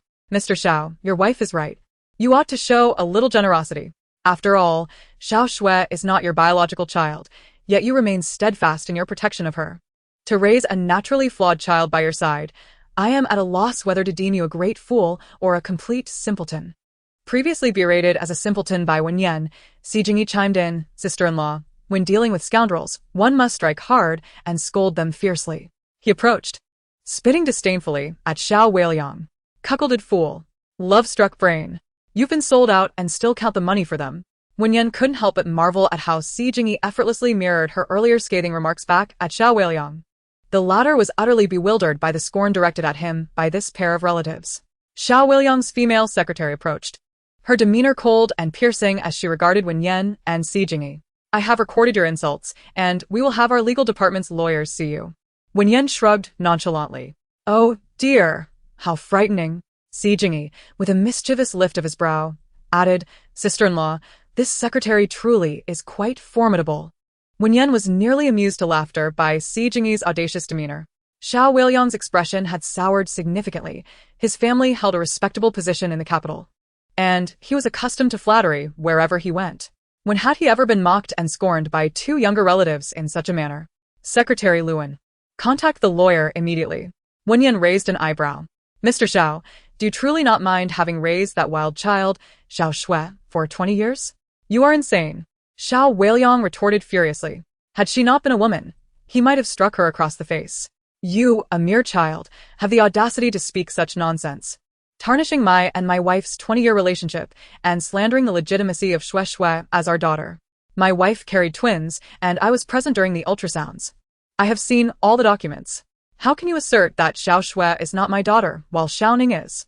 Is it even possible for one womb to bear children from different fathers? Wen Yan blinked innocently. Why ever not? Si Jingyi erupted with laughter at Wen Yan's playful retort. Xiao Weiliang was nearing the brink of fury, nearly fuming in frustration, oblivious to the subtle shift in Madame Xiao's expression, a flicker of unease crossing her eyes. This woman, could she truly have uncovered something? No, that was impossible. For all these years, neither he nor anyone else had detected any anomalies. She had never interacted with them. So she could not possibly know. Pointing a trembling finger at Wen Yan, Xiao Weiliang seethed, very well, I shall see what evidence you possess. If you cannot provide a satisfactory explanation, I will have you arrested for defamation. Wen Yan smiled softly. Oh, I certainly have evidence. Just look. Chapter 57, A Revelation. The Truth Unveiled. Wen Yan knelt down, her gaze gentle as she looked at Xiao Ning. Little Ning Ning, would you be willing to remove your shoes? Xiao Ning understood Wen Yan's intentions. They had already discussed this in the hospital. She nodded obediently. Wen Yan affectionately patted her head. So good. With that, Wen Yan carefully removed Xiao Ning's left shoe and sock. Xiao Ning's foot was slender and fair, quite a beautiful foot indeed. However, there was one flaw. She had 6 toes. Xiao Weiliang's brow furrowed tightly. Xiao Ning, how long will you embarrass yourself? Hurry and put your shoes and socks back on. In this society, having 6 toes will only invite ridicule. Xiao Weiliang had once been scorned by his first love because of his own 6 toes. Yet, when he met his current wife, Chu Mei, she not only accepted him but also took a liking to his 6 toes, sometimes even playfully kissing them during their intimate moments. This fondness contributed to the affection he had shown towards Mrs. Xiao over the years. If he, as a man, feared mockery for having 6 toes, how could Xiao Ning, a young lady, not feel the same? She was truly bringing shame to the Xiao family. Mr. Xiao, you can't still be ashamed of little Ning Ning's 6 toes. Can you? Just think, isn't your father also a 6-toed man? And your grandfather as well? The Xiao lineage carries this trait. He paused, contemplating. Xiao Weiliang's expression darkened suddenly. Upon reflection, it was true that all the Xiao family members had 6 toes. His father had mentioned this as a hereditary trait. When Xiao Ning and Xiao Shui were born, Xiao Shui had normal feet, and he had thought that perhaps heaven had favored him with a normal child. He had not delved deeper into the matter. Honey, don't listen to her nonsense. Xiao Shui and Xiao Ning both came from my womb. Xiao Shui is blessed by our ancestors, which is why her feet are normal. You cannot doubt her simply because she doesn't have 6 toes. Xiao Weiliang nodded thoughtfully. Wen Yan chuckled lightly. It will take some time for you to act now. By then, Mrs. Xiao might just use little Ning Ning's hair to create a ruse. Or perhaps even run away with Xiao Shui and her lover. After all, Mr. Xiao, you have already transferred quite a bit of your assets. Mrs. Xiao felt a sudden twitch in her eyelid. Who was this woman? How did she know her circumstances so intimately? Xiao Weiliang stared at Wen Yan, who spoke with such conviction, and a dreadful thought flashed through his mind. Could it be that Xiao Shui was truly not his child? Sensing the doubt in her father's eyes, Xiao Shui rushed into his embrace. Daddy, I am your daughter. You and Mommy have loved each other for over 20 years. You must not be deceived by a scheming vixen. She is a malicious woman sent by Xiao Ning to sow discord within our family. Just ask the Wen family. None of them have a good impression of her. As Xiao Weiliang caught a whiff of the unpleasant odor of rotten eggs emanating from Xiao Shui, he felt a wave of nausea rise within him. He pushed Xiao Shui aside and coldly gazed at Wen Yan. My wife conceived twins on our wedding night. On the day of our marriage, apart from me, she was surrounded solely by women. Even if Xiao Shui is not my blood, tell me, with whom could she possibly be together? Is it conceivable that a woman could cause her to become pregnant? Wen Yan chuckled softly. Indeed, it is a woman. An immediate, suffocating silence enveloped the air. Xiao Weiliang was nearly driven to laughter by his indignation. How foolish he had been to find any credibility in this woman's words. They were utterly nonsensical. A woman could make a woman pregnant? What a strange tale. Wen Yan, enough. Your madness knows no bounds. Do you not feel shame for our Wen family? Wen's mother glared furiously at Wen Yan.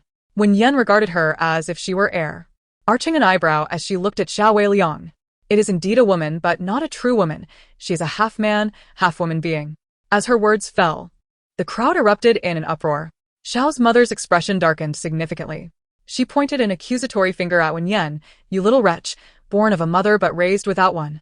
Cease your ramblings. Wen Yan smirked. Indeed, I was born of a mother and raised without one. What of it? I take pride in it. At least I was not raised wrongly. Wen's mother nearly fell back in shock. Si Jingyi approached, brushing aside Xiao's mother's hand that pointed at Wen Yan. You were raised by a mother. How is it that she did not teach you not to point fingers at others?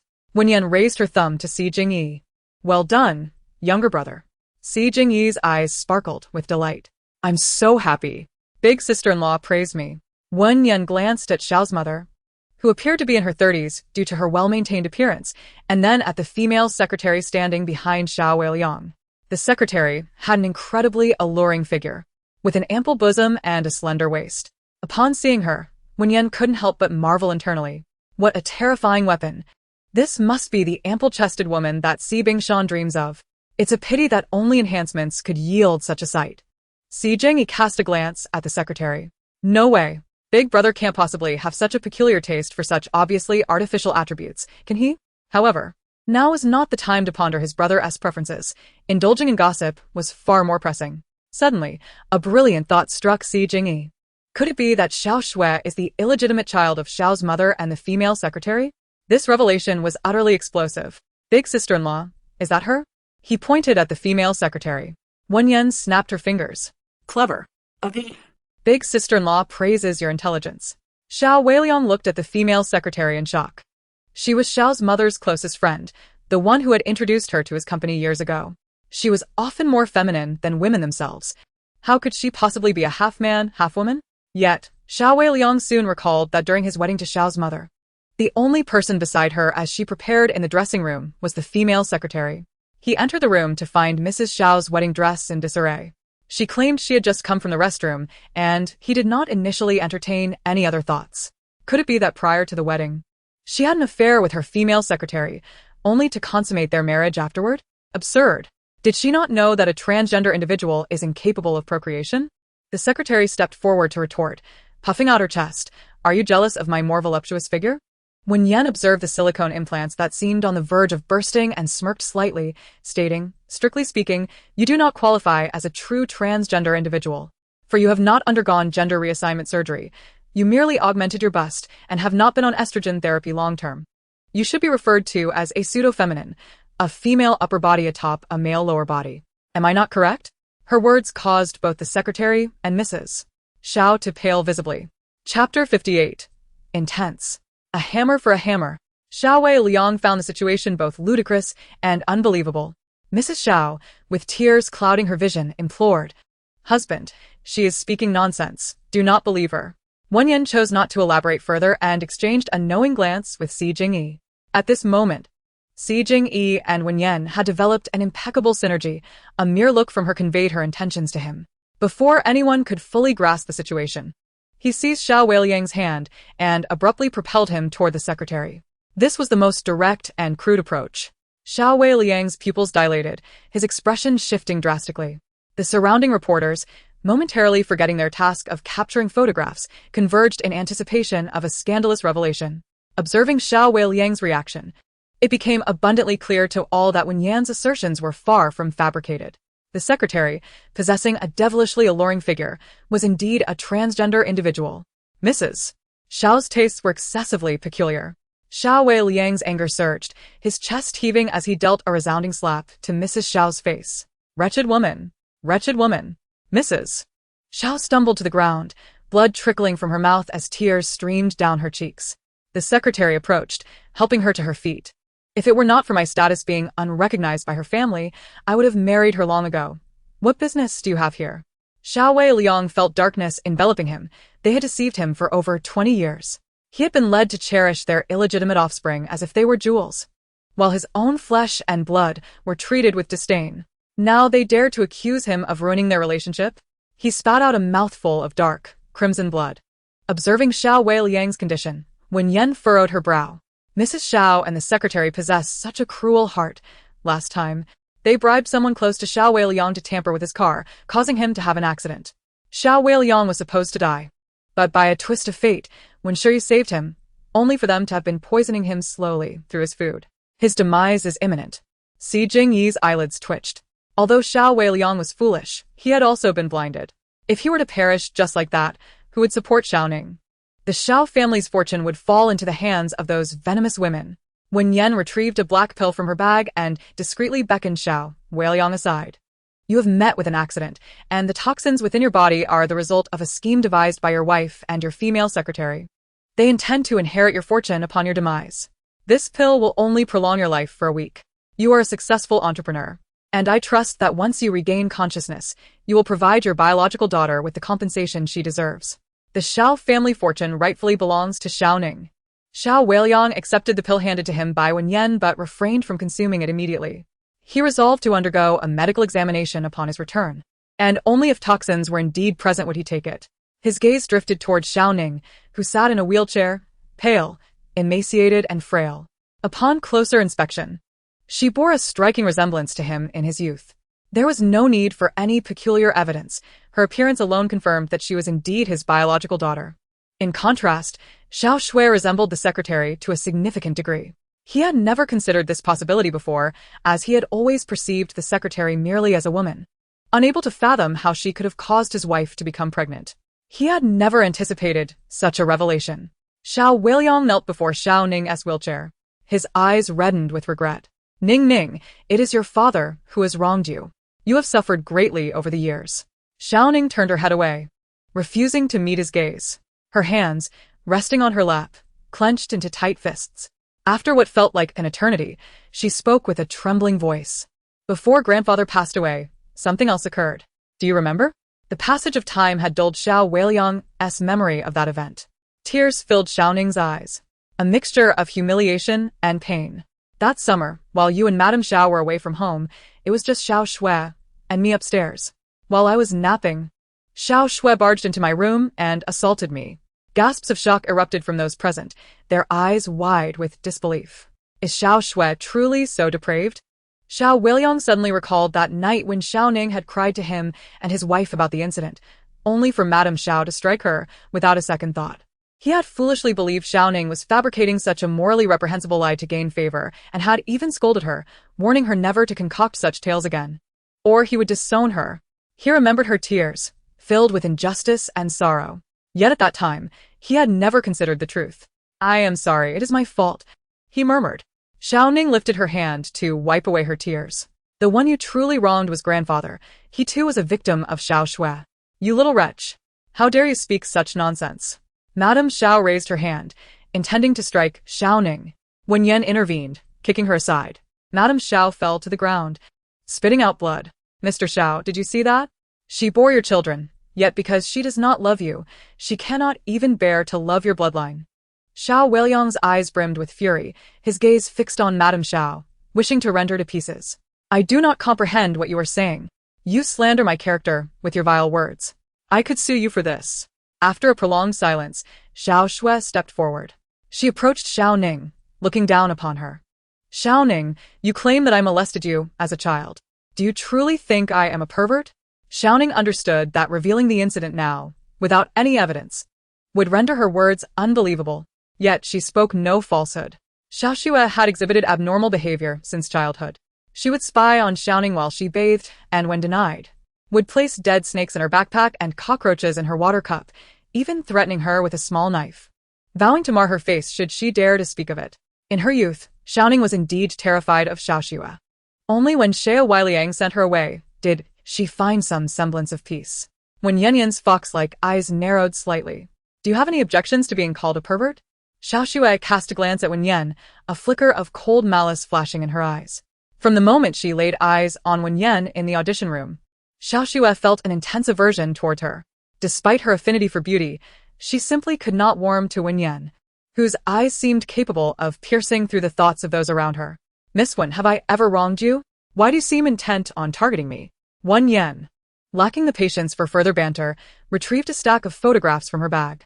I have received some rather revealing photos of Miss Xiao Xue. Perhaps we should let everyone judge whether you are indeed a pervert? She distributed the photographs to the surrounding reporters. The images depicted Xiao Xue in Thailand, dancing exuberantly with a dozen transgenders in a bar booth, followed by a group encounter. The reporters erupted in uproar. This is utterly shocking. How can one even call this human? It's beastly.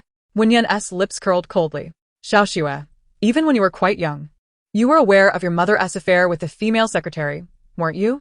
At that time, you thought the secretary was merely a woman. Influenced by your mother, you too began to toy with girls. You were the first to target Xiao Ning, and when your actions were discovered by the old man Xiao, you resorted to drastic measures, leading to his demise with the maid. You are nothing but a natural-born pervert and a wicked fiend. Chapter 59, The Unprecedented Wealth, Sister-in-Law. Shia Weiliang was so enraged he felt on the verge of vomiting blood. The daughter he had cherished so dearly had committed such heinous acts. He had continuously shielded her. A flicker of panic crossed Xiao Xue's cold gaze. She could not comprehend how Wen Yan knew such intimate details of the past. Who exactly was Wen Yan? Why was she aiding Xiao Ning? Xiao Xue gritted her teeth and subtly produced a syringe. Suddenly, she dropped to her knees before Xiao Ning. Ning Ning, I have committed many wrongs. I come to you in repentance. Let us descend into hell together. Once there, I shall torment you thoroughly. With that, Xiao Xue brandished the syringe and lunged towards Xiao Ning's neck. Just as she was about to strike, Wen Yan executed a swift kick, sending Xiao Xue flying. The syringe slipped from her grasp, revealing a vial of blood within. Xiao Xue's chaotic personal life has led to her infection, Wen Yan declared coldly. The onlookers recoiled in horror. Xiao Xue was indeed vile, after committing so many atrocious acts. She still sought to drag Xiao Ning into her web of infection. Truly, like begets like, the offspring of a dragon is a dragon, and the offspring of a rat will dig holes. Xiao Weiliang was consumed with rage as he declared before the gathered reporters. I shall immediately return to Kyoto to divorce Chu Mei. I hereby sever all ties with Xiao Xue. I will ensure that not a single penny of the Xiao family's wealth is bestowed upon the mother and daughter. Furthermore, he vowed to alert the authorities, demanding an investigation into the accident he suffered, the kidnapping of Ning Ning, and the sudden death of the elderly patriarch. Mrs. Xiao and the female secretary collapsed to the ground in sheer terror. Their meticulously crafted plan was on the brink of success, yet now it lay in ruins. Moreover, they were likely to face imprisonment. Xiao Weiliang instructed his bodyguards to escort Mrs. Xiao, Xiao Xue, and the secretary into the vehicle. He knelt before Xiao Ning, his eyes brimming with regret and remorse. Ning Ning, do you wish to return to Kyoto with your father? Xiao Ning shook her head. I want to stay in E-City. Xiao Weiliang glanced at Wen Yan and Si Jingyi, recognizing that these two could protect her. I will investigate the relevant matters upon my return and ensure that all assets are left to you. I understand that your most treasured possessions are your books. I will communicate with the publisher to withdraw all books published under Xiao Xue's name. Even if Xiao Weiliang left everything to her, Xiao Ning would never forgive him. Some wounds are irreparable. As Xiao Weiliang prepared to depart, the usually silent Wen father approached and inquired, Mr. Xiao, what about our long-standing cooperation with the Wen family? Xiao Weiliang interrupted him, maintaining a stern expression. From now on, my company will be entrusted to Ning Ning. She may collaborate with whomever she wishes. The members of the Wen family were struck with a sense of devastation. The exhilaration they felt this morning upon arriving at the signing ceremony had transformed into profound disappointment and sorrow. They had been so close to stepping into the Kyoto elite, only to find themselves empty-handed. Who could endure such a turn of events? When you observed Wen Yan, who had shone brightly today, and dug her fingers into her palm, wishing to pierce her skin. Why did Wen Yan possess so many hidden secrets? In the previous life, the only heiress of the Shao family had been Shao Shui, and subsequently, the family fortune was inherited by Mrs. Shao and Shao Shui. Why had everything become so chaotic in this life? Mother, elder brother, second brother. If it were not for your excessive indulgence towards me, my sister would not have conspired with outsiders against you, causing the Wen family to be unable to secure the contract. This is all my fault. When you lifted her hand to wipe away the tears that had escaped her eyes, the Wen family was instantly filled with concern. Yu, this is not your doing. It is Wen Yan who wishes to see the Wen family suffer. Her heart is filled with malice. When Yiheng glared at Wen Yan with a fierce expression and, in a hushed tone, asked Wen Shiyu, elder brother, did they find any traces of the laxative in my cup yesterday? Wen Shiyu shook his head. Had they discovered anything? He would have confronted Wen Yan directly. When Yiheng's eyes reddened with anger, it seemed that her poison had likely dissolved in the water, rendering it undetectable. She had not anticipated that her methods would become increasingly sophisticated. Having committed such a vile act, she left no trace behind. The thought of not being able to collaborate with the genius author left Wen Yiheng's teeth nearly grinding to dust. He boldly approached Miss Shao, saying, Miss Shao, I am Wen Yiheng. I was unaware that guilty was your original work.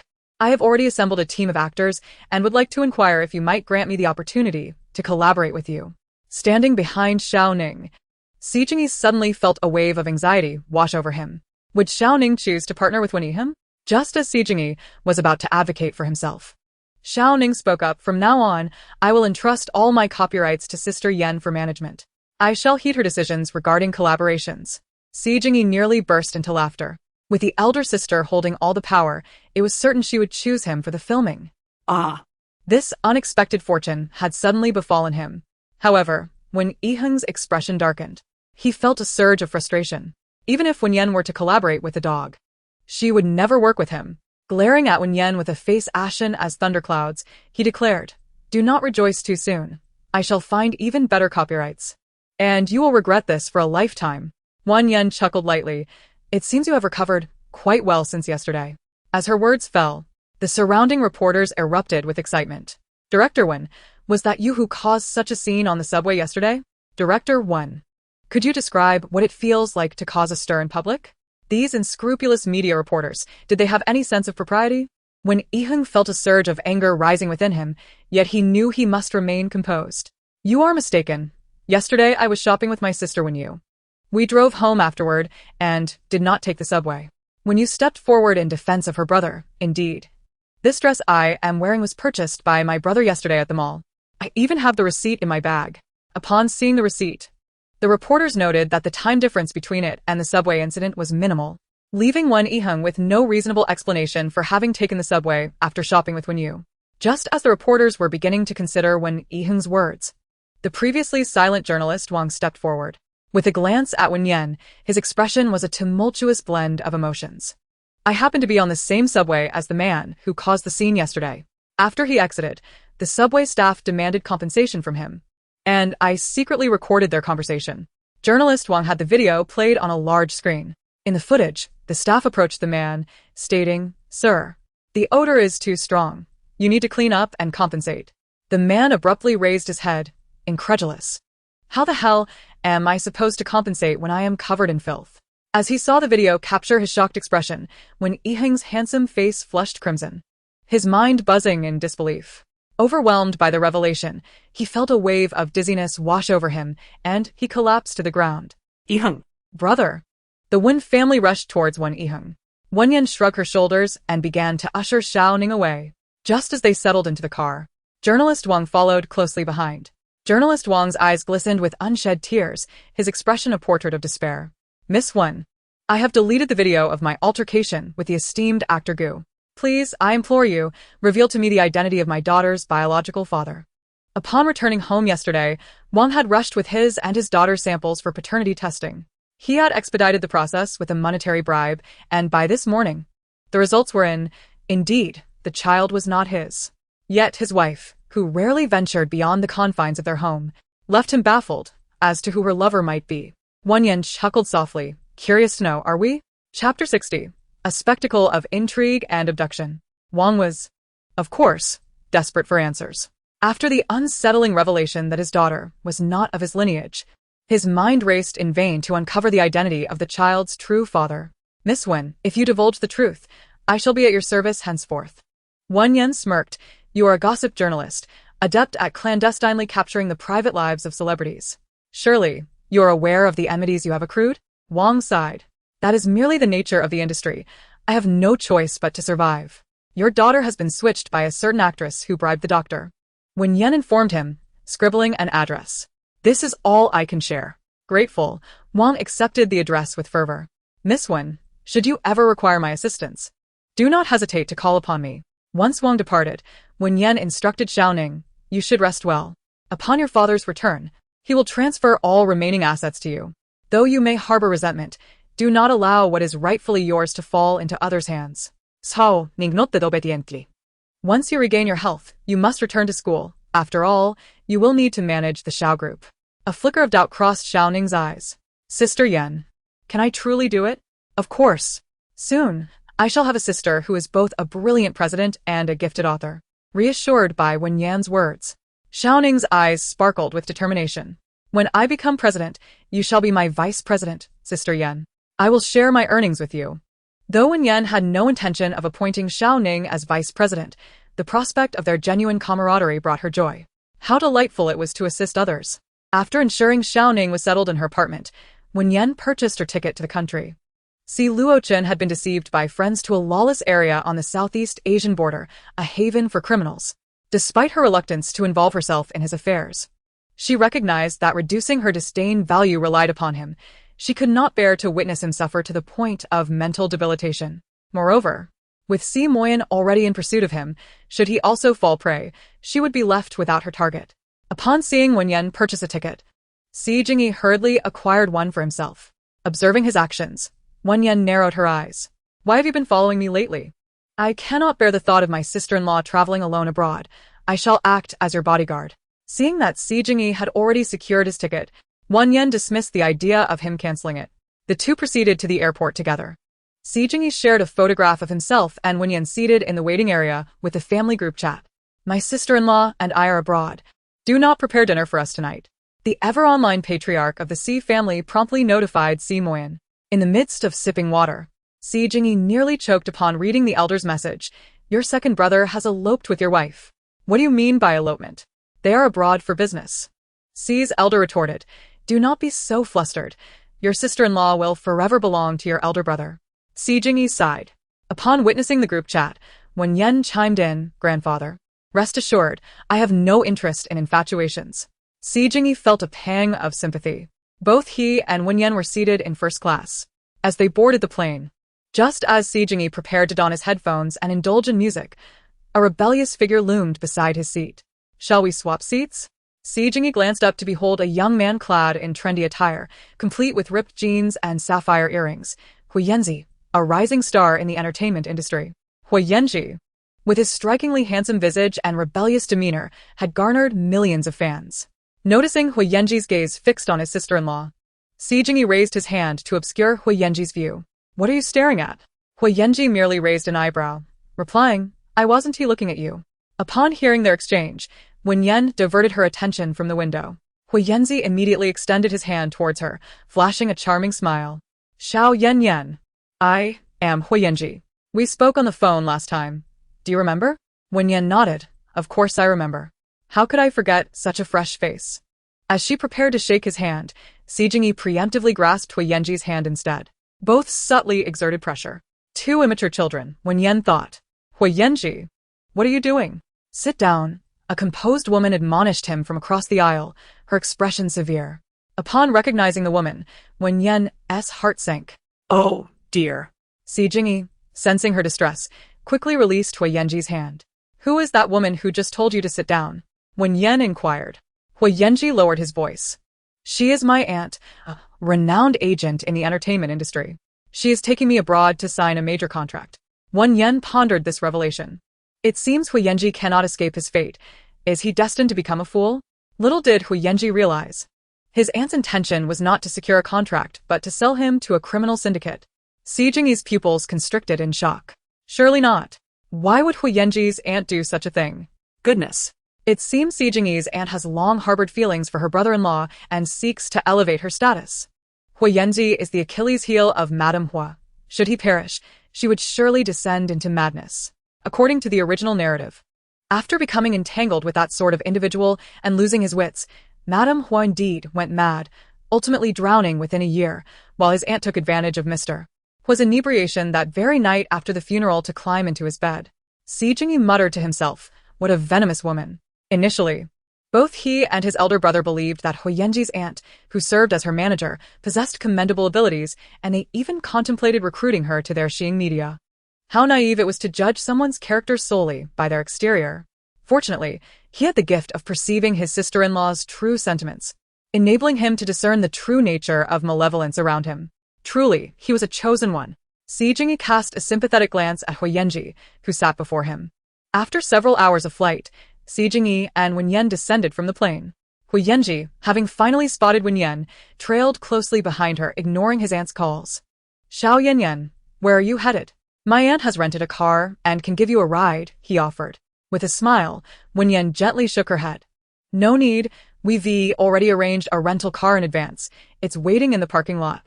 Huyenji followed them to the parking area. Just as Wen Yan and Si Jingyi were about to locate their rented vehicle, a dark business van suddenly approached. The doors swung open, and several masked men aggressively forced Wen Yan and her companions into the vehicle. In no time, the van sped away from the garage. Once inside, both Si Jingyi and Huyenji were utterly bewildered. Just as Si Jingyi was about to curse, a cloth was shoved into his mouth, silencing him. His eyelids twitched in disbelief. How is it that Huyenji's kidnapping entangled him and his sister-in-law? As he prepared to cast a glance of desperation toward Wen Yan, a black bag was abruptly placed over his head, plunging him into darkness. Frustration surged within him, yet soon he began to perceive his sister-in-law's thoughts. Well, I suppose it's a good thing. We're headed to a criminal organization anyway, so at least I won't have to drive. I'm so tired. I'll take a nap, she mused. Si Jingyi conceded. All right then, if my sister-in-law is napping, I might as well do the same. The vehicle jostled for an indeterminate duration, with Si Jingyi drifting in and out of sleep, an experience he had never endured before.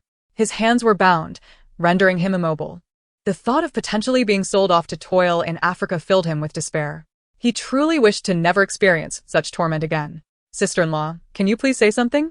After traveling a while longer, their captors suddenly yanked off the black hoods covering their heads. Open your mouth, drink water. Wen Yan's hood was similarly removed. After quenching her thirst, she glanced out the window, and suddenly, she spotted an SUV passing by. Oh, is that Si Bingshan? How fortunate that he found his way here, she remarked. Inside the SUV, Si Moyan, shrouded in a cloud of smoke, presented a stern profile, his deep-set eyes piercing through the haze. Suddenly, as if alerted by an unseen force, he fixed his gaze on a nearby business van that sped past. With a furrowed brow, he commanded in a low, icy tone, accelerate, ram into it. Chapter 61. Si Bingshan is jealous. Inside the business van, a voice exclaimed, Boss. This time we are truly bound for riches. Indeed, who would have thought we would unexpectedly capture a man and a woman whose looks rival even that of Huyenji? It has been many years since I have encountered such exquisite company. Huyenji, upon hearing the raucous laughter of those around him, felt his brows nearly knot in frustration. With his mouth taped shut, he found himself unable to speak, and his hands were bound, rendering him immobile. A tempest of anger and anxiety surged within him. His heart lodged firmly in his throat. The vehicle had been traveling for over 10 hours, and he was completely unaware of their destination. This was his first experience of such a predicament, as a prominent star who would dare to abduct him. He was consumed by worry, while beside him, Si Jingyi slumbered soundly, as if completely oblivious to the peril they faced. The man snored and ground his teeth, resting his head on Huyenji's shoulder. Surely, in a past life, he must have been a pig? How could he sleep so deeply in such a dangerous situation? Huyenji's eyes, typically bright, were now veiled with crimson streaks of distress. What malevolent intentions did these thugs harbor? And why had they also captured Wen Yan and Si Jingyi? The thought filled him with an overwhelming sense of guilt. However, he reassured himself that his aunt, with her vast connections and keen intellect, would undoubtedly devise a way to extricate them from this perilous situation. Suddenly, the vehicle jolted violently, as if struck from behind by another car. Their business vehicle was forcefully rammed to a halt by an off-road vehicle. "Leave one person to watch them. The rest, disembark," commanded a figure. As the group exited, Wen Yan swiftly discarded the ropes that she had previously untied and removed her hood. The man left inside, realizing Wen Yan had somehow freed herself, aimed his gun at her forehead, but in a heartbeat, she snatched the weapon away with astonishing speed. Seizing the ropes, Wen Yan bound him and sealed his mouth with tape. She quickly freed Si Jingyi from his restraints and hood. Huiyenji, alerted by the commotion, mumbled in muffled sounds. Si Jingyi cast a glance at him. Although he was often irked by Huiyenji's brash demeanor, at this moment, he recognized him as a fellow victim. Si Jingyi tore off Huiyenji's hood and untied him. "We must leave at once," Huiyenji urged, wanting to rescue his aunt, but Si Jingyi firmly pulled him from the vehicle. "Foolish boy, your aunt will be fine." The place where the vehicle had stopped was a desolate expanse of desert on one side and a lush, untamed jungle on the other. Wen Yan led Si Jingyi and Huiyenji into the depths of the jungle. Si Moyan, witnessing the trio, dealt with those disembarking from the business vehicle while retreating into the foliage. Upon realizing that all three valuable captives had escaped, the black-clad men immediately called for reinforcements. Not far into their flight, the pursuers were hot on their heels. Both Wen Yan and Si Moyan possessed formidable strength, and they quickly incapacitated the assailants. Several bodyguards brought by Si Moyan were injured, and he instructed Si Jingyi, take Ada and the others to the hospital for treatment. Si Jingyi wished to accompany his brother and sister-in-law to search for their fourth brother, but under the current circumstances, he could only provide external support. All right. Let us maintain communication at all times. After Si Jingyi departed with the injured bodyguard, Wen Yan and Si Moyan discovered that Huiyenji had not followed him. Just as Si Moyan was about to speak, he suddenly sensed something amiss. His tall and robust figure lunged towards Huiyenji. With a resounding bang, a bullet struck the tree, precisely where Huiyenji had just been standing. Si Moyan swiftly retaliated, shooting the still-breathing assailant in black. This was Huiyenji's first encounter with such a hail of gunfire. Before he could fully comprehend the situation, his feet slipped, and he uncontrollably tumbled down the slope, dragging Si Moyan along with him. Observing this, Wen Yan dashed forward, attempting to pull them back. However, their descent was too rapid. Instead of rescuing them, she was pulled down as well. The three of them rolled down to the bottom of the slope, with Huiyenji at the bottom, Si Moyan in the middle, and Wen Yan on top. With two large men cushioning her fall, Wen Yan was spared from injury, though she did end up tasting a mouthful of soft earth. As her fingers stirred, they inadvertently brushed against the man's alluringly sharp Adam's apple. Yet, in that moment, she had little inclination to exploit the situation. Spitting out the dirt, she coughed and asked, "How are you two?" "Not well. I'm about to be crushed by you both," Huiyenji's voice came through, weak yet laced with frustration. Wen Yan disentangled herself from Si Moyan, only to sputter out a few more mouthfuls of dirt onto the ground. Si Moyan rose as well, producing a small flashlight and switching it on. They had rolled down beside a cave. "Wen Yan, are you all right?" Si Moyan inquired, his voice husky. Wen Yan turned to look at him. He was clad in a black windbreaker, the zipper pulled all the way to the top, closely hugging his striking Adam's apple. Beneath his short, dark hair, his handsome and resolute features were highlighted by his deep, narrow eyes, which conveyed a subtle concern. Wow. The dog man actually knows how to care for others, she thought. Si Moyan, she knew, had come here to find his fourth brother. His heart was not made of stone. Could he truly be oblivious to such matters? "It's nothing, this kind of adventure is minor," he dismissed. Despite the unfolding crisis, both Si Moyan and Wen Yan maintained a semblance of composure. However, Huiyenji, who had grown up in a sheltered environment, had never faced such a predicament. The cave's entrance was surrounded by a chilling wind, and even with Si Moyan's flashlight, the darkness loomed like a ferocious beast, instilling fear. Once Huiyenji stood up, he instinctively positioned himself behind Wen Yan, reaching out to clutch her clothing, afraid to look around. "Xiao Yan, I'm scared of ghosts. You must protect me." After all, he had once been ensnared by such entities, leaving him with lingering repercussions. Noticing Huiyenji grasping Wen Yan's clothing, Si Moyan furrowed his brow subtly and released her. Hua Yanji was not known for his amiable disposition, rebellious and contrary. He only showed a semblance of docility in front of his savior. Seeing Si Moyan's stern demeanor, he raised an eyebrow. What is the deal with you and your brother? Is it only permissible for you to be close to Xiao Yan, while I cannot? I'm not any less attractive than you. Let us compete fairly if you dare. Si Moyan pressed his tongue against his molars, his narrow eyes dark and cold. Do you know what she means to me? Hua Yanji raised an eyebrow. And why should I care about her significance to you? She certainly cannot be your wife. She had never heard of any marriage alliance between the Si and Wen families. Si Moyan cast a glance at Wen Yan. You tell him. Wen Yan shrugged. He is my suitor. Si Moyan remarked. Last time he was just a passerby, and now he is a suitor? How delightful. Hua Yanji chuckled. So, he is a suitor. I am also a suitor. May the best man win in winning over Xiao Yan. Chapter 62. Your head is quite green indeed. Si Moyan's expression hardened as he moved forward with an imposing demeanor. Wen Yan and Hua Yanji followed in his wake. Xiao Yan.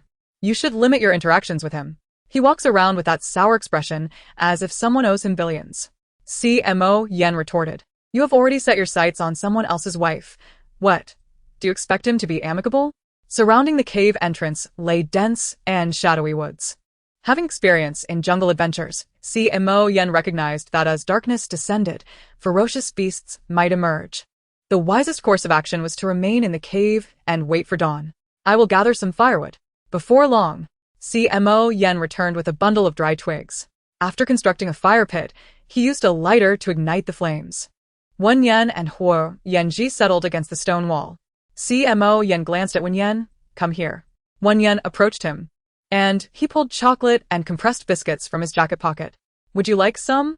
Just as she reached out, he suddenly withdrew his hand. Wen Yan exclaimed, Are you toying with me? After hours of only sipping water, I am trying to lower that man's disdain for me. Is this too much to ask? Wen Yan blinked her beautiful eyes, considering. Hurry, give it to me. Si Moyan's sharp jawline lifted slightly, his voice low and icy. Tell him. What are you to me?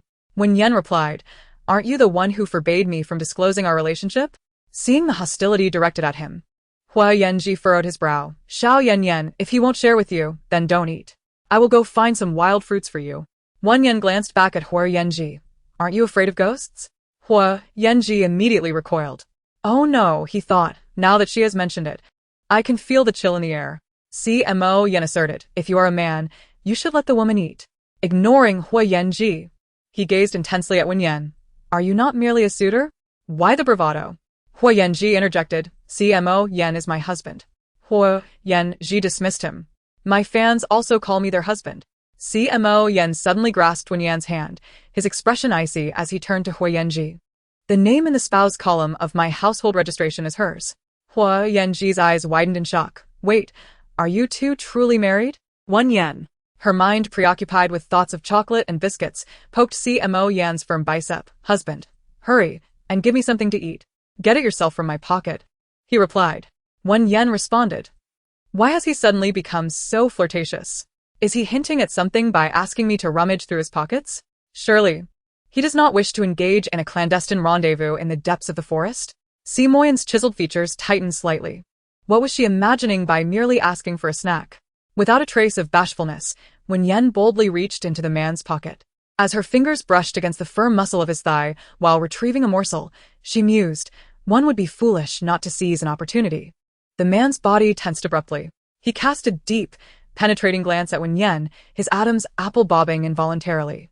With a playful curve to her crimson lips, she teased, Darling, after I finish my treat, shall we seek some excitement?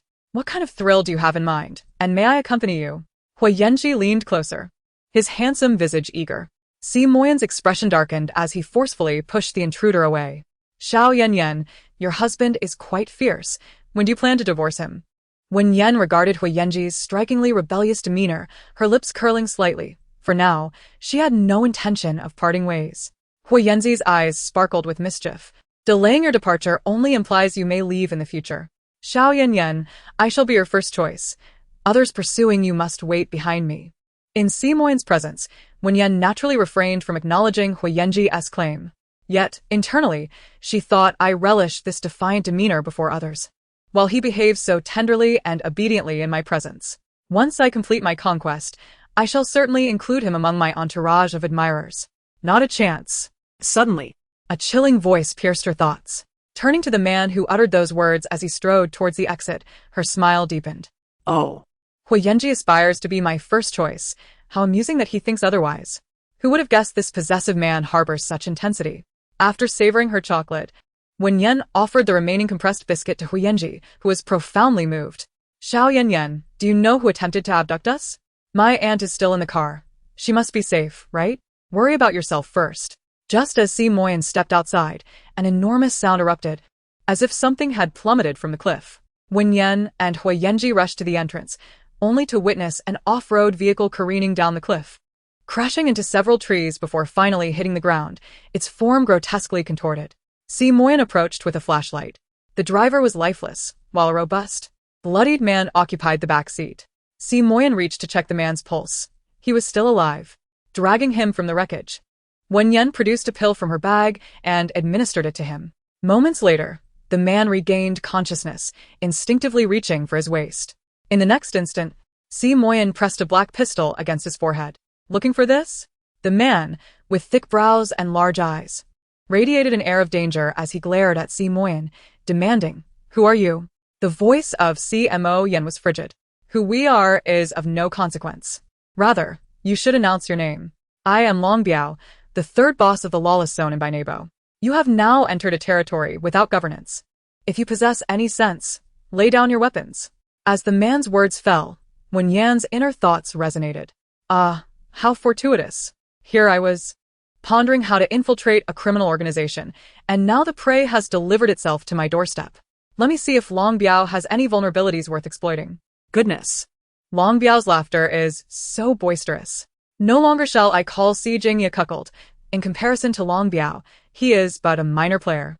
Long Biao's crown is verdant enough to rival the vast grasslands of Helanber.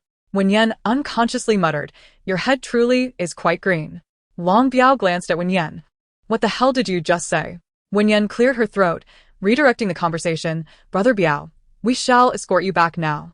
Hurry, hurry." Long Biao's wife is at home entertaining lovers, averaging one every 20 minutes. Si Moyan hoisted Long Biao onto his back, and under Long Biao's guidance, the group departed from the deep mountains. Although Bainebo was a lawless zone, it was a dazzling paradise of entertainment and crime. As the third in command of the criminal organization, Long Biao possessed his own villa. After emerging from the mountains, the trio took a vehicle to Long Biao's residence. With an injury to his leg, Long Biao could not walk, prompting Wen Yan to instruct Si Moyan to set him down in a discreet location outside the villa. "Why not carry me inside?" Wen Yan raised a finger and shushed him. Before long, Long Biao observed his capable assistant emerging from the villa, fastening his belt while humming a cheerful tune. Long Biao's pupils contracted. What was his assistant doing here at such a late hour? Shortly after the assistant left, another man appeared, one of his subordinates. About 15 minutes later, the subordinate dashed out, fastening his belt. Not long after, another subordinate arrived. Long Biao could no longer contain himself. "Damn it! That wretched woman dares to entertain my men in my absence. And all of them are my subordinates. Quickly, take me inside." Wen Yan smiled gently, concealing her prowess. "All 100 of your subordinates have been stolen away by her." Long Biao, Si Moyan, and Huyenji found themselves in a tense situation. Chapter 63. The Wretch. He wants to kill her. Silence enveloped the surroundings, an eerie stillness. Huyenji gazed at Long Biao, whose face was ashen and whose temples throbbed. He swallowed hard. "Wen Yan, do you not fear being shot for speaking so about her? Madame Long has outwitted 100 of Long Biao's subordinates. Even a donkey from a production team would not dare such thievery." Long Biao glared at Wen Yan, his eyes blazing with fury. "You are speaking nonsense."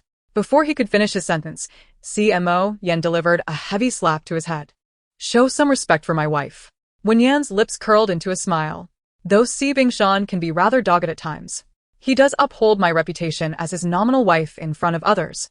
Suddenly praised by Wen Yan, Si Moyan let out a haughty snort. It was good to know. In the future, would one male companion not suffice? The once mighty dragon was now being mocked by mere mortals.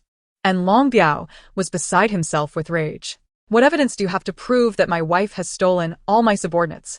Are you a spy?" Wen Yan shrugged her shoulders.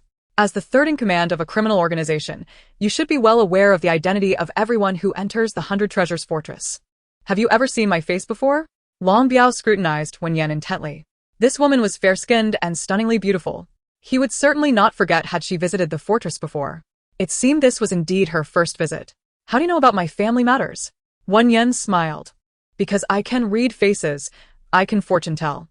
Hua Yanji's eyes sparkled with interest. Xiao Yan. Can you predict whether I will be able to marry you in the future? Si Moyan could no longer contain himself and kicked Hua Yanji. Wen Yan glanced at Hua Yanji, who had fallen over, and said, I'll tell you about your fortune when we return to Yi City. Hua Yanji. Did he have a fortune too? Could she possibly foresee the incident from his childhood when he mischievously fell into a latrine at his grandmother's house? Or perhaps the time he secretly gifted his father's priceless ancient paintings to fans, only to replace them with forgeries? Wen Yan was oblivious to Hua Yanji's peculiar expression, her thoughts solely occupied by Long Biao.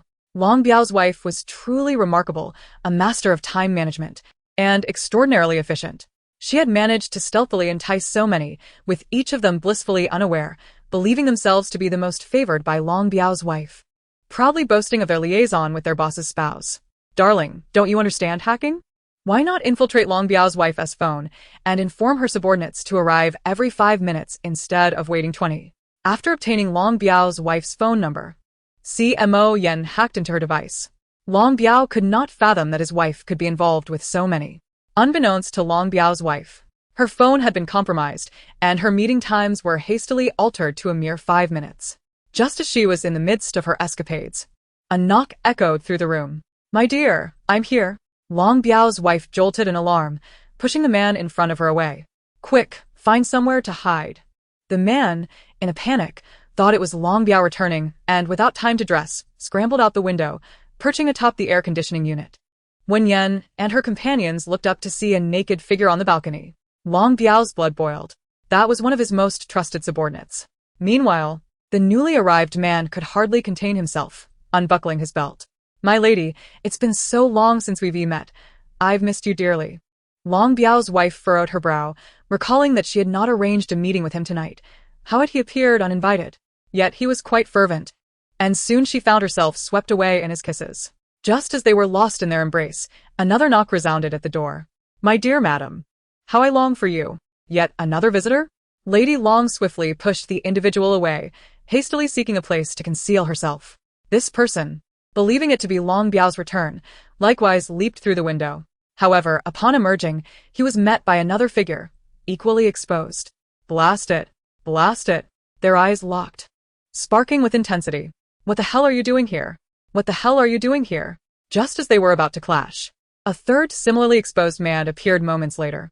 The air conditioning unit could scarcely withstand the weight of 3 large men, and with a resounding crash, they all plummeted from the second floor. Injured yet undeterred, they engaged in a fierce brawl. Meanwhile, at the front of Long Biao's villa, an increasing number of subordinates arrived, all eager to see their beloved madam. They fancied themselves her one and only treasure, yet in truth, they were but dispensable fish in her pond. It was my first encounter with the female sea king, truly impressive. Long Biao, you city dwellers truly know how to have fun. Hua Yanji was utterly astonished by the scene before him. His world was still far too innocent. Long Biao, enraged, spat blood. If he had previously doubted Wen Yan's words, he now believed them wholeheartedly. Vile woman. He yearned to storm in and eliminate her. Wen Yan perceived Long Biao's intentions and sighed, advising him, Your madam seeks to usurp your position as the third in command. The car accident you experienced tonight was orchestrated by her. If you charge in now, her favorite subordinates will surely tear you apart. Long Biao's chest heaved violently as he gasped for breath. You must return me to headquarters. I will summon reinforcements to bury these traitors alive. Wen Yan raised an eyebrow. Very well, we shall return you to headquarters, but with 2 conditions. Long Biao, who had ascended to the position of third in command within the criminal organization, was not foolish. The 3 had come to Bainebo with a clear purpose. Speak. First, ensure Hua Yanji's safe return to Yi City, and second, we wish to take with us the imprisoned Si Luocheng. For Long Biao, Wen Yan and her companions had indeed rendered him a life-saving favor, revealing his madam's true nature, and their demands were not unreasonable. No problem. Hua Yanji was reluctant to leave. He wished to accompany Wen Yan on this adventure and witness the unfolding drama. Yet, he discerned the urgency of the situation. Remaining would only hinder them. Upon your return, do not heed your aunt's words so readily. Just before Huiyenji departed, Wen Yan imparted this caution. Huiyenji was momentarily perplexed. Could it be that his recent troubles were linked to his aunt? The headquarters of the criminal organization was situated at the southernmost point of Bainebo. The imposing castle, reminiscent of a medieval palace, stood grandly. Long Biao escorted Wen Yan and Si Moyan into the heavily secured fortress, where he inquired about Si Luocheng's cell and had them led to the designated room. This is it. As the servant pushed the door open, Wen Yan and Si Moyan were momentarily taken aback by the scene within. Chapter 64. Encountering the expendable fourth brother. He proved rather peculiar. Wen Yan and Si Moyan assumed that after Si Luocheng was deceived into a criminal group, he would, like others, be filled with terror, weeping bitterly, or lamenting his fate. To their surprise, he sat quietly by the windowsill, holding a pen and engrossed in drawing. Indeed, he was creating art, and it was quite impressive. They could only see his silhouette, his slender frame enveloped in a white shirt, with his head slightly bowed, revealing a beautifully elongated nape. The pale skin exposed to the light glowed with a warm hue. His composed demeanor made him appear as if he were on a leisurely holiday. Upon hearing a noise, he did not turn around, seemingly indifferent to everything outside. Luocheng. Si Moyan strode towards the youth, whose presence was as cool and exquisite as jade. The boy had drawn a landscape and, as he completed the final stroke, he glanced down. Seeing Si Moyan, he exhibited no surprise. His dark brows and eyes were as calm as water. When Wen Yan approached, it was her first encounter with Si Luocheng in person, and she was utterly captivated. His delicate, tousled hair veiled his slender, dark eyes, and beneath a prominent nose, his pale pink lips were pressed tightly together, his jawline sharp and distinct. From his contours to his features, he resembled a prince meticulously sculpted by a divine craftsman, strikingly handsome, akin to a character from a comic book. His skin possessed an almost sickly pallor, and while a faint smile graced his cool, ethereal face, it lacked any warmth upon closer inspection. This delicate, sickly beauty truly captivates my heart, she mused. Si Luocheng, who had shown no expression or abnormality upon seeing Si Moyan, suddenly dropped the pencil he was holding. As he bent down to retrieve it, his elongated, cold gaze swept briefly towards Wen Yan. Had she spoken just now? Noticing his attention, Wen Yan smiled and greeted hello. Fourth brother. Typically devoid of empathy, she could sense the disdain and rejection Si Luocheng harbored towards her. Yet, she had no intention of genuinely venturing into his heart. His appearance was simply too striking. Even if she wished to torment him, she found it impossible. Alas, she was merely infatuated with beauty. Seeing Si Luocheng remain silent, Si Moyan furrowed his brows and spoke in a deep, cold tone. Aren't you going to greet your elder brother and sister-in-law? Si Luocheng scoffed lightly, not only neglecting to address them but also coldly responding, is there something you need? Si Moyan's features tightened. Your sister-in-law and I are here to take you home. Leave. My affairs do not concern you. Si Moyan. Wen Yan internally praised Si Luocheng. What a bold little sickly beauty. You are the first in the Si family to speak to your elder brother like that. Si Luocheng caught another sound of Wen Yan's voice, which puzzled him. He was certain he hadn't seen her speak. Could it be an auditory hallucination? He cast a gloomy glance at Wen Yan and said, You can leave too. Observing Si Luocheng's hostile demeanor, Wen Yan remained unfazed, her smile brightening. If you don't leave, are you waiting to be auctioned off as a plaything? Si Luocheng picked up the lighter and set ablaze the painting he had just created, reducing it to ashes. A faint smirk played on his lips as he declared, My demise here is of no concern to you. Do not meddle like a dog chasing a rat. Si Moyan's brows furrowed deeply. Fourth brother, I understand your grievances towards our elder brother and the Si family, but do not jest with your own life. This place is perilous. Return with me at once. Si Luocheng gathered a handful of ash, his countenance dark as he blew it towards Si Moyan and Wen Yan. Instinctively, Si Moyan shielded Wen Yan in his embrace. His handsome face clouded with anger. Have you had your fill of this chaos? As the eldest of the Si family and a veteran of the Special Forces, Si Moyan exuded an aura of authority that was difficult for most to withstand when angered. The air in the room seemed to crystallize in an instant. Continue this, and do not blame me for my lack of courtesy. No sooner had Si Moyan spoken than Si Luocheng retrieved a dagger from the drawer, pressing it against his delicate alabaster neck. If you dare to forcibly take me away, I shall perish here. Wen Yan lifted her head from Si Moyan's embrace, her gaze fixed upon the seemingly deranged young man before her. A spark of excitement and kinship flickered in her eyes. Wow. I admire the temperament of this little, fragile soul. From his tone, it seems he is well aware of the dangers, yet refuses to leave. Could there be a hidden motive? Upon hearing Wen Yan's unspoken thoughts, a crack appeared in Si Luochen's typically indifferent facade. What was transpiring? Why could he hear her inner voice? She claimed to appreciate his nature? Was she unhinged? He had no need for her approval. If you do not leave, I shall die before you. Fearless of death, Si Luochen had already drawn blood along his neck with the dagger. Si Moyan's brows knitted tighter in confusion over his younger brother. Yet the dangers surrounding them were immense. If Wen Yan's thoughts were to be believed, he would soon be auctioned off as a plaything for the underworld elite. He had to take him away. Wen Yan observed Si Luochen, resolute in his decision to remain. It puzzled her.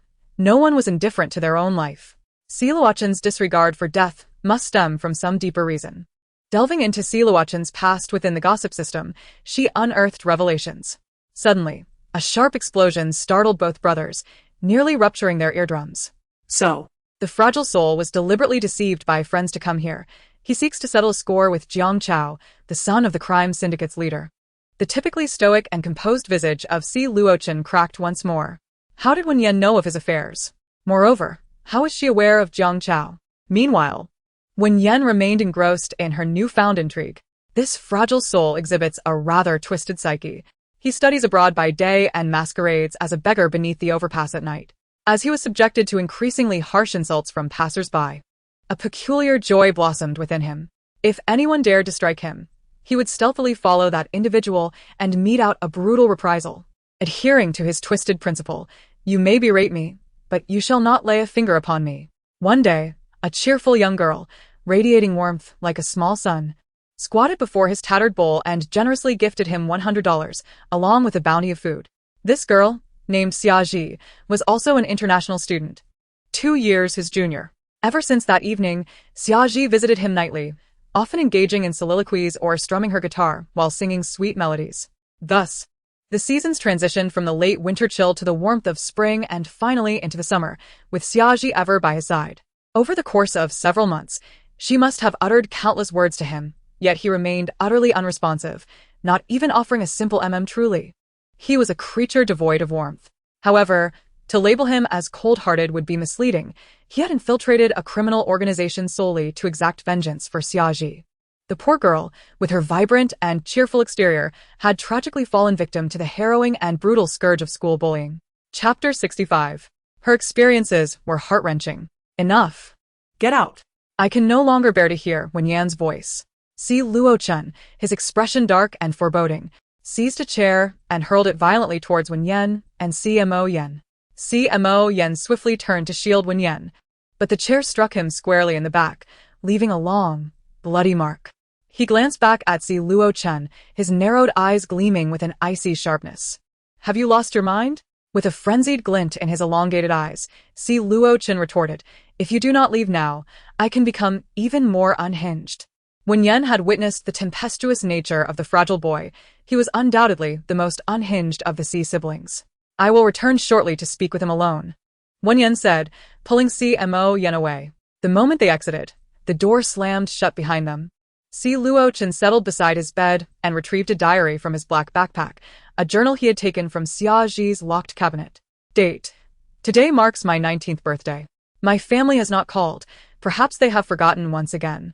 No matter, I have grown accustomed to it. I took a small cake to the rooftop of the teaching building, sang myself a birthday song, and made a wish before blowing out the candles. The cake tasted sweet, even when enjoyed alone. After finishing it, I prepared to leave, only to look up and discover 2 entangled figures lurking in the dim corner of the rooftop. In the shadows, I recognized 2 boys, the school bully Jiang Chao and Zhou Suyun, who had pursued me for some time, only to be rebuffed by me. Panic surged through me as I fled, hoping they had not noticed my presence. Date. All day long, I remained on edge, relieved that the bully and Zhou Suyun had not sought me out. In the evening, while wandering aimlessly, I stumbled upon a tall, slender young beggar beneath the overpass. His tattered clothing and unwashed face revealed a pitiful state, as if he had long since been neglected. I bestowed upon him $100, additionally treating him to a meal and spent some time in his company. It astonished me to discover that there exist individuals more wretched than myself, compelling me to adopt a more optimistic and proactive approach to life, refusing to be vanquished by the harshness of reality. On another day, I set out to accompany the little beggar, initially believing that the day would unfold in monotony. Yet, the very concerns I harbored materialized. Upon returning to my dormitory, I was appalled to find my bed sullied with urine. Anger surged within me as I confronted those around, my eyes ablaze with indignation, yet no one acknowledged my plight. Seeking assistance from the dormitory supervisor, I was instead reprimanded for my inability to navigate interpersonal relationships, urged to engage in self-reflection. On another morning, as I ventured to the dining hall for breakfast, I was maliciously doused with scalding soup. The perpetrator offered no apology, instead mocking my predicament, insinuating that I was still wetting the bed at such an age. It was clear that someone had maliciously conspired against me, and now they were spreading vile rumors. Struggling to defend my honor, I made my way to the restroom to soothe my burn arm, only to find the door locked from the outside. A torrent of cold water cascaded upon me, accompanied by unabashed laughter. I endured confinement for a full 10 hours, and upon my release, I sought counsel from my advisor, only to be met with even harsher retaliation. For the next few days, they tormented me with cigarette burns, and each day I felt as though my existence had become unbearable. Only in the presence of the little beggar did I find a semblance of vitality. Eventually, I reached my breaking point and sought out the school bully, Zhang Chao. In the presence of Zhou Xian, he struck me forcefully several times before ordering others to strip me of my clothing and photograph me in a degrading manner. He commanded that I serve as a dog for him and Zhou Xian until their satisfaction was attained. I could not fathom why they chose to treat me thus. I had not intended to witness their entanglement on the rooftop, nor had I uttered a word about it. Why the vengeance against me? I called my grandmother to inform her of my desire to return home, relinquishing my studies abroad. She berated me fiercely, insisting that I could not return without completing my education, lest I bring shame upon her. Day by day, I was summoned like a mere dog, subjected to their whims, tormented and humiliated at their leisure. Life felt devoid of meaning, yet, each time I glimpsed the little beggar, I felt compelled to embody the strength of a humble blade of grass. For if I faltered, who would converse with the little beggar? Who would provide him with sustenance? Who would play melodies for him? Yet I found myself on the brink of collapse. Would it be feasible to abandon my studies and join the little beggar beneath the overpass, embracing a life of wandering and begging? After enduring 6 months of bullying, Zhang Chao summoned me to the racetrack one evening, having ended his relationship with Zhou Xian, declaring his intent to settle matters with me. I can only hope that he will truly release me from this torment. The last entry in Xiaji's diary coincided with the day of her unfortunate incident. No one knows what transpired at the racetrack that day. All that is known is that she ultimately leaped from the vehicle, sustaining severe injuries. She now resides in the intensive care unit, clinging to life. Si Luocheng vividly recalls visiting her in the hospital, where she lay pale and frail on the bed. Her body riddled with tubes, her arms emaciated beneath the hospital gown. The scars from cigarette burns and knife cuts on her skin were glaringly evident. After her incident, none of his family members came to visit her. She had spent half a year beneath the overpass with him, never once uttering a disparaging word about others, nor recounting her experiences of bullying. She consistently radiated warmth, her face adorned with a bright smile, exuding vitality and cheerfulness. Had he not surreptitiously obtained her diary from her school, he would never have discovered the extent of her suffering. Zhang Chao, Zhou Xian, and her few complicit roommates, he would spare none. Among them, the most detestable was undoubtedly Zhang Chao. He brazenly leveraged his status as the heir of a criminal syndicate, displaying humanity's most vile and grotesque traits with unrestrained audacity. Si Luocheng closed the diary, his slender, phoenix-like eyes shimmering with crimson veins. I am aware that you have concealed poison beneath your pinky nail. Just a trace in Zhang Chao's drink would swiftly lead to his demise. Suddenly, the door was pushed open, revealing a strikingly beautiful visage peering through the crack. Perhaps fearing he would hurl a chair at her again, she quickly withdrew her head after uttering a single phrase, only to cautiously reemerge after a few seconds of silence. Their gazes met. The hostility in Si Luocheng's eyes had yet to dissipate. Wen Yan blinked her alluring eyes, pondering aloud whether Zhang Chao, being the heir to a criminal organization, would not be exceedingly cautious about what he consumed. What if her attempt to poison him backfired, endangering herself instead? Si Luocheng could not comprehend why Wen Yan felt compelled to meddle. Did she not realize the perilous nature of the situation? Upon arriving here, he had not intended to leave alive. I told you and your brother to leave. My affairs require no concern from you. This delicate, sickly individual wants us gone out of fear of implicating us. Her words are too venomous. She lacks the ability to speak civilly. Once we depart, he will truly be in peril. Chapter 66. The show is about to begin. According to the original plot, his plan was destined to fail. Not only would he fail to poison Jiang Chao, but he would also find himself sold as a plaything in the dark market. Though he limped, his looks and physique were indisputable, making him a coveted prize among many powerful figures. His strong-willed nature could hardly endure the relentless torment from these powerful men. Alas, when he was finally rescued, he had truly lost his mind. A crimson hue enveloped Si Luocheng's eyes. Damn Wen Yan! Before he could enact his plan, she had already begun to curse him. Who did she think she was? A prophet? He has a small red mole beneath his left chest, which a powerful figure fancied, even going so far as to bite it off. Oh dear. The imagery is too gruesome. Let us turn the page. Si Luocheng suddenly felt an inexplicable pain in his left chest. He cast a cold glare at Wen Yan. Had she suffered some sort of trauma, causing her mind to falter? No. It was more alarming that she knew about the small red mole beneath his chest, a detail even his family might be unaware of. How did she come to possess such knowledge?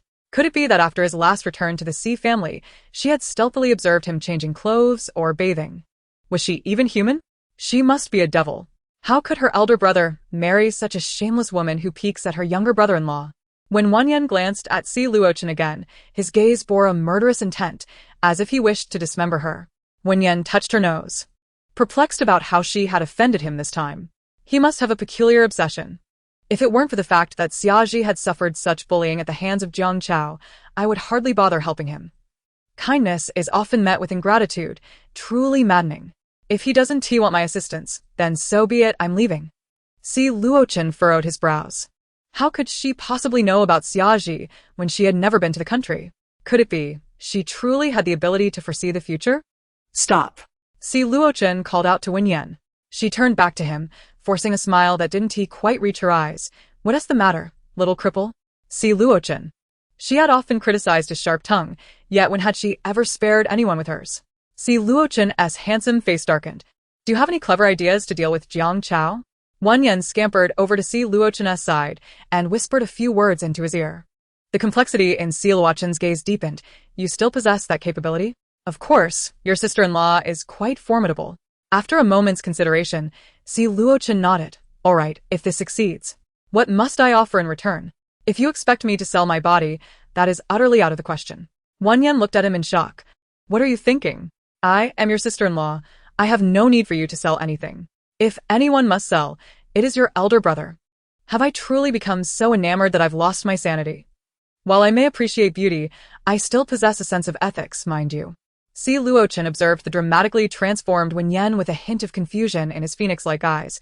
Are you perhaps a split personality of Wen Yan? Wen Yan.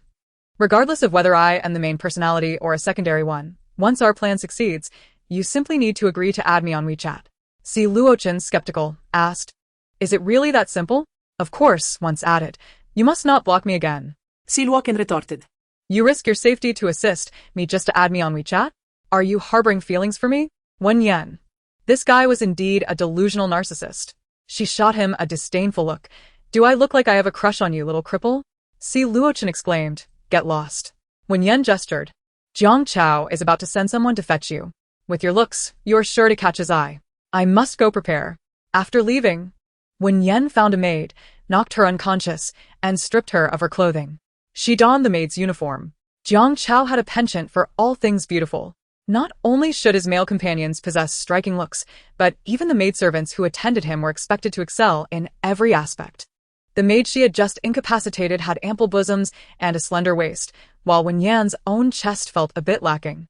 She had been eating too few papayas lately.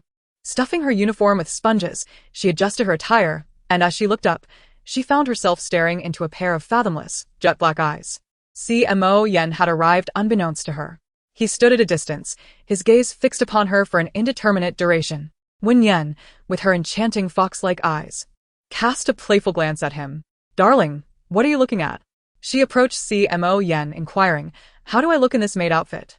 Si Moyan pressed his large hand on her shoulder, turning her to face him. Don't look back, he commanded, his voice low and husky. Wen Yan blinked, and through the mirror ahead, she noticed blood trickling from his nostrils. Darling, even if I don't look back, I can see you're bleeding. This maid outfit is quite alluring, isn't it? Has it stirred your hormones? Seeing her gaze reflected in the mirror, Si Moyan's handsome features darkened momentarily. He turned away, slightly lifting his chin, his lips pressed into a thin line, choosing silence. Wen Yan retrieved a tissue, offering it to him, her beautiful eyes crescent-shaped and sparkling. How delightful. Just wearing a maid outfit can make him nosebleed. It seems he is quite smitten with me. My mission should soon be accomplished. Si Moyan clenched his large hand at his side into a fist. He would not allow her to complete her mission so easily. To leave him? That was utterly impossible. Handing her the items she needed, Si Moyan instructed, be cautious with Luo Chen. I will contact the outside to prepare the helicopter. If we can leave, we can do so at any moment. Wen Yan nodded, retrieving some ointment from her bag. You were injured on your back by that little sickly one. Remember to apply this ointment. After passing him the ointment, Wen Yan prepared to depart. But in the next moment, her delicate wrist was captured by his grip. Wen Yan glanced at him, questioning, what is it? In such a perilous place. I have no mood for flirtation. Si Moyan regarded her vibrant, striking face with a tense expression, awkwardly stating, I'll give it to you later. Wen Yan blinked again, curious. What will you give me? To touch your abs. Wen Yan gasped in surprise. Oh my, is he flirting with me? After casting a glance at Wen Yan, Si Moyan turned and strode away. She noticed a faint blush on his fair earlobes. Just as she intended to take another look, his tall, aloof figure had already vanished from sight. Jiang Chao had recently broken up with Zhou Xian and was feeling rather low. However, he had heard that several handsome young men, even more attractive than Zhou Xian, had recently arrived at his home, prompting him to summon the new arrivals to his room. There were more than 10 in total. Jiang Chao immediately took a liking to Si Luo Chen. With his pale skin, striking features, and sharply defined jawline, he emanated a sickly yet alluring aura. Although Si Luo Chen walked with a slight limp, his striking appearance was undeniable. I've never played with a little limper before. Tonight you're staying. A cold, fierce smile curled at the corners of Si Luo Chen's lips. The evening's entertainment was about to begin. Chapter 67. Delightful. The scoundrel faces retribution. Wen Yan wheeled a small cart into Jiang Chao's room, laden with red wine, a small whip, candles, essential oils, and other delights for the evening's amusement. Jiang Chao cast a glance at Wen Yan. Indeed, their household had recently welcomed a plethora of exquisite treasures, with the maid's beauty ascending to unprecedented heights. Alas, he held no interest in women. Wen Yan crouched beside the coffee table, respectfully pouring 2 glasses of red wine. Come sit beside me, little lame. Si Luoqing suppressed the nausea rising within him as he settled next to Jiang Chao. Jiang Chao extended 1 glass to Si Luoqing, urging, you drink first. Si Luoqing downed the wine. For the other glass, Jiang Chao summoned the large black dog lounging in the corner of the living room, pouring the wine onto the floor for the dog to lap up. Satisfied by the dog's lack of adverse reaction, he drained his glass in one swift motion. Observing Jiang Chao's cautious demeanor, Si Luoqing couldn't help but feel a twinge of alarm. Had his original plan unfolded, not only would he have failed to poison Jiang Chao, but he might have also jeopardized his own safety. Fortuitously, he had agreed to collaborate with Wen Yan. Jiang Chao scrutinized Si Luoqing, feeling an increasing heat within him. This man had truly captured his heart. As Jiang Chao unbuttoned the top 3 buttons of his shirt, preparing to draw Si Luoqing into his embrace, he suddenly found himself unable to utter a sound. Ah! He cursed inwardly. Why was he rendered mute? Was there something wrong with the wine? Had they administered a silencing drug? Jiang Chao's expression darkened ominously, his eyes blazing as he glared at Si Luoqing. Just as he was about to seize him by the throat, a slender cord tightened around his neck. He looked incredulously at the delicate maid, astonished by her unexpected strength. Bound by her, Jiang Chao was swiftly restrained to a chair, unable to break free. How audacious! He thought furiously. Did they not realize who he was? He was the young master of this place. Did they dare to lay a hand on him? Wen Yan, observing the helpless Jiang Chao, smirked slightly. Young Master Jiang, shall we play a game? Jiang Chao struggled with all his might, yet he could not escape. He glanced towards the corner where his black dog lay. Woof. Black. Go bite them. The dog, a fierce Tibetan mastiff he had trained, was fiercely protective of him. However, it too found itself silenced, enraged at seeing its master being mistreated. It charged forward. Just as it was about to bite Wen Yan, she kicked it away with tremendous force, sending it crashing against the wall and knocking out 2 teeth. Dazed, the dog staggered as it struggled to regain its footing. Woof. Jiang Chao's eyes widened in disbelief. His formidable black dog, capable of taking down several men, was now being bested by a frail woman? Show your fighting spirit, Black. As the dog regained its composure and lunged at Wen Yan once more, it was met with yet another brutal kick. Si Luocheng watched in horror as Wen Yan effortlessly sent the large mastiff flying. A chill crept down his spine. When had she become so terrifying? Was she even human? After being kicked thrice, as the mastiff lunged at her again, it suddenly buckled its front legs, pathetically kneeling before her. With a mere 3 kicks, Wen Yan subdued it effortlessly. Jiang Chao was left utterly astonished. How could this creature, which he had nurtured from a young age and lavished with countless delicacies, be tamed so easily? Young Master Jiang, from this moment forth, you shall embody him, and he shall embody you. Before Jiang Chao could comprehend Wen Yan's meaning, she produced a disguise mask from her bag. Wen Yan instructed Si Luocheng to hold Jiang Chao's face steady as she applied the mask to him. Half an hour later, Jiang Chao's visage transformed into that of Si Luocheng, whose ethereal beauty was strikingly delicate. Jiang Chao's eyes brimmed with a fierce crimson. He did not wish to become him. Ah! Release him at once. Wen Yan, addressing the frail young man, declared, for the next 2 days, you shall assume the role of the crime syndicate's young master. She retrieved another disguise mask, transforming Si Luocheng into Jiang Chao's likeness. Wen Yan, resting her chin on her hand, scrutinized the two with keen interest. No mistakes, my skills have become increasingly refined. Now, frail young man, go and find a suitable outfit from his wardrobe. After Si Luocheng donned Jiang Chao as clothing, he shed his own garments in favor of those he had previously worn. The only distinction now was that his foot remained uninjured. Jiang Chao's pupils constricted violently. What were they plotting? Could it be that they intended to cripple him as well? He felt an overwhelming urge to eliminate them. Wen Yan, stroking the Tibetan mastiff's head, commanded it to incapacitate his left foot. Jiang Chao trembla incontrolável, pleading, no. However, the mastiff now heeded only Wen Yan's orders, no longer recognizing him as its master, and charged ferociously at him. Though he could no longer utter words, his anguished cries echoed through the air. Outside the room, the guards exchanged glances, questioning, did you hear the young master's cries? Indeed. Could something be amiss? That seems unlikely. The young master typically inflicts torment upon others. Besides, Dahe is inside. If the young master were in danger, Dahe would protect him. He must be concocting some new scheme. Just as the two were deliberating, the door was abruptly flung open. Upon seeing the young master standing in the doorway, the guards fell silent. Si Luocheng, mimicking Jiang Chao's voice, commanded, bring a cage and deliver the occupant to the underground auction. Shortly thereafter, the guards arrived, carrying a cage. Jiang Chao struggled incessantly, emitting muffled sounds of distress. The guards, noticing a chunk of flesh missing from his ankle, revealing bone beneath the bloodied mess, displayed no sympathy. Instead, they rudely shoved him into the cage. You ought to consider yourself fortunate that the young master spared your life. He has been known to play with lives before. Jiang Chao felt a surge of desperation and panic, fully aware of the grim fate awaiting him in the underground venue. He was, after all, the true young master. Bound and silenced, with an injured foot, he felt a profound sense of helplessness. Once he encountered his godfathers, he vowed to exact vengeance upon those who dared to harm him. As Jiang Chao was carried away, Si Luocheng turned his gaze towards Wen Yan, who was playfully engaging with the mastiff on the sofa. His expression became laden with complexity. You are not quite the same as before. Wen Yan responded with a bright smile. And what of it? As I reflect on the past, should I be taken to the dark auction once more? It would be the delicate yet twisted figure of the little sickly beauty who meets her demise. A shiver ran down Si Luocheng's spine.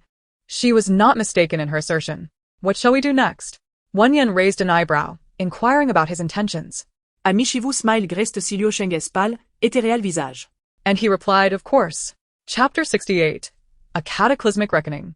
Si Luocheng leaned closer to Wen Yan, whispering his forthcoming scheme. Upon hearing his words, a glimmer of amusement and excitement flickered in her enchanting eyes. As expected of the little sickly beauty I admire, this idea is delightfully deranged.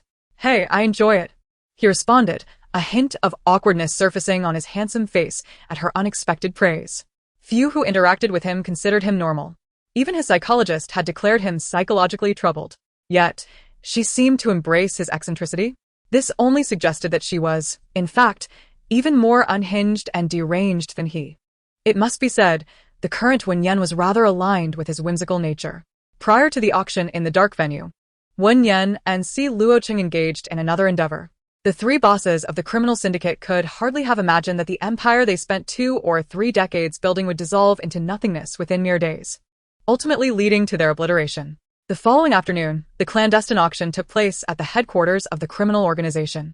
Each guest was required to verify their identity, and security was exceedingly stringent. Si Luocheng, accompanied by a Tibetan Mastiff and Wen Yan, entered the venue smoothly, presenting Jiang Chao's identification. The auction hall was ablaze with light, a veritable spectacle of excess. The head and second-in-command of the syndicate were present, while the third, Long Biao, attended to personal matters and did not appear. Upon seeing Si Luocheng, the leaders noticed his slight limp and exchanged curious glances. Xiao Chao, what happened to your foot? Si Luocheng, unfazed, responded, I played a little too hard yesterday and twisted it. Jiang Chao's preferences mirrored those of the head and second-in-command. They were not fond of women, favoring youthful males instead. Lately, Xiao Chao appeared notably thinner. It was natural for the young to indulge in their whims, yet they should also be mindful of their health, as both his big daddies relied on him to carry on their legacy. Si Luocheng merrily smiled in silence. The trio took their seats at the auction. Si Luocheng instructed an attendant to bring a chair for Wen Yan, positioning her behind him. Big Daddy, second Big Daddy, I have prepared a splendid gift for you today. The two leaders raised their brows in intrigued anticipation. What sort of gift? That remains a secret for now, he replied, eliciting laughter from them. Xiao Chao has learned to tease us with suspense. Wen Yan raised her hand to cover her forehead, struggling to contain a smile that threatened to escape. This little sickly beauty was truly delightfully wicked. The items up for auction in the dark venue were indeed exquisite. However, for the head and second-in-command, they held little allure, as they had encountered countless beautiful individuals and treasures before. An hour later, it was time for the final item to be auctioned. The host announced that the final act was an exceptionally handsome man, prompting a wave of excitement from the audience. Just how stunning was he? Their curiosity piqued. Suddenly, the stage lights dimmed with a snap, and a beam of white light illuminated a golden cage descending from above. Inside sat a tall, slender figure clad in an oversized silk shirt, unbuttoned to reveal a chiseled physique and well-defined abs. As the golden cage lowered, the young man's visage came into view, eliciting gasps of awe from the crowd. Although there had been other attractive young men earlier, they paled in comparison to the one within the cage. Truly, a final act worthy of the title. Wen Yan noticed that the heads of the organization were momentarily transfixed, and she couldn't help but feel giddy with delight. Ah, how amusing. I doubt the two leaders ever imagined that the one to astound them would be none other than their own adopted son. At that moment, the wheels of fate began to turn. Si Luocheng glanced back at Wen Yan, intending to remind her to be quiet, but then realized she had not spoken. It was merely her inner thoughts. How do you like the surprise I prepared for you, my esteemed guardians? The leaders fixed their gaze intently upon the young man in the cage. His features were sculpted with the precision of a master artisan, handsome, delicate, and exquisite. Perfection. He embodied the very image they had long desired. Jiang Chao, trapped within the cage, noticed the leader's presence and struggled violently, emitting desperate sounds in hopes of being recognized. The leader frowned. Is he mute? Si Luocheng chuckled. Indeed, my dear guardian, perhaps the mute's voice is more penetrating. It would surely add to the thrill. Wen Yan interjected. How exhilarating. The leader, observing the young man's frantic attempts to escape, felt a surge of overwhelming desire to conquer such a spirited individual. Si Luocheng smirked and raised his bidding paddle. 100 million. Inside the cage, Jiang Chao was on the verge of madness. Damn it. What audacity. To bid 100 million for me and then gift me away. Who gave him such nerve? I shall make him pay. Fortunately, Jiang Chao found solace in the fact that after being purchased, he would be taken to the chambers of his guardians. Surely they would recognize him. And when that moment came, he would wreak havoc upon those two. Led by a leash, Jiang Chao was brought to the room of the leaders, who were, in truth, a couple. They enjoyed playful escapades together and occasionally indulged in shared conquests. Upon seeing them enter, Jiang Chao's eyes lit up with joy and excitement. The leaders exchanged glances. Previously, he appeared ready to burst from embarrassment, yet now he seems rather thrilled. Before we even begin, what are you trying to say, little mute? Jiang Chao found himself bound hand and foot, unable to move due to an injury. He curled up on the bed, shaking his head incessantly, exclaiming, "Ah, I am Xiao Chao. Uncle Da, Uncle Heir, you have been deceived. Release me at once. I shall seek vengeance upon those treacherous couple." It appeared he could no longer wait. Thus, the proceedings commenced. Jiang Chao's pupils constricted as he cried out, "No, you have mistaken the wrong person." Yet, no matter how he pleaded, it was futile. The leaders had failed to recognize him. Wen Yan and Si Luochen stood outside the door. Listening to Jiang Chao's anguished cries and exchanged knowing glances, their hands coming together in unison. "Your brother has already notified Interpol. We have eradicated their stronghold," Si Luochen remarked, his gaze towards Wen Yan laden with complexity and dread. It was remarkable that she could foretell events, even being aware of the locations where the criminal syndicate concealed their narcotics. She was truly extraordinary. After indulging in their cruel amusement, the leaders glanced at the wretched young man who had endured their torment, chuckling lightly. He possesses an exquisite visage, yet his physique is utterly feeble. There is little value here. We shall sell him to another powerful figure.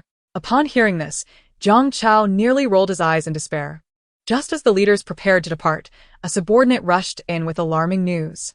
"It's bad. Your ancestral tomb has been blown up." "What? Who dares to desecrate our ancestors' resting place?" The tomb was not only the final resting place of their forebears, but also the concealment of their vast stockpile. Such a secret was known to very few. The young master led a group to detonate it. Fuming, the leaders hastily left. Jiang Chao, who had almost fainted from the ordeal, sprang up in a flurry. "Ah, no. It wasn't him." Upon reaching the ancestral tomb, the leaders found it entirely stripped of its contents. Those goods were worth billions of dollars. Ungrateful wretch. Jiang Chao, having finally torn off his disguise, limped after them. He grasped a pen and paper, scribbling a message. "It wasn't me, it was." But before he could finish, a resounding slap struck his face, followed by a kick to his abdomen. "Where have you hidden the goods? Do you aspire to usurp our position?" Jiang Chao, battered and gasping for breath, struggled to respond. "Where are the goods? What have you done with them?" Just as the leader prepared to deliver a punishing blow, the wail of police sirens pierced the air.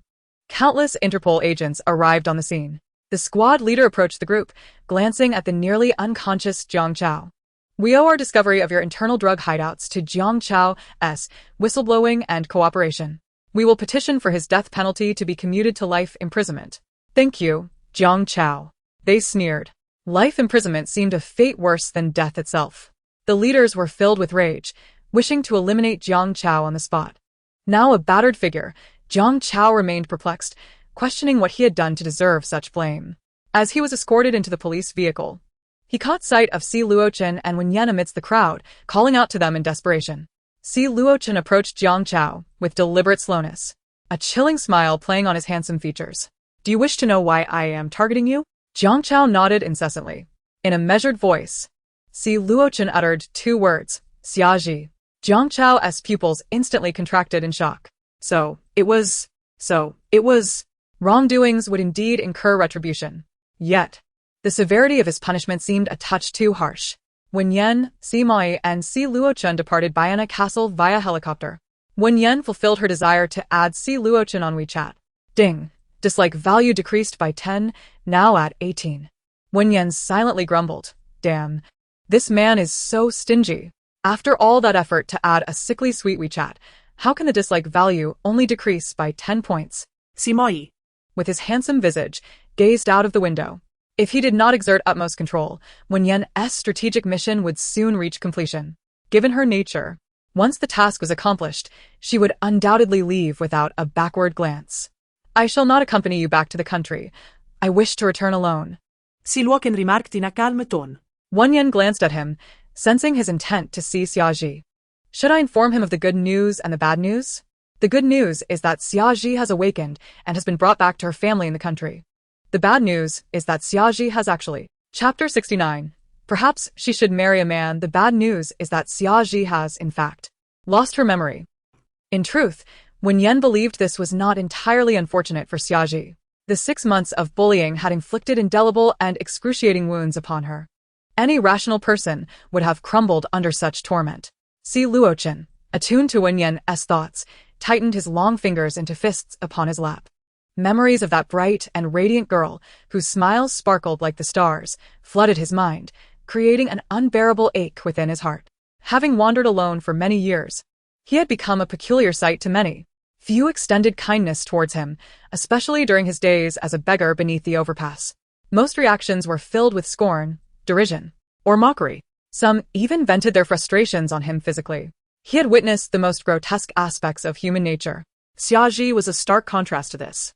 She had neither shunned him, nor looked down upon him. She was like a small sun, warming him with her radiant light. He tasted a long-lost warmth and kindness in her presence. Though he never responded when she spoke to him, he eagerly awaited her vibrant figure each evening.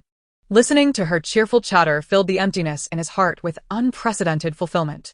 She was like a gentle flame, silently permeating his world. How could those brutes dare to harm such a pure and beautiful girl?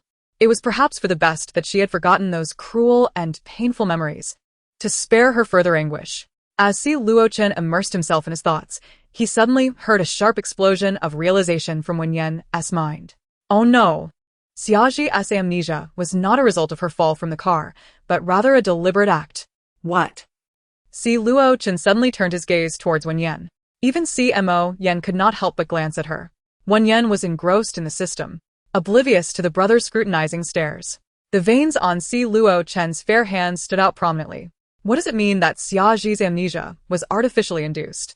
Hurry up and elaborate.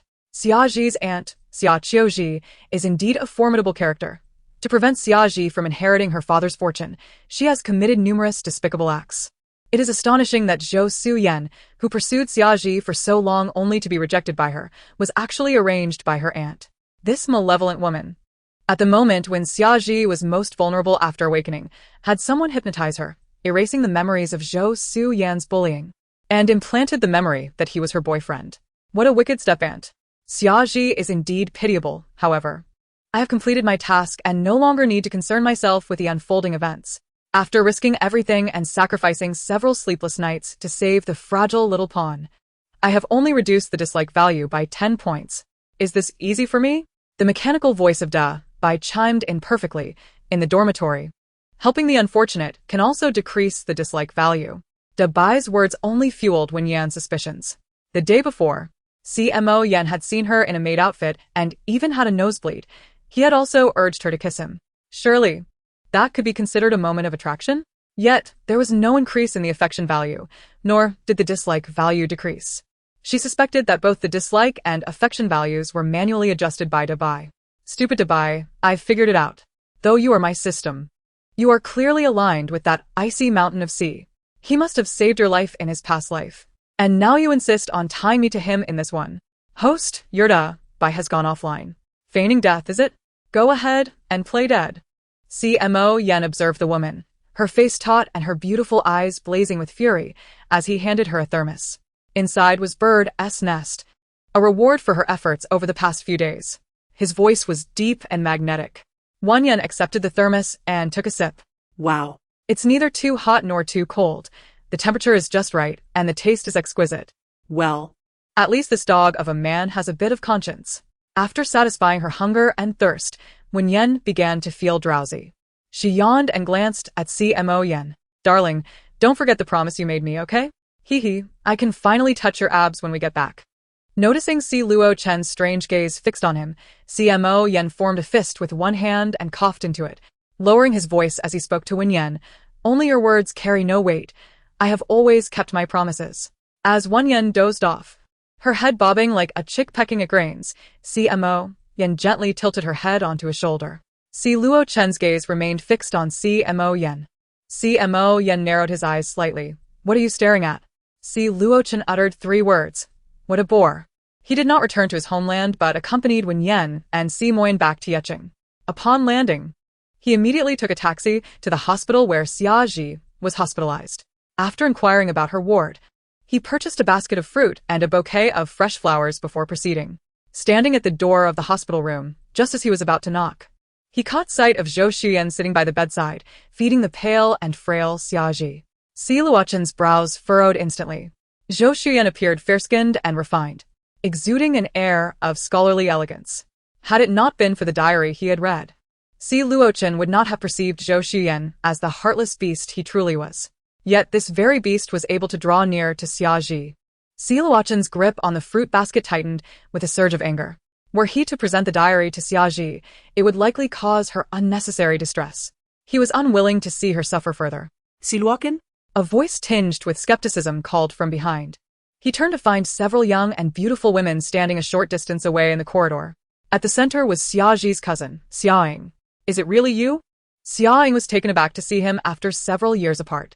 Ying, is he the one you were betrothed to as a child? She asked, her eyes scrutinizing his handsome yet delicate features. Though he is indeed good-looking, I have heard he is a cripple. Moreover, it seems his relationship with the Si family is quite strained. He wouldn't be here to intercept you because he knows you are visiting Xiaji, would he? How absurd. Xiaing surveyed Si Luochen's charming yet soft visage, her gaze flicking to the fruit basket and flowers he held. A contemptuous smirk graced her lips. Si Luochen. I have long since rescinded our betrothal. I could never harbor feelings for someone like you, unless you can walk normally, or else I would be the subject of ridicule. Xiaing was the daughter of Xia Qiuji, who had taken in a son-in-law after Xiaji's father passed away.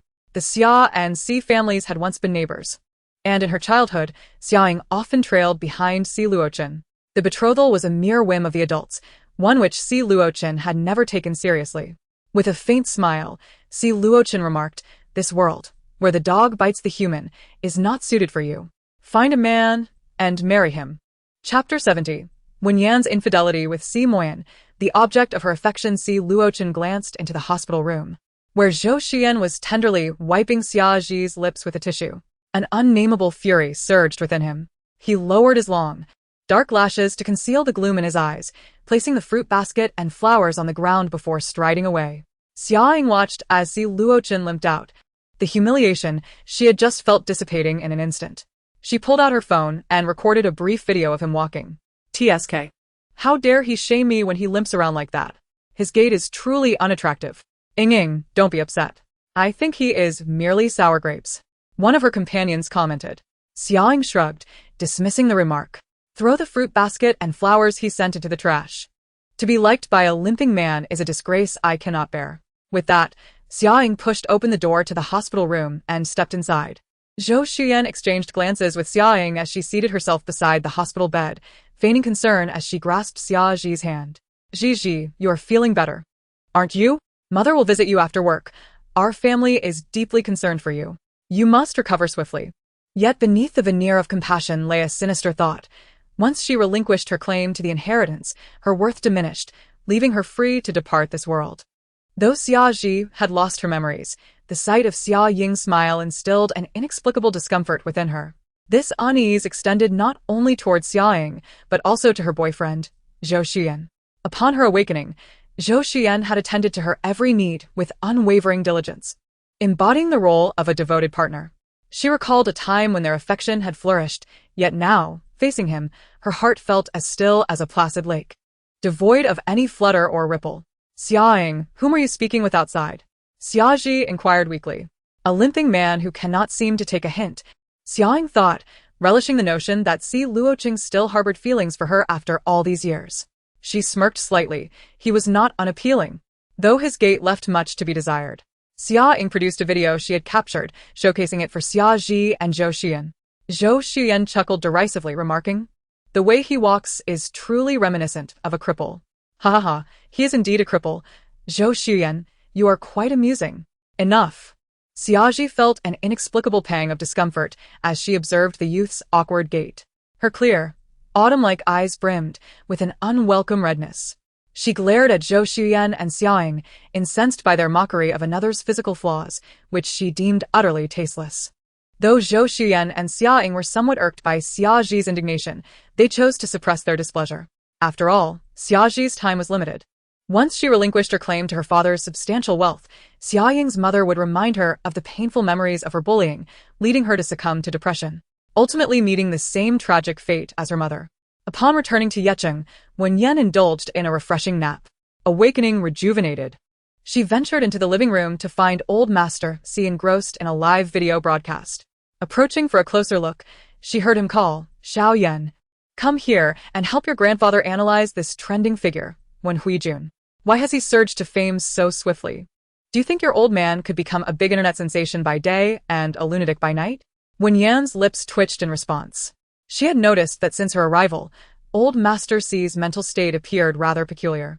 "Grandfather, as the esteemed chairman of Yecheng, is it truly necessary to seek internet fame?" Old Master Si stroked his white beard thoughtfully. "Absolutely. I was once a popular figure in the social circles of the elderly ladies, but now, Wen Huijun has claimed that throne." Wen Yan, having taken a break from her online escapades, decided to research Wen Huijun within her gossip system. Upon delving into his background, her interest piqued. By day, he was a driving school instructor. By noon, he transformed into the graceful Wen Shen, and by night, he emerged as Wen Huijun. This duality resonated with her current state of mind. Without hesitation, Wen Yan downloaded a photo of Wen Shen and posted an inspirational quote of his to her social media. "Wen Yan, I do not expect you to understand me. It suffices that you do not misunderstand me." Accompanied by a photo of Wen Shen. Wen Yan's post on social media had scarcely been live for 2 minutes when Si Moyan called her Wen Yan. He addressed her by her full name, his voice low and icy. "Dear husband, has your monthly visitor arrived again?" Just yesterday, he had been attentive and caring upon his return home. Could it be that she had merely dreamt of such tenderness? After a brief silence on the other end, Si Moyan's breathing grew heavier. "Who is the man you posted about? We are not yet divorced. If you must seek companionship, could you not choose someone younger?" Wen Yan paused for a few seconds before bursting into laughter. "Grandfather, quickly. Your icy grandson believes I have been unfaithful to him. And the supposed rival is none other than Wen Shen, the very person you are imitating." Old Master Si glanced at Wen Yan's social media post and noted Si Moyan's comment. "Who gave you the audacity to post another man's photo?" He snatched Wen Yan's phone away, his white beard bristling as he roared. "Is there anything you can do online besides earn money? This is merely a trending meme. Are you a caveman living without the internet?" With a resounding click, old Master Si hung up. Ignore him. At 25, he lives like a relic of 52. Not only was Si Moyan unaware of the memes surrounding Wen Shen, but the Wen family was also oblivious. Upon seeing Wen Yan's post, Wen Yu immediately took a screenshot and shared it in the family group chat. "Wen mother, has she been cast out by the Si family? This man looks older than I am. Wen Shiryu, she has brought shame upon our family. Wen Yiheng, last time she embarrassed me, causing me to be the subject of ridicule in our circle. A sister with such a venomous heart deserves to be deceived by an older man. Wen Yu, sister, can't you live without a man? Wen Yiheng, you is the better one. Wen Yu, second brother, I have a connection with the renowned screenwriter Chi Hong. His scripts are unparalleled. Wen Yiheng, you know Chi Hong? Chi Hong is a celebrated screenwriter whose works are destined for acclaim. However, his whereabouts remain enigmatic, making it challenging for anyone outside the elite to contact him. Due to her reincarnated fortune, Wen Yu had recently located Chi Hong's lost dog, which had been part of the Chi family for 7 or 8 years and was regarded as one of their own. Chi Hong expressed immense gratitude for her assistance. In the family group chat, praise for Wen Yu poured in. The entire Wen family regarded her as their lucky star, while they viewed Wen Yan as a harbinger of misfortune. That evening, after finishing her workout at the gym, Wen Yan returned to her room to shower. Upon emerging, she was greeted by the sight of men's underwear strewn across the floor, causing her mouth to twitch. "Wen Yan, you insisted on bringing this Tibetan Mastiff back. Look at the mischief it has caused." Si Moyan entered, holding the large black dog, which had a pair of his underwear in its mouth. "Your lewdness is one thing, but now even your pet mirrors your depravity. Of all things to carry, why must it be my underwear? Now, There isn't a single decent pair left in my drawer." Chapter 71. Touching Abs. Eating melons. Wen Yan gazed at the scattered undergarments on the floor, each marred by either a hole in the front or the back. Indeed, none remained intact. "Haha, you can't blame me for this. I've only had it for 2 days." She stifled a laugh, her radiant and delicate face flushed with embarrassment. "Darling, it's just a few pairs of underwear. I'll buy you double tomorrow at the mall." Si Moyan cast a glance at the Tibetan Mastiff still clutching his underwear, his voice cold and commanding. "Drop it." The mastiff disregarded Si Moyan's command, instead approaching Wen Yan, kneeling on its front legs as if to present the underwear to her. Wen Yan's expression turned to one of shock. I swear I didn't instruct it to do that. Si Moyan's dark eyes bore into hers, conveying skepticism as if to say, your words lack credibility. Wen Yan touched her nose, feeling more wronged than Do-e. Woe is me. I shall never act like a lewd king before him again. He even promised to let me touch his abs, but it seems he won't fulfill that promise now. After casting a peculiar glance at Wen Yan, Si Moyan picked up the underwear from the floor and disposed of it in the trash. Wen Yan assumed he would leave afterward, but to her surprise, he approached her instead. He pressed his crimson lips together and declared, what I have said, I will certainly accomplish. Wen Yan blinked. Darling, what are you saying? I seem to not comprehend. Si Moyan observed Wen Yan's exaggerated demeanor, a touch of awkwardness in his expression. Weren't you the one who wanted to touch my abs? If you are unwilling, I shall not force you. She teased, come on, lift your shirt. My hands are ready. A flicker of something inscrutable crossed Si Moyan's eyes. Were it not for his ability to hear her thoughts, he might have been deceived by her effet of modesty and elegance. Si Moyan lifted the hem of his loungewear, revealing chiseled abs, sculpted and harmonious, akin to a flawless piece of art. The smooth, alluring lines of his physique radiated strength and masculinity. Wen Yan reached out her delicate fingers, poking at his abs. The intensity in his gaze deepened, his sharp Adam's apple moving involuntarily. He seized her wrist, pinning her against the wall. As he leaned closer, his strikingly handsome features drew near, his eyes dark and rich like ink. Wen Yan, do you wish to leave me? His breath, crisp and alluring like cedar, enveloped her, laced with a hint of seduction. Wen Yan blinked in surprise. What about my heart rate? Does he not spark any feelings? The silent Bai seemed unresponsive. Wen Yan realized that Bai was merely manipulating her feelings of disdain and affection. Darling, have you begun to harbor a hint of affection for me? Si Moyan's long fingers caressed her chin, and without uttering a word, he leaned down to press his lips against hers. Wen Yan's mind went blank. Could it be that the ice mountain had taken the initiative to kiss her? Has the disdain value decreased? Bai, are you playing dead? Am I to believe I've been kissed for nothing? The man kissing her suddenly lifted his head, breaking away from her lips. His gaze towards her was complex and obscure. This heartless woman, did she merely see him as a target to conquer? If the system instructed her to pursue another, would she simply walk away without a second thought? Si Moyan felt an overwhelming urge to distance himself from her, and he opened the door with a grim expression before leaving. Upon returning to Yecheng, Si Luocheng was invited by a close friend from his past to a gathering. He arrived at an upscale club. As he passed one of the private rooms, he caught the sound of Zhou Xian's voice. Once Xiaji is discharged from the hospital, the Xia family will arrange a wedding for us. Xian, you're impressive. All of us came from the orphanage, yet you managed to climb the ranks of the Xia family. Well, Xian is quite handsome. When Madame Xia Qiu was looking to sponsor a student in need, she chose him at first glance. Xian, you've achieved great success, but don't forget about us.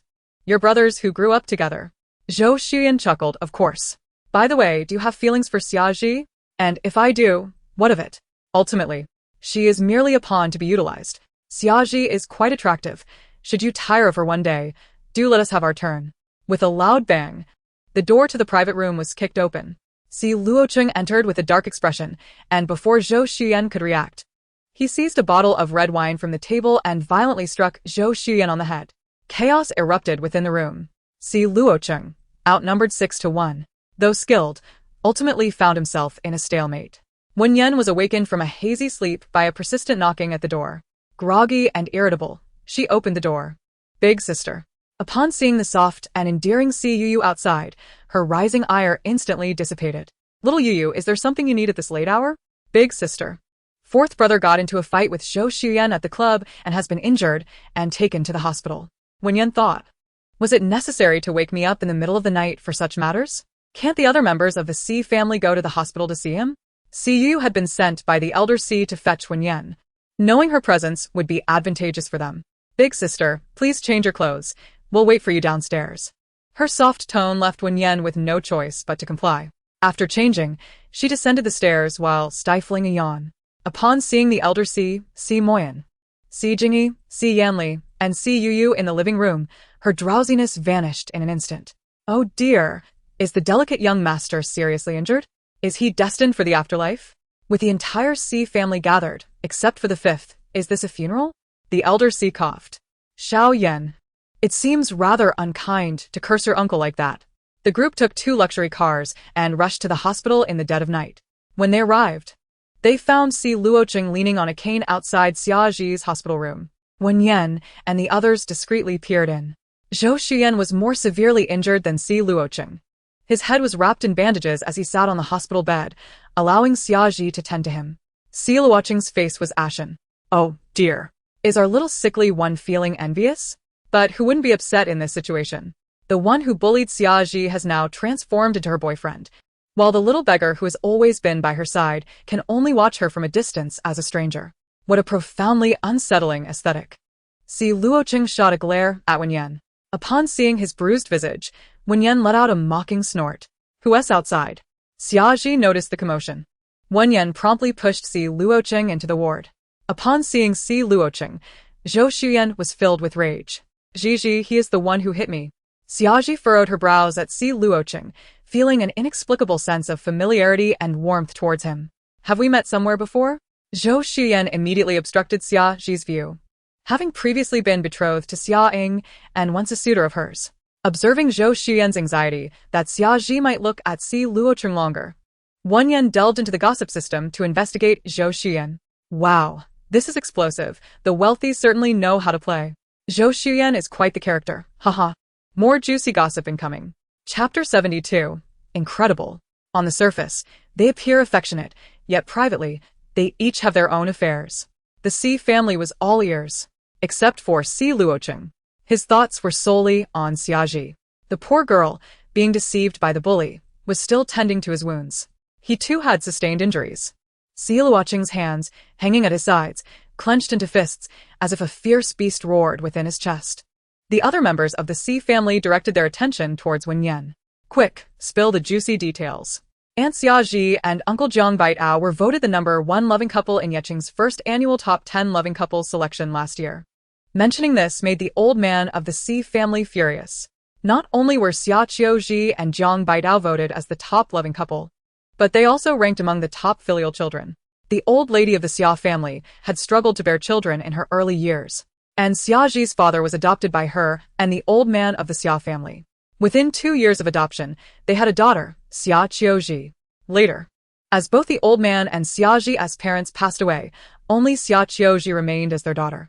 Fortunately, Xia Qiuji was exceptional, managing the expansive Xia group with great competence, while also being a loving spouse and dutiful daughter. She received numerous accolades in Yecheng. Although the old man of the Si family was the wealthiest in Yecheng, none of his children had ever been recognized as a loving couple or filial child. It was truly infuriating to see how others surpassed them. What nonsense is this about a loving couple? They are merely pretending to be affectionate in public, while each plays around privately. The old man of the Si family was even angrier. How did the selection staff conduct their investigations? The most shocking revelation is that the lovers they are both keeping are the same person. Incredible indeed. What? Xia Qiuji and Jiang Baidao are keeping the same lover? Who possesses such charm? The members of the Si family observed as Wen Yan cast a fleeting glance towards Zhou Xian, their pupils dilating in shock. Could it be as they suspected? Wen Yan scrutinized Zhou Xian, noting his pale complexion and refined demeanor, which exuded an air of scholarly elegance. As a university student, he would undoubtedly attract the attention of affluent women like Xia Qiuji. To her astonishment, she learned that Jiang Baidao was also infatuated with him. Ah, how amusing. Xia Qiuji is quite a formidable character, but Jiang Baidao proves to be even more ruthless, they mused. Once a gigolo, Jiang Baidao had his sights set on Xia Qiuji in the nightlife scene, scheming to approach her with ulterior motives. When Xia Qiuji experienced his gentle and accommodating nature, she believed he would be easy to manage, and thus they wed.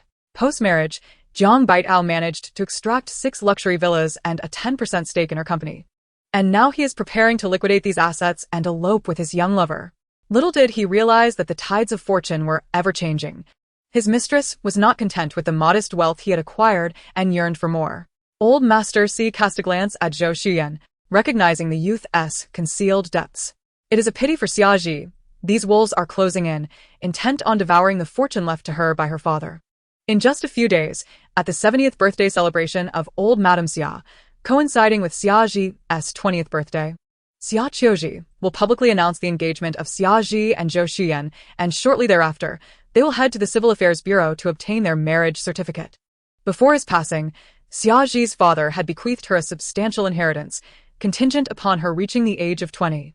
Should anything untoward happen to her prior to that milestone, the inheritance would be donated to charity. Thus, the venomous Xia Qiuji has kept Xiaji alive, fearful that the fortune might benefit a charitable institution. By ensuring that Xiaji marries Zhou Xiyan on her 20th birthday, half of her wealth would automatically belong to him, and in the event of her untimely demise, all her assets would be transferred to Zhou Xiyan. What a nefarious scheme indeed. The Si family seethed with indignation. What kind of aunt could be so cruel? Even though Xiaji was not the biological daughter of old Madame Xia, the Xia family's prosperity was rooted in the innovative reforms initiated by her father. To jeopardize her niece's memory and exploit her marriage to ruin her lifelong happiness was a monstrous act beyond comprehension. As Zhou Xiyan felt the Si family's peculiar gazes upon him, he furrowed his brow in displeasure. What was wrong with these people? It was clearly Si Luocheng who had instigated the conflict. Why did they appear as if they wished to consume him alive?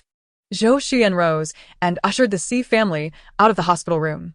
Ji requires peace and quiet. Irrelevant individuals must leave. He returned to the bedside, gazing tenderly at Xiaji. Ji, the moment you turn 20, we shall obtain our marriage certificate. He clasped her frail hand, promising, rest assured, I will cherish you for a lifetime. However, the moment Zhou Xiyan held her hand, an inexplicable wave of nausea surged within Xiaji, prompting her to swiftly retract her hand. Confronted with Zhou Xiyan's heartfelt confession, for reasons unbeknownst to her, she felt no stirrings of emotion. Instead, a visceral aversion and distaste overwhelmed her. She could not fathom why such feelings arose. After all, her memories painted a picture of affection shared with Zhou Xiyan, and her aunt had often remarked that he was the best man in the world for her. Perhaps it was the recent barrage of injections that had unsettled her stomach. Upon returning to her hospital room, Si Luocheng slammed the door shut with a resounding thud, leaving the rest of the Si family locked outside. TSK. The little sickly one is in a frenzy upon learning that Xiaji is to marry Zhou Xiyan. What good is sulking in jealousy? If he has the courage, he should seize the wedding. If he lacks the audacity to intervene, Xiaji's fate may be quite dire. In a few days, it's the matriarch of the Xia family's 70th birthday. Should I go to witness the spectacle? The old patriarch's eyes suddenly sparkled with intrigue. He had recently received an invitation from the Xia family, and he must bring along his granddaughter-in-law, Wen Yan, accompany Grandpa to the matriarch's 70th birthday celebration. Before Wen Yan could respond, Si Moyan, Si Jingyi, Si Yanli, and Si Yu expressed their desire to join as well. Old man, I never saw such enthusiasm from you on my 70th birthday. This group of young scamps was driving him to exasperation. Wen Yan pointed towards Si Luocheng in the room and suggested, Grandpa, should we bring the little sickly one along? The old patriarch grunted in annoyance. What use is he? He can't even muster the courage to speak to the one he fancies. He's nothing but a coward. With a crash, the sound of shattering glass echoed from the room. Mind your own business. Just leave. Wen Yan shrugged. The little sickly one's temper is quite to my liking. Once I complete my mission, I shall tell these cannon fodder from the Si family to all take their leave. Ha ha ha, how thrilling and flamboyant. Chapter 73. A trap is set. The show begins. After returning home, the old patriarch learned from Si Moyan about the connection between Xiaji and Si Luocheng. Stroking his white beard, he lamented, no wonder he has taken a liking to that young lady. She truly is his light. Just as the old patriarch mused, Wen Yan, sitting on a swing in the yard and playing with a Tibetan mastiff, expressed her thoughts on the unfolding drama. Oh dear, I truly wish to avoid meddling, but that aunt of Xiaji is exceedingly venomous. After Xiaji's father succumbed to a heart attack, her mother was poised to join the Xia group. Yet, the venomous aunt, fearing competition for the family fortune, began to weave various slanders. First, she accused Xiaji's mother of having an affair with a family driver, and then, at a reunion with her first love, she concocted elaborate tales of infidelity. To make matters worse, while the old patriarch was still alive, she placed Xiaji's mother's lingerie under his pillow, leading the matriarch to lose all trust in her, driving her out of the Xia household in a fit of rage. Xiaji's mother endured in silence for the sake of her daughter, yet how could the venomous aunt let her off so easily? This wicked woman planted a cache of smuggled jewels in her bag, leading to Xiaoji's mother's wrongful imprisonment. Once incarcerated, the venomous ant bribed fellow female inmates to subject her to various humiliations and torment. Ultimately, Xiaoji's mother succumbed to severe depression and, shortly after her release, Took her own life. alas, it seems there are even more shocking revelations. I cannot bear to witness any more. It feels as though I might suffer from breast hyperplasia. Not only was Wen Yan incensed, but so too were the elderly Mr. Si and Si Moyan, who were present in the living room, hearing Wen Yan's thoughts. Mr. Si's white beard bristled with indignation. How foolish he had been to admire the matriarch of the Xia family for having such a capable and filial daughter. Not long ago, during a gathering of affluent elders, he had praised Xia Qiuji in front of her mother. He had fathered only sons throughout his life, lacking even a single tender-hearted daughter. Perhaps it was for the best. Had he borne a wicked daughter, he would not only be stifled by a pillow but would likely be tormented even in death. This will not do. Mr. Si thrust his cane forcefully against the floor. Si Moyan's dark, narrow eyes turned to Mr. Si. What could not be done? Both Xiaoji and her mother were so pitiable. Why should the venomous ant and the bully Zhou Xian enjoy such a life of ease and splendor? Recently, Mr. Si had grown increasingly cautious of his life. Having restrained his desires, he had developed a sense of justice. Perhaps if he performed more good deeds and accumulated virtue, heaven might grant him a few more years to savor life as pleasures alongside his eldest granddaughter-in-law. Si Moyan pursed his scarlet lips tightly. What did his grandfather intend to do? Mr. Si's eyes glinted with mischief. He had a rather nefarious yet brilliant idea. It was fortuitous that he could hear his granddaughter-in-law's thoughts, which had revealed some of the Xia family's hidden secrets. Grandson, I have a plan that requires your assistance and cooperation. The banquet hall for the matriarch of the Xia family's 70th birthday was to be held at a hotel owned by the Si family, was it not? Let us concoct a scheme and set a trap. Days later, Wen Yan agreed to attend the matriarch's birthday celebration. Si Moyan gifted her an exquisite evening gown. Uncertain whether it was due to recent changes in her figure or simply weight gain, she found the back zipper stubbornly refusing to close. Darling, are you outside the dressing room? The man replied with a low hum. What is it? Oh, dear, the dress you gave me is too small at the bust. You never pay attention to me. I've transformed into the kind of voluptuous woman you adore. Si Moyan's lips twitched slightly. Would you like me to come in and assist? Yes, please. Her delicate voice provoked a stirring in him, igniting a need for immense self-control. Si Moyan pushed the door open. She wore a champagne gold gown, her slender shoulders, and a glimpse of her back exposed. She radiated an ethereal beauty. Si Moyan's gaze darkened as he approached her from behind, a faint hint of rose perfume enveloping him. His hands, resting at his sides, clenched into fists. The nape of his neck subtly flushed with warmth. His fingers stiffly grasped the zipper of her gown.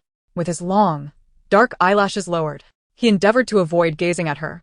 As his fingertips drew the zipper for her, he inadvertently brushed against her delicate, snow-white skin. His breath grew slightly erratic, his throat hoarse. Through the mirror in the cloakroom, Wen Yan raised an eyebrow at the man behind her, clumsily and stiffly assisting with the zipper. Tsk. Truly the essence of an innocent boy, he seems as nervous as if he were heading into battle. Si Moyan's breathing intensified. The warmth of his breath fell upon Wen Yan's graceful, pale neck, provoking a mix of tingles and discomfort. Amused, she observed his cold yet restrained demeanor, thinking, in truth, he likely yearns to fully unzip my back, does he not? Such a verbally disdainful, yet physically honest man. With a sudden burst of resolve, Si Moyan zipped up the back of Wen Yan's dress. He retrieved a jewelry box from his pocket and tossed it to her before adorning himself. After speaking, he hurriedly departed. Wen Yan opened the box, her eyes lighting up in surprise. Wow. It's a diamond necklace that's almost blinding. I absolutely adore it. I hope this dog man showers me with more gifts in the future. Wen Yan accompanied the Si family to the hotel where the elderly Mrs. Xia was hosting her birthday banquet. Upon reaching the entrance, the Hua family arrived as well. Xiao Yan. Hua Yanji waved at Wen Yan. Mrs. Hua smiled warmly at her, saying, Miss Wen, our Yanji was rescued from captivity by you.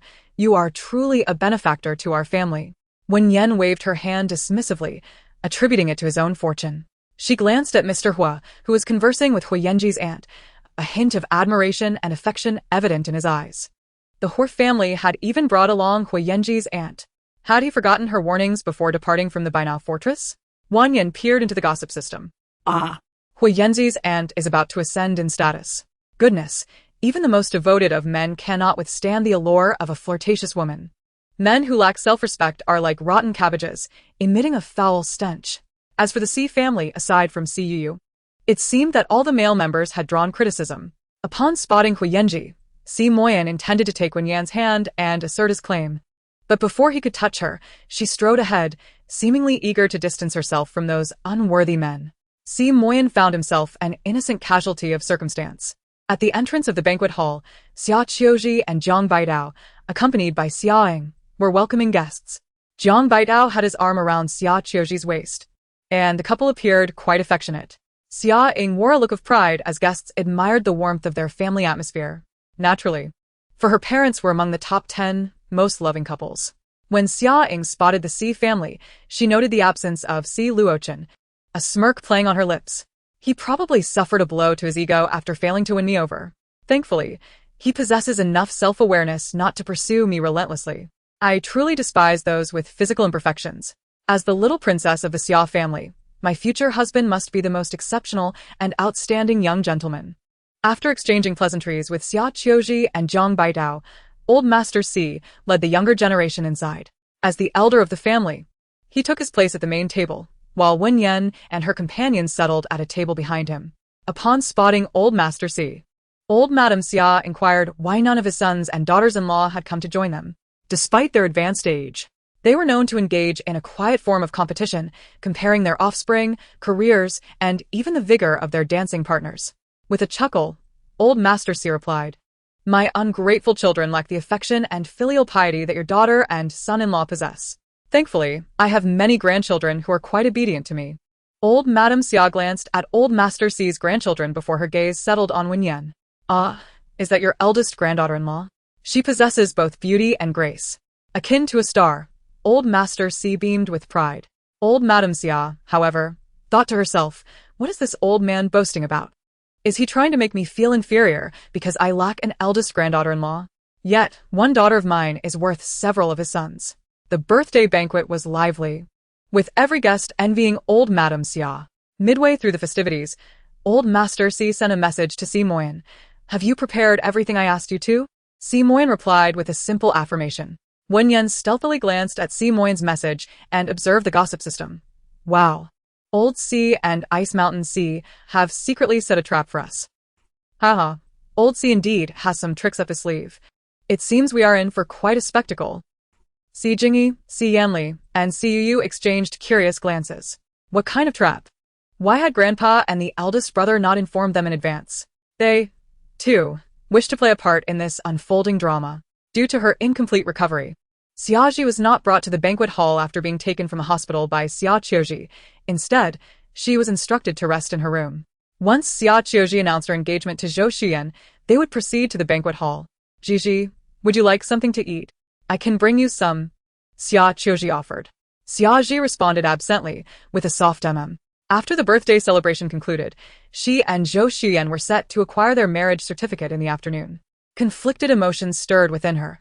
However, her aunt had assured her that Zhou Xiyan was a good man worthy of her lifelong commitment. In her limited memories, her aunt had always been the person who treated her the best. She should place her trust in her aunt's judgment. After Zhou Xiyan left the room, he made his way toward the banquet hall. While traversing a long corridor, he unexpectedly collided with Zhang Baitao. Perhaps due to intoxication, Zhang Baitao's eyes were slightly bloodshot, and his breathing appeared somewhat labored. He was in search of Zhou Xiyan and, upon their encounter, his eyes brightened.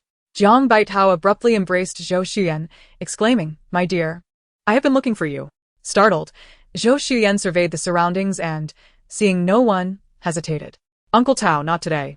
Zhang Baitao pulled Zhou Xiyan into a nearby room, urgently pinning him against the wall and kissing him. "I know Xia Qiuji is sponsoring your education, and you wish to repay her kindness. Marrying Xiaji is your immediate desire, but once you acquire her wealth, we shall flee together." Zhou Xiyan had long harbored his own plans. Once he acquired Xiaji's wealth, he intended to cast aside both Xia Qiuji and Zhang Baidao. However, at present, He was still too weak to defy Jiang Baitao's sudden surge of desire. In the banquet hall, Xia Qiuji's gown was accidentally splashed by a server. The server repeatedly apologized and presented her with a room card, instructing her to go clean up. Seeing the server's courteous demeanor, Xia Qiuji accepted the card and made her way toward the room. Old Master Si's eyes sparkled with intrigue, and he immediately sent a message to Si Moyan, grandson. Once Xia Qiuji enters the room, connect the surveillance footage to the big screen. Sitting beside Si Moyan, Wen Yan caught a glimpse of the message and thought to herself, the show is about to begin. Chapter 74, a live broadcast of an astonishing confrontation. Xia Ying had always known how to please the old matriarch. And for her birthday banquet, she prepared a song of gratitude and blessings. As she sang, the large screen behind her displayed heartwarming photos of the family. Old Madam, you are truly fortunate. Your daughter, son-in-law, and granddaughter are all so devoted. A look of satisfaction and joy graced the old matriarch's face as she noticed the gloomy expression of old Master Si. One of these days, I should have my Qiuji impart some wisdom on marital relations to your sons and daughters-in-law. Old Master Si inwardly groaned. Please, spare him the embarrassment. What could Xia Qiuji possibly teach about marriage? Is it how to share the same partner? As Xia Ying reached the climax of her song, the screen behind her suddenly flickered. The images of familial bliss abruptly transformed into a video. The timestamp indicated it was a live broadcast. On the large screen, two bare-chested figures were locked in a passionate embrace on the bed. The guests were left in stunned silence. How could there be a live version of such an explicit scene? Wait, the individuals in the video were two men? Who dared to go this far? Xia Ying's melodious voice drowned out the suggestive sounds from the video, but the imagery alone caused discomfort among the guests. Surely, someone must have mixed up the footage? At that moment, no one connected the incident to Xia Qiuji's husband, Jiang Baitao. Oblivious to the unfolding chaos, Xia Ying continued to sing her heartfelt song, believing that her performance had captivated the audience. Meanwhile, Xia Qiuji swiped the room card and entered. As she stepped inside, she was immediately enveloped by the sounds of heated gasps. Peering into the room, she was met with a sight so shocking that she almost turned to leave, believing she had entered the wrong place. Just then, a familiar voice pierced through the air. Darling, it's been so long since we were together. Do you miss Uncle Tao? I do. Although Jiang Baitao's voice stirred a flicker of annoyance within Xia Qiuji, she remained largely unperturbed. Their marriage had long been a mere fade. Neither loved the other anymore, and she was well aware of his infidelities. As long as he did not flaunt them before her, she was indifferent. Her heart, after all, was no longer with Jiang Baitao. However, upon hearing a certain word spoken by another person, Xia Qiuji felt as if she would explode. Had she misheard? How could she possibly be hearing Zhou Xian's voice? That was her most cherished, beloved little puppy in recent years, an outstanding university student. Xia Qiuji's ideal puppy not only had to be handsome but also possess a high level of education, which was a significant reason for her affections towards Zhou Xian. She reassured herself that perhaps she had misheard. Zhou Xian had always been obedient and gentle in her presence, professing his love for her and vowing never to betray her. When she glanced back into the room, however, she was struck dumb. Jiang Baitao was eagerly unbuckling Zhou Xian's belt. Witnessing her beloved puppy being subdued by Jiang Baitao sent a rush of blood to Xia Qiuji's head. Jiang Baitao, you dare to betray me in such a manner. Furiously removing her high heels, she hurled them at Jiang Baitao. Upon turning around and seeing Xia Qiuji's twisted and fierce expression, Jiang Baitao turned pale with fright. Qiuji, what are you doing here? Seeing the marks left on her puppy's chest by Jiang Baitao's kisses, Xia Qiuji's eyes reddened with fury. She rushed forward and delivered a resounding slap to Jiang Baitao. The guests were left dumbfounded. Is this really happening? Were Xia Qiuji and Jiang Baitao not one of the 10 most loving couples in E-City? To think they were so audacious behind closed doors. Jiang Baitao's infidelity. And with a male no less? How scandalous. How thrilling. They had merely come to attend a birthday banquet, yet they were served such a juicy and dramatic spectacle. Guests laid down their chopsticks, captivated by the unfolding drama on screen. Xia Ying, seizing the moment, sang with renewed confidence and passion, causing the guests to forget their meals. Meanwhile, Madame Xia, with her back turned to the screen, continued chatting with several elderly friends, incessantly praising her daughter and son-in-law, while frequently mentioning their status as one of the top 10 loving couples. Seated beside her, old Master Si struggled to contain his laughter. Upon noticing his barely suppressed amusement, Madame Xia felt a flicker of displeasure. What did old Master Si mean by that? The affection between her daughter and son-in-law was evident to all. Surely, his lack of similarly affectionate children was born out of jealousy. Old Master Si was tempted to suggest that Madame Xia take a glance at the large screen, but he was far from finished enjoying the spectacle. Xia Qiuji, fiercely formidable, had left numerous scratches on Jiang Baidao's face. Jiang Baidao, No longer the man he once was, had gained a considerable backbone. When he saw that Xia Qiuji was relentless, he retaliated with a sharp slap. You think you can claw my face and get away with it? Xia Qiuji trembled with rage, pointing a finger at Jiang Baidao's nose. I will settle this with you after the birthday banquet. Now get out. Jiang Baidao departed in a disheveled state. The guests assumed that with Jiang Baidao's exit, Xia Qiuji would proceed to confront the male interloper. Especially the female guests, upon immersing themselves in the persona of Xia Qiuji, were utterly incensed. If their husbands were to be unfaithful and even take a male lover, they would surely flay the paramour alive. However, in the video, Xia Qiuji sat at the edge of the bed, her expression lacking the ferocity she had exhibited earlier towards Jiang Baidao. She instantly softened. The male lover, wrapped in a blanket, huddled in the corner of the bed, his long eyelashes cast down, seemingly too afraid to meet Xia Qiuji's gaze. She caressed his fair and refined face, murmuring, Xiao Yan, did he force you? That wretched creature, that beast, he must be seeking revenge for my indifference. He has long known you belong to me, which is why he would compel you. How could a university student possibly be drawn to that old man? Your heart only holds affection for Aunt Qiuji, doesn't it? Zhou Xian's lips trembled slightly, yes. Xia Qiuji cradled Zhou Xian's face in her hands, leaning in to kiss him. My little treasure, I'm sorry for the distress you've endured. A gasp echoed from the banquet hall, as a guest, overwhelmed, audibly retched. It was not a mere act of disgust, it was a genuine reaction. I am utterly nauseated. What nonsense is this about the top 10 loving couples? I could regurgitate the meal I had a week ago.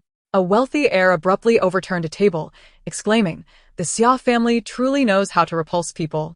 On stage, Xia Ying, who had been singing, and the elderly matriarch of the Xia family, who was engaged in conversation, were both taken aback. Chapter 75. She flees, he pursues.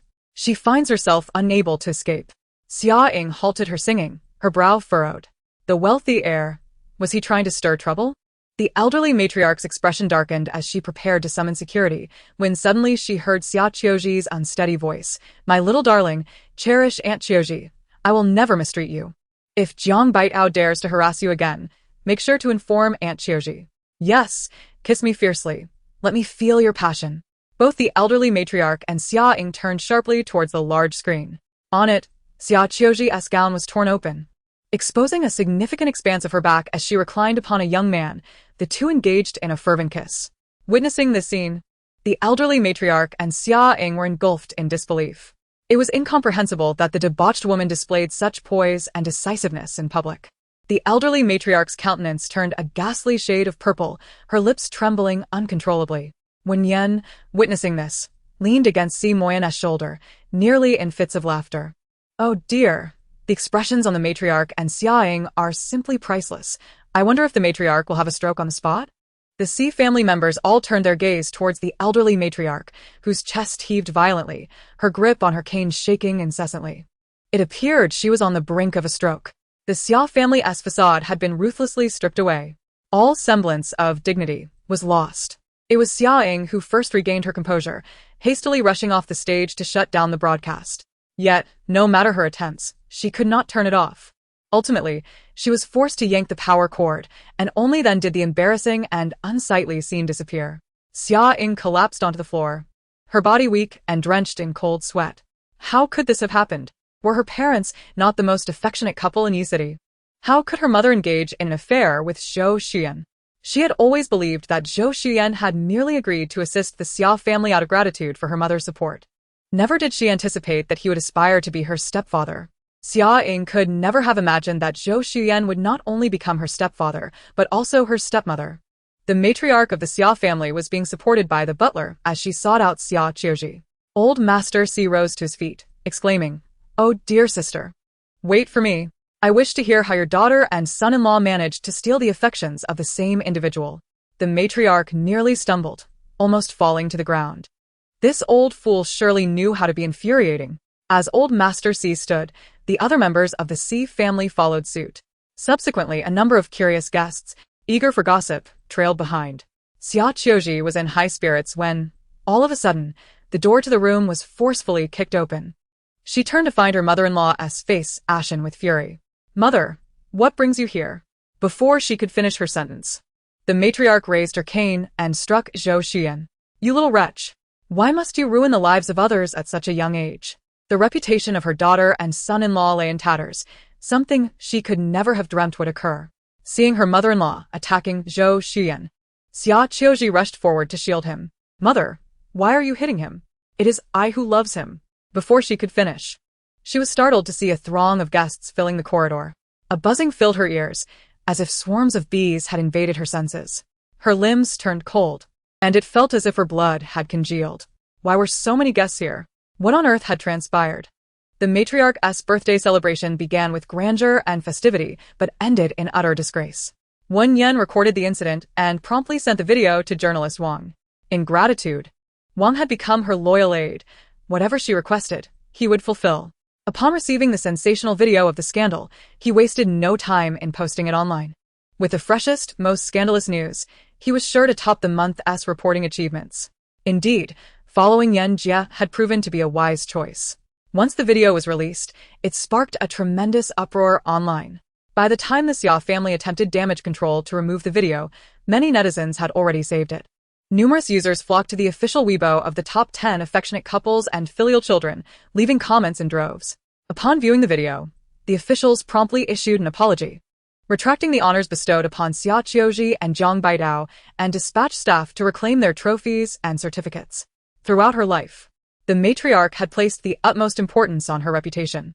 Today, on her 70th birthday, which should have been the happiest day of her life, an unforeseen calamity struck, leaving her feeling that death would be preferable to living. How could she ever show her face in high society again? When meeting with other elderly gentry, how could she boast of her daughter and son-in-law? Her dignity had been utterly shattered. Sell that one called Zhou Xian to Africa. Upon hearing the words of the matriarch, Madame Xia, both Xia Qiuji and Zhang Baidao fell to their knees. "Mother, no. We cannot sell him." They pleaded for the life of that wretched creature. Madame Xia was nearly driven to the brink of fury. How could they shamelessly steal the affections of the same person, and now they had developed genuine feelings for him? "Mother, Xiaoyan was coerced by Zhang Baitao. He only has eyes for me. Moreover, Xiaoyan still holds value for our Xia family. Have you forgotten? He is to obtain a marriage certificate with Xia Ji today." Madame Xia had little affection for Xia Ji, as her father was merely her adopted son, and Xia Ji bore no blood relation to the Xia family. The inheritance left to Xia Ji by her adoptive father would not be allowed to pass into her hands. After weighing the pros and cons, Madame Xia nodded. Once the assets were secured, she never wanted to see that Zhou Xian again. Xia Qiuji secretly sighed in relief. "Mother, it is evident that someone is plotting against us. There are hidden cameras in the room." Madame Xia had already dispatched someone to investigate. However, those sent to examine the premises found no surveillance. Perhaps amidst the chaos, someone had removed the cameras. Who could be orchestrating this scheme against them? She vowed to uncover the truth. "Let us attend to the matter at hand. We must quickly take Xia Ji to obtain the certificate." Xia Qiuji nodded. Fortunately, Xia Ji was blissfully unaware of the connection between Zhou Xian and their family. Meanwhile, after leaving the banquet hall, the Si family settled into a business vehicle. Wen Yan stifled a yawn and scrolled through the gossip app. Wow, the Xia family is taking Xia Ji and Zhou Xian to the Civil Affairs Bureau. Poor little Ji, caught in such a melodramatic situation, yet she remains in the dark. Upon seeing the Xia family's car depart from the hotel, old Master Si instructed the driver to follow. Wen Yan observed this and blinked. How amusing. The old man has become a keen observer at the forefront of the drama. Old Master Si stroked his white beard. No, his curiosity is merely for the sake of his fourth child. Wen Yan glanced at the other members of the Si family. Aren't the others supposed to be working? They seem to be out enjoying themselves every day. I fear they may not be able to afford egg yolk pastries in the future. Si Moyan gently patted Wen Yan's head. If you're tired, lean on my shoulder and rest for a while. There's no need to worry. You can indulge in egg yolk pastries for a lifetime. Your husband can certainly afford them. 20 minutes later, the business vehicle arrived at the entrance of the Civil Affairs Bureau. The Si family witnessed the Xia family wheeling Xia Ji into the bureau. Old Master Si was in a state of panic. What is the fourth child doing? I clearly messaged him to inform him that Xia Ji is about to marry. Why hasn't he come to stop the wedding? Old Master Si urged Si Moyan to call Si Luochen.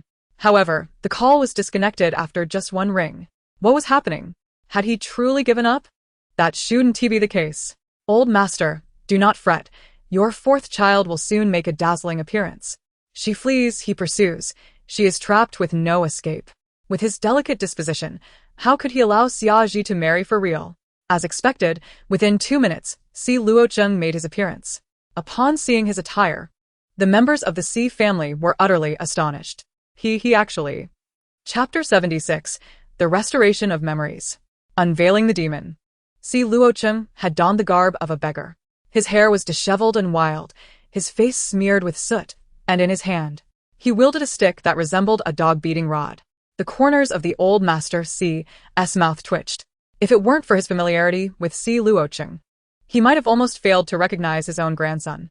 What on earth is that foolish boy doing, looking like a ragged beggar, attempting to win the heart of someone?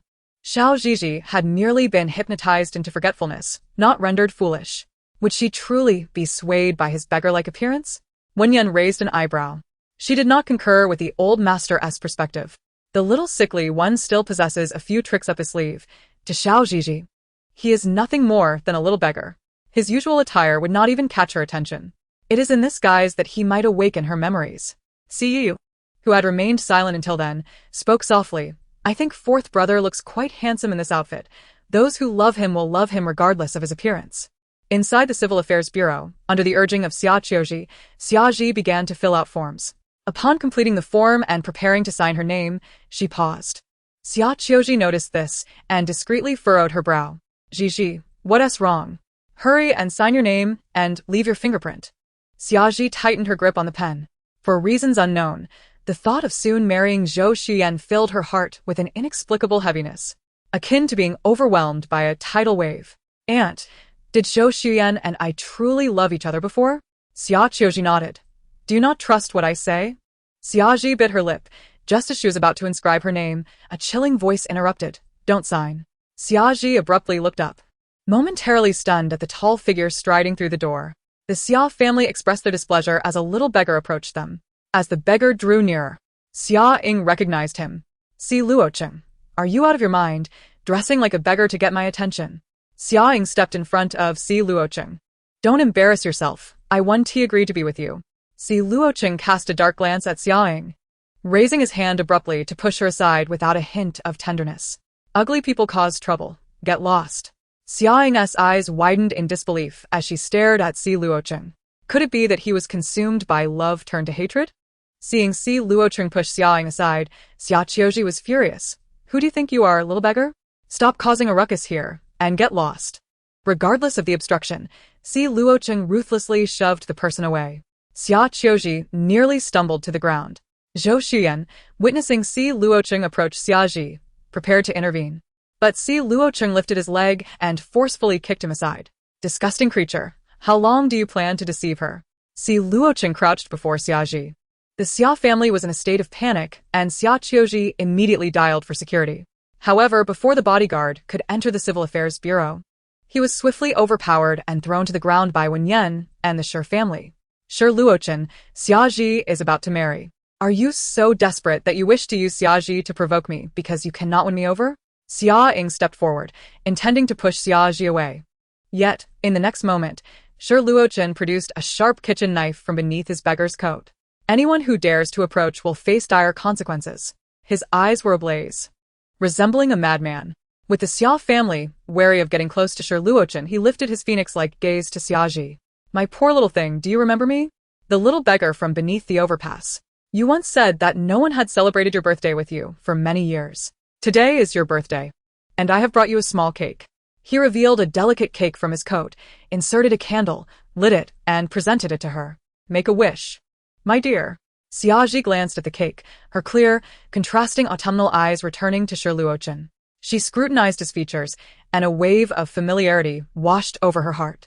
From now on, every birthday, Let me be by your side, shall we? My dear, you were the one who first captivated me, spending half a year with me. Now, you wish to marry someone else? Dream on. Do not marry him. If you must marry me. Xiaoji stared at the little beggar before her, tears streaming uncontrollably down her cheeks. Countless memories surged back like a tidal wave, stirring tumult within her heart. The tears fell onto her lips as she trembled violently. It is you. In her struggle within the dark abyss, he was the solitary beacon of light in her life. Xia Qiuji and Zhou Xian, witnessing Xiaoji's recollection, exchanged looks of shock and panic. Ignoring the risk of Shi Luochun's knife, Xia Qiuji rushed forward, attempting to pull Xiaoji away. But soon, the Shi family arrived with bodyguards, firmly protecting both Xiaoji and Shi Luochun. Xiaoji gazed at the small cake in Shi Luochun's hands, her nose tinged with sorrow, tears cascading down her face. She closed her eyes, clasped her hands together, and silently made a wish. When she opened her eyes, her voice was soft. Shall we blow it out together? Shi Luochun nodded. They extinguished the candle together. Shi Luochun scooped a piece of cake and offered it to Xiaoji's lips. Happy birthday. Is it sweet? A faint smile graced Xiaoji's lips, her little dimples appearing. So sweet. Thank you. Shi Luochun extended his long fingers toward her. Do you still wish to marry him? Xiaoji placed her pale, slender hand in his. She shook her head firmly. How could I marry someone who bullied me? With that, her eyes, filled with anger, turned towards Xia Qiuji and Zhou Xian. Both felt a chill run down their spines. I remember everything. Every detail. Xiaoji's trembling finger pointed at Xia Qiuji. Father was harmed, because of her. Xia Qiuji's pupils constricted sharply. The Shi and Xia families were engulfed in shock. The elderly matriarch of the Xia family was the first to react. With only Xia Qiuji as her daughter, how could she tolerate Xiaoji's outrageous claims? Xiaoji, the Xia family has raised you with such care, not for you to turn against us like an ungrateful wretch. If you had any sense, you would guard your tongue in light of the kindness shown to you over the years. Xiaoji was acutely aware that her father was not the biological son of the matriarch, and she felt no grief at his passing. However, her father's death was undeniably a profound injustice. Little Xiaoji, reveal the truth, and grandfather Si will stand up for you, the elderly gentleman reassured.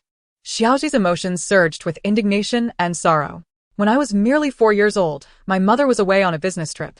One night, while I was asleep, I heard my father arguing with someone, so I climbed out of bed to find him. Standing at the threshold of his room, I witnessed my aunt, disrobed, attempting to seduce my father. Gasps echoed around the room as the audience's eyes widened in shock. Xiaokuzi's face paled, and she screamed hoarsely, Xiaoji, if you continue to spout such nonsense, I swear I will silence you. I do not lie. I also saw her inflicting red marks upon herself, threatening my father that if he did not comply with her demands, she would claim he had assaulted her. The moment Xiaoji spoke those words, a wave of uproar swept through the crowd. The civil service workers, who had been busy with their duties, gathered around, eager to witness the unfolding drama. Heavens! Could such a vile woman truly exist? Even if Xiaoji's father was adopted, he was still her elder brother. How could she abandon all sense of propriety and moral integrity? This wretched creature was, astonishingly, a renowned businesswoman in Yeqing, celebrated as a dutiful daughter. They felt a strong urge to spit upon her. As Xiaokuzi noticed the shifting expressions of the onlookers, a flicker of panic crossed her features, and her breath quickened. She had never anticipated that the memories of Xiaoji's 4th year could resurface. That little wretch had indeed underestimated her. Xiaoji, what benefit could you possibly gain from slandering your aunt? Do you wish to inherit the entire Xia family fortune? Upon hearing these words, the matriarch glared furiously at Xiaoji. How could our family raise such an ungrateful wretch? When you fell down the stairs at the age of 4, it was your aunt who rushed you to the hospital, caring for you tirelessly for 2 nights. Not only do you fail to express gratitude, but you also turn around and bite the hand that feeds you. As memories of her father's tragic demise flooded back, Xiaoji's eyes misted over, and her long lashes trembled violently. Her father, having resisted her aunt's seduction, was unjustly defamed, leading to a heart attack. In a frantic moment, he reached for his medication from the drawer, but his trembling fingers failed him, and the pills fell to the ground. I wanted to enter and retrieve the medicine for my father, but Xiaokuzi kicked it away and held me tightly, preventing my escape. I could only helplessly watch as my father collapsed, slowly drawing his last breath. Furthermore, fearing I would disclose the truth, Xiaokuzi pushed me down the stairs, rendering me unconscious. When I awoke, I had no recollection of how my father had died. That year, she must have sought to erase that memory from my mind. She is not my aunt, but a poisonous woman. The crowd, witnessing this shocking revelation, was filled with outrage. The heart of the most venomous woman was indeed terrifying. Good people do not live long, yet calamities endure for a millennium. Such individuals are destined to descend into the depths of the 18 levels of hell upon their demise. Xia felt her limbs grow cold and beads of sweat trickle down her back as she valiantly suppressed the terror within her. With reddened eyes, she addressed Xia. Do you truly believe that, shielded by the power of the Si family, you can fabricate slanders against my aunt? You accuse me of causing your father's death. Do you possess any evidence? At this juncture, Xia regained her composure with remarkable swiftness. Indeed, Xia had no proof. Following the death of Xia's father, a forensic examination had confirmed that he succumbed to a heart attack. Was Xia's evidence merely the overturned medicine bottle? At the tender age of 4, even if she were to testify before a judge, her solitary account could hardly serve as a basis for judgment. The tide of confidence surged within Xia. Mother, it seems Xia aims to cast blame upon me, seeking to sever your lineage. The esteemed matriarch of the Xia family held Xia in the highest regard, cherishing her like the apple of her eye. The scurrilous accusations from Xia ignited a tempest of fury within the elder lady's breast. In a fit of rage, she flung the scalding tea from her thermos towards Xia's face. Si Luocheng, quick as lightning, interposed himself to shield Xia. The boiling tea splashed upon him instead. Are you all right, little beggar? Xia inquired anxiously. Clad in thick garments, Si Luocheng remained unscathed. He shook his head and then retrieved a kitchen knife from the ground, casting a chilling glance at the matriarch. What? Do you dare to threaten me? She retorted defiantly. The one you protect is merely a harbinger of misfortune. Her parents were all claimed by her curse. Observing the elder lady's murderous intent towards Xia, Wen Yan could not suppress a cold smirk. This foolish old woman is utterly oblivious. Does she truly not know that her own daughter is? As she indulged in the gossip within her system, another revelation captured her attention. How intriguing! Such sensational news must be revealed. The hearts of the Si family members fluctuated dramatically, especially that of the elder patriarch. What was the truth behind the elder lady's progeny? Could it be that the cherished Xia was not her biological child? Eldest daughter-in-law, do unveil the truth promptly. Si Mai, Si Jingyi, Si Yanli, Si Luocheng, and even Si Yu turned their gazes toward Wen Yan. However, her focus lay elsewhere.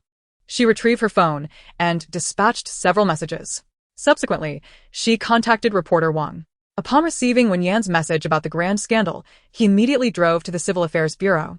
Positioning himself inconspicuously outside, the matriarch stood staunchly by Xia's side, ardently defending her. My Qiuji has engaged in countless charitable endeavors over the years, donating millions annually. She has contributed to over 10 Hope primary schools, including the library adjacent to your Civil Affairs Bureau, all thanks to Qiuji. As soon as the elder lady spoke, a staff member stepped forward to declare, indeed, Miss Xia has contributed significantly to charity. She would never act against her own uncle. At the tender age of 4, Xiaoji could hardly have formed any lasting memories. With her innocent words, it seemed she sought to tarnish her aunt's reputation, perhaps even coveting the entirety of the Xia family's fortune. Such malice from one so young was indeed reprehensible. Xiaoji's complexion fluctuated between shades of pale and flushed, as she fervently shook her head, insisting, I am not lying. Yet, apart from the members of the Si family, no one else believed her, for she possessed no concrete evidence to substantiate her claims. Xiaoji's lips curled into a cold, venomous smile. Ji, your slander against your aunt shall not be held against you, but should you wish to marry Zhou Xian today, the Xia family will still acknowledge you. If you refuse, do not expect to return to the Xia household. As Xiaoji rolled up her sleeves, the myriad scars from burns and cuts on her slender, pale arms became starkly visible. You would have me what a man who has bullied me? What is your true intent? Wen Yan stepped forward, adding, this very man was entangled with your aunt and uncle earlier today at the banquet hosted by the old matriarch of the Xia family. Upon media exposure, I retained the footage. Those wishing to share should contact me. The onlookers immediately retrieved their phones, clamoring to connect. Wen Yan created a small group for the spectators and shared the video, which was shocking and eye-opening. As they beheld the footage, doubts regarding the aunt Xiaoji's motives swirled anew. Perhaps Xiaoji's father had truly fallen victim to her machinations. Witnessing the shift in public sentiment, Xiaoji glared at Wen Yan in a fit of rage and humiliation. Chapter 78. Revenge on Scoundrels. A dog-eat-dog scenario. How tragic. The fear of public opinion weighed heavily. Not wishing to endure the scornful gazes any longer, Xiaoji turned to Zhou Xuyan and the old matriarch. Sensing that Xiaoji no longer desired to return to the Xia family nor require their kinship. Let us depart. The Xia family cast one last glance at Xiaoji, dismissing her as one would discard refuse. Xiaoji had long grown accustomed to her family's indifference. In her earlier days, when the details of her father's demise eluded her memory, she had once cherished the Xia family's nurturing. Yet now, her heart brimmed with hatred. Was her father's life not worth anything? The true culprit behind his demise had lived freely for years. It was her own inadequacy that prevented her from gathering substantive proof against Xiaoji. At merely 4 years old, even if she spoke the truth, no judge would believe her words. Si Moyan, witnessing Xiaoji's tear-streaked face, extended his arms and enveloped her in a comforting embrace. Dear child, you must believe that wrongdoers will eventually face retribution. As Xiaoji gazed at the boy before her, she felt as though she had glimpsed a radiant and warm light within an unfathomable abyss. She gently grasped Si Moyan's hand, murmuring, "Thank you, little beggar. Please, refrain from calling me a little beggar. My name is Si Moyan. You may call me Brother Moyan." Xiaoji obediently addressed him, Brother Moyan. Si Moyan tenderly wiped away her tears, declaring, "Such a dear child. Let us return home together."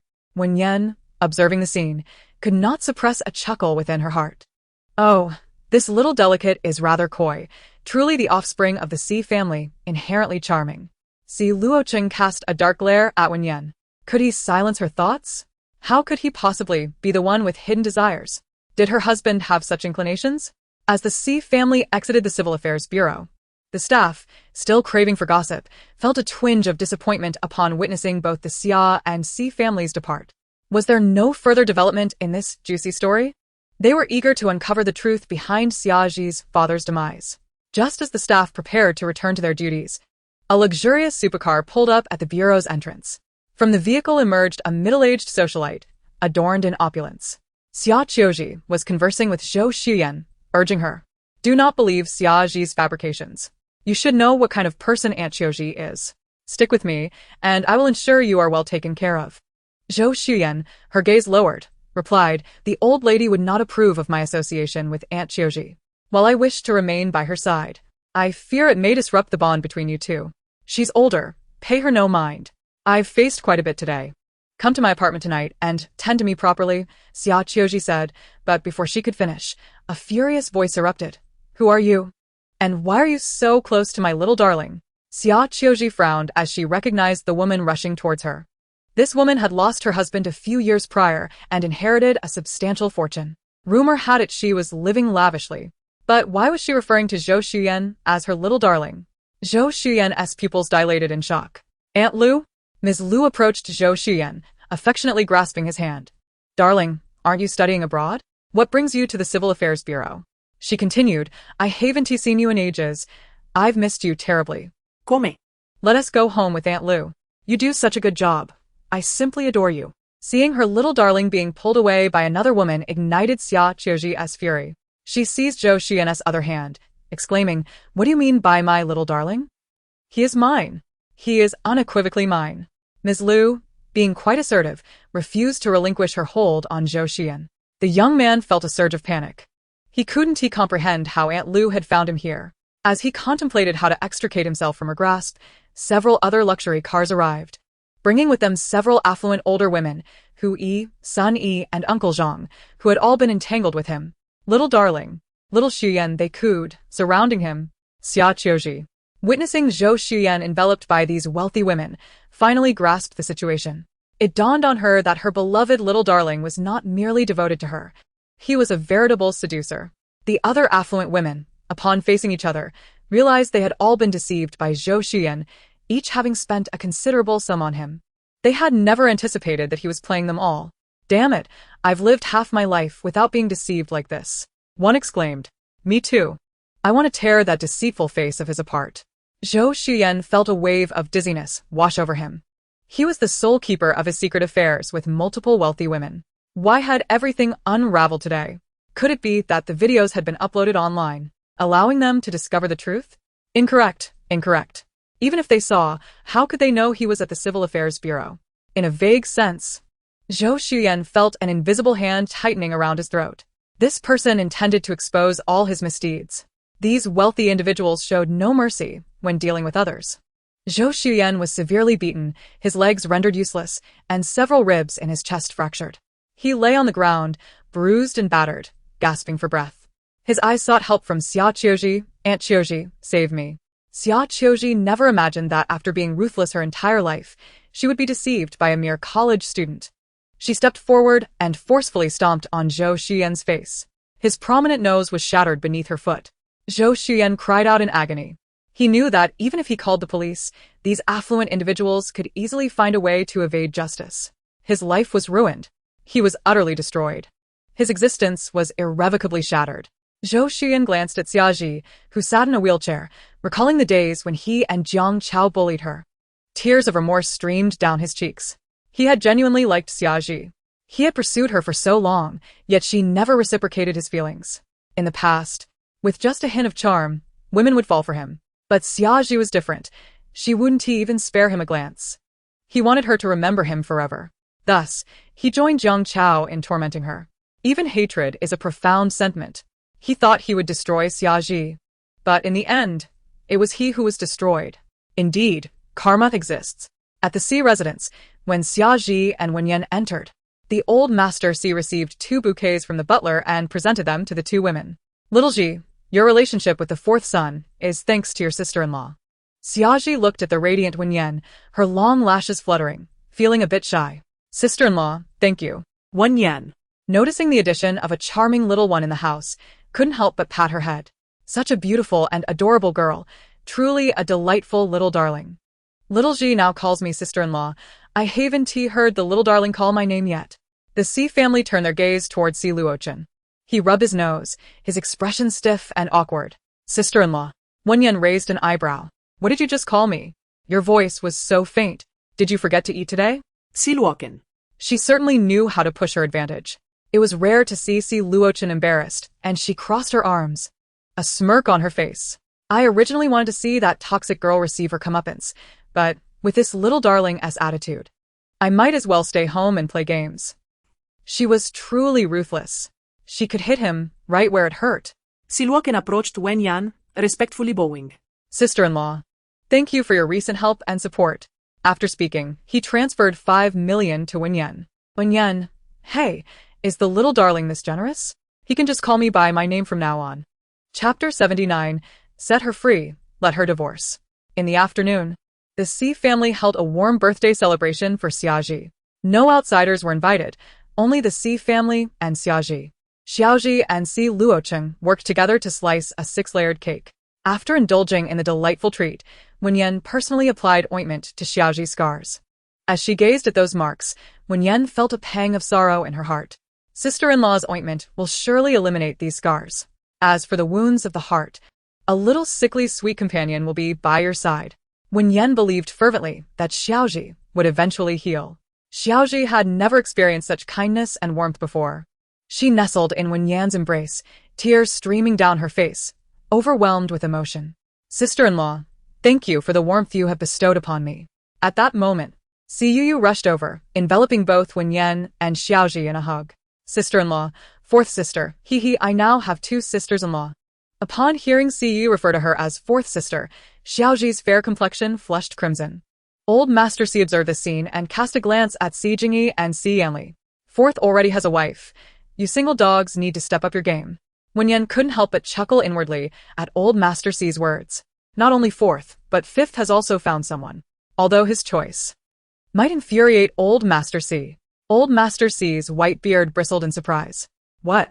5th has a partner? He currently undergoing rigorous training at the gym? Soon, he is to compete in the City S swimming competition. If he secures 1st place, he could enter the provincial team, even the national team. When does he have time for romance? And what kind of partner could possibly provoke him? Come now, daughter-in-law, do enlighten us. With her long eyelashes lowered, Wen Yan focused intently on applying the ointment for Xiaoji. Sister-in-law, Yu, I wasn't he lying at the Civil Affairs Bureau. My father was indeed harmed by Xia Qiuji. Wen Yan and Yu nodded in affirmation.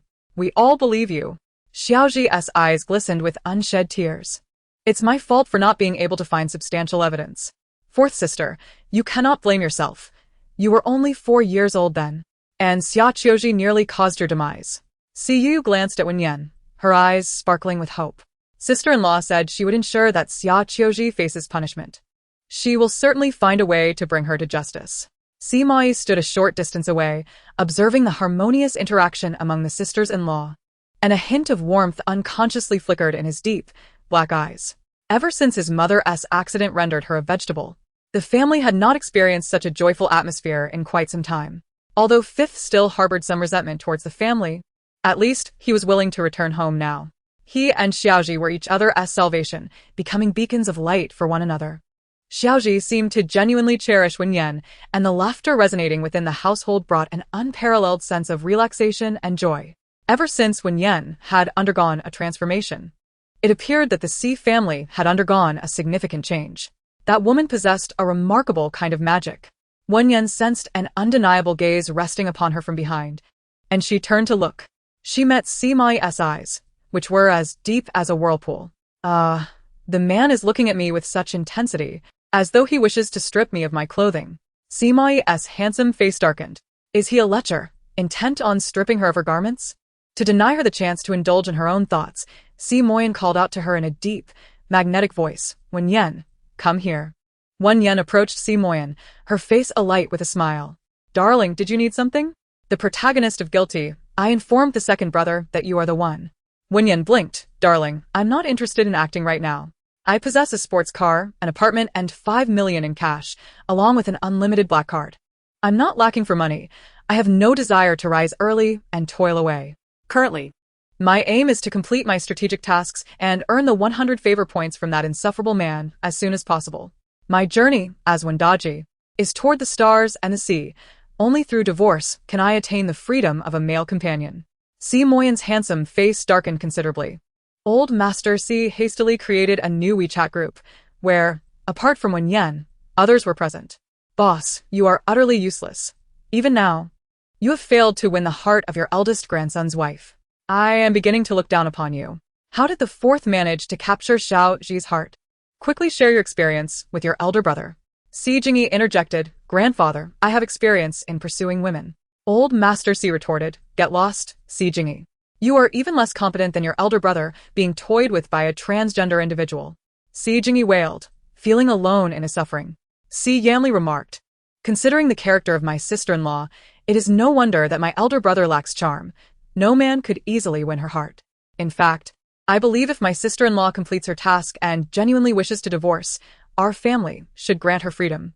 Grandfather, you could adopt her as your goddaughter. Si Moyan, Who rarely spoke in the group, replied, Get lost, Si Yanli. After sending the message, Si Moyan exited the chat. Old Master Si glared at Si Yanli, who wore gold-rimmed glasses. You know how to provoke your elder brother. Anyone with eyes can see he cares for your sister-in-law. Why would you suggest a divorce? Do you wish to play homewrecker like the second brother? Moreover, we are all expendable. If your sister-in-law truly leaves, how will we survive? Besides, I want to enjoy the spectacle. I feel unwell if I don't get my daily dose of gossip. Do you intend to drive your grandfather to an early grave? Having vented his frustrations, Old Master Si promptly disbanded the group. These inconsiderate rascals, who could hardly articulate their thoughts, were destined to drive him to madness. Recently, Xia Qiuji found herself in a dire predicament. Zhou Xian had been disfigured and his legs rendered useless. She was devoid of her little puppy, and her career had taken a hit. The scandal from the birthday banquet video caused several clients to terminate their partnerships, leading to a continuous decline in the company's stock price. The pressure had culminated in sores forming in her mouth.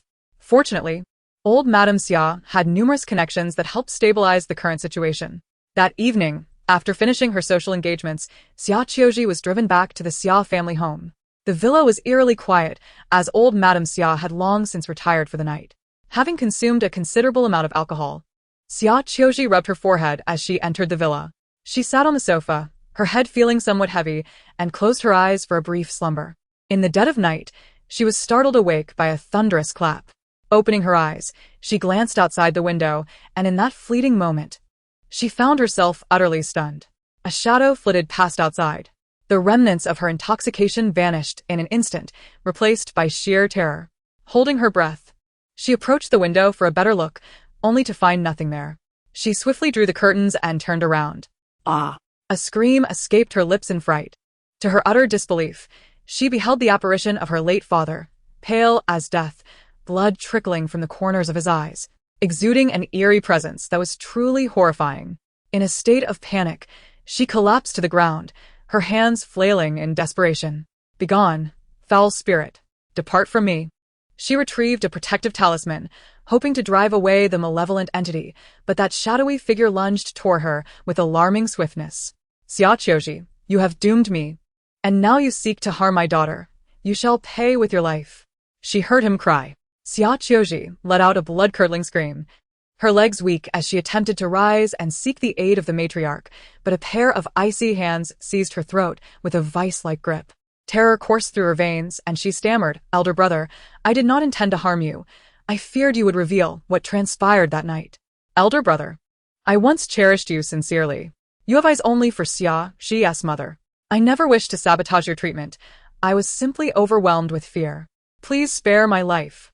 My mother still requires my care." Before she could utter another word, the icy grip around her neck vanished. Raising her head, she noticed the specter of Xiaoji's father had disappeared. Just as relief washed over her, a flash of lightning illuminated the room as bright as day. Suddenly, behind her, emerged a ghostly figure draped in long hair and a flowing white gown, reminiscent of a vengeful spirit. Again, Xiaoqiuji tumbled to the ground in terror. "What of me? Why seek my demise?" The ghost slowly lifted its head, revealing a face grotesquely marred, blood oozing from every orifice. Xiaoqiuji's heart raced to her throat, her blood feeling as if it were congealing into ice. She had never anticipated that this night would not only unveil Xiaoji's father, but also her mother. They had both come to confront her. After casting a glance in her direction, the ghost extended a long, sinister tongue. Xiaoqiuji was horrified. Collapsing once more as a pool of liquid formed beneath her, she had lost control.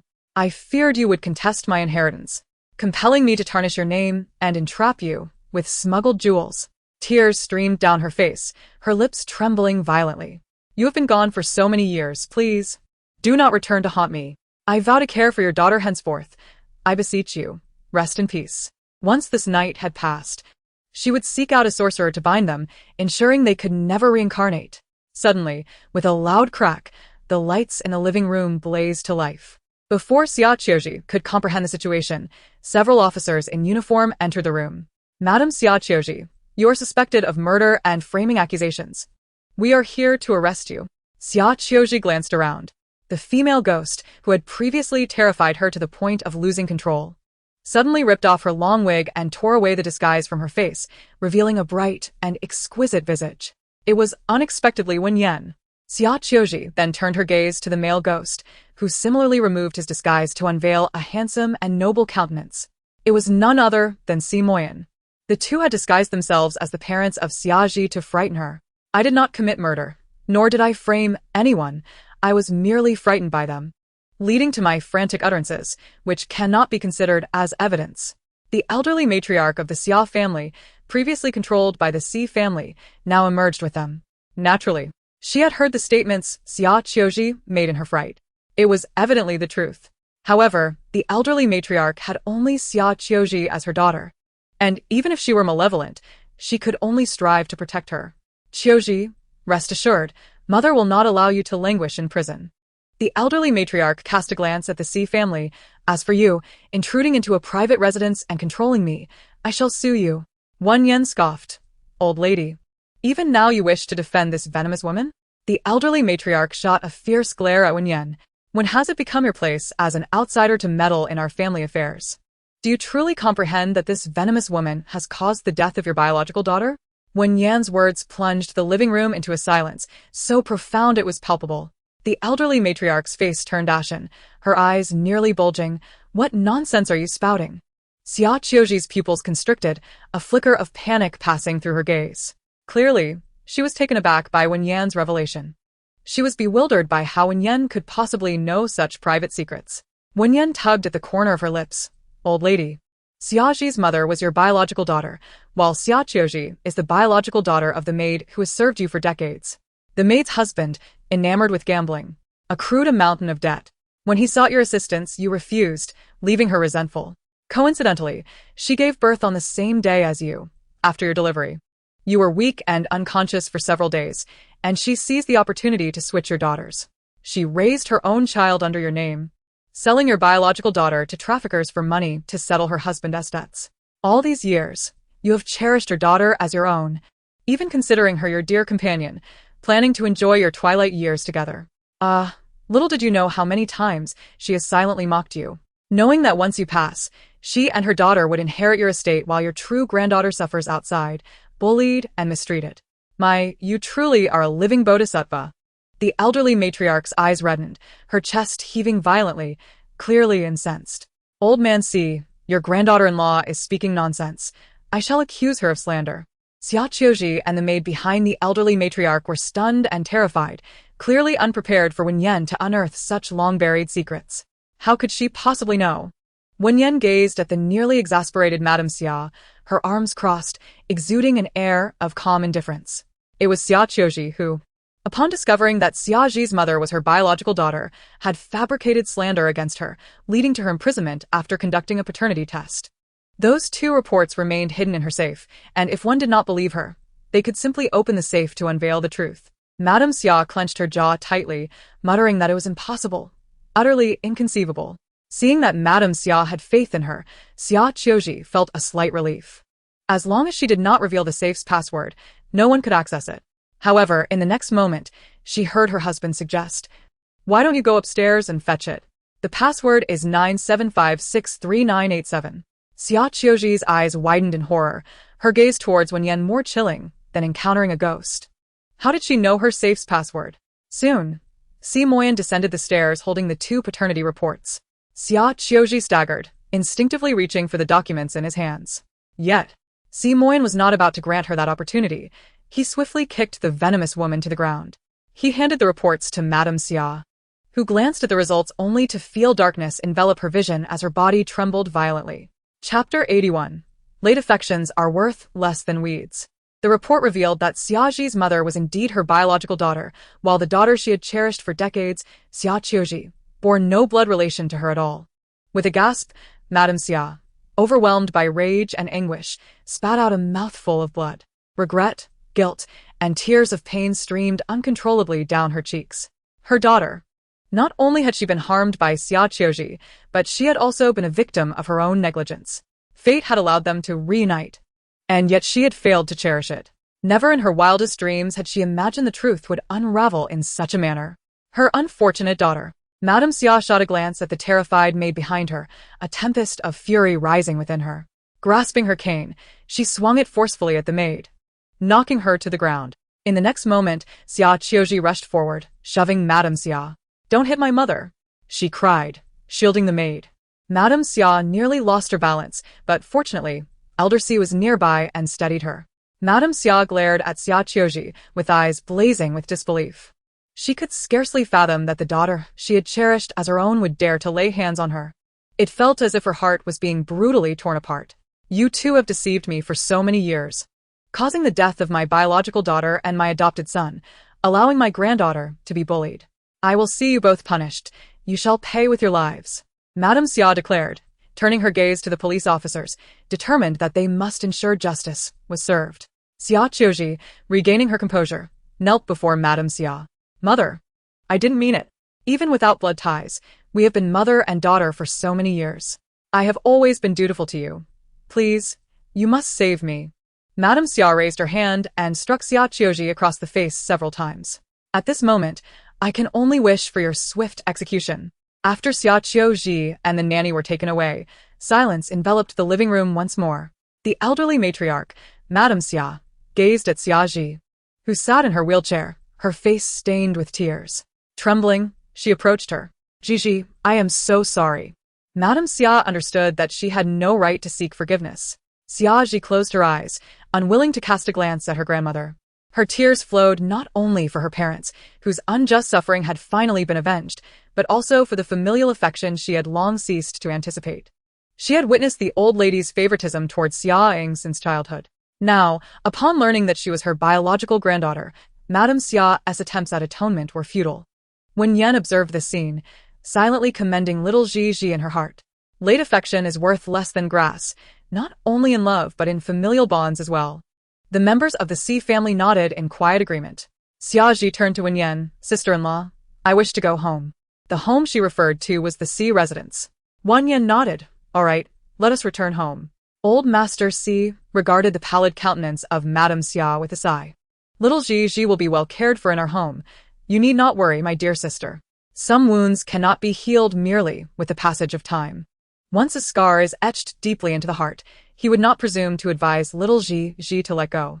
Madame Xia looked at old Master Si, her heart a tumult of emotions. She had once mocked the affection between his children and their spouses, believing her own daughter and son-in-law to be superior. Now, she realized she was the greatest fool of all. Although Ji would never forgive her, she vowed to make amends wholeheartedly. In the business car, Xia nestled into Wen Yan's embrace, her pale, gaunt face breaking into a long-lost smile. Sister-in-law, thank you. Wen Yan felt a surge of joy at being cherished by this little one. For what? From now on, you must learn to care for yourself, free from self-doubt. After all, in the world of crows, swans are deemed guilty. Xia nodded. I will see a psychologist and strive to emerge from this gloom. Wen Yan's smile widened. Such a good girl. Sister-in-law, we haven't exchanged WeChat yet. Wen Yan quickly took out her phone, and they added each other on WeChat. Ding. Host.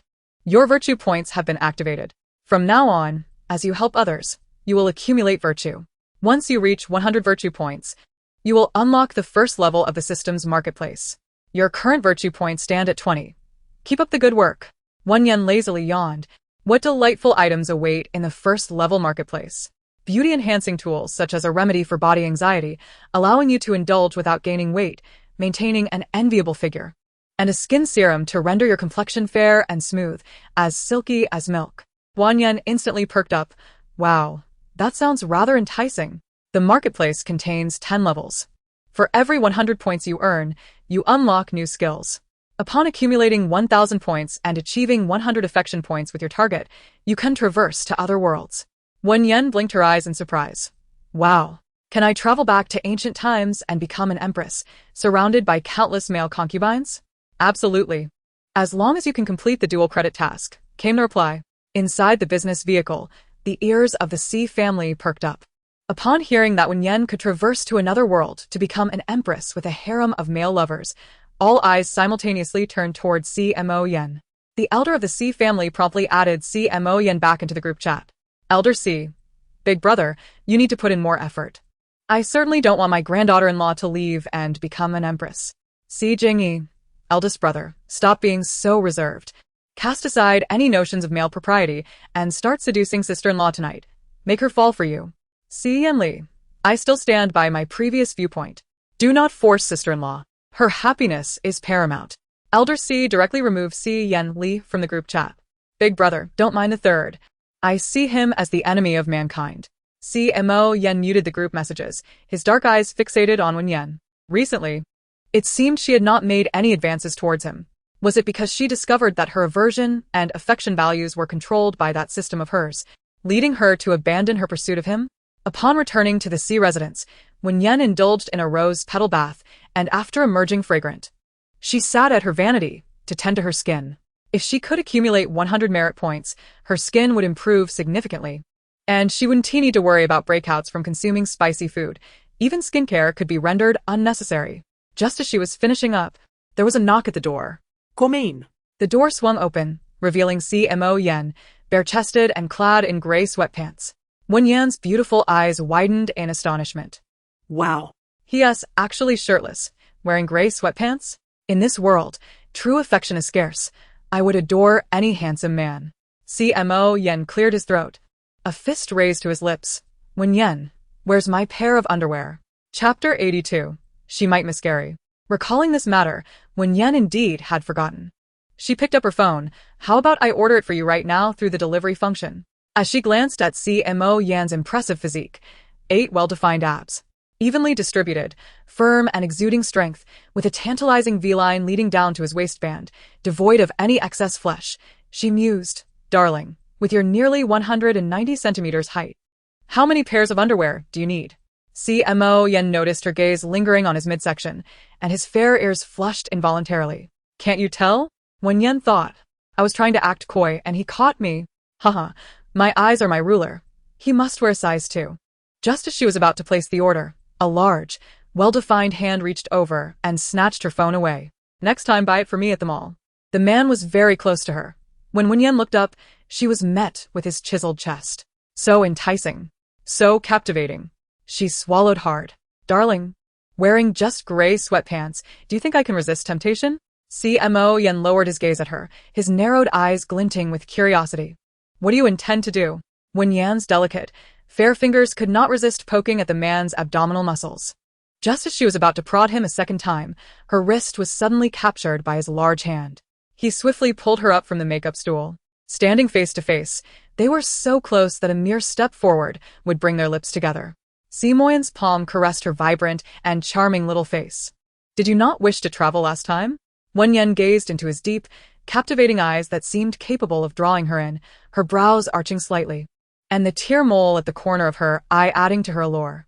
I was thinking of a night of adventure in your warm embrace, but you refused." The man pressed his thin, crimson lips together tightly. "I shall move back to the master bedroom tonight." Wen Yan blinked her beautiful eyes in astonishment. What does he mean by that? "Moving back to the master bedroom? Does he intend for us to share a bed?" Dubai, has the dislike value decreased? Has the affection value increased? Dubai remained silent, feigning indifference. Wen Yan's spirits dampened. "Darling, I've been feeling a bit exhausted lately. Perhaps you should stay in the guest room for now." Si Moyan's handsome face darkened. An attempt at seduction had ended in failure. Night fell, and Si Moyan lay in bed, turning restlessly, unable to find sleep. Images of Wen Yan's beautiful, charming face continuously swirled in his mind. Her rosy lips parted as she sweetly called him husband. His jaw tightened, and he muttered a curse, throwing off the covers and stepping into the bathroom for a cold shower. The following day, Wen Yan was awakened by the incessant ringing of her phone. Recently, due to matters concerning Xiao Zhizhi, she had been feeling fatigued and planned to rest a few more days before confronting the 5th son of the Si family. To her surprise, it was Xiao Ning calling. With a slight tremor in her voice, Xiao Ning said, "Sister Yan, my father has passed away." Xiao Weiliang had transferred all his assets to Xiao Ning before ultimately succumbing to death. This outcome had been within Wen Yan's expectations. After all, the poison administered by Madame Xiao had seeped into his very bones. No celestial being could have saved him. "Little Ning Ning, do not be afraid. I will fly to Kyoto shortly to assist you with your father's funeral arrangements." As Wen Yan donned a black outfit and descended the stairs, she was taken aback by the scene in the living room. The elder Si Moyan, Si Jingyi, Si Yanli, Si Luocheng, Si Yu, and even Xiao Zhizhi were all clad in black. At first glance, it appeared as though a gang was preparing for a brawl. "What are you all doing?" Goodness. "They can't possibly mean to accompany me to Kyoto for Xiao Weiliang's funeral, can they? Why are they so eager to join in? Even in death, must they tag along? Do none of them have jobs to attend to? If I choose to lie flat and do nothing, must they follow suit?" The elder Si cleared his throat. "Xiao Yan, we received notice that Xiao Weiliang has passed. Little Ning Ning is in such a pitiable state. We must go to offer our support." Si Moyan replied, "I am not busy with work lately. Besides, with senior management assisting, I can conduct important matters via video call."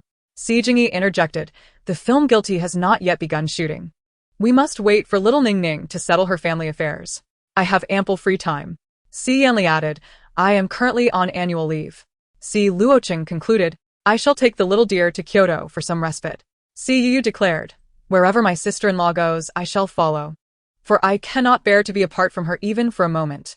Wen Yan gazed silently at the sky. The family, a strikingly handsome group, made their way to the airport, donning sunglasses and dressed in black, causing quite a stir. Wen Yu, accompanied by Wen Yiheng, was en route to Kyoto to meet the esteemed screenwriter Chi Hong when they spotted the Si family.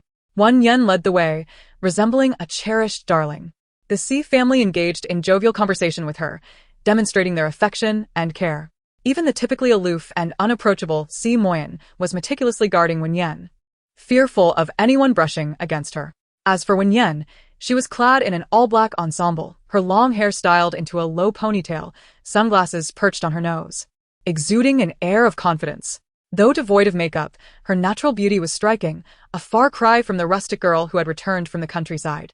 When you could not fathom how someone like Wen Yan could win the affection of the Si family, what could possibly be the reason for this? With the assistance of the Si family, Xiaoning was able to conduct the funeral arrangements for Xiao Weiliang with remarkable efficiency. The elders of the Xiao family dared not interfere, accepting her position as the new matriarch with grace. On the day of Xiao Weiliang's memorial service, numerous attendees arrived to pay their respects. In recent days, Wen Yan had been assisting Xiaoning tirelessly, and now, with a moment to spare, she settled into a seat among the guests. Wen Yan? A gentle female voice suddenly reached her ears. Wen Yan looked up to find a woman sitting beside her. Momentarily stunned. Is that really you? It has been ages. You have changed so much. It wasn't merely a change in appearance, but a transformation in demeanor. Wen Yan now radiated vitality and sophistication. Observing the slightly haggard woman beside her, Wen Yan rifled through her memories until the name surfaced. Wan Yu? Oh my... I never expected to encounter the distinguished socialite from the capital who once sponsored the original host's education in the countryside. Wen Yu was merely 3 years older than the original host. Years ago, she had accompanied her parents to a rural area to donate to a hope school and had supported the original host's education, visiting annually to bring new clothes and gifts.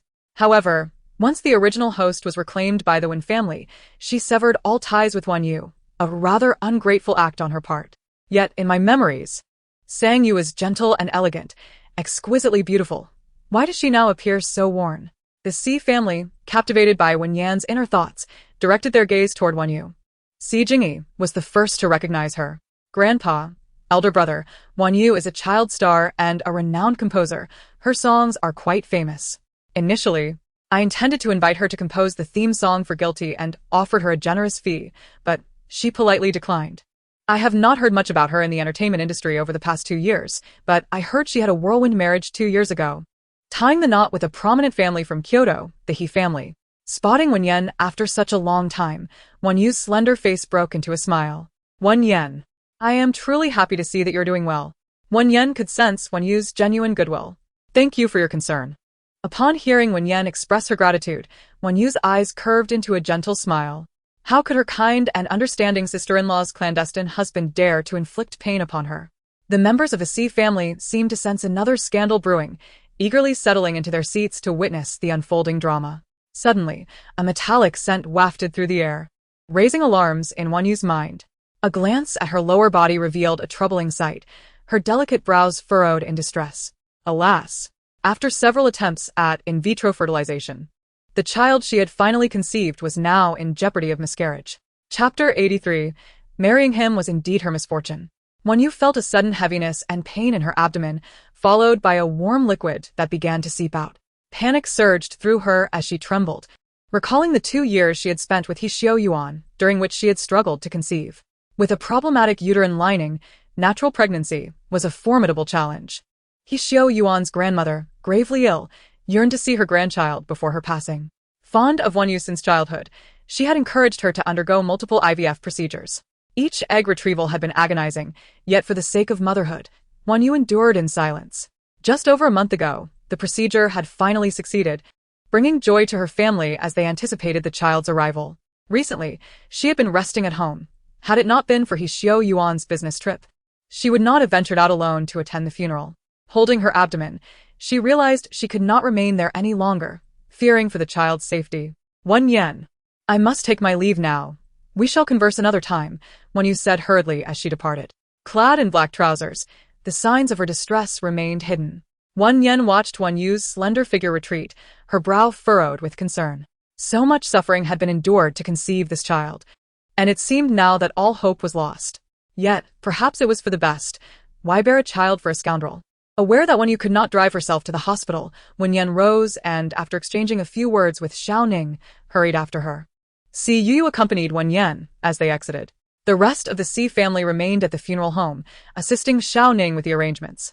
As Wen Yu approached her car, the pain in her abdomen intensified, as if a sharp knife were cruelly slicing into her flesh.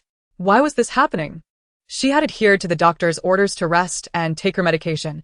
Why could she not maintain the pregnancy? Wen Yu's complexion turned pale, and beads of cold sweat formed on her brow. Just as she felt herself faltering, Wen Yan arrived just in time to support her. "Give me the car keys. I will take you to the hospital." Wen Yu, trembling, handed the keys to Wen Yan, whispering her gratitude. Wen Yan instructed Si Yu to help Wen Yu into the vehicle. Wen Yu's hair was damp with sweat, and Si Yu held her close, feeling a pang of sympathy at her evident suffering. "Please grab my phone and call my husband," Wen Yu requested. The metallic scent of blood in the car grew, increasingly potent. Si Yu, sensing the urgency, quickly retrieved the phone from Wen Yu's bag. Wen Yu had saved her husband's number at the top of her contacts. Si Yu dialed the number. The phone rang for an extended period, and just as Si Yu thought no one would answer, the call connected. Wen Yu's voice emerged weakly. "Darling, have you returned to Kyoto?" Shia Yuan had mentioned to Wen Yu that he would be back today after a business trip to Ning City. However, Shia Yuan seemed oblivious to Wen Yu's frail tone and the unease in her voice. With a hint of impatience, he replied, "I am still at the airport. I'll be boarding shortly. I can only return in over an hour." Before Wen Yu could convey her situation, he abruptly stated, "We can discuss this when I get back," and hung up the call. Si Yu, close to Wen Yu, clearly heard her husband's words. What sort of husband is this? His wife is on the brink of a miscarriage, yet his demeanor is so indifferent. It was infuriating. Wen Yan glanced at the cramping Wen Yu in the rearview mirror, her brow furrowed deeply. To the original owner, Wen Yu was a person of some significance. Wen Yan did not wish for her to suffer. However, it seemed that her life was quite tragic. Damn that scoundrel. Wen Yu marrying him is truly her misfortune. "What business trip to Ning City?" he asked, merely accompanying his beloved to record a show and taking a vacation. Si Yu's eyes widened. She looked at the woman in her arms, who was in excruciating pain, and her anger surged. Poor sister Wen Yu. Fortunately, she had overheard her sister-in-law's sentiments and no longer harbored feelings for Lu Yanchuan. Otherwise, her fate after marriage would have been even more dismal than Wen Yu's. What was supposed to be a 30-minute journey to the hospital, Wen Yan managed to complete in just 15 minutes. Wen Yu was wheeled into the operating room. Wen Yan and Si Yu stood outside, the latter evidently inexperienced in such matters. As she recalled Wen Yu being pushed into the operating room, frail and bleeding profusely, tears welled in her eyes. "Sister-in-law, can Wen Yu's child still be saved?" Wen Yan shook her head. "It cannot be saved." Wen Yan perused the tangled love-hate relationships among Shia Yuan, Wen Yu, and his beloved. What a cliché drama. Shia Yuan and Wen Yu had been childhood sweethearts. Perfectly matched in status, and throughout high school, Shia Yuan treated Wen Yu well. To their families, they were the ideal couple. However, during high school, a girl named Si Yu emerged. Unlike the typical delicate white lotus, Si Yu was a rebellious girl, adept at partying, smoking, and fighting. Shia Yuan and Wen Yu had been raised in a disciplined, rule-abiding manner, with etiquette ingrained in their very being. Meeting someone like Si Yu was a first for Shia Yuan. She introduced him to skipping classes, smoking, and fighting. Being with her allowed Shia Yuan to experience a life of rebellion he had never known. Initially, he was supposed to study abroad with Wen Yu in college, but he concocted an excuse to stay behind. He spent his university years in China, frolicking with Si Yu. Later, upon being discovered by the He family, he compelled the two to part ways, providing Si Yu a sum of money to facilitate her departure from the country. However, after exhausting that money, Si Yu returned to her homeland, hiring a private investigator to trace Shia Yuan. Aware of his marriage, she nonetheless took to performing at the bar he frequented. When Shia Yuan and Si Yu unexpectedly reunited at the bar, she orchestrated a scenario where she was flirted with, just in time for Shia Yuan to come to her rescue. Years prior, when he had exiled Si Yu, Shia Yuan had felt a profound sense of guilt. In an attempt to make amends, he signed her to the media company under the He family and granted her the rights to perform the original songs meticulously crafted by Wen Yu. During her school years, Si Yu had developed a raspy voice from excessive smoking, but Shia Yuan transformed her into a rock star persona. Upon her debut, she garnered considerable attention from fans. While Shia Yuan elevated his first love to a celebrated rock star in the entertainment industry, he relegated his exceptionally talented wife to the role of a full-time homemaker. Under the pretext of protecting her from the limelight, Si Yu was once quite enamored with Si Yu, the rebellious and wild Si Yu. With her smoky makeup and punk attire, wielding a guitar on stage, radiated an exuberance that captivated countless admirers. Half a year prior, during winter break, Si Yu had attended one of her concerts with Bai Yue. The audacity and individuality she exuded made it unfathomable that she was a mistress. Si Yu felt her worldview shatter at the realization. Recalling Wen Yu's frail state, bleeding profusely, Si Yu resolved to return home and incinerate all of Su Yuer's posters and signed photographs, discarding them into the foul waters. Chapter 84. She is quite the seductress. Si Yu retrieved her phone and promptly unfollowed Su Yuer on Weibo. Just as she was about to exit the app, she noticed the latest trending topic. Su Yue had reached new heights of coolness.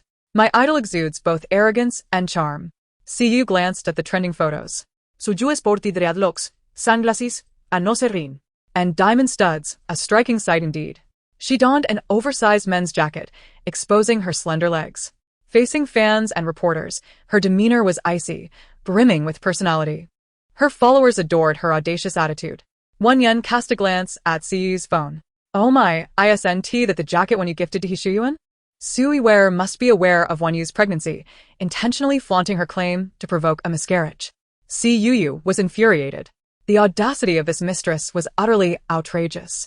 Wen Yan leaned against the wall outside the operating room, arms crossed. The saga of Wen Yu and Hishuyuan only fueled her ire.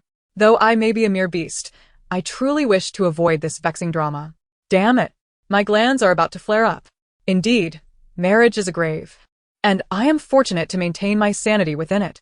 A man who cannot be restrained should be cut loose to prevent further harm to the rightful partner.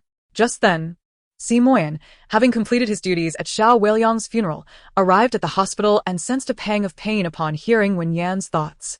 Did she really have to be so ruthless?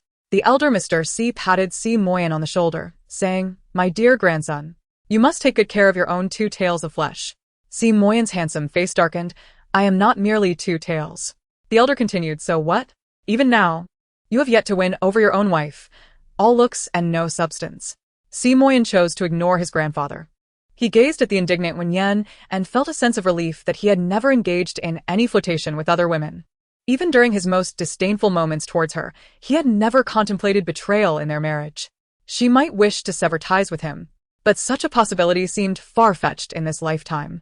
Conversely, she was constantly dreaming of amassing a harem of male admirers, perpetually scheming to betray him. Xiao Yan. How is that Miss Wen doing now? Inquired the elder Mr. Si. Wen Yan pointed towards the operating room, where the red light still glowed, indicating that surgery was ongoing. If it weren't for Wen Yu having previously supported the original owner, I would truly prefer to avoid this troublesome affair. The Si family insisted. We must intervene. They detest the scoundrels who bully and harm the original partner. After approximately an hour, Wen Yu was wheeled out, her complexion pale and her gaze vacant. Not long after she arrived in the hospital room, her phone rang. It was Hishuyuan inquiring about her whereabouts. Wen Yu informed him that she was at the hospital. Upon learning of her miscarriage, Hishuyuan rushed to the hospital with great haste. The Si family anticipated that upon seeing Wen Yu's frail state, he would feel compassion and utter some comforting words. To their surprise, as soon as he entered the room, he wore a displeased expression and admonished her. How could you be so careless? Attending a funeral and losing the child. As Hishuyuan entered the hospital room, he passed by Wen Yan, who caught a whiff of his scent. Goodness, he still carries the fragrance of a woman, a rather wild scent. To her astonishment, there was even a strand of long brown hair from a woman on the back of his coat. That Su Yuer is incredibly bold. She must be hoping that Wen Yu discovers this and has a fit. The Si family immediately turned their attention to Hishuyuan, and indeed, they spotted the long hair on his coat. The subtle machinations of women were laid bare in this moment. However, the Su Yuer Wen Yan mentioned was likely the rock star who had skyrocketed to fame over the past year. Wen Yu, still feeling weak and surrounded by the scent of disinfectant in the hospital room, did not notice the perfume on Hishuyuan. In the face of his reproach, her eyes dimmed. Having finally conceived, she wished more than anyone to keep the child.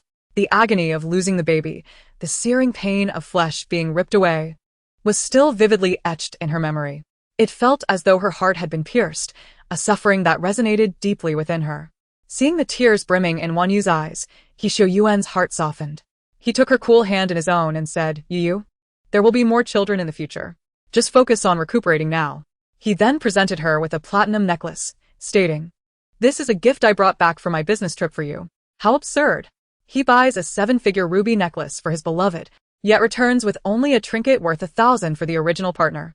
Moreover, this necklace was casually purchased by his assistant, who was instructed not to choose anything too extravagant, as it would merely be worn at home where no one would see it. In contrast, the gift he selected for his white moonlight was chosen with great care and personal attention. It truly affirms the saying that no matter how delectable the home-cooked meals are, they pale in comparison to the allure of the unknown. Si Moyan, on the other hand, had a distinct perspective. His home-cooked meals were far more appetizing than anything from outside. His thoughts wandered to the audacious mistress, a feeling of disgust washing over him. Oh, but it would be futile to attempt to dispose of her. Her presence was far too overwhelming, even for a toilet to handle. The members of the Si family could hardly suppress their amusement. Shia, having calmed down Wen Yan, glanced towards the door of the hospital room. Do you recognize the people outside? He inquired. I only know Wen Yan. She was a little girl I supported in the past. I owe her a great deal today. When you responded, eager to introduce Wen Yan to Shia. However, Shia appeared somewhat impatient, stating, I'm feeling rather exhausted from my business trip. I shall take my leave now and arrange for Aunt Lee to look after you. The individuals whom Wen Yan had supported were all from the rural mountains, of little value in Shia's eyes. As a scion of the elite in the capital, he generally looked down upon those from the outskirts. Unaware of the Si family's prominence as the wealthiest in Yi City, he regarded them as inconsequential, leaving without casting them a glance. Wen Yan furrowed her brow at Shia's arrogance and rudeness. Wen Yan, gran passi, mister. Si, I sincerely apologize. Once a gentleman of impeccable courtesy, Shia had inexplicably transformed upon her return from her studies abroad. After 2 years of marriage, his visits to their marital home were infrequent, and the boy who once gazed at her with such adoration seemed utterly changed. You need not apologize. Your health is still fragile. Please focus on your recovery, Wen Yan reassured her. Wen Yan expressed her gratitude once more. Before long, Wen Yan's parents and brother arrived. Wen Yan and the Si family departed from the hospital. Xiaoning had recently taken over the Xiao group and was inexperienced in company management. At Wen Yan's behest, Si Moyan had been staying in the capital to assist. The rest of the Si family also remained, residing in the Xiao family's villa. Xiaoning, feeling lonely in the large villa, was elated by the presence of the Si family. Thus, a week passed in this manner. Wen Yan frequently brought Si Yu to the hospital to visit Wen Yan. To avoid criticism from the Wan family, Shia visited the hospital daily. One afternoon, Wen Yan and Si Yu returned to the Xiao family home after visiting the hospital. As Wen Yan indulged in a drama while simultaneously perusing gossip online, she exclaimed, I am absolutely infuriated. Sui Wearer is utterly shameless. Among the Si family, the busiest was undoubtedly Si Moyan, who was assisting Xiao Ning in managing the company and handling various affairs, often returning home late. However, the rest of the Si family enjoyed a more leisurely pace. Old Master Si, along with Si Jingyi, Si Yanli, and Si Yu, occupied the living room, engaged in a game of mahjong. Meanwhile, Si Luocheng and Xia Ji were in the garden, wrapped in a romantic conversation. Upon hearing Wen Yan's outburst, the Si family turned their attention towards her. Quick, quick. How exactly is Su Yuer shameless? Do share. Recently, Madam, he has urged Hishu Yuan to spend more time with Wen Yan, leaving him little opportunity to accompany Su Yuer. In a bold move, Su Yuer disguised herself as a nurse and entered Wen Yan's hospital room. While taking Wen Yan's temperature, she exchanged flirtatious glances with Hishu Yuan, even going so far as to playfully pinch his dairy as she departed. Hishu Yuan was nearly spellbound by her audacity. The Si family was utterly incensed, for this was not merely a brazen display, it was a blatant disregard for the original wife's position. I can no longer tolerate this, one family member thought.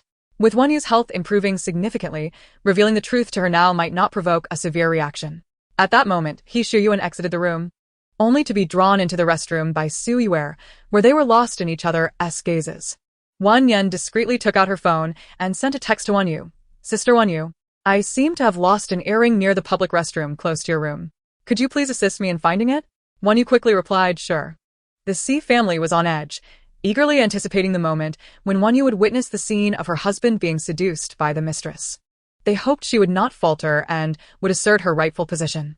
In the restroom, Su Yuer pulled Hishu Yuan inside, where he grasped her wrist and removed her mask. Yuer, you are exceedingly bold, he admonished. Suiwer handed him a bowl of rib soup, exclaiming, "I hadn't seen you for days. And you seem to have lost weight. I prepared this soup myself. I know you've been taking care of her, but do not neglect your own health." Yuan took her hand, noticing the blisters on her fair skin from burns. His brow furrowed in concern. "You are now a great singer. These hands are meant for playing the guitar, so you must take care of them. Did I not hire you a caretaker?" With a playful glare, Suiwer replied, "Can a caretaker compare to me? But I did burn myself. Brother, could you blow on it for me?" Though she possessed a cool demeanor, she adeptly knew how to charm and win the affections of men. Yuan felt a twinge of anxiety, fearing they might be discovered. Yet, the innocent and alluring gaze of Suiwer made his throat constrict. Just as he prepared to tender her hand, familiar footsteps echoed outside. Having grown up together, Yuan understood Wen Yan well. She was in a hospital room, which had its own restroom. Why would she be here? Tension gripped him as he suddenly pushed Suiwer away. Exiting now would surely lead him to an encounter with Wen Yan. He quickly sought refuge in a stall, pulling the mask back onto Suiwer's face. "My wife is coming. Do not act recklessly," he warned before hiding in the stall. Suiwer clenched her hands into fists at her sides. Did he not profess his love for her? Why did he still care so deeply for Wen Yan? Wen Yan is indeed the third party between them. Upon entering the restroom, Wen Yan meticulously inspected the sink, yet found no trace of Wen Yan's earrings. As she prepared to leave, she suddenly noticed the nurse standing at the sink gazing at her.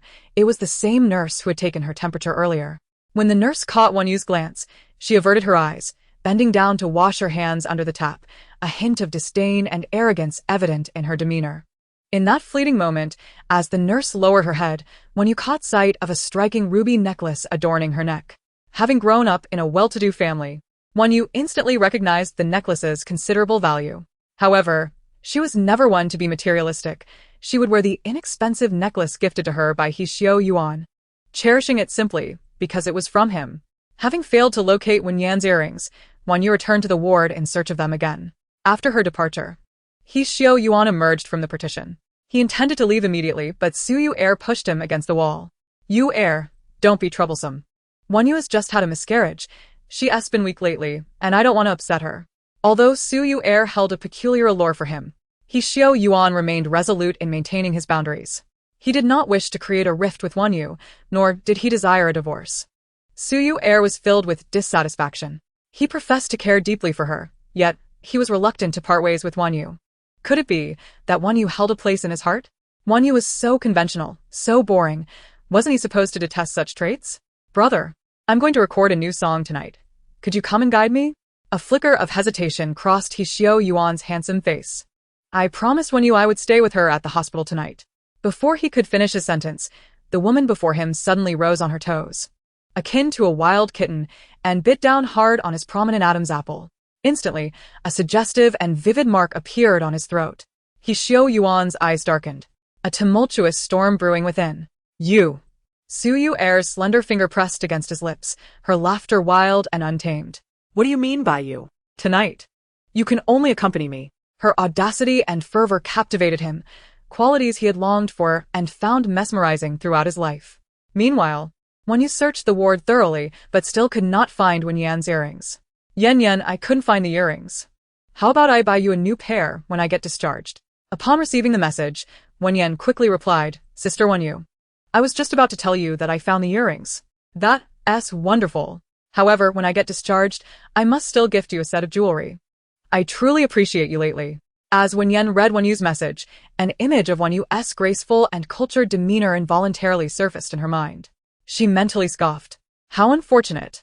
Yuan managed to evade a close call by recognizing Wen Yan's footsteps. Is Suiwer truly that shameless? To prevent Yuan from accompanying Wen Yan, she even bit him on the throat. Not only tonight, but for the next few days. As long as the mark remains, Yuan won't be appearing at the hospital. One day, as she incessantly called out to her brother, the members of the Si family found themselves both amused and exasperated. They were genuinely concerned for Wen Yan, wondering when she would finally discern her husband's true nature. Yet, since it was a matter of personal affairs, they felt it was not their place to intervene. While the Si family remained indignant on Wen Yan's behalf, Wen Yan's thoughts had drifted elsewhere.